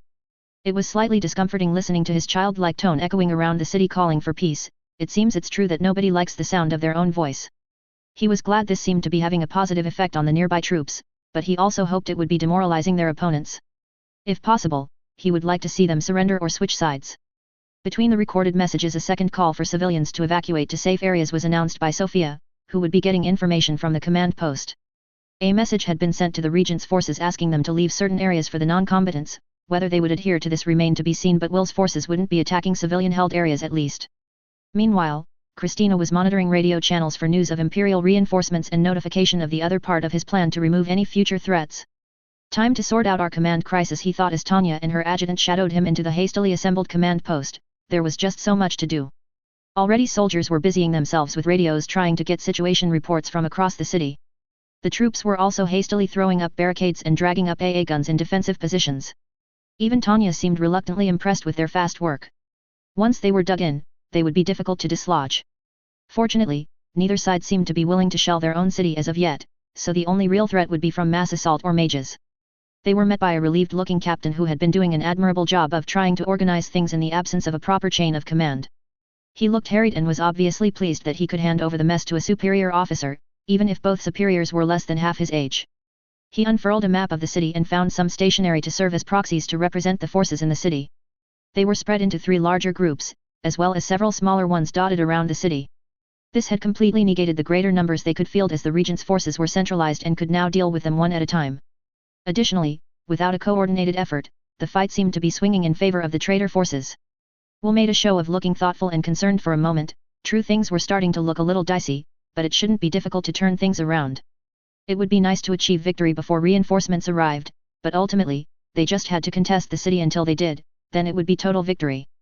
Major, it's time we show off your tactical acumen, he began with a grin. Captains, as of this moment Major Digirekov is in charge of coordinating our forces within the city. I'm still in command of course, but you should treat her orders as my own, he continued before turning to a shocked and suspicious-looking Digirekov. She looked as if she was about to argue, but he pulled her to one side before she could start. Before you say anything, you're probably the most competent senior officer on the field, I need you to get them organized. It's better I am seen by the troops, he hissed quietly. Besides, it'll make you look good to the brass. He knew she would still object, given her belligerent attitude towards him it was inevitable. He also knew she wouldn't be able to fault his logic, she was the best choice he had for the job, and she would no doubt love hearing him say that. He would admit she was a better strategist, although he didn't relish doing it to her face. He also decided to hang the carrot of pleasing the brass for her.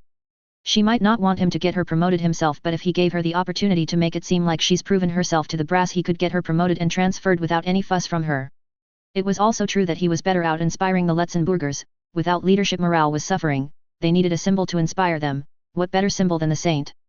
The risk, of course, was that he was giving her permission to deploy him and his forces as she pleased. Additionally, he would be draining his already diminished mana reserve while she was sitting comfortably back here. If she chose to act against him, he would have a difficult time taking her down. Is it too much of a risk? He thought to himself. It'd be less risky just to kill her now, a dark voice replied in his mind. He ignored it. He had decided he was going to give her this chance. The dark thought made him all the surer it was a good idea. I'm supposed to be keeping an eye on you, remember? I can't exactly keep you safe from here. She stated, eyes narrowed in suspicion. She still didn't trust him, but he could tell she was warming to the idea. You're also supposed to support me, can you think of a better way of doing that?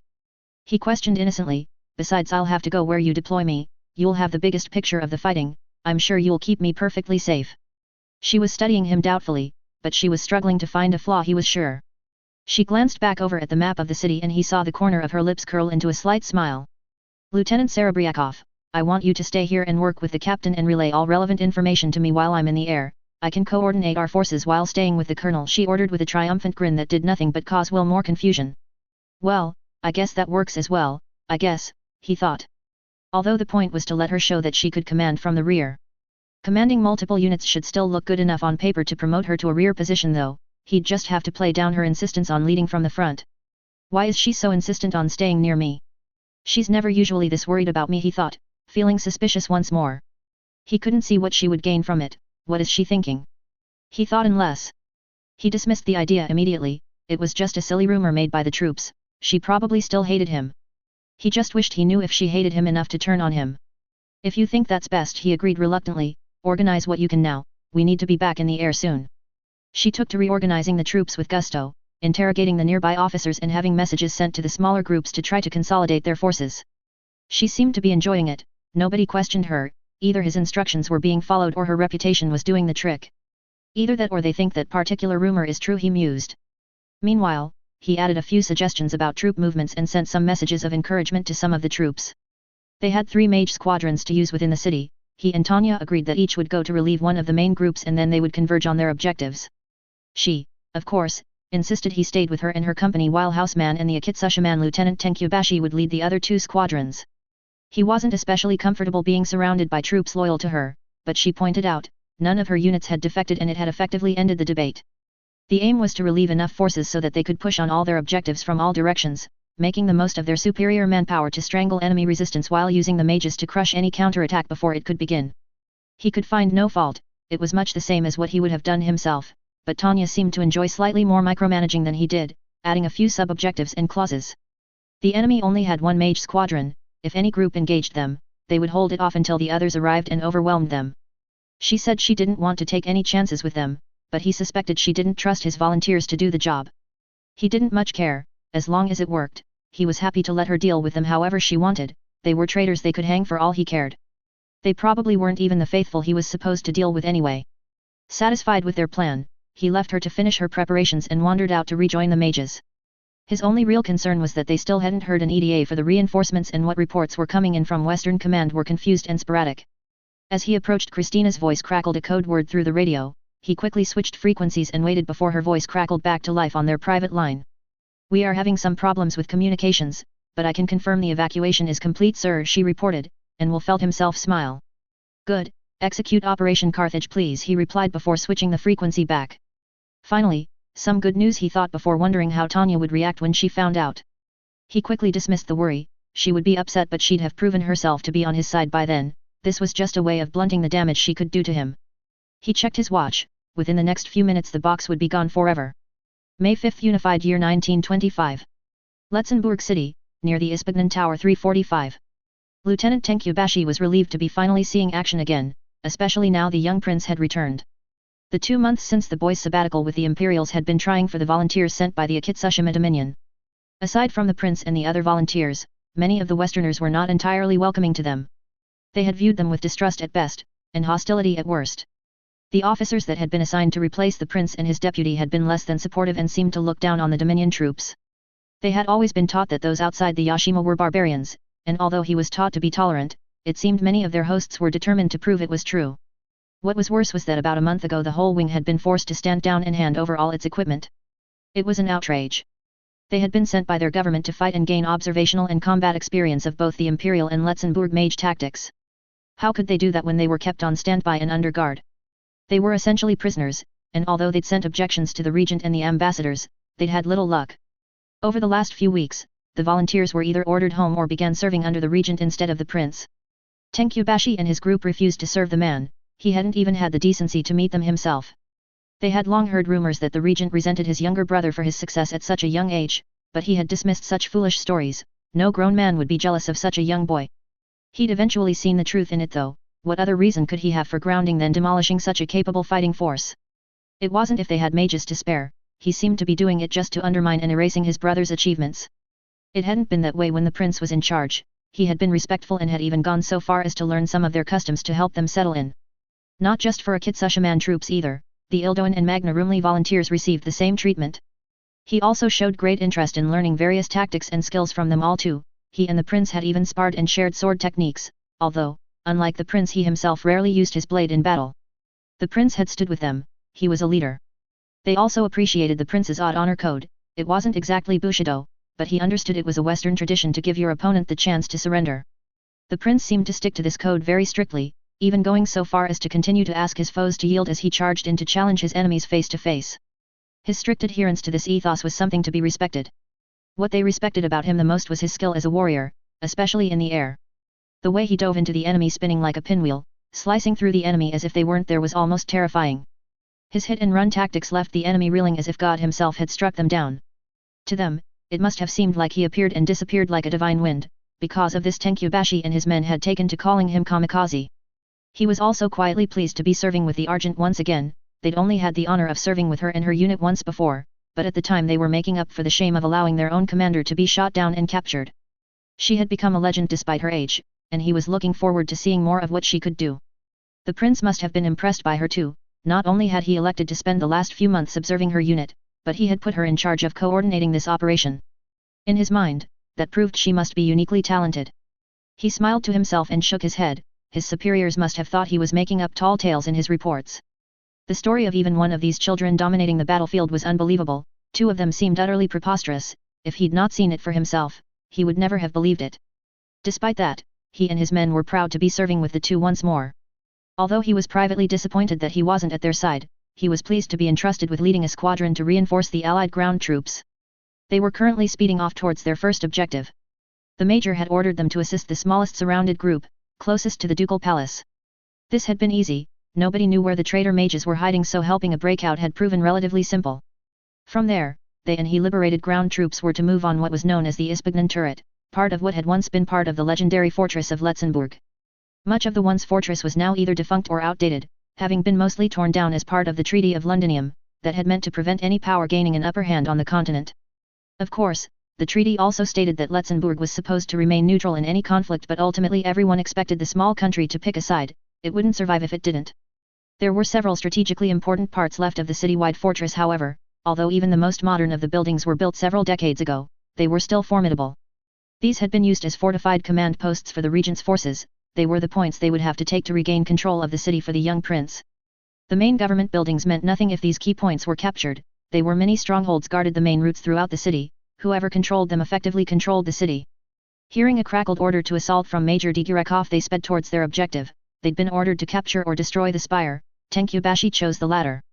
As they closed on the tower, the AA guns opened up, filling the air with lead as the ground forces were being peppered by machine gun emplacements. This is where the prince's close combat strategy was surprisingly effective. They dropped low, flying below the AA guns' field of fire, and assaulted the machine guns before they could adjust their fire from the advancing ground troops.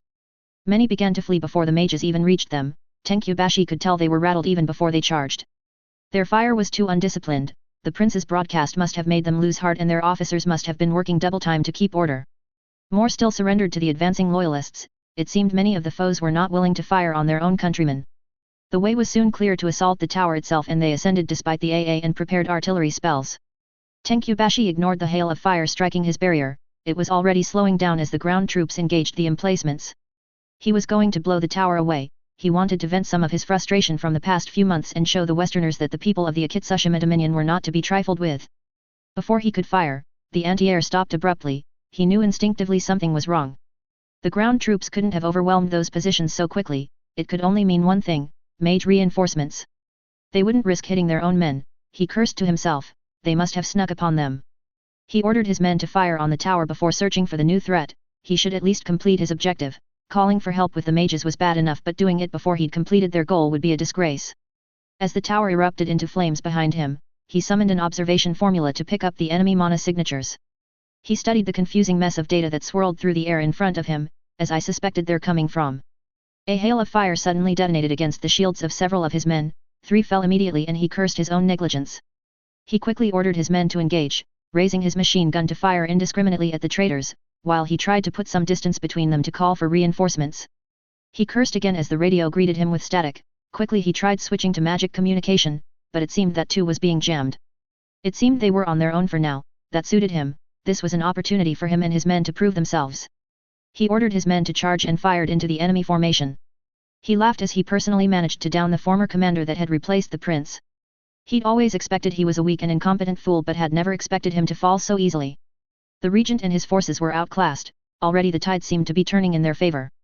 It was as he had always expected. The mercenaries that defected were no match for the professional troops sent by the Dominion, and with the Argent and Kamikaze leading them, victory was inevitable. Out of the corner of his eye, he saw a figure seemingly trying to make their escape from the aerial melee. He felt his lips curl into a cruel grin. "I'm not letting any of you turncoats get away," he thought, ordering his flight to follow.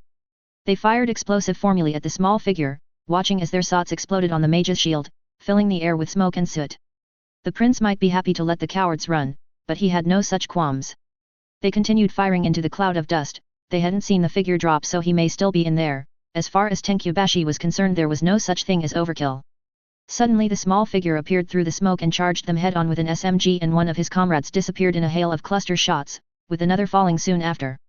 He was fast, incredibly fast. Even the Type 97s shouldn't let someone move that quickly. He cursed, vowing revenge for his fallen compatriot. He raised his weapon and aimed, but found himself hesitating as he saw the serene and tranquil face in front of him. It couldn't be. It's Kamikaze, it's the prince. The boy smashed into his chest at incredible speed, and he heard an audible crunch as his ribs cracked. Blood spluttered from his mouth as he struggled to find his breath after the wind was knocked out of him, but he was still stunned. What was happening? Why had the prince turned on them? The boy raised his weapon once more and obliterated the rest of his flight in a burst of fire before turning and grabbing Tenkyubashi by the collar. He stared into the boy's glowing golden eyes. This was not the prince, he realized. Other than the eyes, the differences were clear. He was slightly taller and better built, and rather than his uniform he was wearing a simple and unadorned flight suit.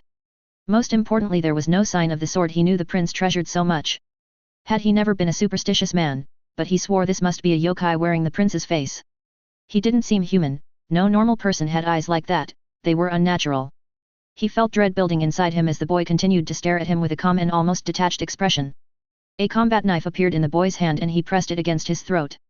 "I'm so sorry, you don't deserve this, you've been tricked by the devil too," he began with an eerily soothing tone. "I can only save so many of you, but I'm sure God will not judge you harshly." The boy smiled softly before continuing. Somehow that smile felt all the more terrifying. He knew what was coming. He knew he should accept it like a man, but somehow seeing this boy brought forth a primal fear in the pit of his stomach. He found himself suddenly looking back on his life, regretting his choices and wanting to pray to God for forgiveness. Those eyes told him he would receive none, he would be damned. He just prayed that the prince and the major could defeat this monster before he damned anyone else. The boy began pressing the knife deeper into his throat as he struggled to free himself, but his injuries were too much and the boy must have been enhancing his strength with magic. As the boy pressed, he heard him begin to pray. "And thus, do I commend thee into the arms of our Lord of Earth, our Lord, preserver of all mercy and reality, and the Father Creator. We give him glory as we give you into his arms in everlasting peace, to be prepared to return into the denser reality of God the Father, Creator of all. Amen." As soon as the boy said Amen, he sliced deeply into Tenkyubashi's throat and let go of his collar, and everything went black. God was merciful, he was dead before he hit the ground. Author's notes. Hi all and thank you all for reading. Sorry, no Tanya this chapter. I originally planned it, but I'd already got nearly 7,000 words and I have a cap at 7,500 words and there's no way I could put all of Tanya in that small of a space. That's also the reason I haven't explained what the prince is doing about the box with Operation Carthage. Again sorry. Lots going on though. Wilhelm is betrayed by Canaris and now Will seems to have dug his own grave, or at least a trench. He's gonna be in big trouble when he gets back to HQ, and poor von Hans is taking the heat too. It's a bit of a shame really. The battle looks to be going his way, thanks to Tanya's tactical acumen of course. Meanwhile, he's started to trust Tanya, yay. All it took was Tanya trying to remove him from command and Wilhelm completely confusing it for genuine concern XD. I'm not sure he'd be so happy about it if he found out what she really thought about him. Then Damien is zooming around being creepy and murdering people and looking like Wilhelm. Other notes. I think the prince's speech at the start is actually the closest I've ever managed to make him sound persuasive. It's loosely based off of a speech in Julius Caesar. I had to study the speech for a project recently, and I'm pretty happy with it. Braces for criticism. I had a look at the maps for Revolving Door, and where Luxembourg/Letzenbourg is supposed to be is almost exactly the pivot point. This was entirely unintentional, but at least it helps make a lot more sense why the general staff would be pissed about the prince's stunt. I hadn't realized just how much of an accidental clusterf the prince had made of everything. If anything, I'll probably have to play up his influence to get him out of it now. I also am not sure whether COL. Ririgen is supposed to know about Revolving Door at this point, but I'm using a bit of creative license.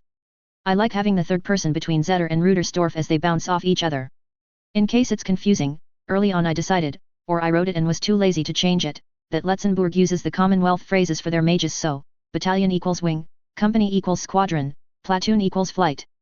Honestly, I forget sometimes, so I thought I'd put it here so everyone knows what is what.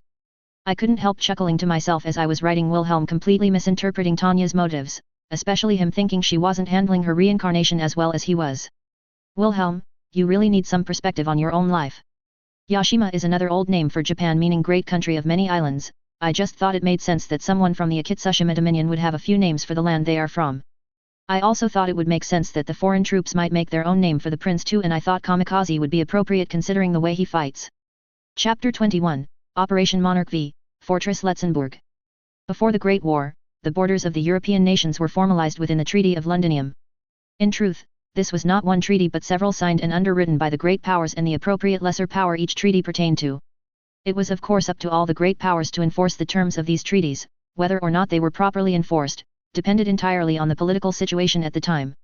A notable example would be the Fourth Treaty of Londinium of 1890, which created the demilitarized zone in Norden between the Empire and the Lagandia Entente alliance. We know it was the Entente that crossed into the demilitarized zone, thus starting the Great War. Technically the treaty required all the great powers to act against the alliance. This, of course, did not happen for fear of an imperial hegemony. Another example is the Third Treaty of Londinium of 1870. This treaty required the fortress city of Letzenbourg to dismantle its fortifications and remain neutral in any conflict. In reality, Letzenbourg remained an ally to the empire and several of its fortifications remained intact. The complicated political conditions of the next 50 years meant that none of the other powers intervened, for fear of losing power in the great political game being played out. Excerpt of Was the Great War Inevitable by Professor J.R. Gordon. April Unified Year 1925. Rhine Theater. Artillery Captain Klaus Boehmer was excited to finally get some action. Usually, in the artillery, you were expected to keep a constant torrent of fire on the enemy, at least until the poor bastards in the trenches were supposed to advance anyway. They would toil day and night to feed the hungry gods of the battlefield so that they could rain death down upon any that dare stand before them. His guns remained eerily quiet, however. Instead of delivering their lethal cargoes, his gods stayed silent and menacing, as they waited to be unleashed once more. He and his battery had spent the last few weeks sat twiddling their thumbs. They were bored out of their minds and the only duty they had was to clean and maintain the huge artillery pieces. They'd been deployed miles behind the lines. This wasn't especially unusual for weapons that could fire over such long distances, but the rest of the 7th Artillery Regiment had been deployed much further north and had been enjoying blasting the hell out of the Republicans. It was frustrating. Nobody seemed to be able to explain why they were here, and the orders had asked them to set their guns facing the wrong direction. It was insanity.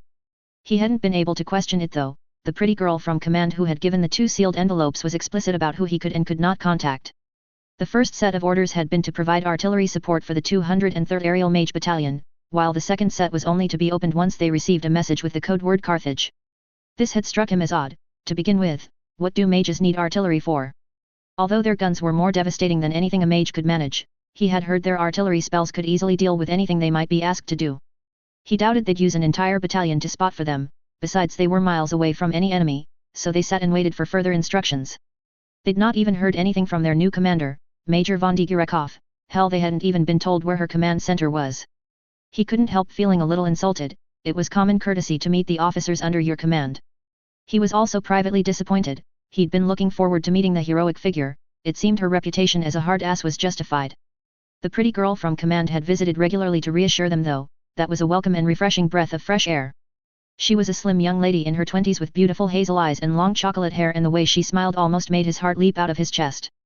Her uniform was well fitted and clung tightly to her body, perfectly accentuating her lithe figure, while emphasizing her considerable assets. He struggled to remind himself that he was a married man when the girl was around. so when she assured him that he was doing a good job of following orders he didn't want to question her. The only other remotely exciting thing to happen to the battery was when a bunch of trainee mages had shown up, with a rather excited kid. It just went to show what strange breed combat mages were. The kid looked as though he still wet the bed, yet they bundled him up in a uniform and brought him along with them to a war zone. The kid didn't even seem fazed by it all. He didn't know if mages were fearless or just dumb, but whichever it was they must have been born with it. He'd much rather stay behind his cannons than be one of those lunatics. While they visited, they indulged in the age-old soldier's tradition of trading contraband and swapping rumors. While some of the troops showed the kid the howitzers, he seemed so excited about them they couldn't turn him down. He hadn't been able to talk too much about the orders, of course, it was a secret after all, and he wouldn't want to do anything to upset the pretty girl from command. It had been nice to get some news from the outside and they'd managed to make decent trade in contraband. Now finally they'd had radio transmission with the code word so they could open the second set of orders, finally their guns would sing again, finally, they had a chance to contribute to the war. He rushed to the command tent and ripped open the envelope enthusiastically before studying the contents. There were orders to shell a wide area in and around a set of coordinates for no less than 2 hours. He quickly cross-referenced the coordinates with his maps and was puzzled to find it was a nearby manor house belonging to the Letzenbourg royal family. He considered this information for a few moments. Although they had been under strict radio silence, they had still been listening to the radio chatter. It seemed the Letzenbourgers had gone rogue and switched sides. They must have some forces held up in that house. But how on earth had Deliverance known? They said she was a prodigy, but was she really so good she'd foreseen the whole uprising before it had happened? She really must be something else. With a grin on his face, he strode confidently out of the command tent and scrambled his men, cursing slightly for letting discipline slip and allowing them to overindulge on the contraband. He screamed for their spotter to deploy quickly and for his men to get the guns primed and ready. The fire controllers double-checked their calculations. Although it was unnecessary, that house had been pretty much the only thing they could aim at these past few weeks. With a cocky grin, he ordered them to open fire. By the time they were finished, the house and everything within a mile radius would be atomized. If there really were Letzenbourg traitors hiding in the building, they'd soon be praying to God himself. This is the only God that'll answer you, though, he smirked to himself cruelly and patting a howitzer. 2 hours later the spotters confirmed there was nothing left but smoldering craters. He shared some of the good US cigarettes they'd procured as well as some schnapps with his men. They'd successfully done their part to secure the Vaterland. 2 days later he was summoned back to a furious regimental commander. Apparently, they'd been listed as missing in action. He'd tried to explain the orders they'd received from the pretty lady, but nobody had ever seen or heard of her. Worse still, their target had turned out to be Major Deliverance's HQ, and it belonged to Prince Wilhelm, the imperial-backed leader of Letzenbourg. He was to be investigated and court-martialed. What would he tell his wife? I was led astray by the pretty girl from command. May 5, Unified Year 1925. Letzenbourg City, Fort Lambert 345. The bratty colonel had managed to shock and confuse Tanya once again, this time by making competent and rational decisions. She had initially suspected that his decision to give her the job of coordinating the city forces was some sort of ploy to drag her into whatever was the next step of his convoluted plans. She had already told him she refused to be involved any further, but as always the brat didn't seem to be able to contemplate that things don't always go his way. To her surprise, however, he hadn't started promising rewards or tried cajoling her into anything. He had simply pointed out that she was the best person for the job and that it would look good to the brass. Both of these points were true. She was the most senior and experienced field commander they had, so it made sense that she organized the ground forces, and she had yet to command multiple units, so it gave her an ideal opportunity to further prove her worth to command. The fact that he gave her the job at all was almost strange. She had fully expected him to take over himself to further his bizarre hero complex. Instead, he insisted she do it, citing that it was better he be seen by the troops. It was puzzling. She had been certain that he didn't trust her, but as he'd pointed out, he had given her the power to deploy him wherever she deemed necessary. It was almost like he'd given her the power of life and death over him and the mission. It was quite the gesture of trust, all the more so since she had just tried to remove him from command for psychological reasons. It was fortunate he hadn't realized. It appeared too good to be true. Wilhelm never seemed to do anything without an ulterior motive. He must not want her looking over his shoulder, she reasoned. She'd left Serebriakov to relay information to her so she could still accompany him, and insisted he stay with her first company, at least that way she could keep an eye on him. She'd been certain he'd raise objections, but he simply accepted it without a fuss. As far as she could tell, he was being honest and had given her the role because she was best suited for it. For someone who doesn't believe the meritocratic system works, he certainly doesn't have a problem assigning work on merit, she thought, wondering if he would see the irony. It did, of course, make a lot more work for her, which wasn't ideal when you're trying to avoid being shot at. The colonel was being somewhat helpful in that regard. He had nominally put himself in charge of the remainder of the first company, although she knew if push came to shove they'd follow her orders over his. It did help lessen her workload a little. He also regularly made suggestions about troop deployments and movements, as well as help with the local geography, easing her task a little too. He also helped ease some of the communication issues she was having, at least when the radio connections were working properly. Letzenbourg had its own language and dialect that had been shaped by centuries of being sandwiched between the Empire and the Republicans, although most of the officers also spoke either Imperial or Francois. However, many of the senior officers had defected and the gaps filled with NCOs. Imperial wasn't the first language of these men, worse still several of the soldiers didn't speak it at all, and this was causing her some problems making herself understood. She had learned some of the Federation, Commonwealth, and Republican languages at the War College, but doubted he could be counted as truly fluent. Letzenbourgish was an optional course, however, and she hadn't considered that it would ever be especially useful. The language was similar enough she could get the gist, but she often had to fill in the gaps. The colonel had obviously been keeping an ear free to listen to her troubles, however, as he would occasionally interject whenever there seemed to be problems. He even forced an apology out of some of the soldiers after one such incident.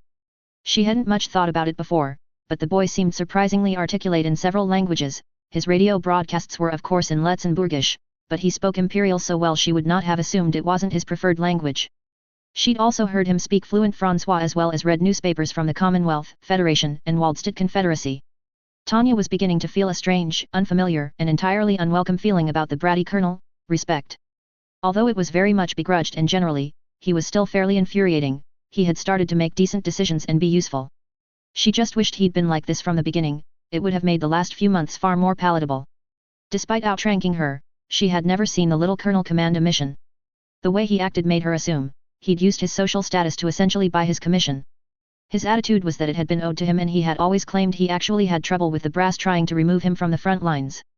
All of this had led her to believe he would be ineffectual at command, but to her surprise, he actually seemed to have the potential to be a capable officer. She couldn't say he was necessarily a good military commander. He seemed to delegate a little too much for that and had an over-reliance on his plan. She would, however, admit he was a good leader. Although his management style was far too relaxed for her liking, she had to admit it seemed to be working for him. He adopted a very hands-off style of supervising his troops, delegating to those he decided were suited for the most part. Once he'd given instructions, however, no matter how vague, he trusted that they would be carried out, although he did keep an ear on what was going on and interjected occasionally. His way of delivering orders was strange as well. She'd originally silently mocked him but later realized he was subtly manipulating again. His calm and friendly requests seemed to put people at ease, and some even seemed to feel like they were doing him a favor. He didn't chastise any failures or objections, allowing her to play the bad guy in those situations, but was always quick to say or do something to restore morale or mediate disagreements. He acted more like a politician or a diplomat than a soldier, but somehow, he made it work. Overall, it seemed his calm and confident demeanor was infecting those around him. She wondered how much of it was part of the act. He had been right about one thing though: it was important in this battle that he be seen by both friendly and enemy troops. She'd thought his dress-up act and annoying broadcasts to be wasteful, or at best a convenient distraction, but seeing the effect they'd had on the people of Letzenbourg, she began to wonder. It was all purposeful and rehearsed, she realized. It was another part of his psychological warfare tactics, and it had been remarkably effective. His broadcasts had had several effects. It had caused a few defections among the regent's forces, but more importantly, it clearly caused problems for enemy morale, while boosting the resolve of friendly forces. If anything, it had perhaps worked too well. Some of the citizens had begun forming militias and were turning against their traitorous ruler. Rather than helping, this had actually caused more problems for them. They were even less coordinated and mostly got in the way of real soldiers. The only upside was that seeing their own people turn on them was crippling the regent's forces further, and groups of the enemy had begun retreating. Due to all this, they had managed to take their own objective with very few shots fired. Most of the enemy had retreated or surrendered as soon as they saw the saint and had abandoned their positions. This meant that Fort Lambert had been almost defenseless by the time the friendly ground troops arrived to occupy it. Most seemed to have retreated to either the Ducal Palace or the Casements du Bac, a vast set of tunnels being used as a command center, that Haussmann's group was assaulting. Those that did resist were ferociously gunned down by friendly troops as the little colonel's presence spurred them on to fight harder to defeat their traitorous countrymen. This is where she began to understand why the boy had so much faith in his plan. The reason was such a Wilhelm thing she almost laughed out loud. He had to be confident because the plan revolved around him. He'd made himself a hero and a symbol for both friend and foes alike. He'd arranged it so that his presence could quickly turn the tide of an engagement, so it required him to show completely unshakable faith that they would succeed, and it seemed to be working. If not for the time limit imposed by incoming Republican reinforcements, he could have probably pulled this off without mage support. Still, remembering how he had been in the briefing room before, she wondered how confident he really was, how much of this was an act. She'd even begun wondering if the little colonel was quite as reckless as she had originally thought, or if it was all part of the act. Aside from a few opportunistic shots, he hadn't even engaged himself since the first combat drop. Even he seemed to understand that if he should fall, the plan would fall apart. He wasn't taking any unnecessary risks, it seemed. He was mostly waving his sword around like he was a medieval king spurring on his troops. Although she swore she would never think using a sword in this day and age was anywhere near sensible, no matter how good he was with the blade, it was having the desired effect of encouraging the troops. Realizing this, she began to consider how reckless his flying style really was too, and she considered what she had been taught about mage flight. Her experience was entirely based on her military training and combat experience. She hadn't even seen a person fly before she joined up. She remembered almost laughing out loud at the absurdity of a person flying without the aid of an aircraft, but when she'd seen it, she'd been forced to accept it as truth. It was one of the many little jokes that being X had played on her when he flung her unsolicited into this familiar yet alien world. So, once she'd accepted it, she had thrown herself into it as she would with any other work task, training hard in the cadet school and letting her healthy sense of self-preservation do much of the work on the battlefield. She had heard it said that she soared above the battlefield like a fairy, although she wasn't especially pleased with saying. Apparently, it was meant as a compliment, that she was adept, perhaps even graceful in the sky. She knew, of course, this was nonsense. It was another slight on her height and a bitter reminder that she was wearing the body of a small girl. Besides, there seemed to be the implication that it was almost instinctual for her, and nothing was further from the truth. She had worked hard at the cadet school to master flight. She had studied the flight textbooks meticulously and observed the other cadets to learn from their mistakes. She trained hard until it stopped feeling alien to her, and when she attempted a maneuver, she did it knowing it would work because she had seen the numbers that told her it would work. It was only because she had studied the science behind the magic that the insane Dr. Skiggle had persuaded her to put up with the absurd testing for the Type 95. There had only been a few times, notably in the north, that she'd ever really needed to improvise, and then it had been life or death and instinct took over. It was only through practice and determination that she was adept as she was, that most others weren't as proficient as her was due to their own lack of due diligence, not because she was naturally more talented in the craft than them. Wilhelm's induction to mage flight had been very different. He had told her about it one day while bothering her in her office. She hadn't really been paying attention. In fact, she'd been trying to ignore him, but from what she understood, the magically gifted elite often learned to fly as a leisure activity. He'd often tried getting her to go flying with him, but she'd thought it a waste of time. She'd never even considered the possibility of it being a recreational activity. But in hindsight, this went some way to explain his cavalier attitude. To her, flight was simply a tool. To him, it was a hobby. It was the difference between learning to drive on a racetrack or on the road. Learning in a Ferrari was vastly different from learning in a small hatchback. After he lectured her on the different types of mage gear, she realized something. He had very different flying experience than her. The proof of that was back in the equipment shed back at the HQ. It contained flight gear from almost every mage-capable nation, and although she'd never seen him use them, he was clearly knowledgeable on their designs and capabilities. Her experience was gained entirely within the military, using the Imperial Standard model of gear.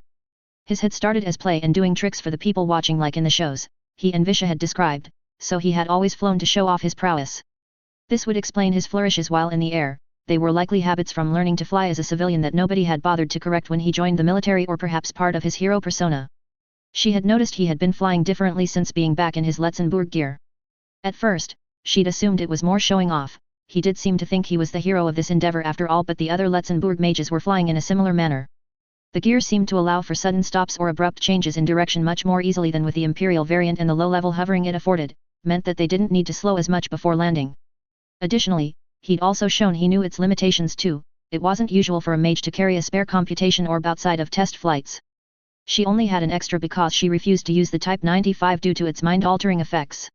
He was using his in the same way a paratrooper would use a reserve chute. This at least showed he was not ignorant of the risks he took and was, in fact, trying to minimize them. He was being efficient with his flight gear, she realized, or he would be if not for insisting on using his sword. His use of the archaic weapon still boggled her mind. He seemed to think he needed to use it to fulfill his pact to being X or whatever false deity he'd bargained with, although so far, she hadn't confirmed the point with him yet. The only thing he had mentioned about it was a number that only he seemed to be able to see. If not for the link to being X, she'd have questioned this, but she had her own cursed object to deal with and didn't particularly want to have anything to do with another. She'd be happy to admit he was incredibly skilled with the weapon. That he could employ it at all on a modern battlefield was miraculous, but she just didn't see the benefit of using it. It wasn't even if he was a bad shot when he did bother to use his rifle. She didn't think she'd ever seen him miss. That he was such a proficient shot just made watching him wave around that lump of metal all the more annoying.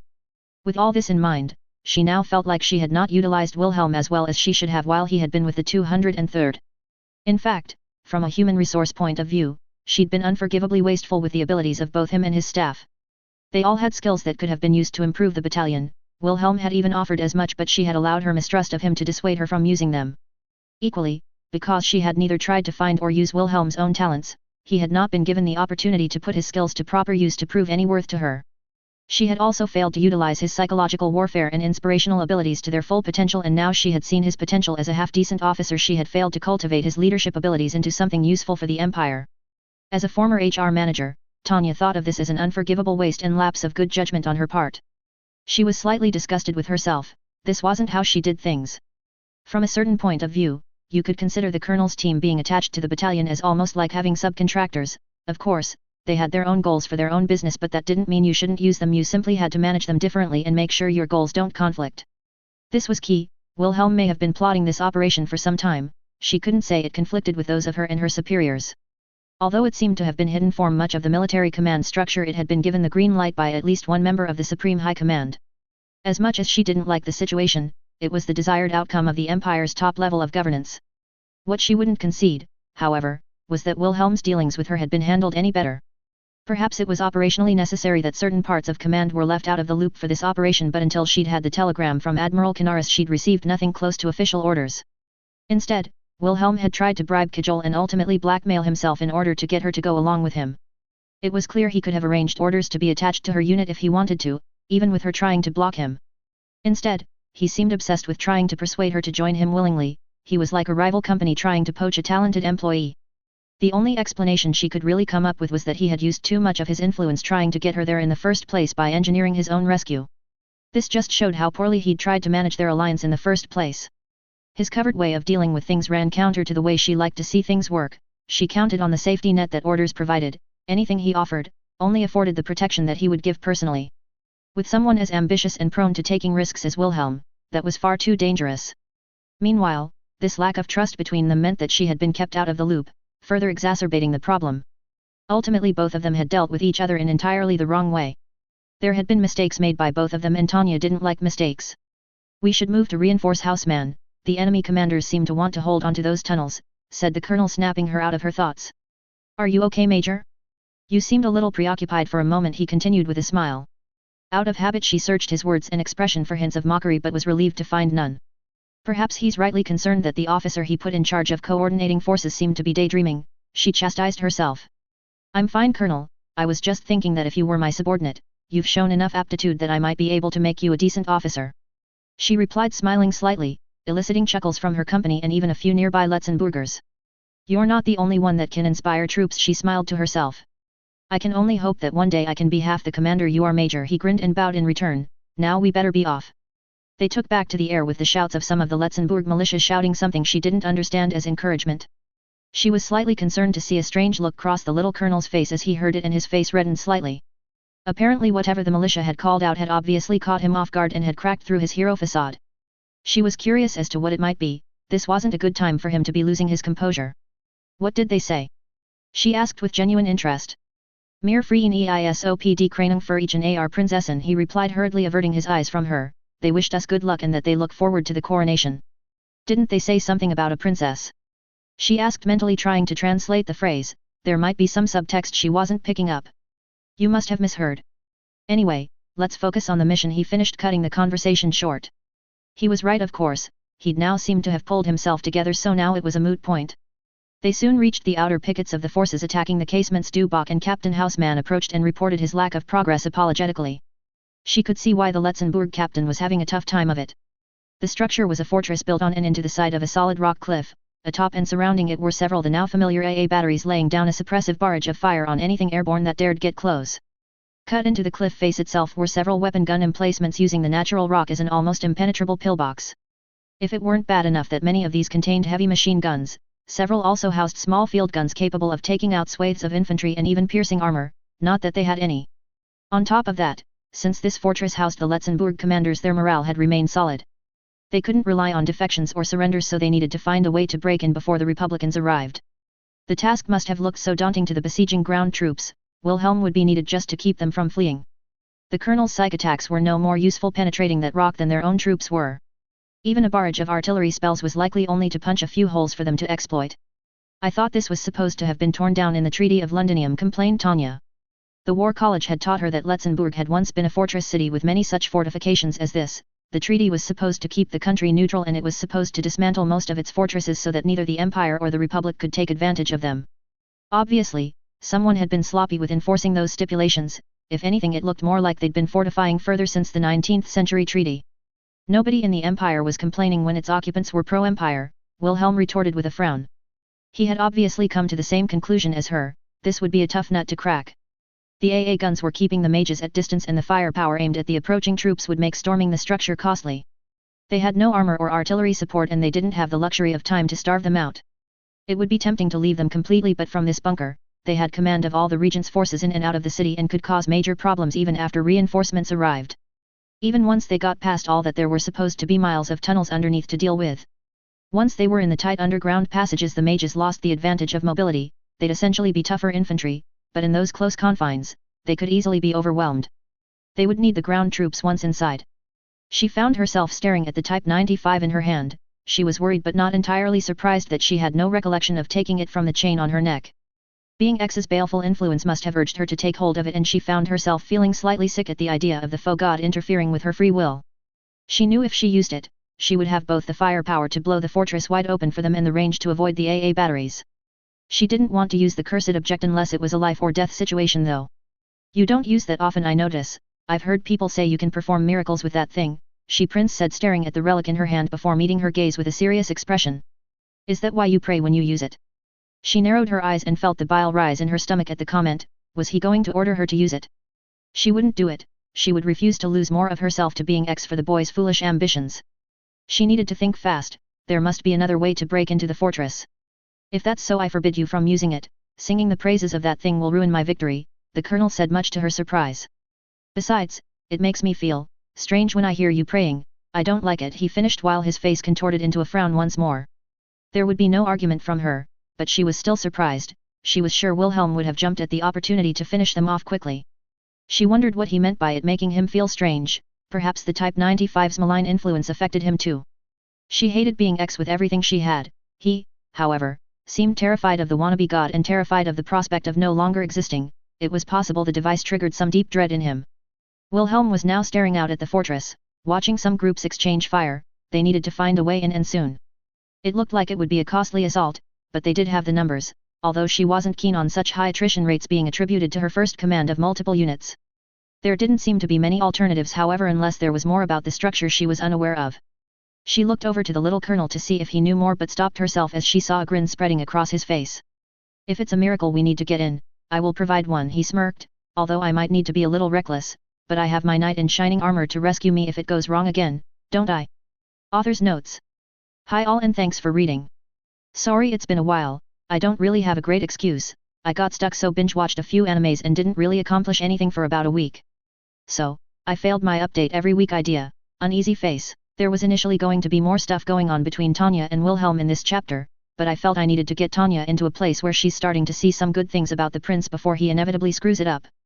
To do this I had to have Tanya look at it all a little more objectively, so that's why so much of the chapter is her analyzing his decisions. Things should all start coming to a head in the next chapter though. Finally, the box is gone. Yes, Wilhelm, definitely him not me, is so desperate to get the box away from Tanya, he is willing to blow up his whole house. I've been planning this for a while, that's why I mentioned the artillery stationed out in the Bunas all the way back in chapter 13. I feel a little bad for the artillery captain, he's been set up for quite the fall.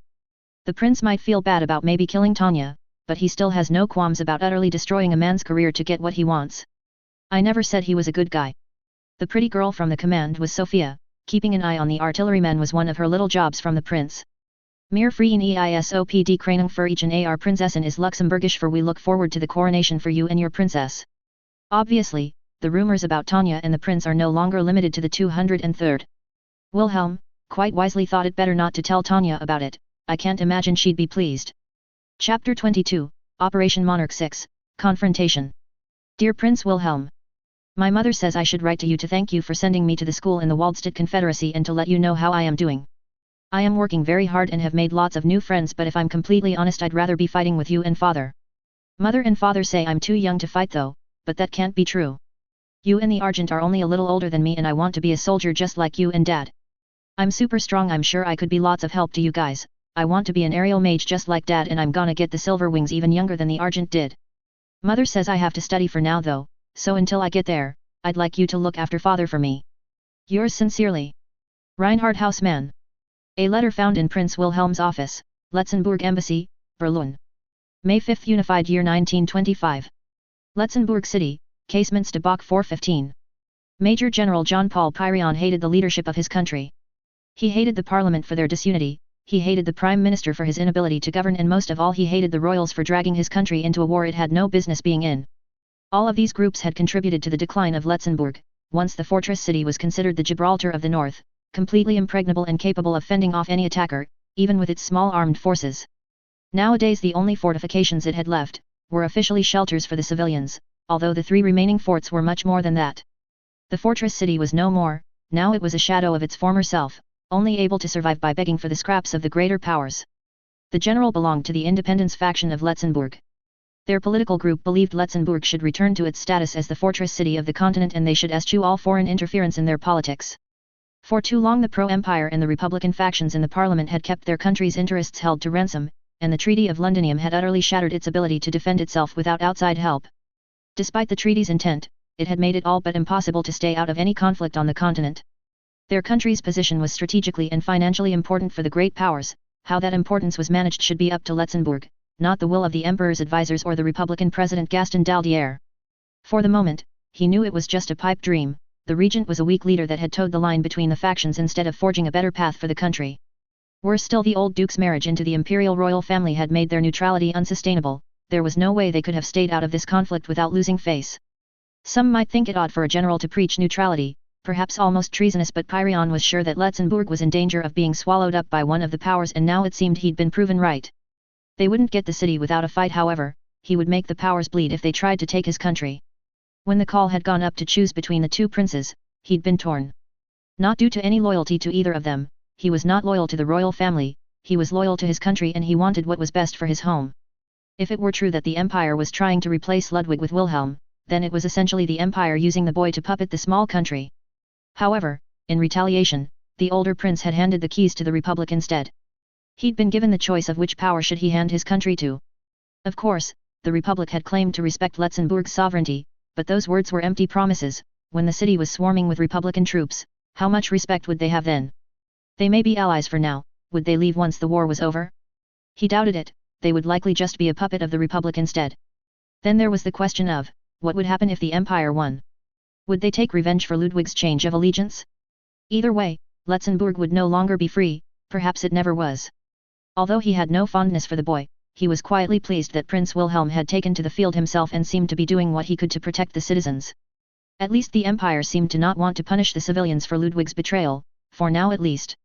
He hoped the boy's presence was a sign that he wasn't completely under the control of the Imperials, but he wouldn't be betting on that outcome.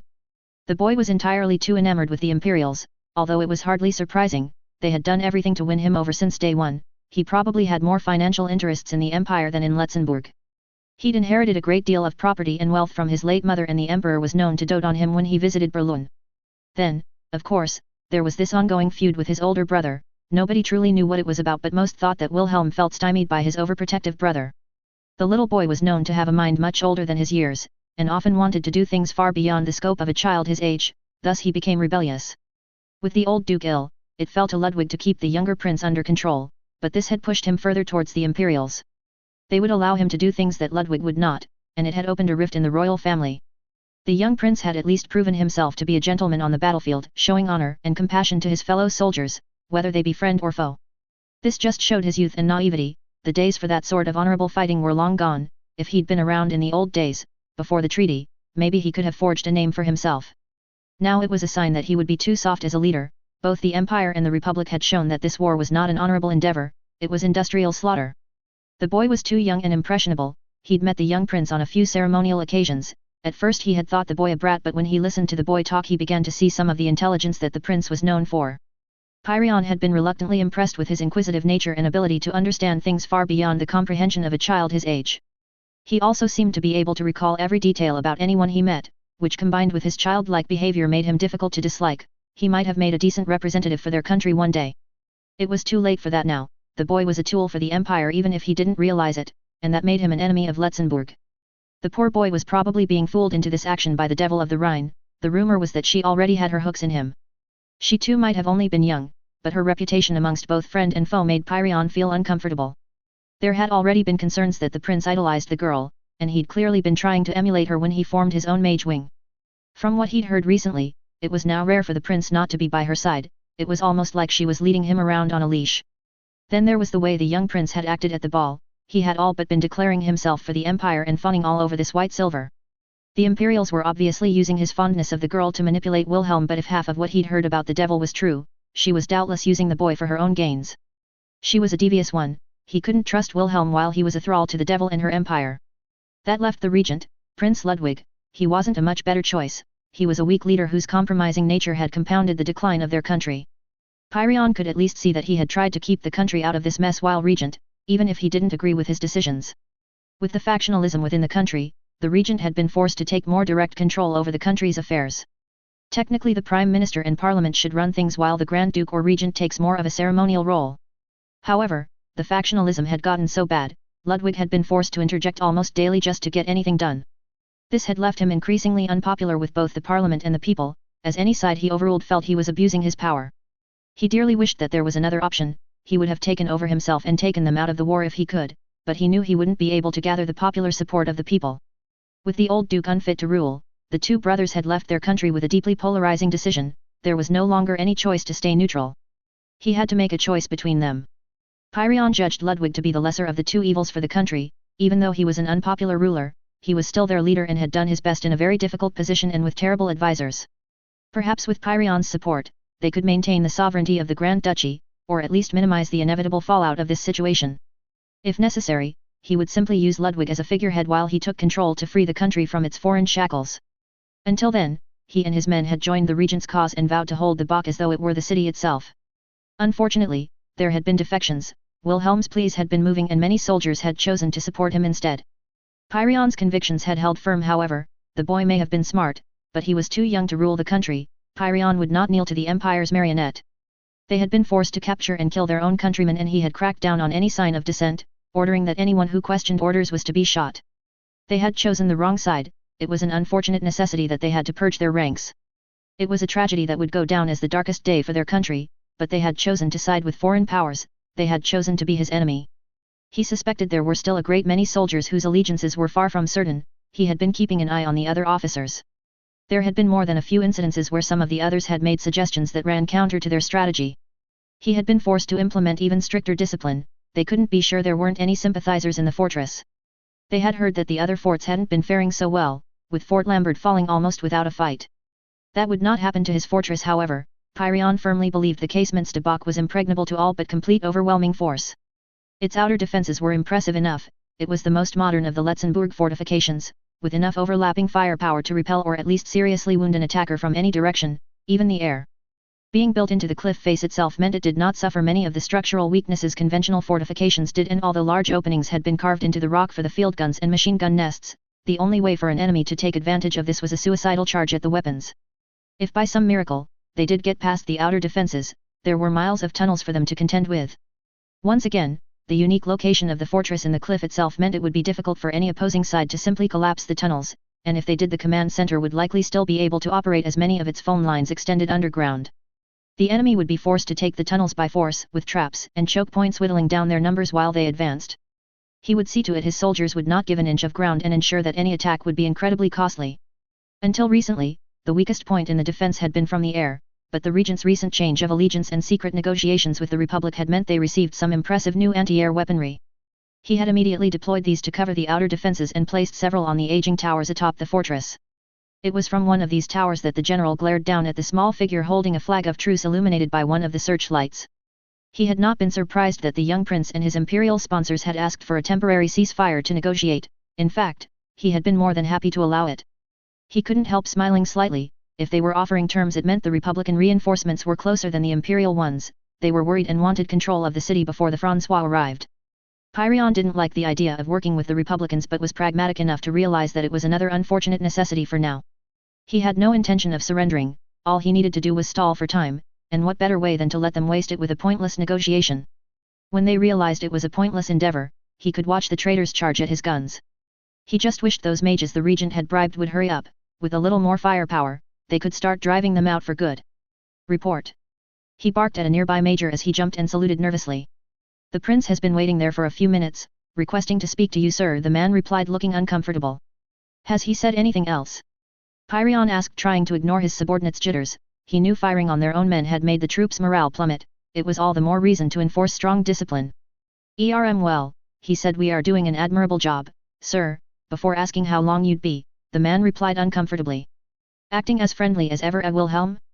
He thought of the boy scornfully, although he had to admit the boy was either brave or stupid, acting so cocky with so many guns pointed at his head. Perhaps his imperial masters thought sending the prince in might sway the defenders, or maybe that they wouldn't fire on him if things went badly. It was almost insultingly foolish. He would respect the truce, but if he saw any sign of treachery, the prince would be the first to die. To hell with the regent's orders to spare him if possible. No one would get into his fortress. Do you think you can still control us without your puppet? He thought at the lurking imperial devil hiding in the shadows. Pyrion grabbed his binoculars and took a moment to study the young prince as he stood staring towards the fortress under the bright artificial light. He had come unarmed and without any of his mage equipment, although he likely still wore his computation orb that mages habitually hang from their necks. He'd also eschewed his sword. Pyrion had been a little surprised by this. Wilhelm was infamous for refusing to be parted with the weapon. Rumor had it that he hadn't been separated from it since the assassination attempt when he was 6. Instead, he was grasping a white flag of truce that he had managed to put together somewhere. He almost laughed out loud when he saw the uniform the boy had donned. He had obviously decided to dress up for the occasion. Although it was the black, red, and silver of Letzenbourg, it was clearly of the imperial style, complete with peaked cap and greatcoat. If Pyrion ever had any doubts about where the boy's loyalty lay, they had now been put to rest. It was as he feared, the boy was under imperial control. It seemed he'd made the right choice by aligning with the regent. He knew he shouldn't underestimate the boy though. He was a named mage, and even an unarmed mage could be dangerous, especially with a computation orb. Rumor had it that his fondness for the Argent had driven him to work hard to compete with the devil's kill score. If you counted his ground kills, he might even outnumber her, but as he understood it, only killing other mages counted in mage circles. He glances around instinctively, despite not being able to see anything outside the illuminated area. The devil of the Rhine was lurking out there somewhere, pulling the prince's strings. He would have to be wary. Good morning, General, the young prince greeted, projecting his voice so he could be heard while saluting, and Pyrion returned it quickly. It seemed despite their current circumstances, young Wilhelm was sticking to normal military conventions. Prince Wilhelm, are you here to surrender? He sneered down at the boy. If the Imperials thought they would roll over for the little prince, they were gravely mistaken. He peered through the binoculars, trying to make out the look on the child's face, but the boy's cap shadowed his expression. He must have been realizing the predicament the Imperials had put him in by now and regretting his choices. Too late to back out now, little Wilhelm, he chuckled to himself. No need to be rude, General, you're the one that's surrounded, the boy's voice echoed with mild reproach as he took off his cap, revealing a slight smile. I'm here to. You want to offer us terms? The general interrupted. Well, let me save you time, Prince Wilhelm, we will fight to the last man. The nearby troops shuffled uneasily, but Pyrion ignored them. They would obey, or they would be shot for cowardice. It was their choice.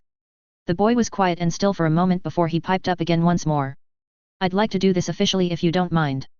He began clearing his throat. Major General Jean-Paul Pyrion, the people of Letzenbourg request you surrender the casements de Bach to them.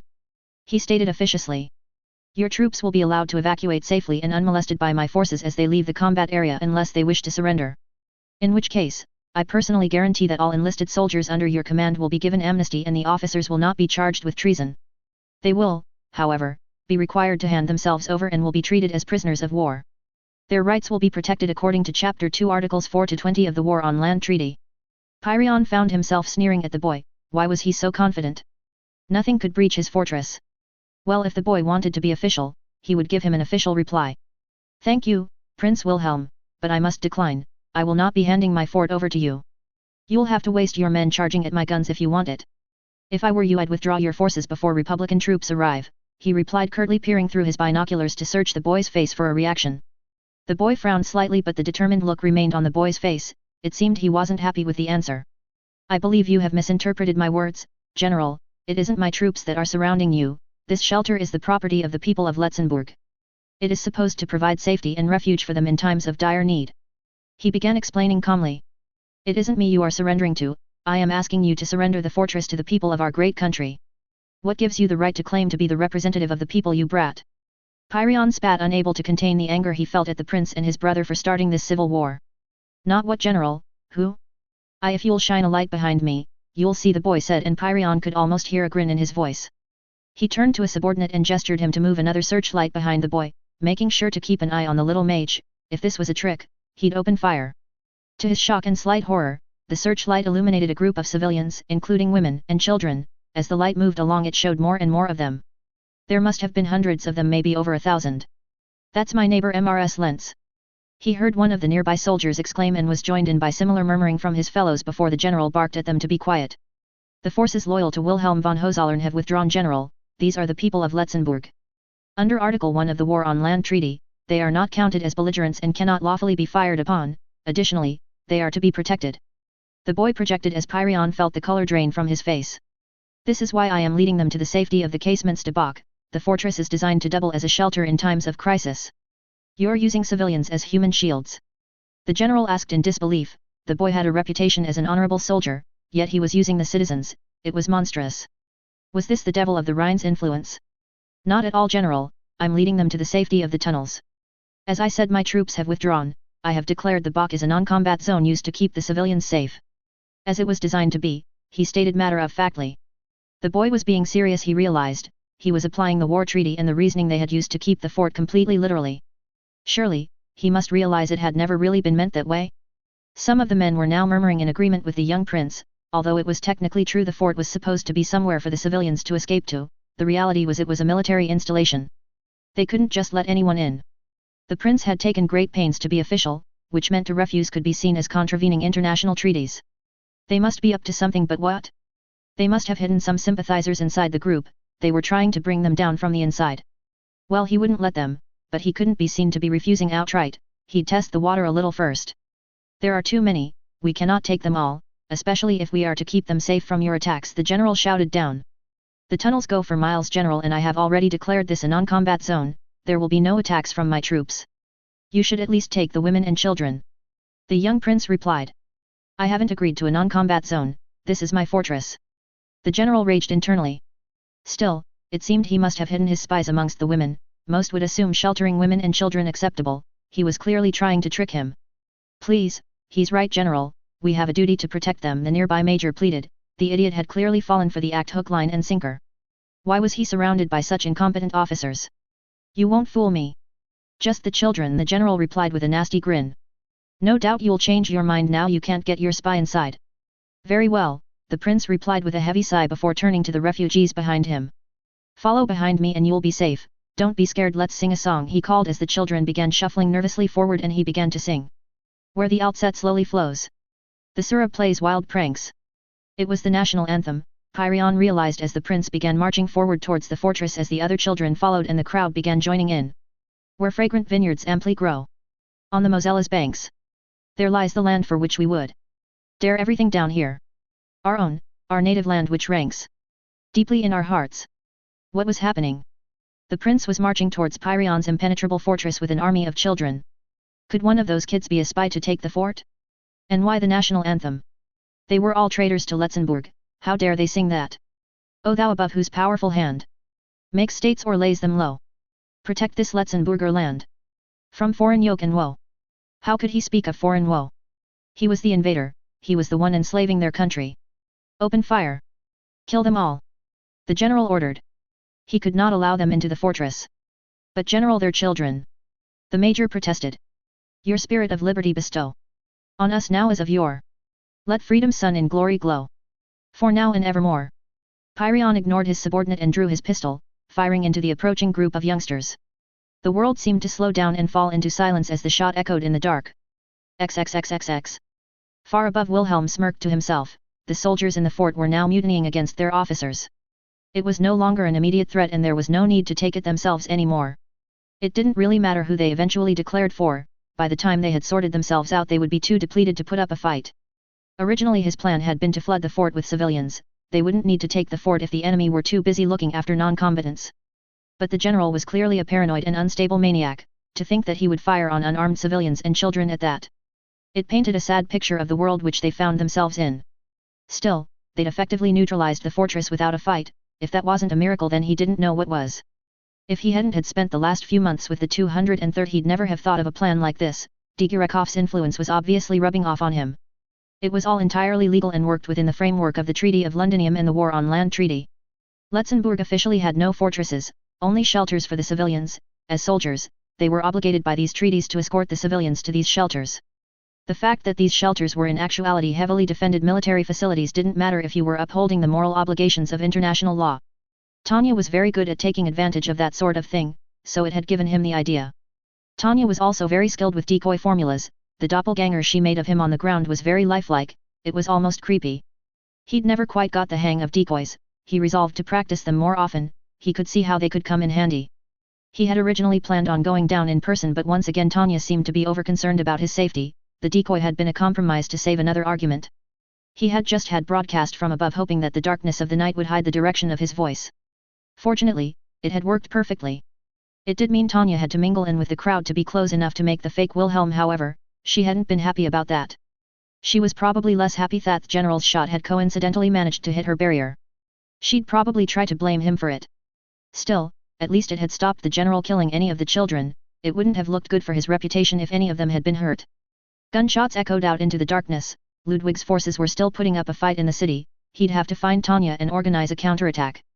It was almost over, he'd almost won, but he needed one more thing. He needed to hear some assurances from Tanya. He needed to know that she wouldn't ruin him. XXXXX. Letzenbourg city rooftop, 4:45. Wilhelm was a cruel and cunning little bastard. Tanya decided that he had achieved so much in this operation without committing troops truly was miraculous. Although he had technically endangered civilians, everything he had done was completely within international law, and any blame was safely leveled at the enemy. She had her reservations about leaving the mutinous soldiers in the fort to their own devices, but attacking them now would only unite them. It was probably better to leave them for now. Almost all their objectives had now been taken, destroyed, or neutralized, and the little colonel had asked Tanya to start ordering the ground troops to advance on the supply depot and Ducal Palace. They had yet to hear back from Lt. Tenkyubashi, but judging from the plume of smoke in the distance from the Ispagnan turret, it was a fairly safe bet it had been destroyed. Soon it would just be a case of mopping up and waiting for reinforcements to arrive. Wilhelm had obviously had the same thought as they stood on a rooftop staring out at the early dawn with a grin on his face. He drew his sword and studied it for a moment before putting it back in its scabbard. Tanya tensed instinctively, as she always did when he started waving that thing around. Just because she thought the weapon was obsolete didn't mean she liked the idea of someone like Wilhelm waving it around. He sighed, and a hint of disappointment crossed his face for a few moments. The only time I didn't want to see the number go up, he lamented, and she looked over at him with a questioning eyebrow. Too many. I didn't want these people to pay, even if they did side with Ludwig, he said in answer to her unsaid question. Still, it looks like we're almost done, he commented, cheering slightly and forcing a friendly smile, before frowning again and muttering, no thanks to our reinforcements, what's taking them so long? She ignored him as she continued to relay orders to nearby units. Although the objectives had been taken, there was still plenty of resistance and they'd yet to encounter the enemy mages. On top of that, the communication problems had seemed to have gotten worse. They'd yet to receive word about their reinforcements, and they hadn't heard from Newman and Koenig for some time either.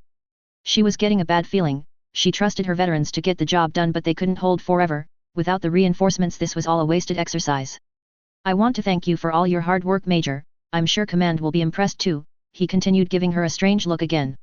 She sighed. Here it comes again, she thought. Just as she'd started to grant him a measure of begrudged respect, he started pulling this nonsense again. He was going to try and rope her into something again. Why couldn't he just accept that she wasn't going to accept his bribes?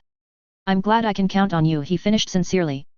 She blinked in confusion. That hadn't been what she was expecting. That had actually sounded genuine. She didn't really know how to reply. He continued to stare at her strangely, and she saw his smile gradually begin to fade again into a veil of worry. I can count on you, can't I? I can trust you. He finished, looking slightly nervous and desperate again as he had in the planning room earlier.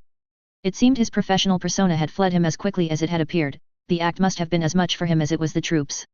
This is a new tactic, she thought to herself, feeling slightly insulted. She'd been expecting him to try and offer some ludicrous reward again, but obviously, even he had learned that that was a dead end by now. Instead, it seemed he was questioning her loyalty. It wasn't her that had been plotting coups and keeping secrets. Why exactly should she need to prove anything to him? I was following orders, Colonel, she replied, struggling to keep the annoyance from her voice. You can trust me to do that, she finished with a hint of reproach, and he stared at her again for a few moments, looking disappointed. I see, but what if? He began, but Tanya cut him off. She wasn't going to allow him to play these stupid games with her anymore. I wouldn't disobey orders for you or your promises. I just want to be rid of you, Colonel, she spat, unable to keep her frustration contained any longer. it was a foolish thing to say, she realized, but she was tired and irritable. It had been too long since they had time to rest and she was more than ready for a decent cup of coffee. It wasn't as if they were being paid overtime for the prince's plot. The boy stared at her with wide-eyed horror and he began turning white. It wasn't quite the reaction she expected, but perhaps he had finally gotten the message. Then you are going to turn on me? He said quietly with a look of almost physical pain in his eyes. What does he mean, turn on him? She thought. She didn't have long to wonder, however, as the radio spat back into life once again and Captain Houseman's voice filled the headset. Sirs, incoming mana signature, we're moving to intercept the Letzenbourg, captain reported. It seemed the enemy mages had finally shown their faces. She was about to order the other companies to rendezvous with him but froze as she heard the familiar click of a pistol by her ear. Slowly she turned her head and saw a miserable-looking Wilhelm pointing his gun at her, head shaking slightly. I don't want to have to do this. The box is gone, it'll be destroyed by now. You've no more proof, this is your last chance to make a deal, the boy pleaded desperately as she stared at him in dumbfounded shock. What the hell? Oh crap!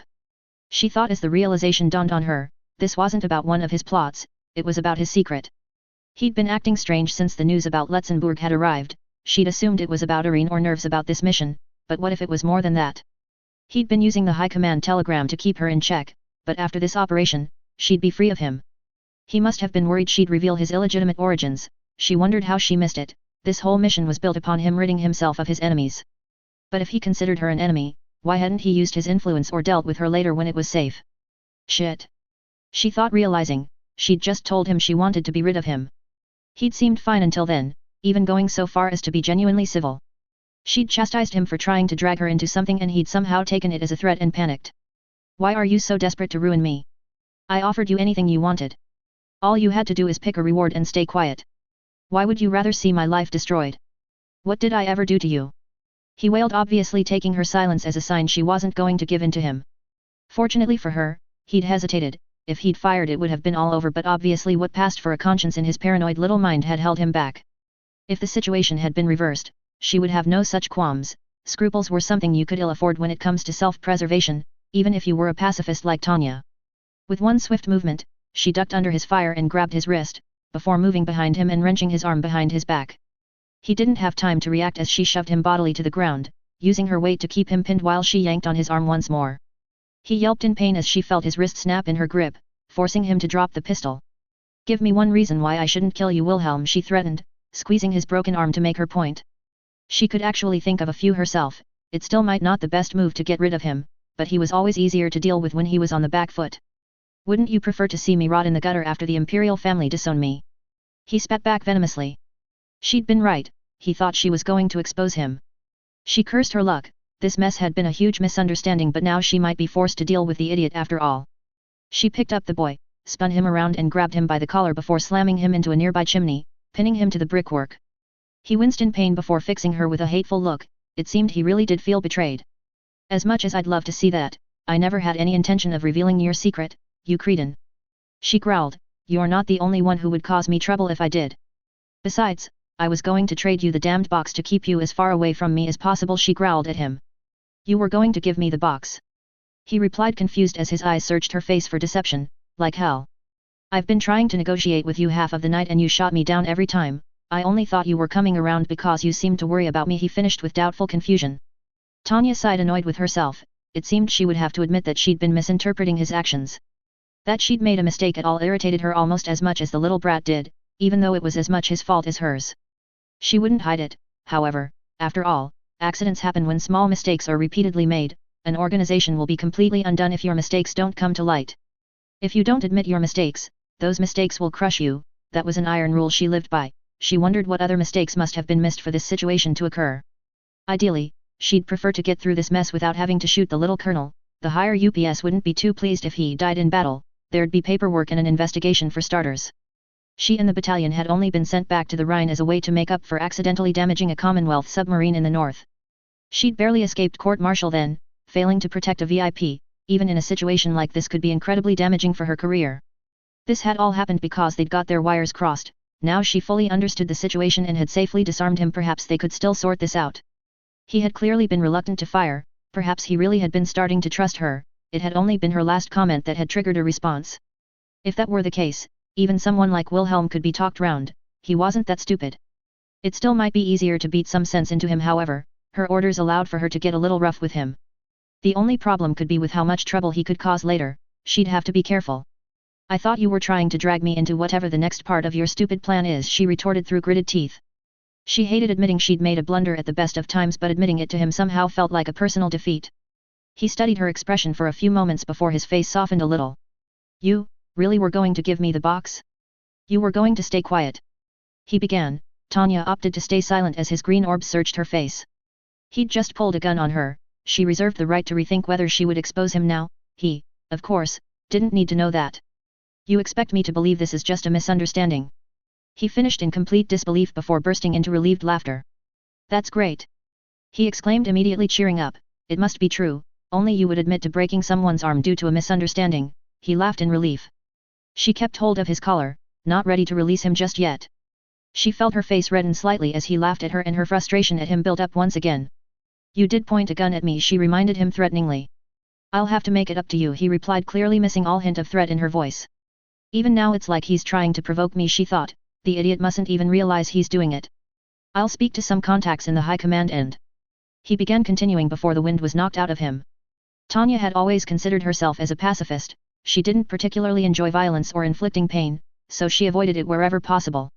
She did have to admit, however, she took an almost perverse pleasure at seeing Wilhelm's eyes bulge in agony as her knee connected with his groin. She kept him upright and pinned to the wall, however. She hadn't decided what to do with him yet. I told you I don't want anything to do with your schemes, Wilhelm. She hissed at him, seeing his expression contort into profound discomfort. What schemes? I don't have any other plans, he breathed through the pain, still laughing slightly. Is this idiot a masochist or something? It's like he's enjoying this. She thought as her face darkened further. Wilhelm's expression changed to one of fear as he realized she didn't find the situation as funny as he did. This was supposed to be the end of it all. If it weren't for the damned sword, I'd leave the army for good. You have to believe me. He pleaded through fearfully. It appeared he'd finally figured out how much trouble he'd landed himself in. Her grip on him loosened slightly. To her surprise, he seemed to be telling the truth. He really had just been trying to reward her in his strange and twisted way. But something else was bothering her. He had said that the box would be destroyed by now, but how? He couldn't know where she had stashed the box and its contents. What did you mean the box is gone? She questioned, shoving him back against the chimney. He averted his eyes from her nervously. She got the impression that she wasn't going to like his answer. I had the house bombed. There's nothing left of the HQ, he stuttered, and Tanya felt her rage boil over. She delivered another blow to the boy's groin and let him crumple to the ground. Before drawing her pistol and placing the gun against his head. Everyone should have been evacuated. And I arranged for another HQ. A better one. I never thought you'd part with the box. I had to get it away from you. He babbled in a panic. Tanya smashed her pistol against his face, leaving a cut against his forehead. Exactly what did you think would happen once I found out? How could I possibly trust you after you pulled this stunt? She yelled at him as he winced in pain below her. I'm sorry, he began to murmur in reply, but she cut him off by hitting him again. The extremes this idiot will go to are ridiculous. She thought. She had to decide what to do with him. She wondered if she should arrange for an accident for him as he looked up at her with a pitiful expression. She did have another option, however. She was fortunate. The boy may have destroyed the box, but he didn't seem to know she'd moved the contents. She had sent it to the orphanage where she had grown up. Sister Mary would have kept it safe for her. She wasn't sure if she'd reveal that to Wilhelm, though. He might be easier to deal with if he didn't feel blackmailed. Engaging enemy mages, Houseman's voice cut through the radio. What the? Major, please confirm the prince is with you. I'll do anything you want, I promise. I won't act against you ever again. The boy pleaded. He's here, Captain Houseman. It seems he's had a little accident, that's all, she replied to the captain without lowering her weapon before turning back to the boy. What guarantees can you give me of that, Wilhelm? How can I trust you? The little colonel stared up at her open-mouthed and afraid. He'd clearly realized what a mess he'd made for himself. He began stuttering a reply but was silenced as the sky erupted in light. Far above them an explosion detonated in the night sky, and Tanya looked round instinctively, seeing the city suddenly illuminated behind her. Houseman screamed down the radio as his body fell from the sky and smashed into the street below. Houseman! Dietrich! Yelled Wilhelm, rising. Forgetting the gun against his head, the man was still and silent. Tanya was sure the captain was already dead, but Wilhelm stared at the body with disbelief before looking up to the sky. Get down! Wilhelm yelled, shoving her off the rooftop into the air moments before flames engulfed the building in another explosion. The building where she had just been standing had disappeared, along with Wilhelm. Author's notes. RIP Captain Dietrich Houseman. Sorry, it's been a while since I updated. Long story short is that my laptop had a little accident, so writing has been a little difficult.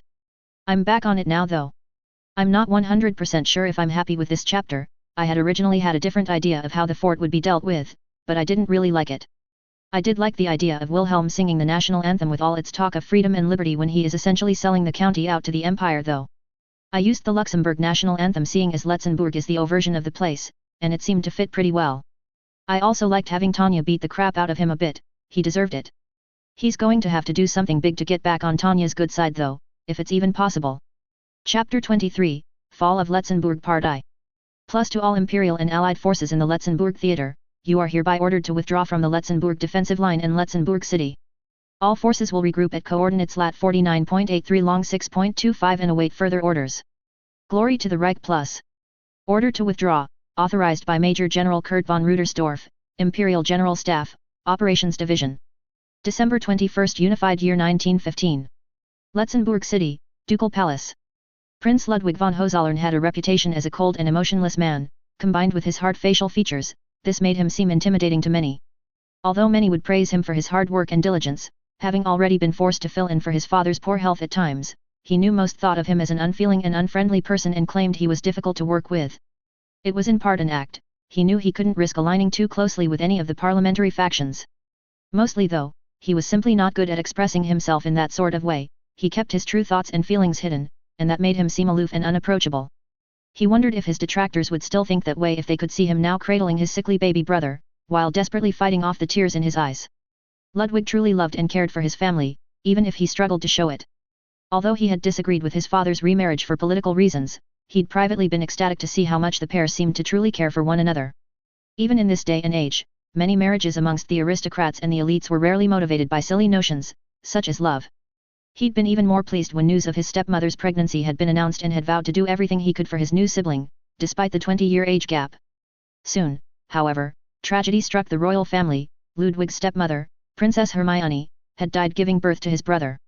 The resulting shock had triggered another bout of mental illness in his father. It was the curse of their family, and had plagued the man throughout his life. Fortunately, they had been able to hide it from the general public for the most part, and he had not yet deteriorated enough so much that he couldn't fulfill most of his royal duties. It had left poor baby Wilhelm without a mother, and with a father, that was unable to really fulfill his role as parent and mentor. Ludwig could relate. He too had grown up without a mother, and with the Duke often busy or incapable, he had not had the most loving of upbringings. Worse still, Wilhelm seemed to have inherited the worst parts from both his parents. It was already clear that he had the weaker constitution of his mother, and the doctors believed that it was likely Wilhelm would inherit the same illness his father had. Ludwig felt heartbroken for his little brother. Ludwig had been fortunate and had shown no signs of the mental instability that afflicted his father. He had been unfortunate enough, however, to see the symptoms and the effects of the new medications that the doctors had started giving the man. The side effects made his father increasingly frail and confused. While his sharp mind became dulled, they avoided giving him the drug when they could.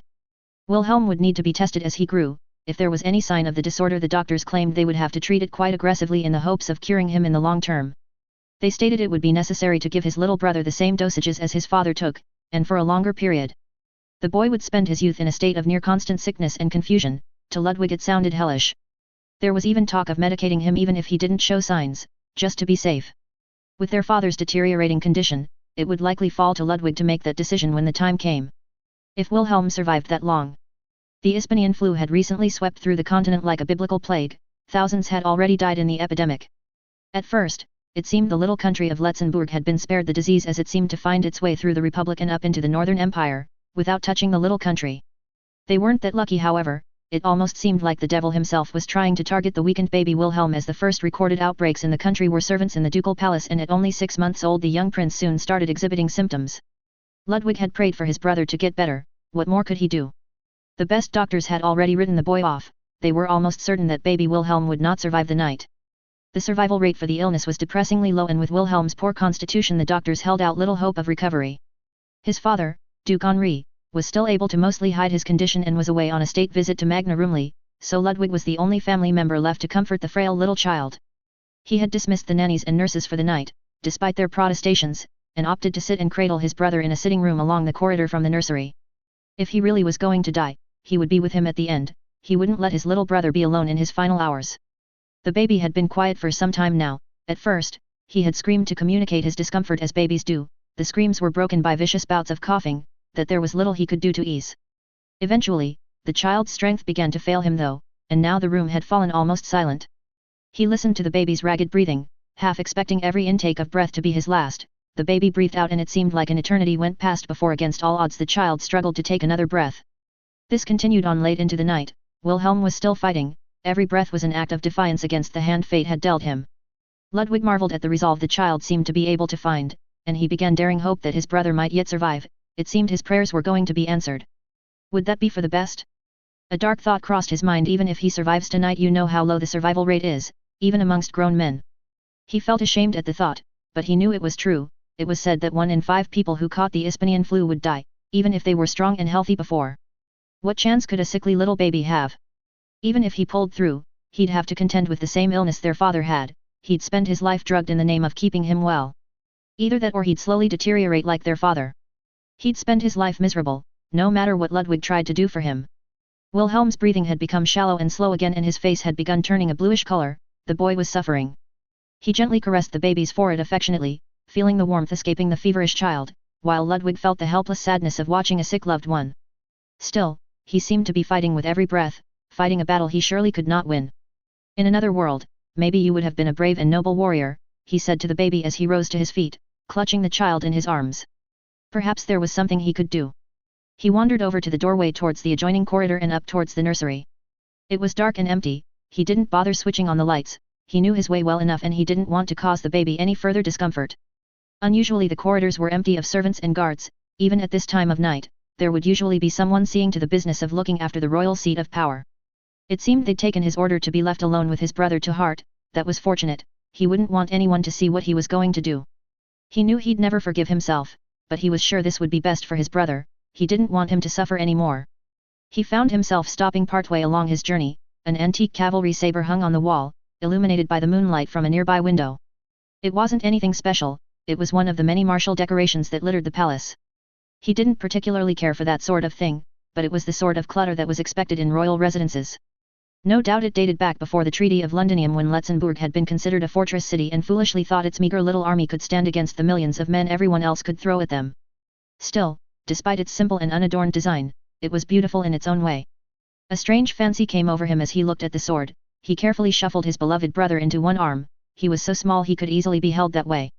Then he picked up the blade and examined it closer. Somehow it felt right. He took it and continued his journey towards the nursery, shouldering the door open carefully so as not to disturb his brother, who was now coughing violently once again.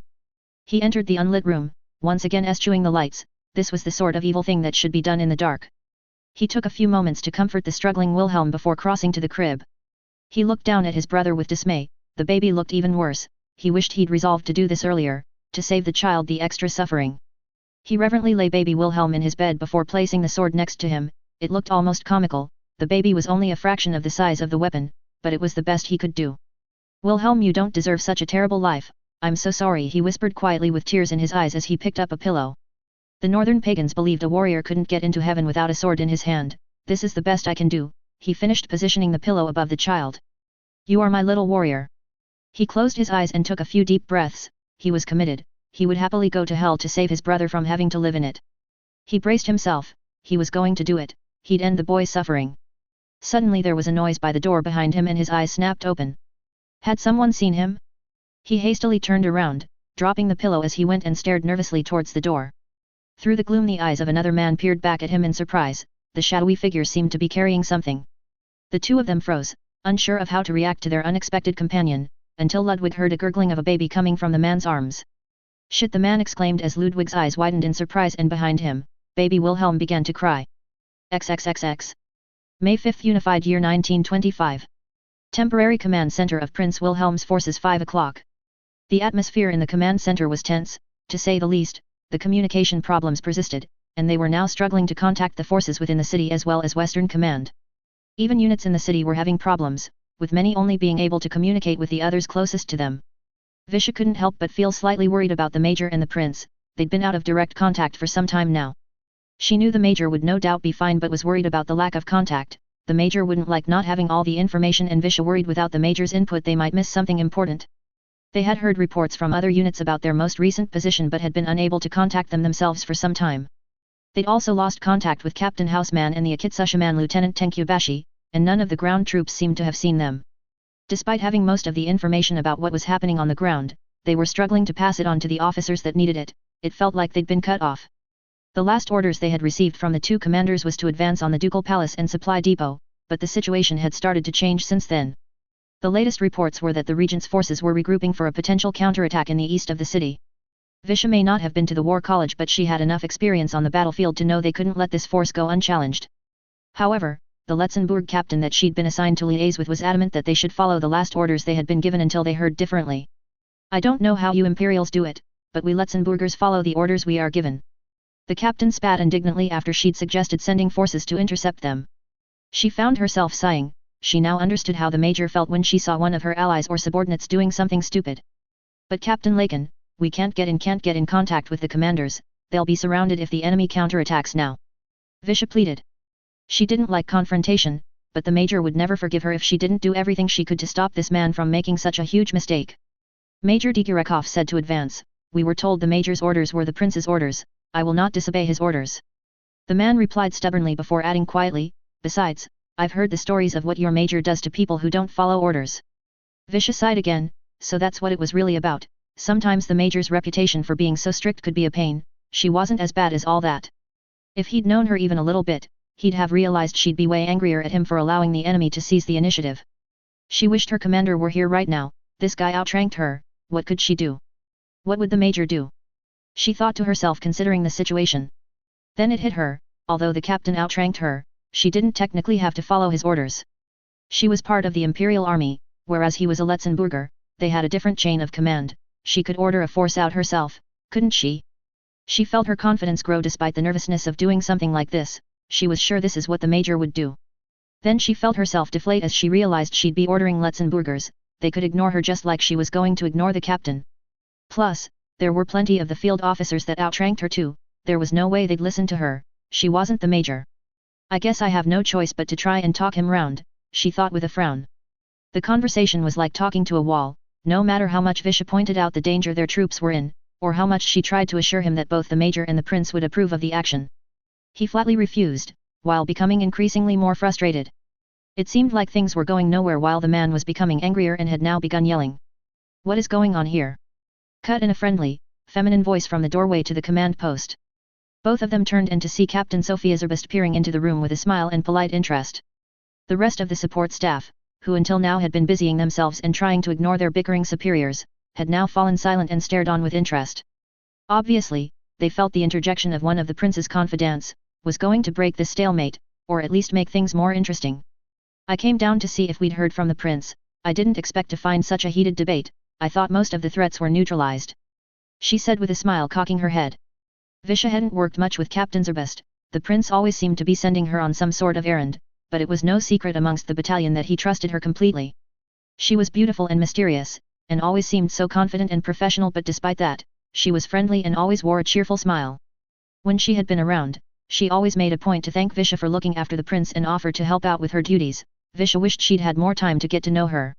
In many ways she reminded of her friend Era. Maybe that's why she couldn't help but feel a little jealous of her, just like she had her friend. Visha had always considered herself fairly plain and average. Compared to all the pretty girls in the empire, she always felt like the ugly duckling from the east. Era had always laughed at her for that, once proclaiming her the prettiest girl in their class. Visha was sure she meant well, but it wasn't much of a compliment when they were the only two girls in the class, and Era was far prettier than her. On top of that, she wasn't smart or talented like the major or Era, so she couldn't help but feel a little overwhelmed by a woman like Sophia Zerbest. I'm glad you're here, Captain. Maybe you can talk some sense into Lieutenant Serebriakov. She wants us to disobey orders. The arrogant Letzenbourg man cut in before Visha could speak up. Oh, shoot. He got in first, Visha thought to herself with disappointment. She'd hoped to gain some support from Sophia. She was sure she'd see things her way, but if Captain Lakin made it seem like she was disobeying orders, she might not listen to her. Really? Said Sophia in surprise.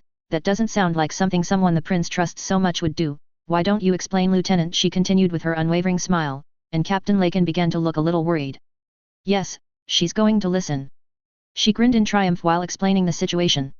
She hadn't realized the prince thought so highly of her. No wonder she was always thanking her. As the woman listened, Visha saw the smile begin to fade from her face for the first time, and it soon changed into an angry frown.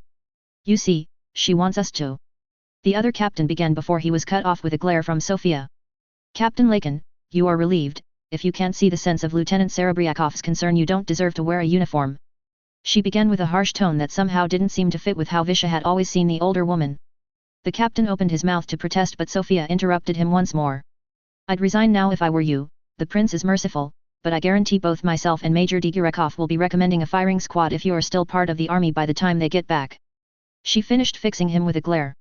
The man went white and slunk away. A few moments later Captain Zerbest chuckled slightly and flashed a reassuring smile at Visha. The look on his face was priceless. She giggled, heading to the map table, gesturing Visha to join her.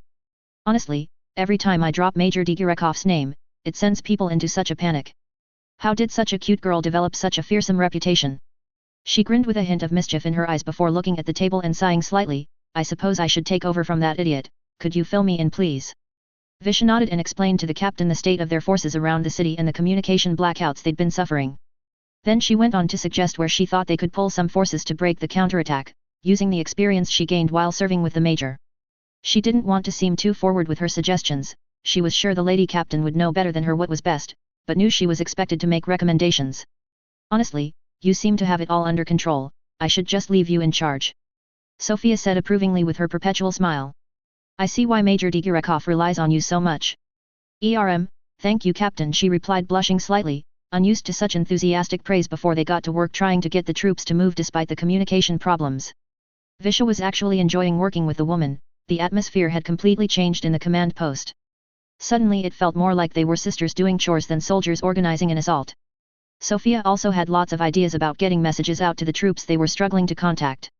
She sent a runner to the civilian telephone switchboard and they started using the citizens' phone lines to pass on messages where they could. She also started sending messengers down the sewer system, so they could use the passages to reduce the risk of being intercepted by enemy patrols. She also gathered a few contacts that Visha thought were a little shady but seemed to think they could help deliver their communiques.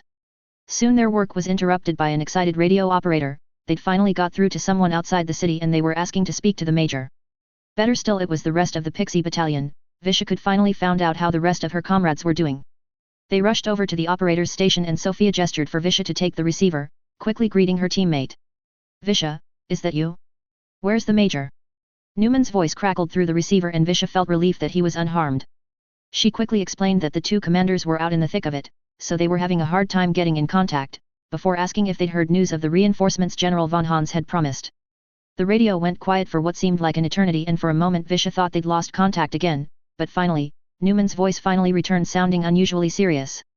That's what we wanted to speak to the major about. No reinforcements are coming. We've been ordered to fall back and all friendly forces are to abandon Letzenbourg city, he reported glumly. The orders are straight from the general staff. Prince Wilhelm is to evacuate immediately and meet up at Western Command. Colonel Rirujan is on his way from Berlin to collect him. The room erupted with shouts of protests from the assembled Letzenbourg personnel. They screamed how they'd been betrayed by their ally and how they refused to surrender without a fight until Sophia snapped at them to be quiet before scowling at the radio as if it would somehow change the message. Meanwhile, Visha stared at the receiver with disbelief at what she was hearing. They'd all worked so hard, there had been so many sacrifices, yet they were being told to abandon the city. They were so close to winning, anyone could see that it would have been over once the reinforcements arrived. But if the orders came from the general staff, there really wasn't any arguing against it, and with no reinforcements coming they wouldn't be able to hold out once the Republic got here. She thought about the prince's impassioned speech and his broadcasts to the people of the city and felt tears reach the edges of her eyes. They were all counting on them, but it felt like they were betraying them instead. We also need to report that Republican forces are approaching the city. There aren't any mages yet, but the first of their ground troops will reach the city within an hour or so. We're heading in to help you guys pull out, Newman added. The major had said if the Republicans got here first it'd be all over. It seemed that they had lost. They'd have to start a withdrawal soon if they wanted to get everyone out. Visha sighed heavily. She wished the major was here. She knew she'd be doing the right thing ordering the retreat, but she would feel better if she heard it from her. Get in contact with Western Command to confirm this now. Sophia ordered the radio operator with an angry frown on her face before falling silent and crossing back to the map table. It was like a dark cloud had descended on the room and the tension that Captain Zerbest had so recently dispelled had returned tenfold. Is this your doing? She heard Sophia whisper as she joined her back at the map table.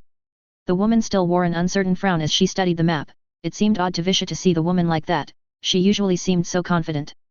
Visha found herself shuffling uneasily. She knew what she had to ask, but it felt cruel to ask someone to abandon their country. Captain, she began nervously but stopped when Sophia looked up at her sadly for a moment before forcing a smile. I know what you are going to say, but I can't do it, not without the prince's permission, she stated sadly. But... She began to argue but was cut off immediately. Lieutenant Serebriakov, let's step outside, she said, striding out the door, obviously expecting her to follow. Vishal looked around the room and saw several of Letzenbourg personnel glaring at her with undisguised hostility. Until a little while ago they had been professional and friendly, now they looked at her as if she'd personally offended them. It looked like she was right, they were blaming the Empire for abandoning them and she was the only one around wearing an imperial uniform. She felt her stomach tie in knots as she suddenly found herself the most hated person in the room and reluctantly followed the captain out of the door. She found Captain Zerbest leaning on a wall outside and staring up at the sky with a frown, her usually beautiful features seemed pained and sad. Visha knew Sophia wasn't stupid, she must see that they didn't have a chance if they stayed. Worse still, they might end up endangering the civilians too, they had to get out before the Republic's forces arrived. But at the same time, she knew if the situation were reversed, she wouldn't want to accept it either. They were silent for a few moments. Visha knew she had to persuade the captain to evacuate, but she couldn't think of the words. You're asking them to abandon their home? Sophia began, still staring up at the sky. The prince got everyone so fired up for this operation, he hoped if he stirred up enough support they'd just give up. She explained as Visha listened on, unable to think of anything to add. They won't leave because the Imperial General Staff says so, and they won't leave if I order them, they're far too riled up now, she continued, closing her eyes and clenching her fists. They'll only listen to that order from him, and even then. She finished, trailing off, leaving the rest unsaid. Visha could sympathize, she too had once been driven from her homeland. She was young when her family had fled the Russi Federation, but she remembered the pain-filled and humiliated looks of her parents as they were forced to flee the communists. When they told stories of the old country, the happy memories they shared always turned bitter at the end when they remembered being driven out. Now it was happening to the Letzenburgers. Sophia shared the same look as her parents did. You know where Prince Wilhelm and Major Digirakov were last sighted, Sophia said eventually, breaking the silence and shooting Visha a serious look. I'd like you to go find them and let the prince know what's going on. Me? Shouldn't you or Miss Christina go? Visha replied, slightly flustered. She wasn't sure about abandoning her post and she didn't know if she could persuade the prince they had to retreat. The boy had seemed so determined to take back the city, he'd no doubt be heartbroken when he found out no reinforcements were coming. If we're going to retreat, Christina will need to prepare a broadcast for the citizens, and I'll need to do everything I can here to prevent a mutiny, she began explaining with a sad but forced smile. You better get going, we don't have much time, she finished before striding back into the command center. Visha rushed to grab her gear. Sophia had basically admitted they needed to retreat, but they needed the prince to do it. She had to find the officers and fast, even if the prince refused to withdraw the major could persuade him to, she was sure of it. May 5th, Unified Year 1925. The skies above Letzenbourg City, 5 o'clock. I can't believe I was so sloppy. How'd I let this guy sneak up on me like this? Tanya chastised herself while dodging a hail of SMG fire. Sure, she had been busy dealing with the bratty colonel, but that was no excuse. They were on the battlefield, it was no place to get complacent. If it had been one of her troops that had made this mistake, she'd have sent them back to be retrained. That she'd made such a basic blunder was just embarrassing.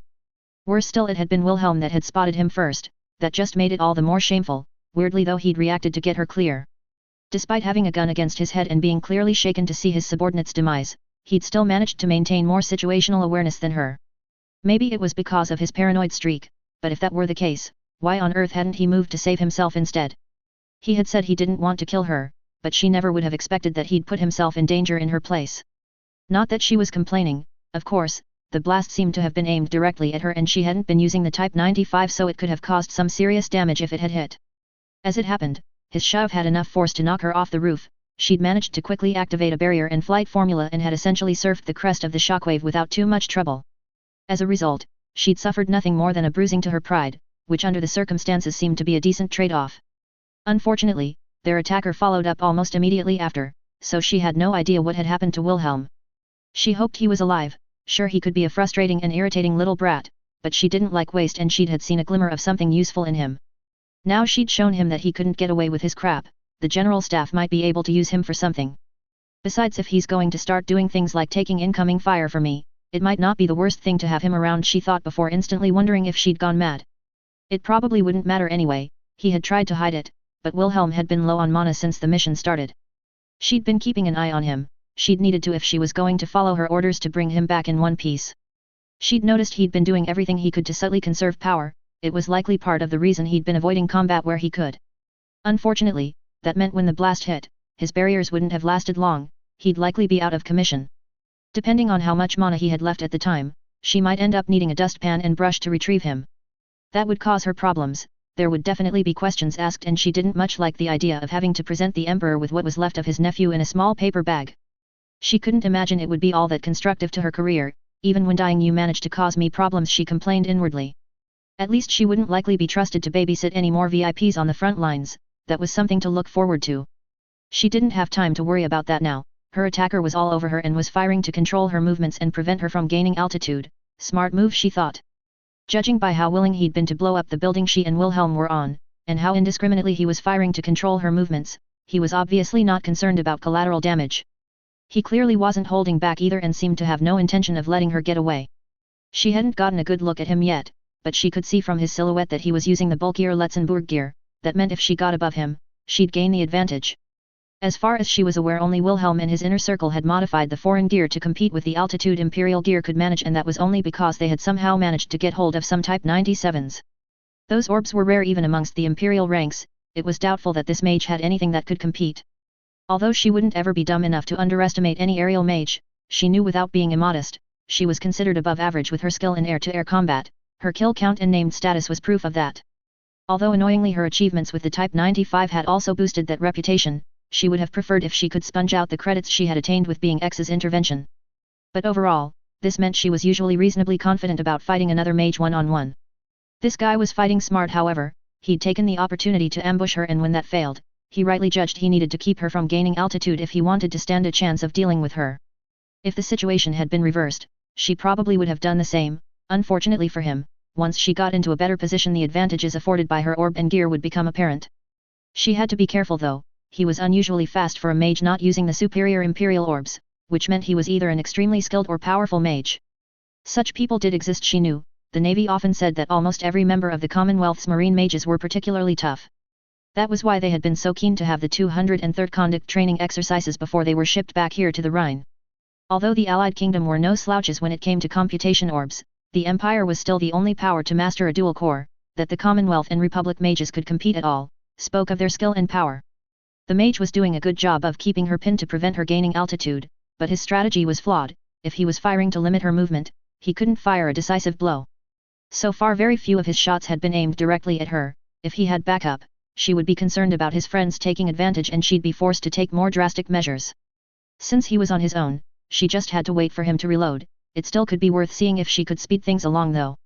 She dived down towards the buildings below, safe in the knowledge that if the mage fired and caused any damage to people or property, he would be liable, not her. She darted around the corner of a street and used the short few seconds she was out of his sight to cast a few optical decoys. She took up a random position amongst them and had her whole formation of duplicates switch around in what would be quite an intricate maneuver if they had been real mages. Since he was trying to limit her altitude, she knew he'd be forced to fire at whichever decoy was highest in the formation. This meant she could increase her altitude as long as her whole group moved gradually upwards. A burst of fire grazed the top of her shield. It seemed she'd underestimated him and he'd seen through the ruse. Most of the mages in the Empire hadn't been able to see through her decoys. This guy is good, she thought. She would have been impressed if he wasn't mocking her by putting a few dinks into her shell to show her he wasn't falling for it. She growled in frustration before taking a breath. It didn't matter. He still couldn't risk a kill shot without giving her the opportunity to outmaneuver him, and soon he'd need to reload. Most SMGs would have a maximum of 50 rounds per clip, and he was hardly being conservative. She didn't need to do anything drastic. Her opportunity would come soon. He fired another burst over her head, and she knew he'd need to change the magazine soon. That would be her chance. She spared a look over her shoulder as she increased her altitude to bait him to use some more ammunition and was rewarded with another salvo. As the last few shots sped over her, a few impacted against her shield with much more punch than she expected. The mage may not have been trying to be especially accurate, but he wasn't holding back on any of his shots. She'd been right to be cautious. She felt a grin creep up her face. The magazine was out of ammo and needed to reload. Now it's my turn. With a maneuver that she had been told looked graceful, but she simply considered efficient, she quickly rose upward while turning and raising her weapon to fire. Visibility was starting to get better as the eerie light of pre-dawn began illuminating the cityscape. It was still far from perfect, but she'd be able to pick the enemy out without too much concern. She continued to increase her altitude as she looked down to where she calculated the mage would be. He wasn't there. She hastily searched the sky wondering where he could be. She couldn't have fallen for a decoy, but where the hell was he? Instinct compelled her to snap her head upwards. Somehow the mage had got ahead of her and instead of reloading, he had dropped a shrapnel grenade. She recognized the tactic. It was one of Wilhelm's favorites. Drop a grenade with a short fuse so it exploded in the air. She supposed the other Letzenbourg mages must have been familiar with it too. How the hell did he get ahead of me? She thought as she veered sideways to avoid the explosive. The mage charged while she was distracted by the grenade, smashing her back down. She grunted as she reached for her combat knife and swiped at the figure without hesitation. He reacted quickly, pulling back, and Tanya's blow sliced through the air with a whoosh and she got a good look at her foe for the first time. It was the little colonel armed with a submachine gun and solemn expression. Wilhelm? It can't be. She thought, stunned before her survival instinct pulled her back to her senses, and she moved to put some distance between them again while laying down some fire to make him back off. Wilhelm was an expert in close quarters. As much as she thought a sword saw obsolete in modern warfare, it was largely due to the fact he should never get close enough to use it. He was skilled enough with the blade, that if he did get close, she would be at a severe disadvantage, but she was confident that she would always beat him in a ranged fight. But why was he attacking now? And how was it possible when he had been on the roof with her? The boy began reloading and projecting his voice while following her. She fired off a few shots, but he spun in the air, expertly dodging them. We drive you from us, whoever you may be, unclean spirits, all evil powers, all infernal invaders, all wicked legions, assemblies, and sects. In the name and by the power of our Lord, the boy began to intone, projecting his voice into the pre-dawn sky. Was he praying? That wasn't right, she'd never heard him pray before. Besides, what idiot prays during a dogfight? Sure she did, but she didn't have a choice when she did it. The orb that being X jinxed her with forced her to. She'd seen plenty of soldiers pray for being X, or God as they referred to it, to help them on the battlefield, but they were cries for help. This guy was giving a sermon.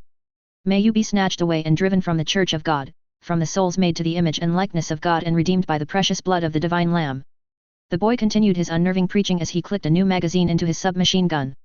She glanced back at him again while lining up another shot. It definitely wasn't Wilhelm. Where were his injuries? She'd felt his wrist snap in her hand. He shouldn't be able to wield a machine gun right now. This mage somehow seemed healthier and more muscular, whereas the Wilhelm she knew was scrawny, apparently because he barely ate or slept due to his paranoid streak. The fake Wilhelm was also wearing a flight suit instead of peacocking in his new uniform, but most tellingly he didn't have the sword. She knew Wilhelm would never be parted from that. Besides, the bratty colonel would never pray. It was one of his few good points.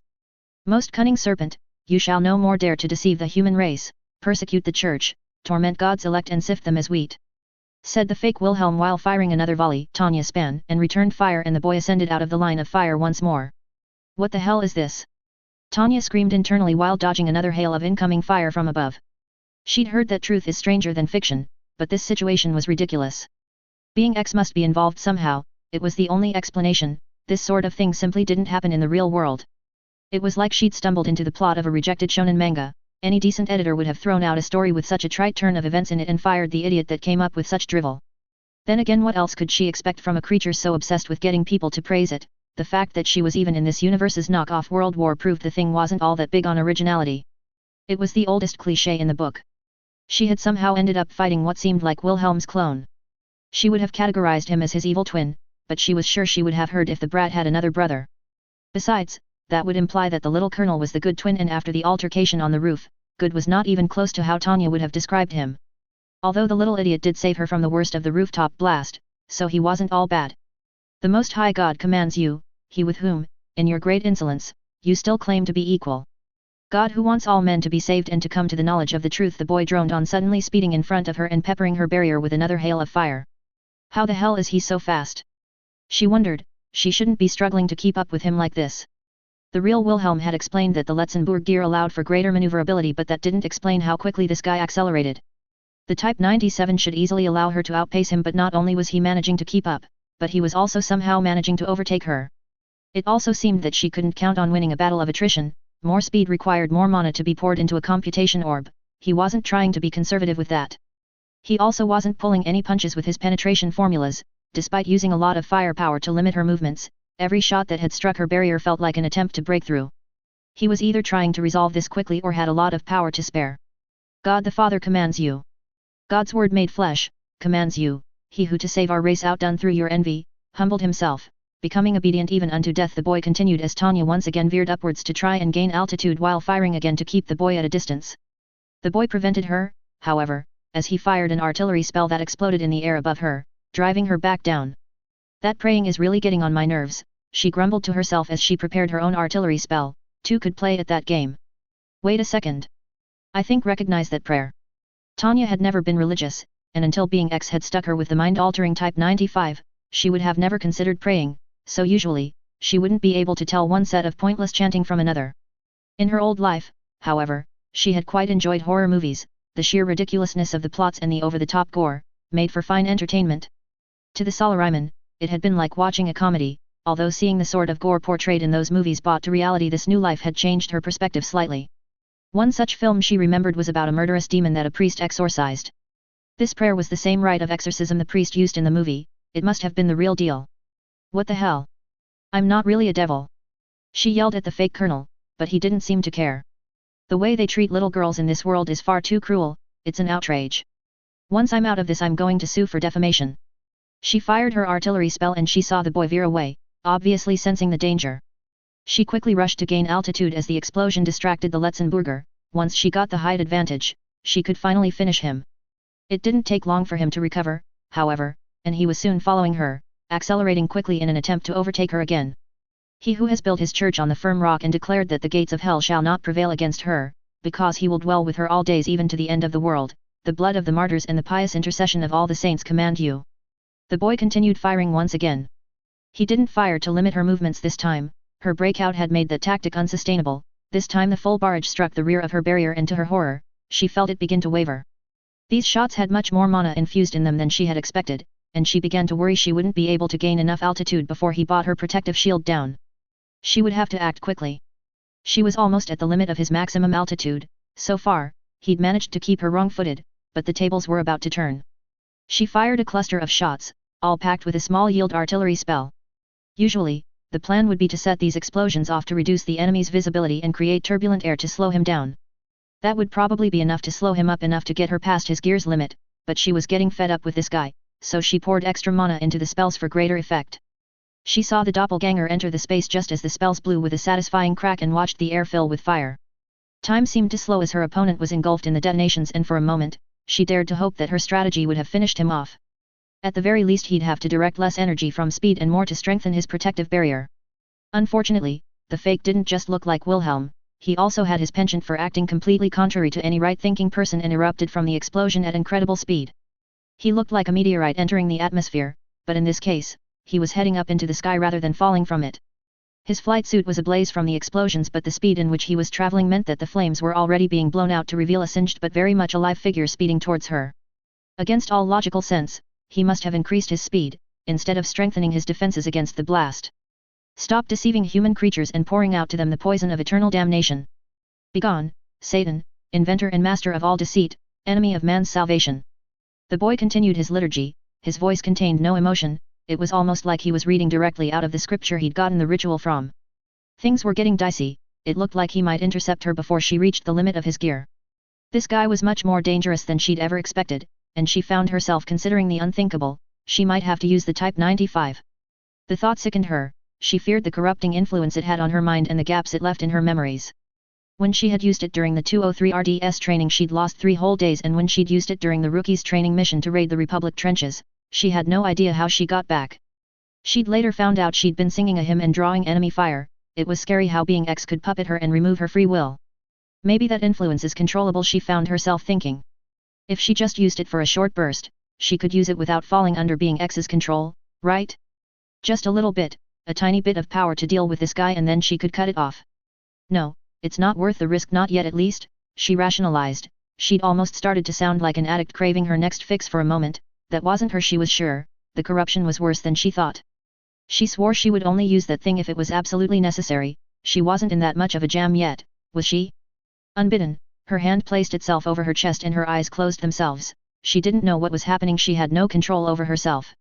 Her lips began to move, and she heard her own voice begin to speak aloud. O Lord, grant thy protection, and in that protection, strength. She heard herself as her lips moved of their own volition. No, this can't be happening. I wasn't going to use it, she found herself thinking in a panic as she desperately tried to regain control of her own body. And in strength, understanding, she continued without her consent. Being X, you bastard. This hijacking. I never gave in, I wasn't going to use it. She screamed internally as she struggled against the corrupting influence of the relic. Was being X's baleful influence so corrupting that just thinking about using that power could trigger such a hostile takeover? Or was this something to do with the fake speeding up towards her? She didn't know and probably never would, All she knew was that she had to escape being X's clutches before he made her do something she'd regret. And in understanding, Noel. She heard herself begin, but her efforts to resist were beginning to pay dividends. She began to feel control returning over her body, and she quickly raised her weapon and leveled it at the approaching figure. It was too late. Being X's attempted kidnapping of her senses had bought the boy enough time to catch up. The boy slammed a knee into her stomach, knocking the wind out of her before grasping her neck in one hand. He must have dropped his weapon, as there was now no sign of it, and she felt his other free hand rip open the front of her flight suit, pulling out the Type 95 orb with it. I didn't know the devil prayed to him too, the boy said while squeezing her throat. He sounded unsettlingly calm. There was no sound of anger or threat in his voice, and although it was also devoid of joy, it didn't seem emotionless. It was serene, as though he was staring out over a nice view or he was appreciating a particularly beautiful painting. She found herself unable to breathe as he choked her and drew himself closer to her face. His eyes glowed a sickening golden color as mana continued to surge through him, and the way he stared into her eyes felt like his gaze was staring into her very being. She'd never been keen on the phrase eyes that bore into your soul. She was still a little uncomfortable accepting the existence of a soul, despite her reincarnation. But she could now understand what they meant when they said it. It felt like he was looking inside her somehow, like an X-ray. When she stared back at the boy, however, he felt empty. If souls really were a thing, it felt like he didn't have one. Tanya struggled to free herself from his grip. He was too close to shoot with her gun, and her pistol had been left on the rooftop. She reached for her knife again, but found her strength waning as her vision began to darken due to lack of oxygen. A calm smile drew across the boy's face, and he cocked his head slightly. Maybe that means you can be saved too. Author's notes. Hi everyone, as always thanks for reading. I'm still not back at my week per update target, but in my defense, half of the next chapter is pretty much done, as I had to take it off the end of this one as it was getting a bit too long and there was too many POVs for my liking. So hopefully next update will be soon. I'll also be going back and revisiting the first few chapters soon, so if you have any criticisms or suggestions for the earlier chapters, please feel free to PM me. Other things. Bit of a flashback to baby Wilhelm. This is only half of what I had planned for it, but I wanted to drop it in before Damien got into a fight. More will be revealed, I promise. Ispanian flu is a reference to the Spanish flu. If you don't know what it is, it's pretty grim. According to some estimates, it killed more people than both world wars put together, 50 million total. In some places 1 in 5 people who caught it died. You literally turned blue as your lungs filled with your own bodily fluids and massed people drowned. It was truly horrible. Technically it's a few years early here, but it's so I figure I can get away with it. I'm not sure if I made Visha a little too timid in her bit. She usually comes across that way to me, but then other times, especially when defending Tanya, she gets much more assertive, so I may have gone a bit too much one way with her. Tanya's fight with Damien, fake Wilhelm. It's been kinda difficult to strike the balance. He needed to be a threat, so I needed Tanya to struggle despite being Tanya. But he couldn't be anywhere close to on par with Mary, hence why he's speedy rather than OP strength. I also realized that I accidentally introduced a being X-infused guy before the canon. I didn't really mean to do that, but he was already here, so I had to roll with it. It did make me realize that Tanya didn't actually beat the resurrected Anson Su though, it was Visha, so that's my excuse why she had trouble with him. Chapter 24, Fall of Letzenbourg 2, True Saint. 40 years after the Great War. Londinium. The pro-imperial faction had a great deal of success in the early stages of the Letzenbourg uprising. Imperial agents took over the radio station and broadcast recordings made by the young Prince Wilhelm, who most scholars agree was safe in Berlin, despite the fanciful stories of him being the so-called saint. These broadcasts had a huge effect on the local populace, in what is considered to be one of the first wide-scale implementations of psychological warfare. It did, however, have an unexpected drawback. It is widely known that forces in the city suffered communication problems. Historians believe the cause was actually these broadcasts, as the civil radio station used the same frequency as the military and was supposed to be shut off in times of war. This blunder meant that reinforcements were never summoned, and the Republic moved in unopposed. Andrew WTN Special Correspondent. May 5, Unified Year 1925, 5 o'clock. Front room of the Majoris family home, Letzenbourg City. War is the continuation of politics, that's what some military theorist had said somewhere anyway, he couldn't remember who. Originally it had meant that if you can't get what you want by political means, you should march in and take it with an army, but eventually, the idea evolved to mean that military force should be applied with a clear political goal in mind. At face value, this made complete logical sense, but it never quite sat right in Will's mind as a factual statement. It failed to take into consideration the people that actually did the fighting or their personal reasons for doing so. After all, war was fought by soldiers and they aren't usually the politicians deciding to start a war.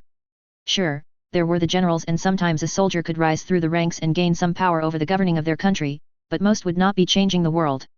Those who started the war would be hoping for territorial gains and hefty reparations from their defeated foe, along with the international equivalent of bragging rights. While the man holding the rifle was fighting for the idea that he is protecting his homeland, ultimately, he wouldn't care what land got grabbed, as long as it wasn't his. Will was a rare exception, although he would be the first to admit his position was an anomaly. He was a political figure by virtue of his supposed birth, but otherworldly interference had forced him to become a frontline soldier as well, so he felt like he got to see both sides of the coin. If not for his curse he wouldn't have considered ever fighting at all, but his unique position had made him believe that the political reasons were just excuses. What happened in politics was a reflection of the mob mentality that made up the nation's psyche. What drove people to fight were the primal instincts, desires, and emotions handed down to them since time immemorial, fear and anger especially. Sure, a good orator could stir up the feelings of the crowd and impose the political will back on the people, but there was no smoke without fire. You can't incite a feeling that didn't exist in the first place. If war was a continuation of anything, it was human nature. He believed that it was because of this, war never seemed to be used as a last resort as it was supposed to be. These emotions drive you to remove what you fear and despise, and violence achieves this quickly. That was what had started the Great War in the first place. Everyone had feared the growing power that was the Empire. The Legadonians had been so fearful they had whipped their people into a frenzy and foolishly attacked. They felt like a cornered animal and reacted accordingly. It didn't matter that the Empire had no interest in war with the Entente. Once their economy began to fail, fear drowned out the rational voices and the Empire was blamed as the evil responsible. The argument about disputed territory was just an excuse. If it hadn't existed there would be some other justification. Fear made the war inevitable. It was also fear that made the Republic attack the Empire while its back was turned. They were so terrified their neighbor would become the dominant power they moved to intervene. The Allied Kingdom had so far staved off this fear. They felt protected by the sea and they could sit back and let their rivals do the work. The longer the war dragged on, however, the more worried they would become and eventually, they'd lash out too. It was all so painfully obvious that it was going to happen. Will wondered how nobody else saw it coming. It wasn't as if he hadn't warned them. Calling war politics made it seem almost reasonable, but Will didn't think he'd ever met anyone who could be considered totally reasonable in any of his lifetimes. Another familiar saying came to mind, reason commands humans to be peaceful. Again he couldn't place its origin, but he supposed it didn't really matter. If it were true, there would be no war. That the continent was embroiled in the bloodiest conflict that the world had ever seen just proved that people were anything but reasonable. It was usually correct to say that soldiers were a political tool. Politicians sent soldiers to kill each other to gain a political advantage, but it wasn't often anyone with any political influence did any of the actual fighting. At least Will could claim some moral high ground on that point. The trouble was the reasons used for war were usually stupid and ultimately quite pointless things. He was sure if they tried a little harder, those things could be settled without bloodshed. Was there really any point in fighting over a bit of land that belonged to your country 100 years ago? Was it worth dying for? Was it worth killing for? As far as Will was concerned, nothing was worth dying for, and survival was the only thing really worth killing for. His coup against the regent was one of those stupid things. He had never wanted to use force like this. He would have preferred hiding out with the 203rd for a while longer and let the man continue to turn the people against himself. Meanwhile, he would quietly deal with the curse that threatened his continued existence, and as an added bonus gain a reputation as a war hero. The people of Letzenbourg would demand the removal of Ludwig and Will would be able to achieve his dreams of the easy and comfortable life he deserved. Vice Admiral Canaris of the Imperial Supreme High Command had disagreed however. He wanted a quicker solution to bring Letzenbourg closer to the Imperial bosom. The Spymaster had been pressuring him to act ever since he'd started creating the volunteer mage wing. Although uncomfortable about it, Will couldn't risk losing the support and goodwill of the High Command. Even with his links to the Emperor, it could jeopardize his dream. So, he had been forced to act the jingo and start stirring up an eventual uprising against Ludwig. He told himself, it was about survival, it was about getting rid of the cruel regent who had spent all his time trying to poison him. Canaris was always supplying him with some information about a potential plot, so it seemed better to act sooner rather than later. When the food supply at the HQ had been compromised, he knew it had been the right decision, even if Sophia couldn't find proof of Ludwig's involvement. As a civil war, you'd be forgiven for assuming that it was entirely built around the political question of who should be in charge, at least in name. However, his motivation for war was fear. It always had been. True, there may have been some aspects of politics that had forced him to act, but ultimately the primal emotion of fear that had driven him to this point. It was the fear of not paying his reapers due to what Tanya called being X, the fear that Ludwig would try to kill him, and most of all, the fear that he would never get to enjoy the life he knew he deserved. Perhaps that made him a coward, but he could live with that. He wished he could remember who had said the quote about war and politics originally. He was certain he'd read it somewhere, but he couldn't quite place it right now. The particular brain cell that held that information had probably been damaged judging by the painful headache and ringing ears he was now suffering from. He was, however, certain of one thing, usually, in politics, you don't get smashed through a brick building by the force of an explosion. It was also unusual for most politicians to find themselves half buried under rubble, with what he suspected was a concussion, a shattered arm, at least one broken rib and who knows what internal injuries. This led him to strongly suspect that the author of that quote had never been on the receiving end of an explosive formula from a mage. He was also completely certain that they had never been stupid enough to point a gun at Major Tanya von Digurekov. He almost wanted to laugh out loud at how badly he'd misread the situation. He'd been sure that she was going to turn on him, and ended up panicking and threatening her. Ironically, this had resulted in her actually turning on him. It was a self-fulfilling prophecy of his own construction. After snapping his arm like a twig, she explained that she never intended to sell him out. She'd somehow got the idea that he was up to something else and wanted no part of it. Did you think I was aiming to become emperor or something? He thought to himself with a chuckle before gasping in pain. He'd been so relieved. The guilt he felt about placing her in a situation where he'd have to kill her had been tearing him apart. News that he hadn't needed to worry about it was fantastic. Obviously, she'd been upset, and he probably deserved some of the beating she'd given him, but she did seem to take a little too much enjoyment in inflicting pain on him. War had turned her into quite the sadist. Then it had turned sour. She'd been even more furious when she'd heard he'd blown up the HQ to get rid of the box. She had pointed her pistol at him, and towards the end, he'd almost been certain she would actually pull the trigger. He didn't understand why she should be so angry. It was his house and probably one of the few places he had any particularly happy memories of in this life. He'd sacrificed more than her for that thing. Why were you so upset that you'd consider shooting me? Pain can bring a certain strange kind of clarity. It helps you see your mistakes in a new light at least. The answers began lining themselves up quickly in his aching brain as he puzzled on the issue. Or perhaps it happened slowly. It was difficult to gauge how much time had passed in his current state. She was upset about not having the box, but why? The only reason he could think of was that she'd lost her leverage over him. Was she afraid he would act against her without the paper shield? Of course, he had no intention of doing that, but understandably the gunplay had somewhat eroded any trust she had in him. She must have been forced to act to protect herself, just as he had. Despite that, for some reason he'd pushed her away from the blast rather than get himself out of the way. He'd barely had enough time to throw up any kind of protection for himself, and even those barriers had failed quickly. His active barrier had shattered almost instantly, but at least it had done the job of protecting him from most of the initial detonation and flames. His passive barrier must have collapsed as he hit the wall. The bulk of his injuries were probably from that. He managed to raise his head and open his eyes. His vision was blurred, but he could make out the building where he and Tanya had been. Or rather, he could make out the space which it had previously occupied. He'd been thrown straight across the wide boulevard and through the wall of the house opposite. All that was left was a burning pile of rubble. He was lucky to be alive, although, with the amount of pain he was in, he didn't feel especially lucky. If he hadn't been a mage, he would have either been a pile of ash on the building opposite or a greasy red smear on the wall he'd been smashed through. She was going to shoot you, and you decide to push her clear instead of saving yourself. What the hell were you thinking? He chastised himself through the painful haze in his mind. The truth was he hadn't been thinking. He'd reacted on instinct when he'd shoved her out the way. Despite the beating she'd given him, it seemed something in his subconscious had wanted to save her. He must have gone soft. Maybe he'd taken his hero of Letzenbourg act too far. He'd even managed to convince his own inner self with all the hype. Let's try to avoid heroic self-sacrifice in the future, he grinned to himself despite the pain. It was funny, he'd been considering killing her for what she knew about him, but it was obvious now he could never have gone through with it. Even after she'd broken his wrist and pointed a gun against his head, his first instinct was to get her out of danger. He still wanted to see her succeed, and that was why he couldn't shoot her. Pain shot through his side as he laughed at himself. When did I become so fond of you, Digurekov? When did your success become another condition of my paradise? She shouldn't have been worried about him using his influence or Sophia's talents to attack her, though. He didn't think it was possible anymore without damaging his own reputation, not that he wanted to anyway. To think the silly rumors made by the 203rd were being taken so literally, he hadn't even realized they had spread so far. Not only did the general public in Letzenbourg seem to believe they were a couple, but he'd also had a letter from a friend in the imperial court about it. The rumors had spread to Berlin. Apparently, there were some concerns about her low birth, but her accomplishments meant most thought the emperor would approve of an eventual match. They were taking the whole thing seriously. They did realize they were both well below the minimum age for marriage, right? Marriage to Tanya von Digurekov, what a terrifying thought.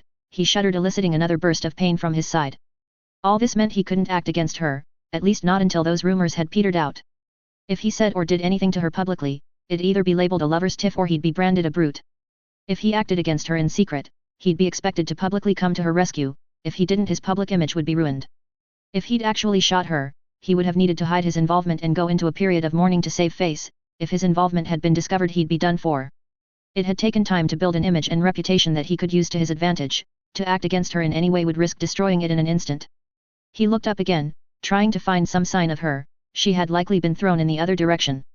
He had shoved her hard enough that she should have sustained fewer injuries than him, but she still would have been forced away by the explosion. He couldn't see her. He wondered if she would come back or if she'd just leave him here. No doubt she would still be angry with him. She probably thought she'd be better off leaving him to die. That was understandable after what had happened, but he would have to disappoint her for the moment at least. He began dragging himself out of the rubble with his good arm, while his body erupted with pain in protest of moving. He couldn't move his left arm at all. Not only had Tanya broken the wrist but the impact with the wall had broken something else. He would have to struggle along with one hand for the moment.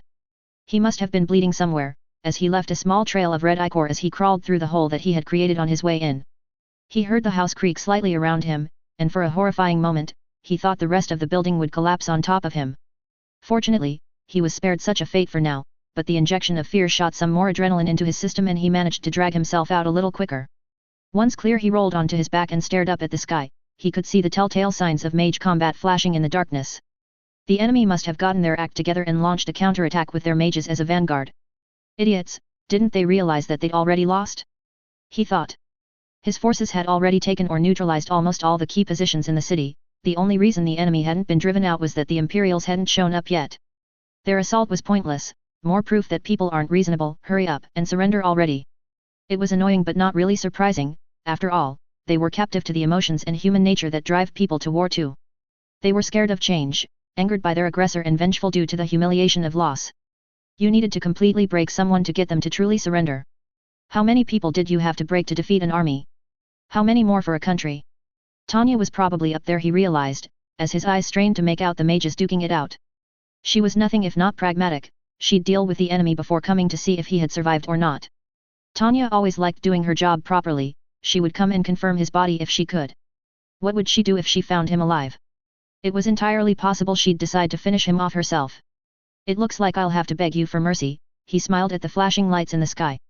I probably look pretty pathetic right now anyway, maybe you'll decide I'm not worth the bullet. He finished wondering if he had the energy to even get to his knees to grovel properly. Then again, she could put you down like a lame horse, a dark voice echoed in his head. No, even she wasn't quite that cruel, was she? Once she realized, he couldn't do anything to her without ruining his own reputation, she'd feel less threatened. She'd probably still blame him for the rumors though. He'd have to be ready for another blow to the groin. Well, I wasn't planning on having children anyway, he thought to himself. It'd take time to get her to trust him again, but he was sure he could do it. Until then he would have to give in to anything she wanted. It wasn't as if he could put up much of a fight right now anyway.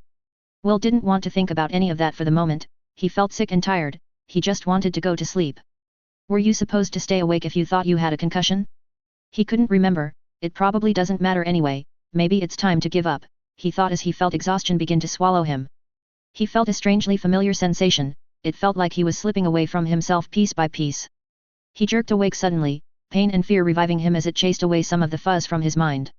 It had felt just like that time when the monster began removing him from existence when he was almost no more. No. I've worked too hard. He thought at what Tanya called being X. I'll get what I deserve, and I'll share it with them all. Even Tanya. Christina will be a doctor, Sophia will be my prime minister and Houseman will. The thought trailed off in his mind as he remembered the figure of his subordinate, no, his friend falling from the sky and smashing into the ground. Dietrich, he whispered before using the extra energy supplied by the adrenaline flowing through him due to his previous thoughts to roll back over and push himself to his knees. He needed to find Houseman, he needed to make sure the man got his quiet life and that he'd see his son graduate from a top school, just as he'd wanted. Will had promised him it would happen. The world didn't reward people and neither did God, but Wilhelm Victor von Hohenzollern would reward those who helped him. It was part of his paradise, it was part of the happiness he deserved. His vision had begun to clear, and he searched around for his fallen comrade. He would be alive. Will would get them both help and they'd get out of here before that monster could take either of them. He made out a figure lying still in the street and crawled over to him trying to call out to him. He still felt sick and dizzy and his throat was dry and full of brick dust, but he carried on crawling despite it. As he got closer, he could see it really was Houseman. He lay on the ground in a twisted and uncomfortable position, completely unmoving, and around him was a pool of slowly drying blood. He reached the body and began to shake him and call his name in the vain attempt to rouse him. Dietrich Houseman lay with his eyes open and completely devoid of any signs of life. His skin had begun turning a waxy grey color and the back of his skull was open with a dark red wound. Will felt angry tears form at the edges of his eyes. How could this have happened? Houseman was a strong mage and a good soldier. there was no way he could be taken out so quickly, and if he was under threat he knew to fall back. Had Ludwig found some more mages? Had the Republic's mages somehow gotten past the 203rd and broken in to relieve the city? Even if they had, Houseman was sensible enough to report it and withdraw. He looked up at the battle still raging in the sky. By now the early signs of dawn had started illuminating the sky. There were only two mages fighting each other. They both seemed small, but he could tell one was clearly Tanya. He recognized her flight patterns. The other was moving unusually fast, however. He darted and turned far quicker than he should be able to, even with Letzenbourg flight gear. Tanya was an incredibly skilled aerial mage. No matter what computation orb she was using, she should have easily dealt with one mage by now, right? Will's gaze fell back down on the fallen captain and he saw his tears fall on the man's still body. It's your fault he died, the dark voice mocked inside his head. It was the same voice that had been urging him to kill Tanya before. Shut up, he murmured. It was your stupid mission, you provoked Ludwig into changing sides. The voice snickered. In his head was true. He had stirred up the factions in Letzenbourg and he had arranged for his squad to be attached to the 203rd so they could pull off the plan. He'd caused all this. He shouldn't have caved to Canaris. He should have stuck to his own original plan and waited. Why do I keep making the same mistake? I got greedy again. He whispered to himself through gritted teeth and staggered breaths. You might as well have pulled the trigger yourself. The voice laughed scornfully. You murdered him. No. He growled. This wasn't his fault. The blame belonged to Ludwig and that mage. If Ludwig had rolled over, this attack never would have happened, and it was that mage had taken Houseman from him. They had taken part of his promised paradise. I'll make you pay. His true inner voice echoed angrily in his mind, silencing the dark voice as he glared up at the figures in the sky. He felt fury bubbling up within him and his pain began to recede as it was swallowed by the growing rage. The mage was fighting Tanya. Was he trying to take her away from him too? No. I refuse. I just decided I wanted her to live. You can't have her. He declared angrily, forgetting all his pain as his vision turned red. Wilhelm had drawn his sword without thinking as he pushed himself to his feet. He didn't check the number that only he could see. If he had, he would have seen it had increased by 1. XXXXXX. Skies above Letzenbourg city. The boy's grip tightened around her windpipe, choking her as her hand moved to find her combat knife. Unable to see the blade, her hand scrabbled around her back, desperately trying to find it. The boy had knocked the wind out of her and then immediately started choking her before she had a chance to refill her lungs with precious oxygen. It wouldn't be long before her brain became starved of the life-giving gas and she would lose consciousness, but her options to counter were limited. Damn you, being X, you set me up. The fake god had hijacked her, allowing the fake Wilhelm to catch her. He'd obviously been brainwashed by being X, just like the mad scientist Dr. Skiggle. Why else would he have been trying to exorcise her a moment ago? The counterfeit deity had probably persuaded him that she was Beelzebub himself. It wasn't that much of a stretch considering the cruel nickname the Republican troops had given her. I didn't know the devil prayed to him too, the boy said with a freakishly calm voice while squeezing a little tighter. Maybe that means you can be saved too. That confirmed it. He was another nutso follower of being X. Worse still, he'd ripped open her flight suit and gotten hold of the Type 95, it was like he'd zeroed in on it. Although she was the only one who had ever been able to use it, that was only due to the intervention of being X.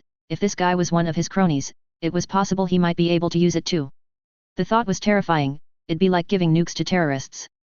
Somehow, she doubted that informing him that ripping a girl's clothing off was sexual harassment would be especially helpful, even if he only did it to steal her orb. Besides, with his hand around her neck she couldn't get a word out anyway, and he didn't seem the sort that was going to negotiate. He told me you would have a powerful relic. He truly works in mysterious ways, doesn't he? He asked, staring at the computation orb dangling from the chain in his other hand. I think that means he wants me to save both you and Brother Wilhelm. What do you think? He finished before turning and staring into her eyes. Wilhelm? You blew him up, you maniac. And saving me? This is called choking, not saving. Besides, I know what being X's idea of saved is, and it's against free market principles. The look in his glowing orbs as they stared into her, told her he was insane. Although she'd often thought the same of Wilhelm, he was a model of mental stability compared to the look in this boy's stare. At least once you cut through Wilhelm's bullshit, there was a twisted logic to it and a goal in mind. This kid no doubt only wanted to please his god. How pathetic. I can't let this guy beat me. She was struggling against his grip, but the more she moved, the quicker her oxygen would run out. Ultimately, that was a futile investment. She would get a much better return in a swift attack to get him to release his grip. Even a small amount could be enough to allow her to breathe. He held her too close for her to get him with her SMG, and her only other available weapon at the moment was her combat knife. However, she was unable to grasp it. Where the hell is it? She thought, beginning to lose her cool. Her vision was starting to become blurry. She didn't have much time. Still fumbling to find her knife, she threw her other hand up to try and prise his fingers open, while lashing out with her legs. His grip was too strong. and her own strength was waning by the second. He avoided her flailing lower limbs and responded by bringing her closer and smashing into her with a headbutt, before squeezing her windpipe further. He looked back at her, still almost emotionless before cocking his head slightly. Sometimes, God tests us, and it may even seem like we're being punished to earn his forgiveness, he said thoughtfully.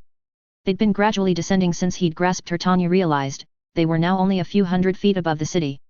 She felt dizzy and her vision began to darken as the lack of oxygen finally began to take its toll. Should I punish you, for him?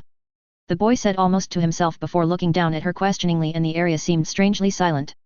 Suddenly, that silence was broken by the familiar humph of a mage taking flight, and a battered and bloody Wilhelm came thundering up towards them, wielding his sword like a medieval knight tilting his lance. His face was half obscured by blood trickling down from a gash across his forehead, and his left arm hung limp at his side. His uniform was ripped and singed, his cap had long since been discarded, and there was hardly anything left of his greatcoat. His flight gear was battered and broken. Only one of the twin flight boots remained, and the light on his power pack blinked erratically. It was a testament to its designer that it could still function at all. The fake froze in surprise and confusion. Tanya might have sympathized if she wasn't asphyxiating. She'd felt the same several times watching Wilhelm's suicidal charges, but amazingly they somehow always seemed to work for him. Die! Wilhelm spat venomously with a raspy voice as his sword pierced the other boy's gut, and time seemed to slow once again. Despite the force of the little colonel's blow, the fake barely reacted to the pain. Instead, his mask of serenity was broken by a wide, cheerful, and excited smile. The boy grasped the little colonel's wrist tightly with his other hand, pulling the sword further into him, while the chain of the Type 95 tangled around the blade like a python constricting its prey. The fake pulled his face close to Wilhelm's. He looked happy and excited while Wilhelm's face was a picture of hateful rage. Brother Wilhelm! You're here! Now we can be saved together! The fake exclaimed with excitement while Wilhelm tried to yank himself away. Fortunately for Tanya, Wilhelm's attack had distracted the boy and his grip on her throat loosened, allowing a sliver of air back into her lungs. She felt her fingers finally curl around the handle of her knife, and using what strength she could muster, she swung it around, stabbing the arm that had kept her from breathing. Again, the boy didn't react to the pain, but even he couldn't fight his own reflexes, and he released his grip, causing her to fall backwards. She instinctively took a deep breath to refill her lungs and concentrated on summoning a flight formula, despite the lightheadedness she had from her lack of air. As her brain reoxygenated itself, she quickly took stock of the situation. The fake had either ignored or somehow not noticed that he had released her. He was completely focused on Wilhelm. He was still smiling and trying to pull Wilhelm closer. The little colonel was trying to resist, but with his injuries, and the fake holding his only working arm in place, he wasn't having much luck. The fake's other arm still had her knife embedded into it, but again he did not seem to notice as he pulled Wilhelm into a hug.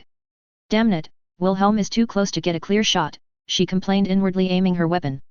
Shoot the bastard! Blow his fucking brains out! Wilhelm yelled in a panicked rage. No! You'll hit him!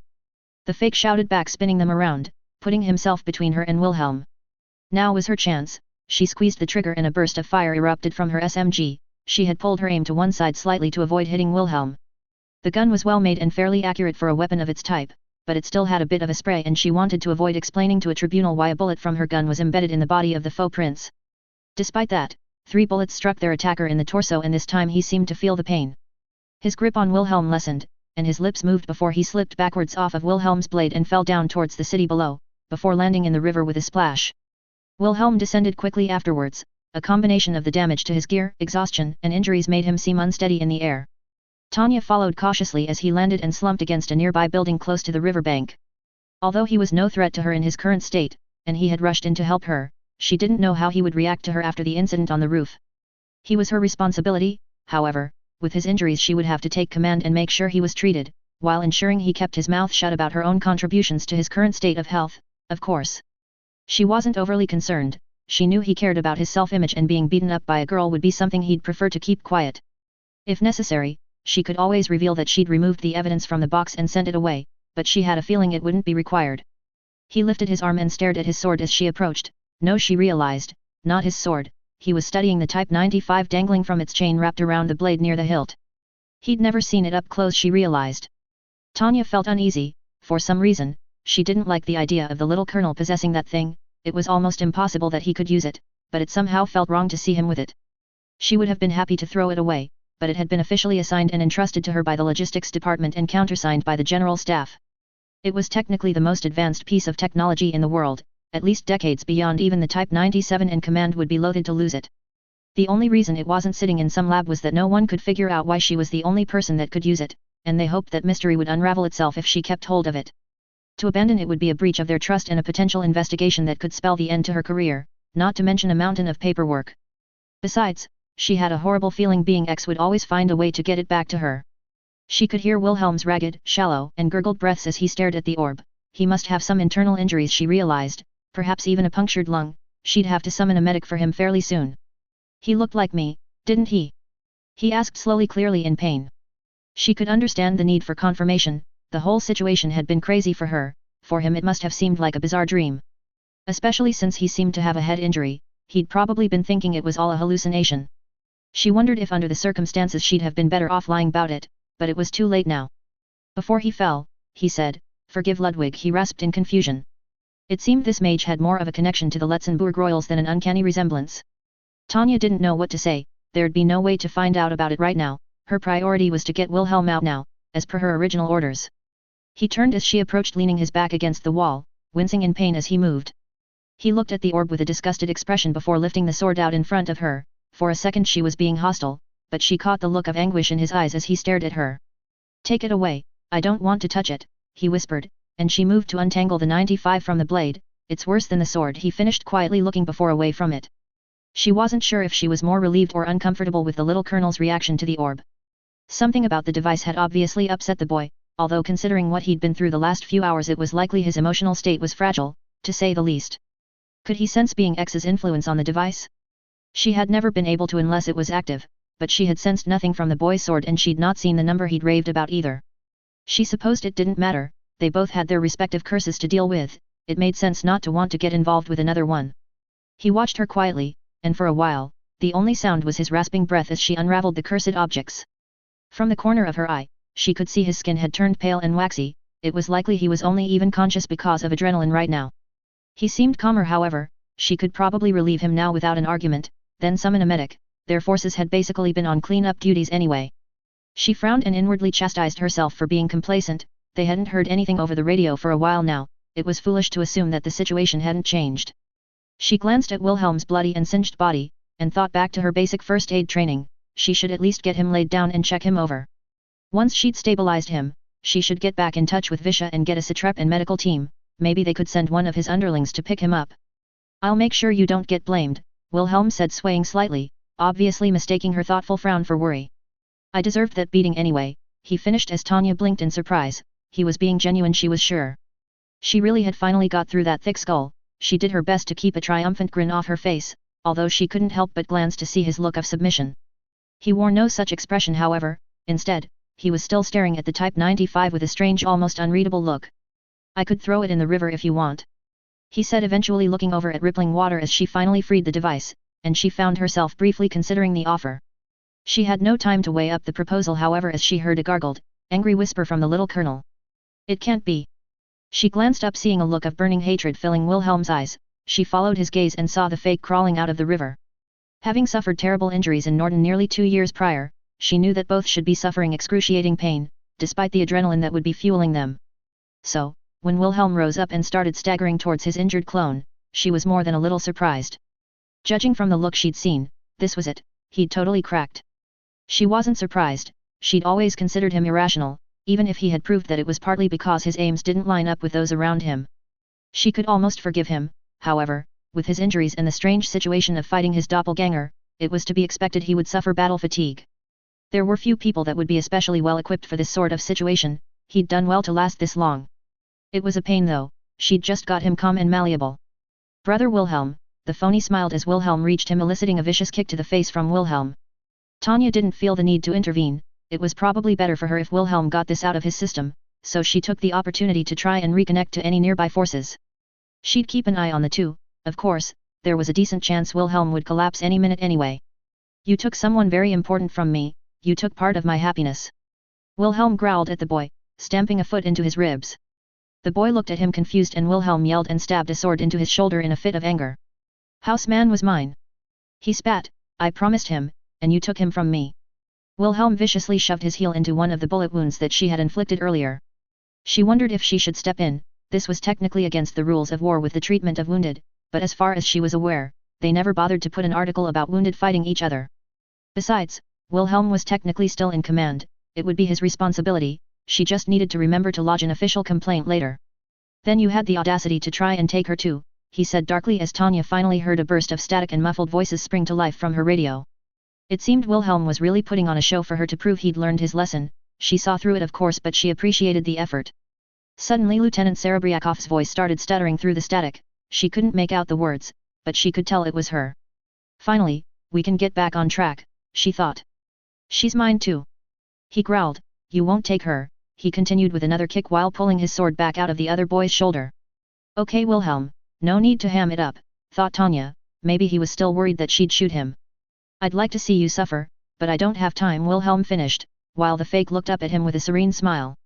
I forgive you, remember what I told you, he said closing his eyes as Wilhelm kicked him back into the river with a sickening crack and the fake disappeared under the murky water. Wilhelm slowly turned, swaying slightly, his eyes were unfocused but still filled with anger and hatred, while blood still seeped from his wounds. She'd hoped he would have calmed down by now, but apparently, she'd have to step in herself. Ludwig. Wilhelm rasped before Tanya could say anything. This wasn't quite what she had expected, but then again, trying to guess Wilhelm's thoughts was like trying to use the rules of chess to understand snakes and ladders. If life were a game, he was playing a different one. He knew. He knew, but he still tried to drug me, to kill me. But he knew I wasn't. He gurgled as his breathing became increasingly more erratic. What was he thinking? Did he think that his brother knew about him? She needed to calm Wilhelm down. Sure, the look-alike had been weird, but it didn't mean anything. Wilhelm wasn't in a position to make rational judgments right now. She had to stop him from doing anything stupid. Major, Colonel, can you hear me? Visha's voice suddenly cut through the radio static, interrupting Tanya's thoughts. Tanya couldn't help but feel relief at her subordinate cutting through the static. She hadn't liked being out of contact and it was nice to hear a friendly voice. She quickly acknowledged and gave her position, surprised to find that Serebryakov was in the air and close by. What had happened? She wouldn't have left the command center without good reason. Visha landed nearby and Tanya found herself demanding to know what was going on. She felt rude, but she would apologize later. A situation that forced her adjutant to go against her instructions was obviously important. And now wasn't the time to beat around the bush. Visha quickly explained as best she could, but Tanya again found herself rudely interrupting. Withdraw? But why? We've pretty much taken the city as it is. Tanya growled in annoyance. Despite everything the little colonel's plan had worked, they should be celebrating a victory, not retreating. The general staff called off the reinforcements and pulled back the front lines. We are to evacuate the city, explained Visha. Colonel Rirujan is coming to take the prince back to Berlin and the Republicans are almost here. She finished reporting, obviously feeling awkward about being the bearer of bad news. Damn it. All this was for nothing. Tanya cursed. If the enemy was here it was all over. Now it was about minimizing losses. Wilhelm had assurances from the high command that reinforcements would be sent. They even had one of the most powerful men in the empire supporting them. Why hadn't the general staff sent help? The general staff answered to the high command, at least in theory. She found herself gritting her teeth in annoyance. The general staff were no fools. If they didn't send reinforcements, then they had a good reason. Either that or Wilhelm had been sold out. Either way there was no choice now.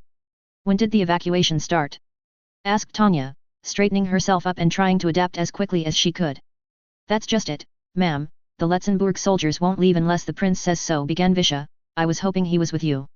Tanya blinked in surprise and looked around hastily. Wilhelm was gone. Author's notes. Hi all and thank you for reading. You may be wondering, how is Wilhelm still managing to even move right now? Let alone anything else? The answer, of course, is willpower XD. I'm not sorry for the pun.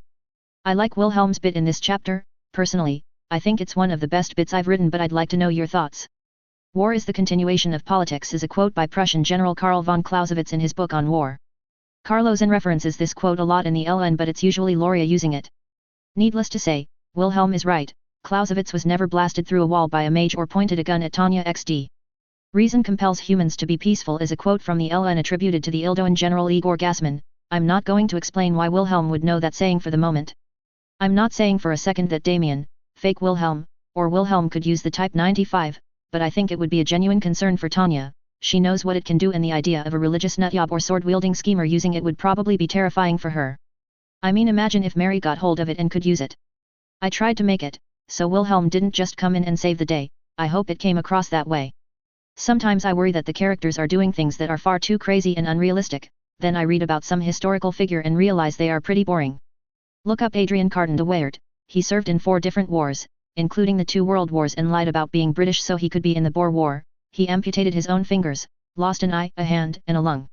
He had his plane shot down was a POW for 7 months and at the end of it all said, frankly I enjoyed the war. Truth really is stranger than fiction.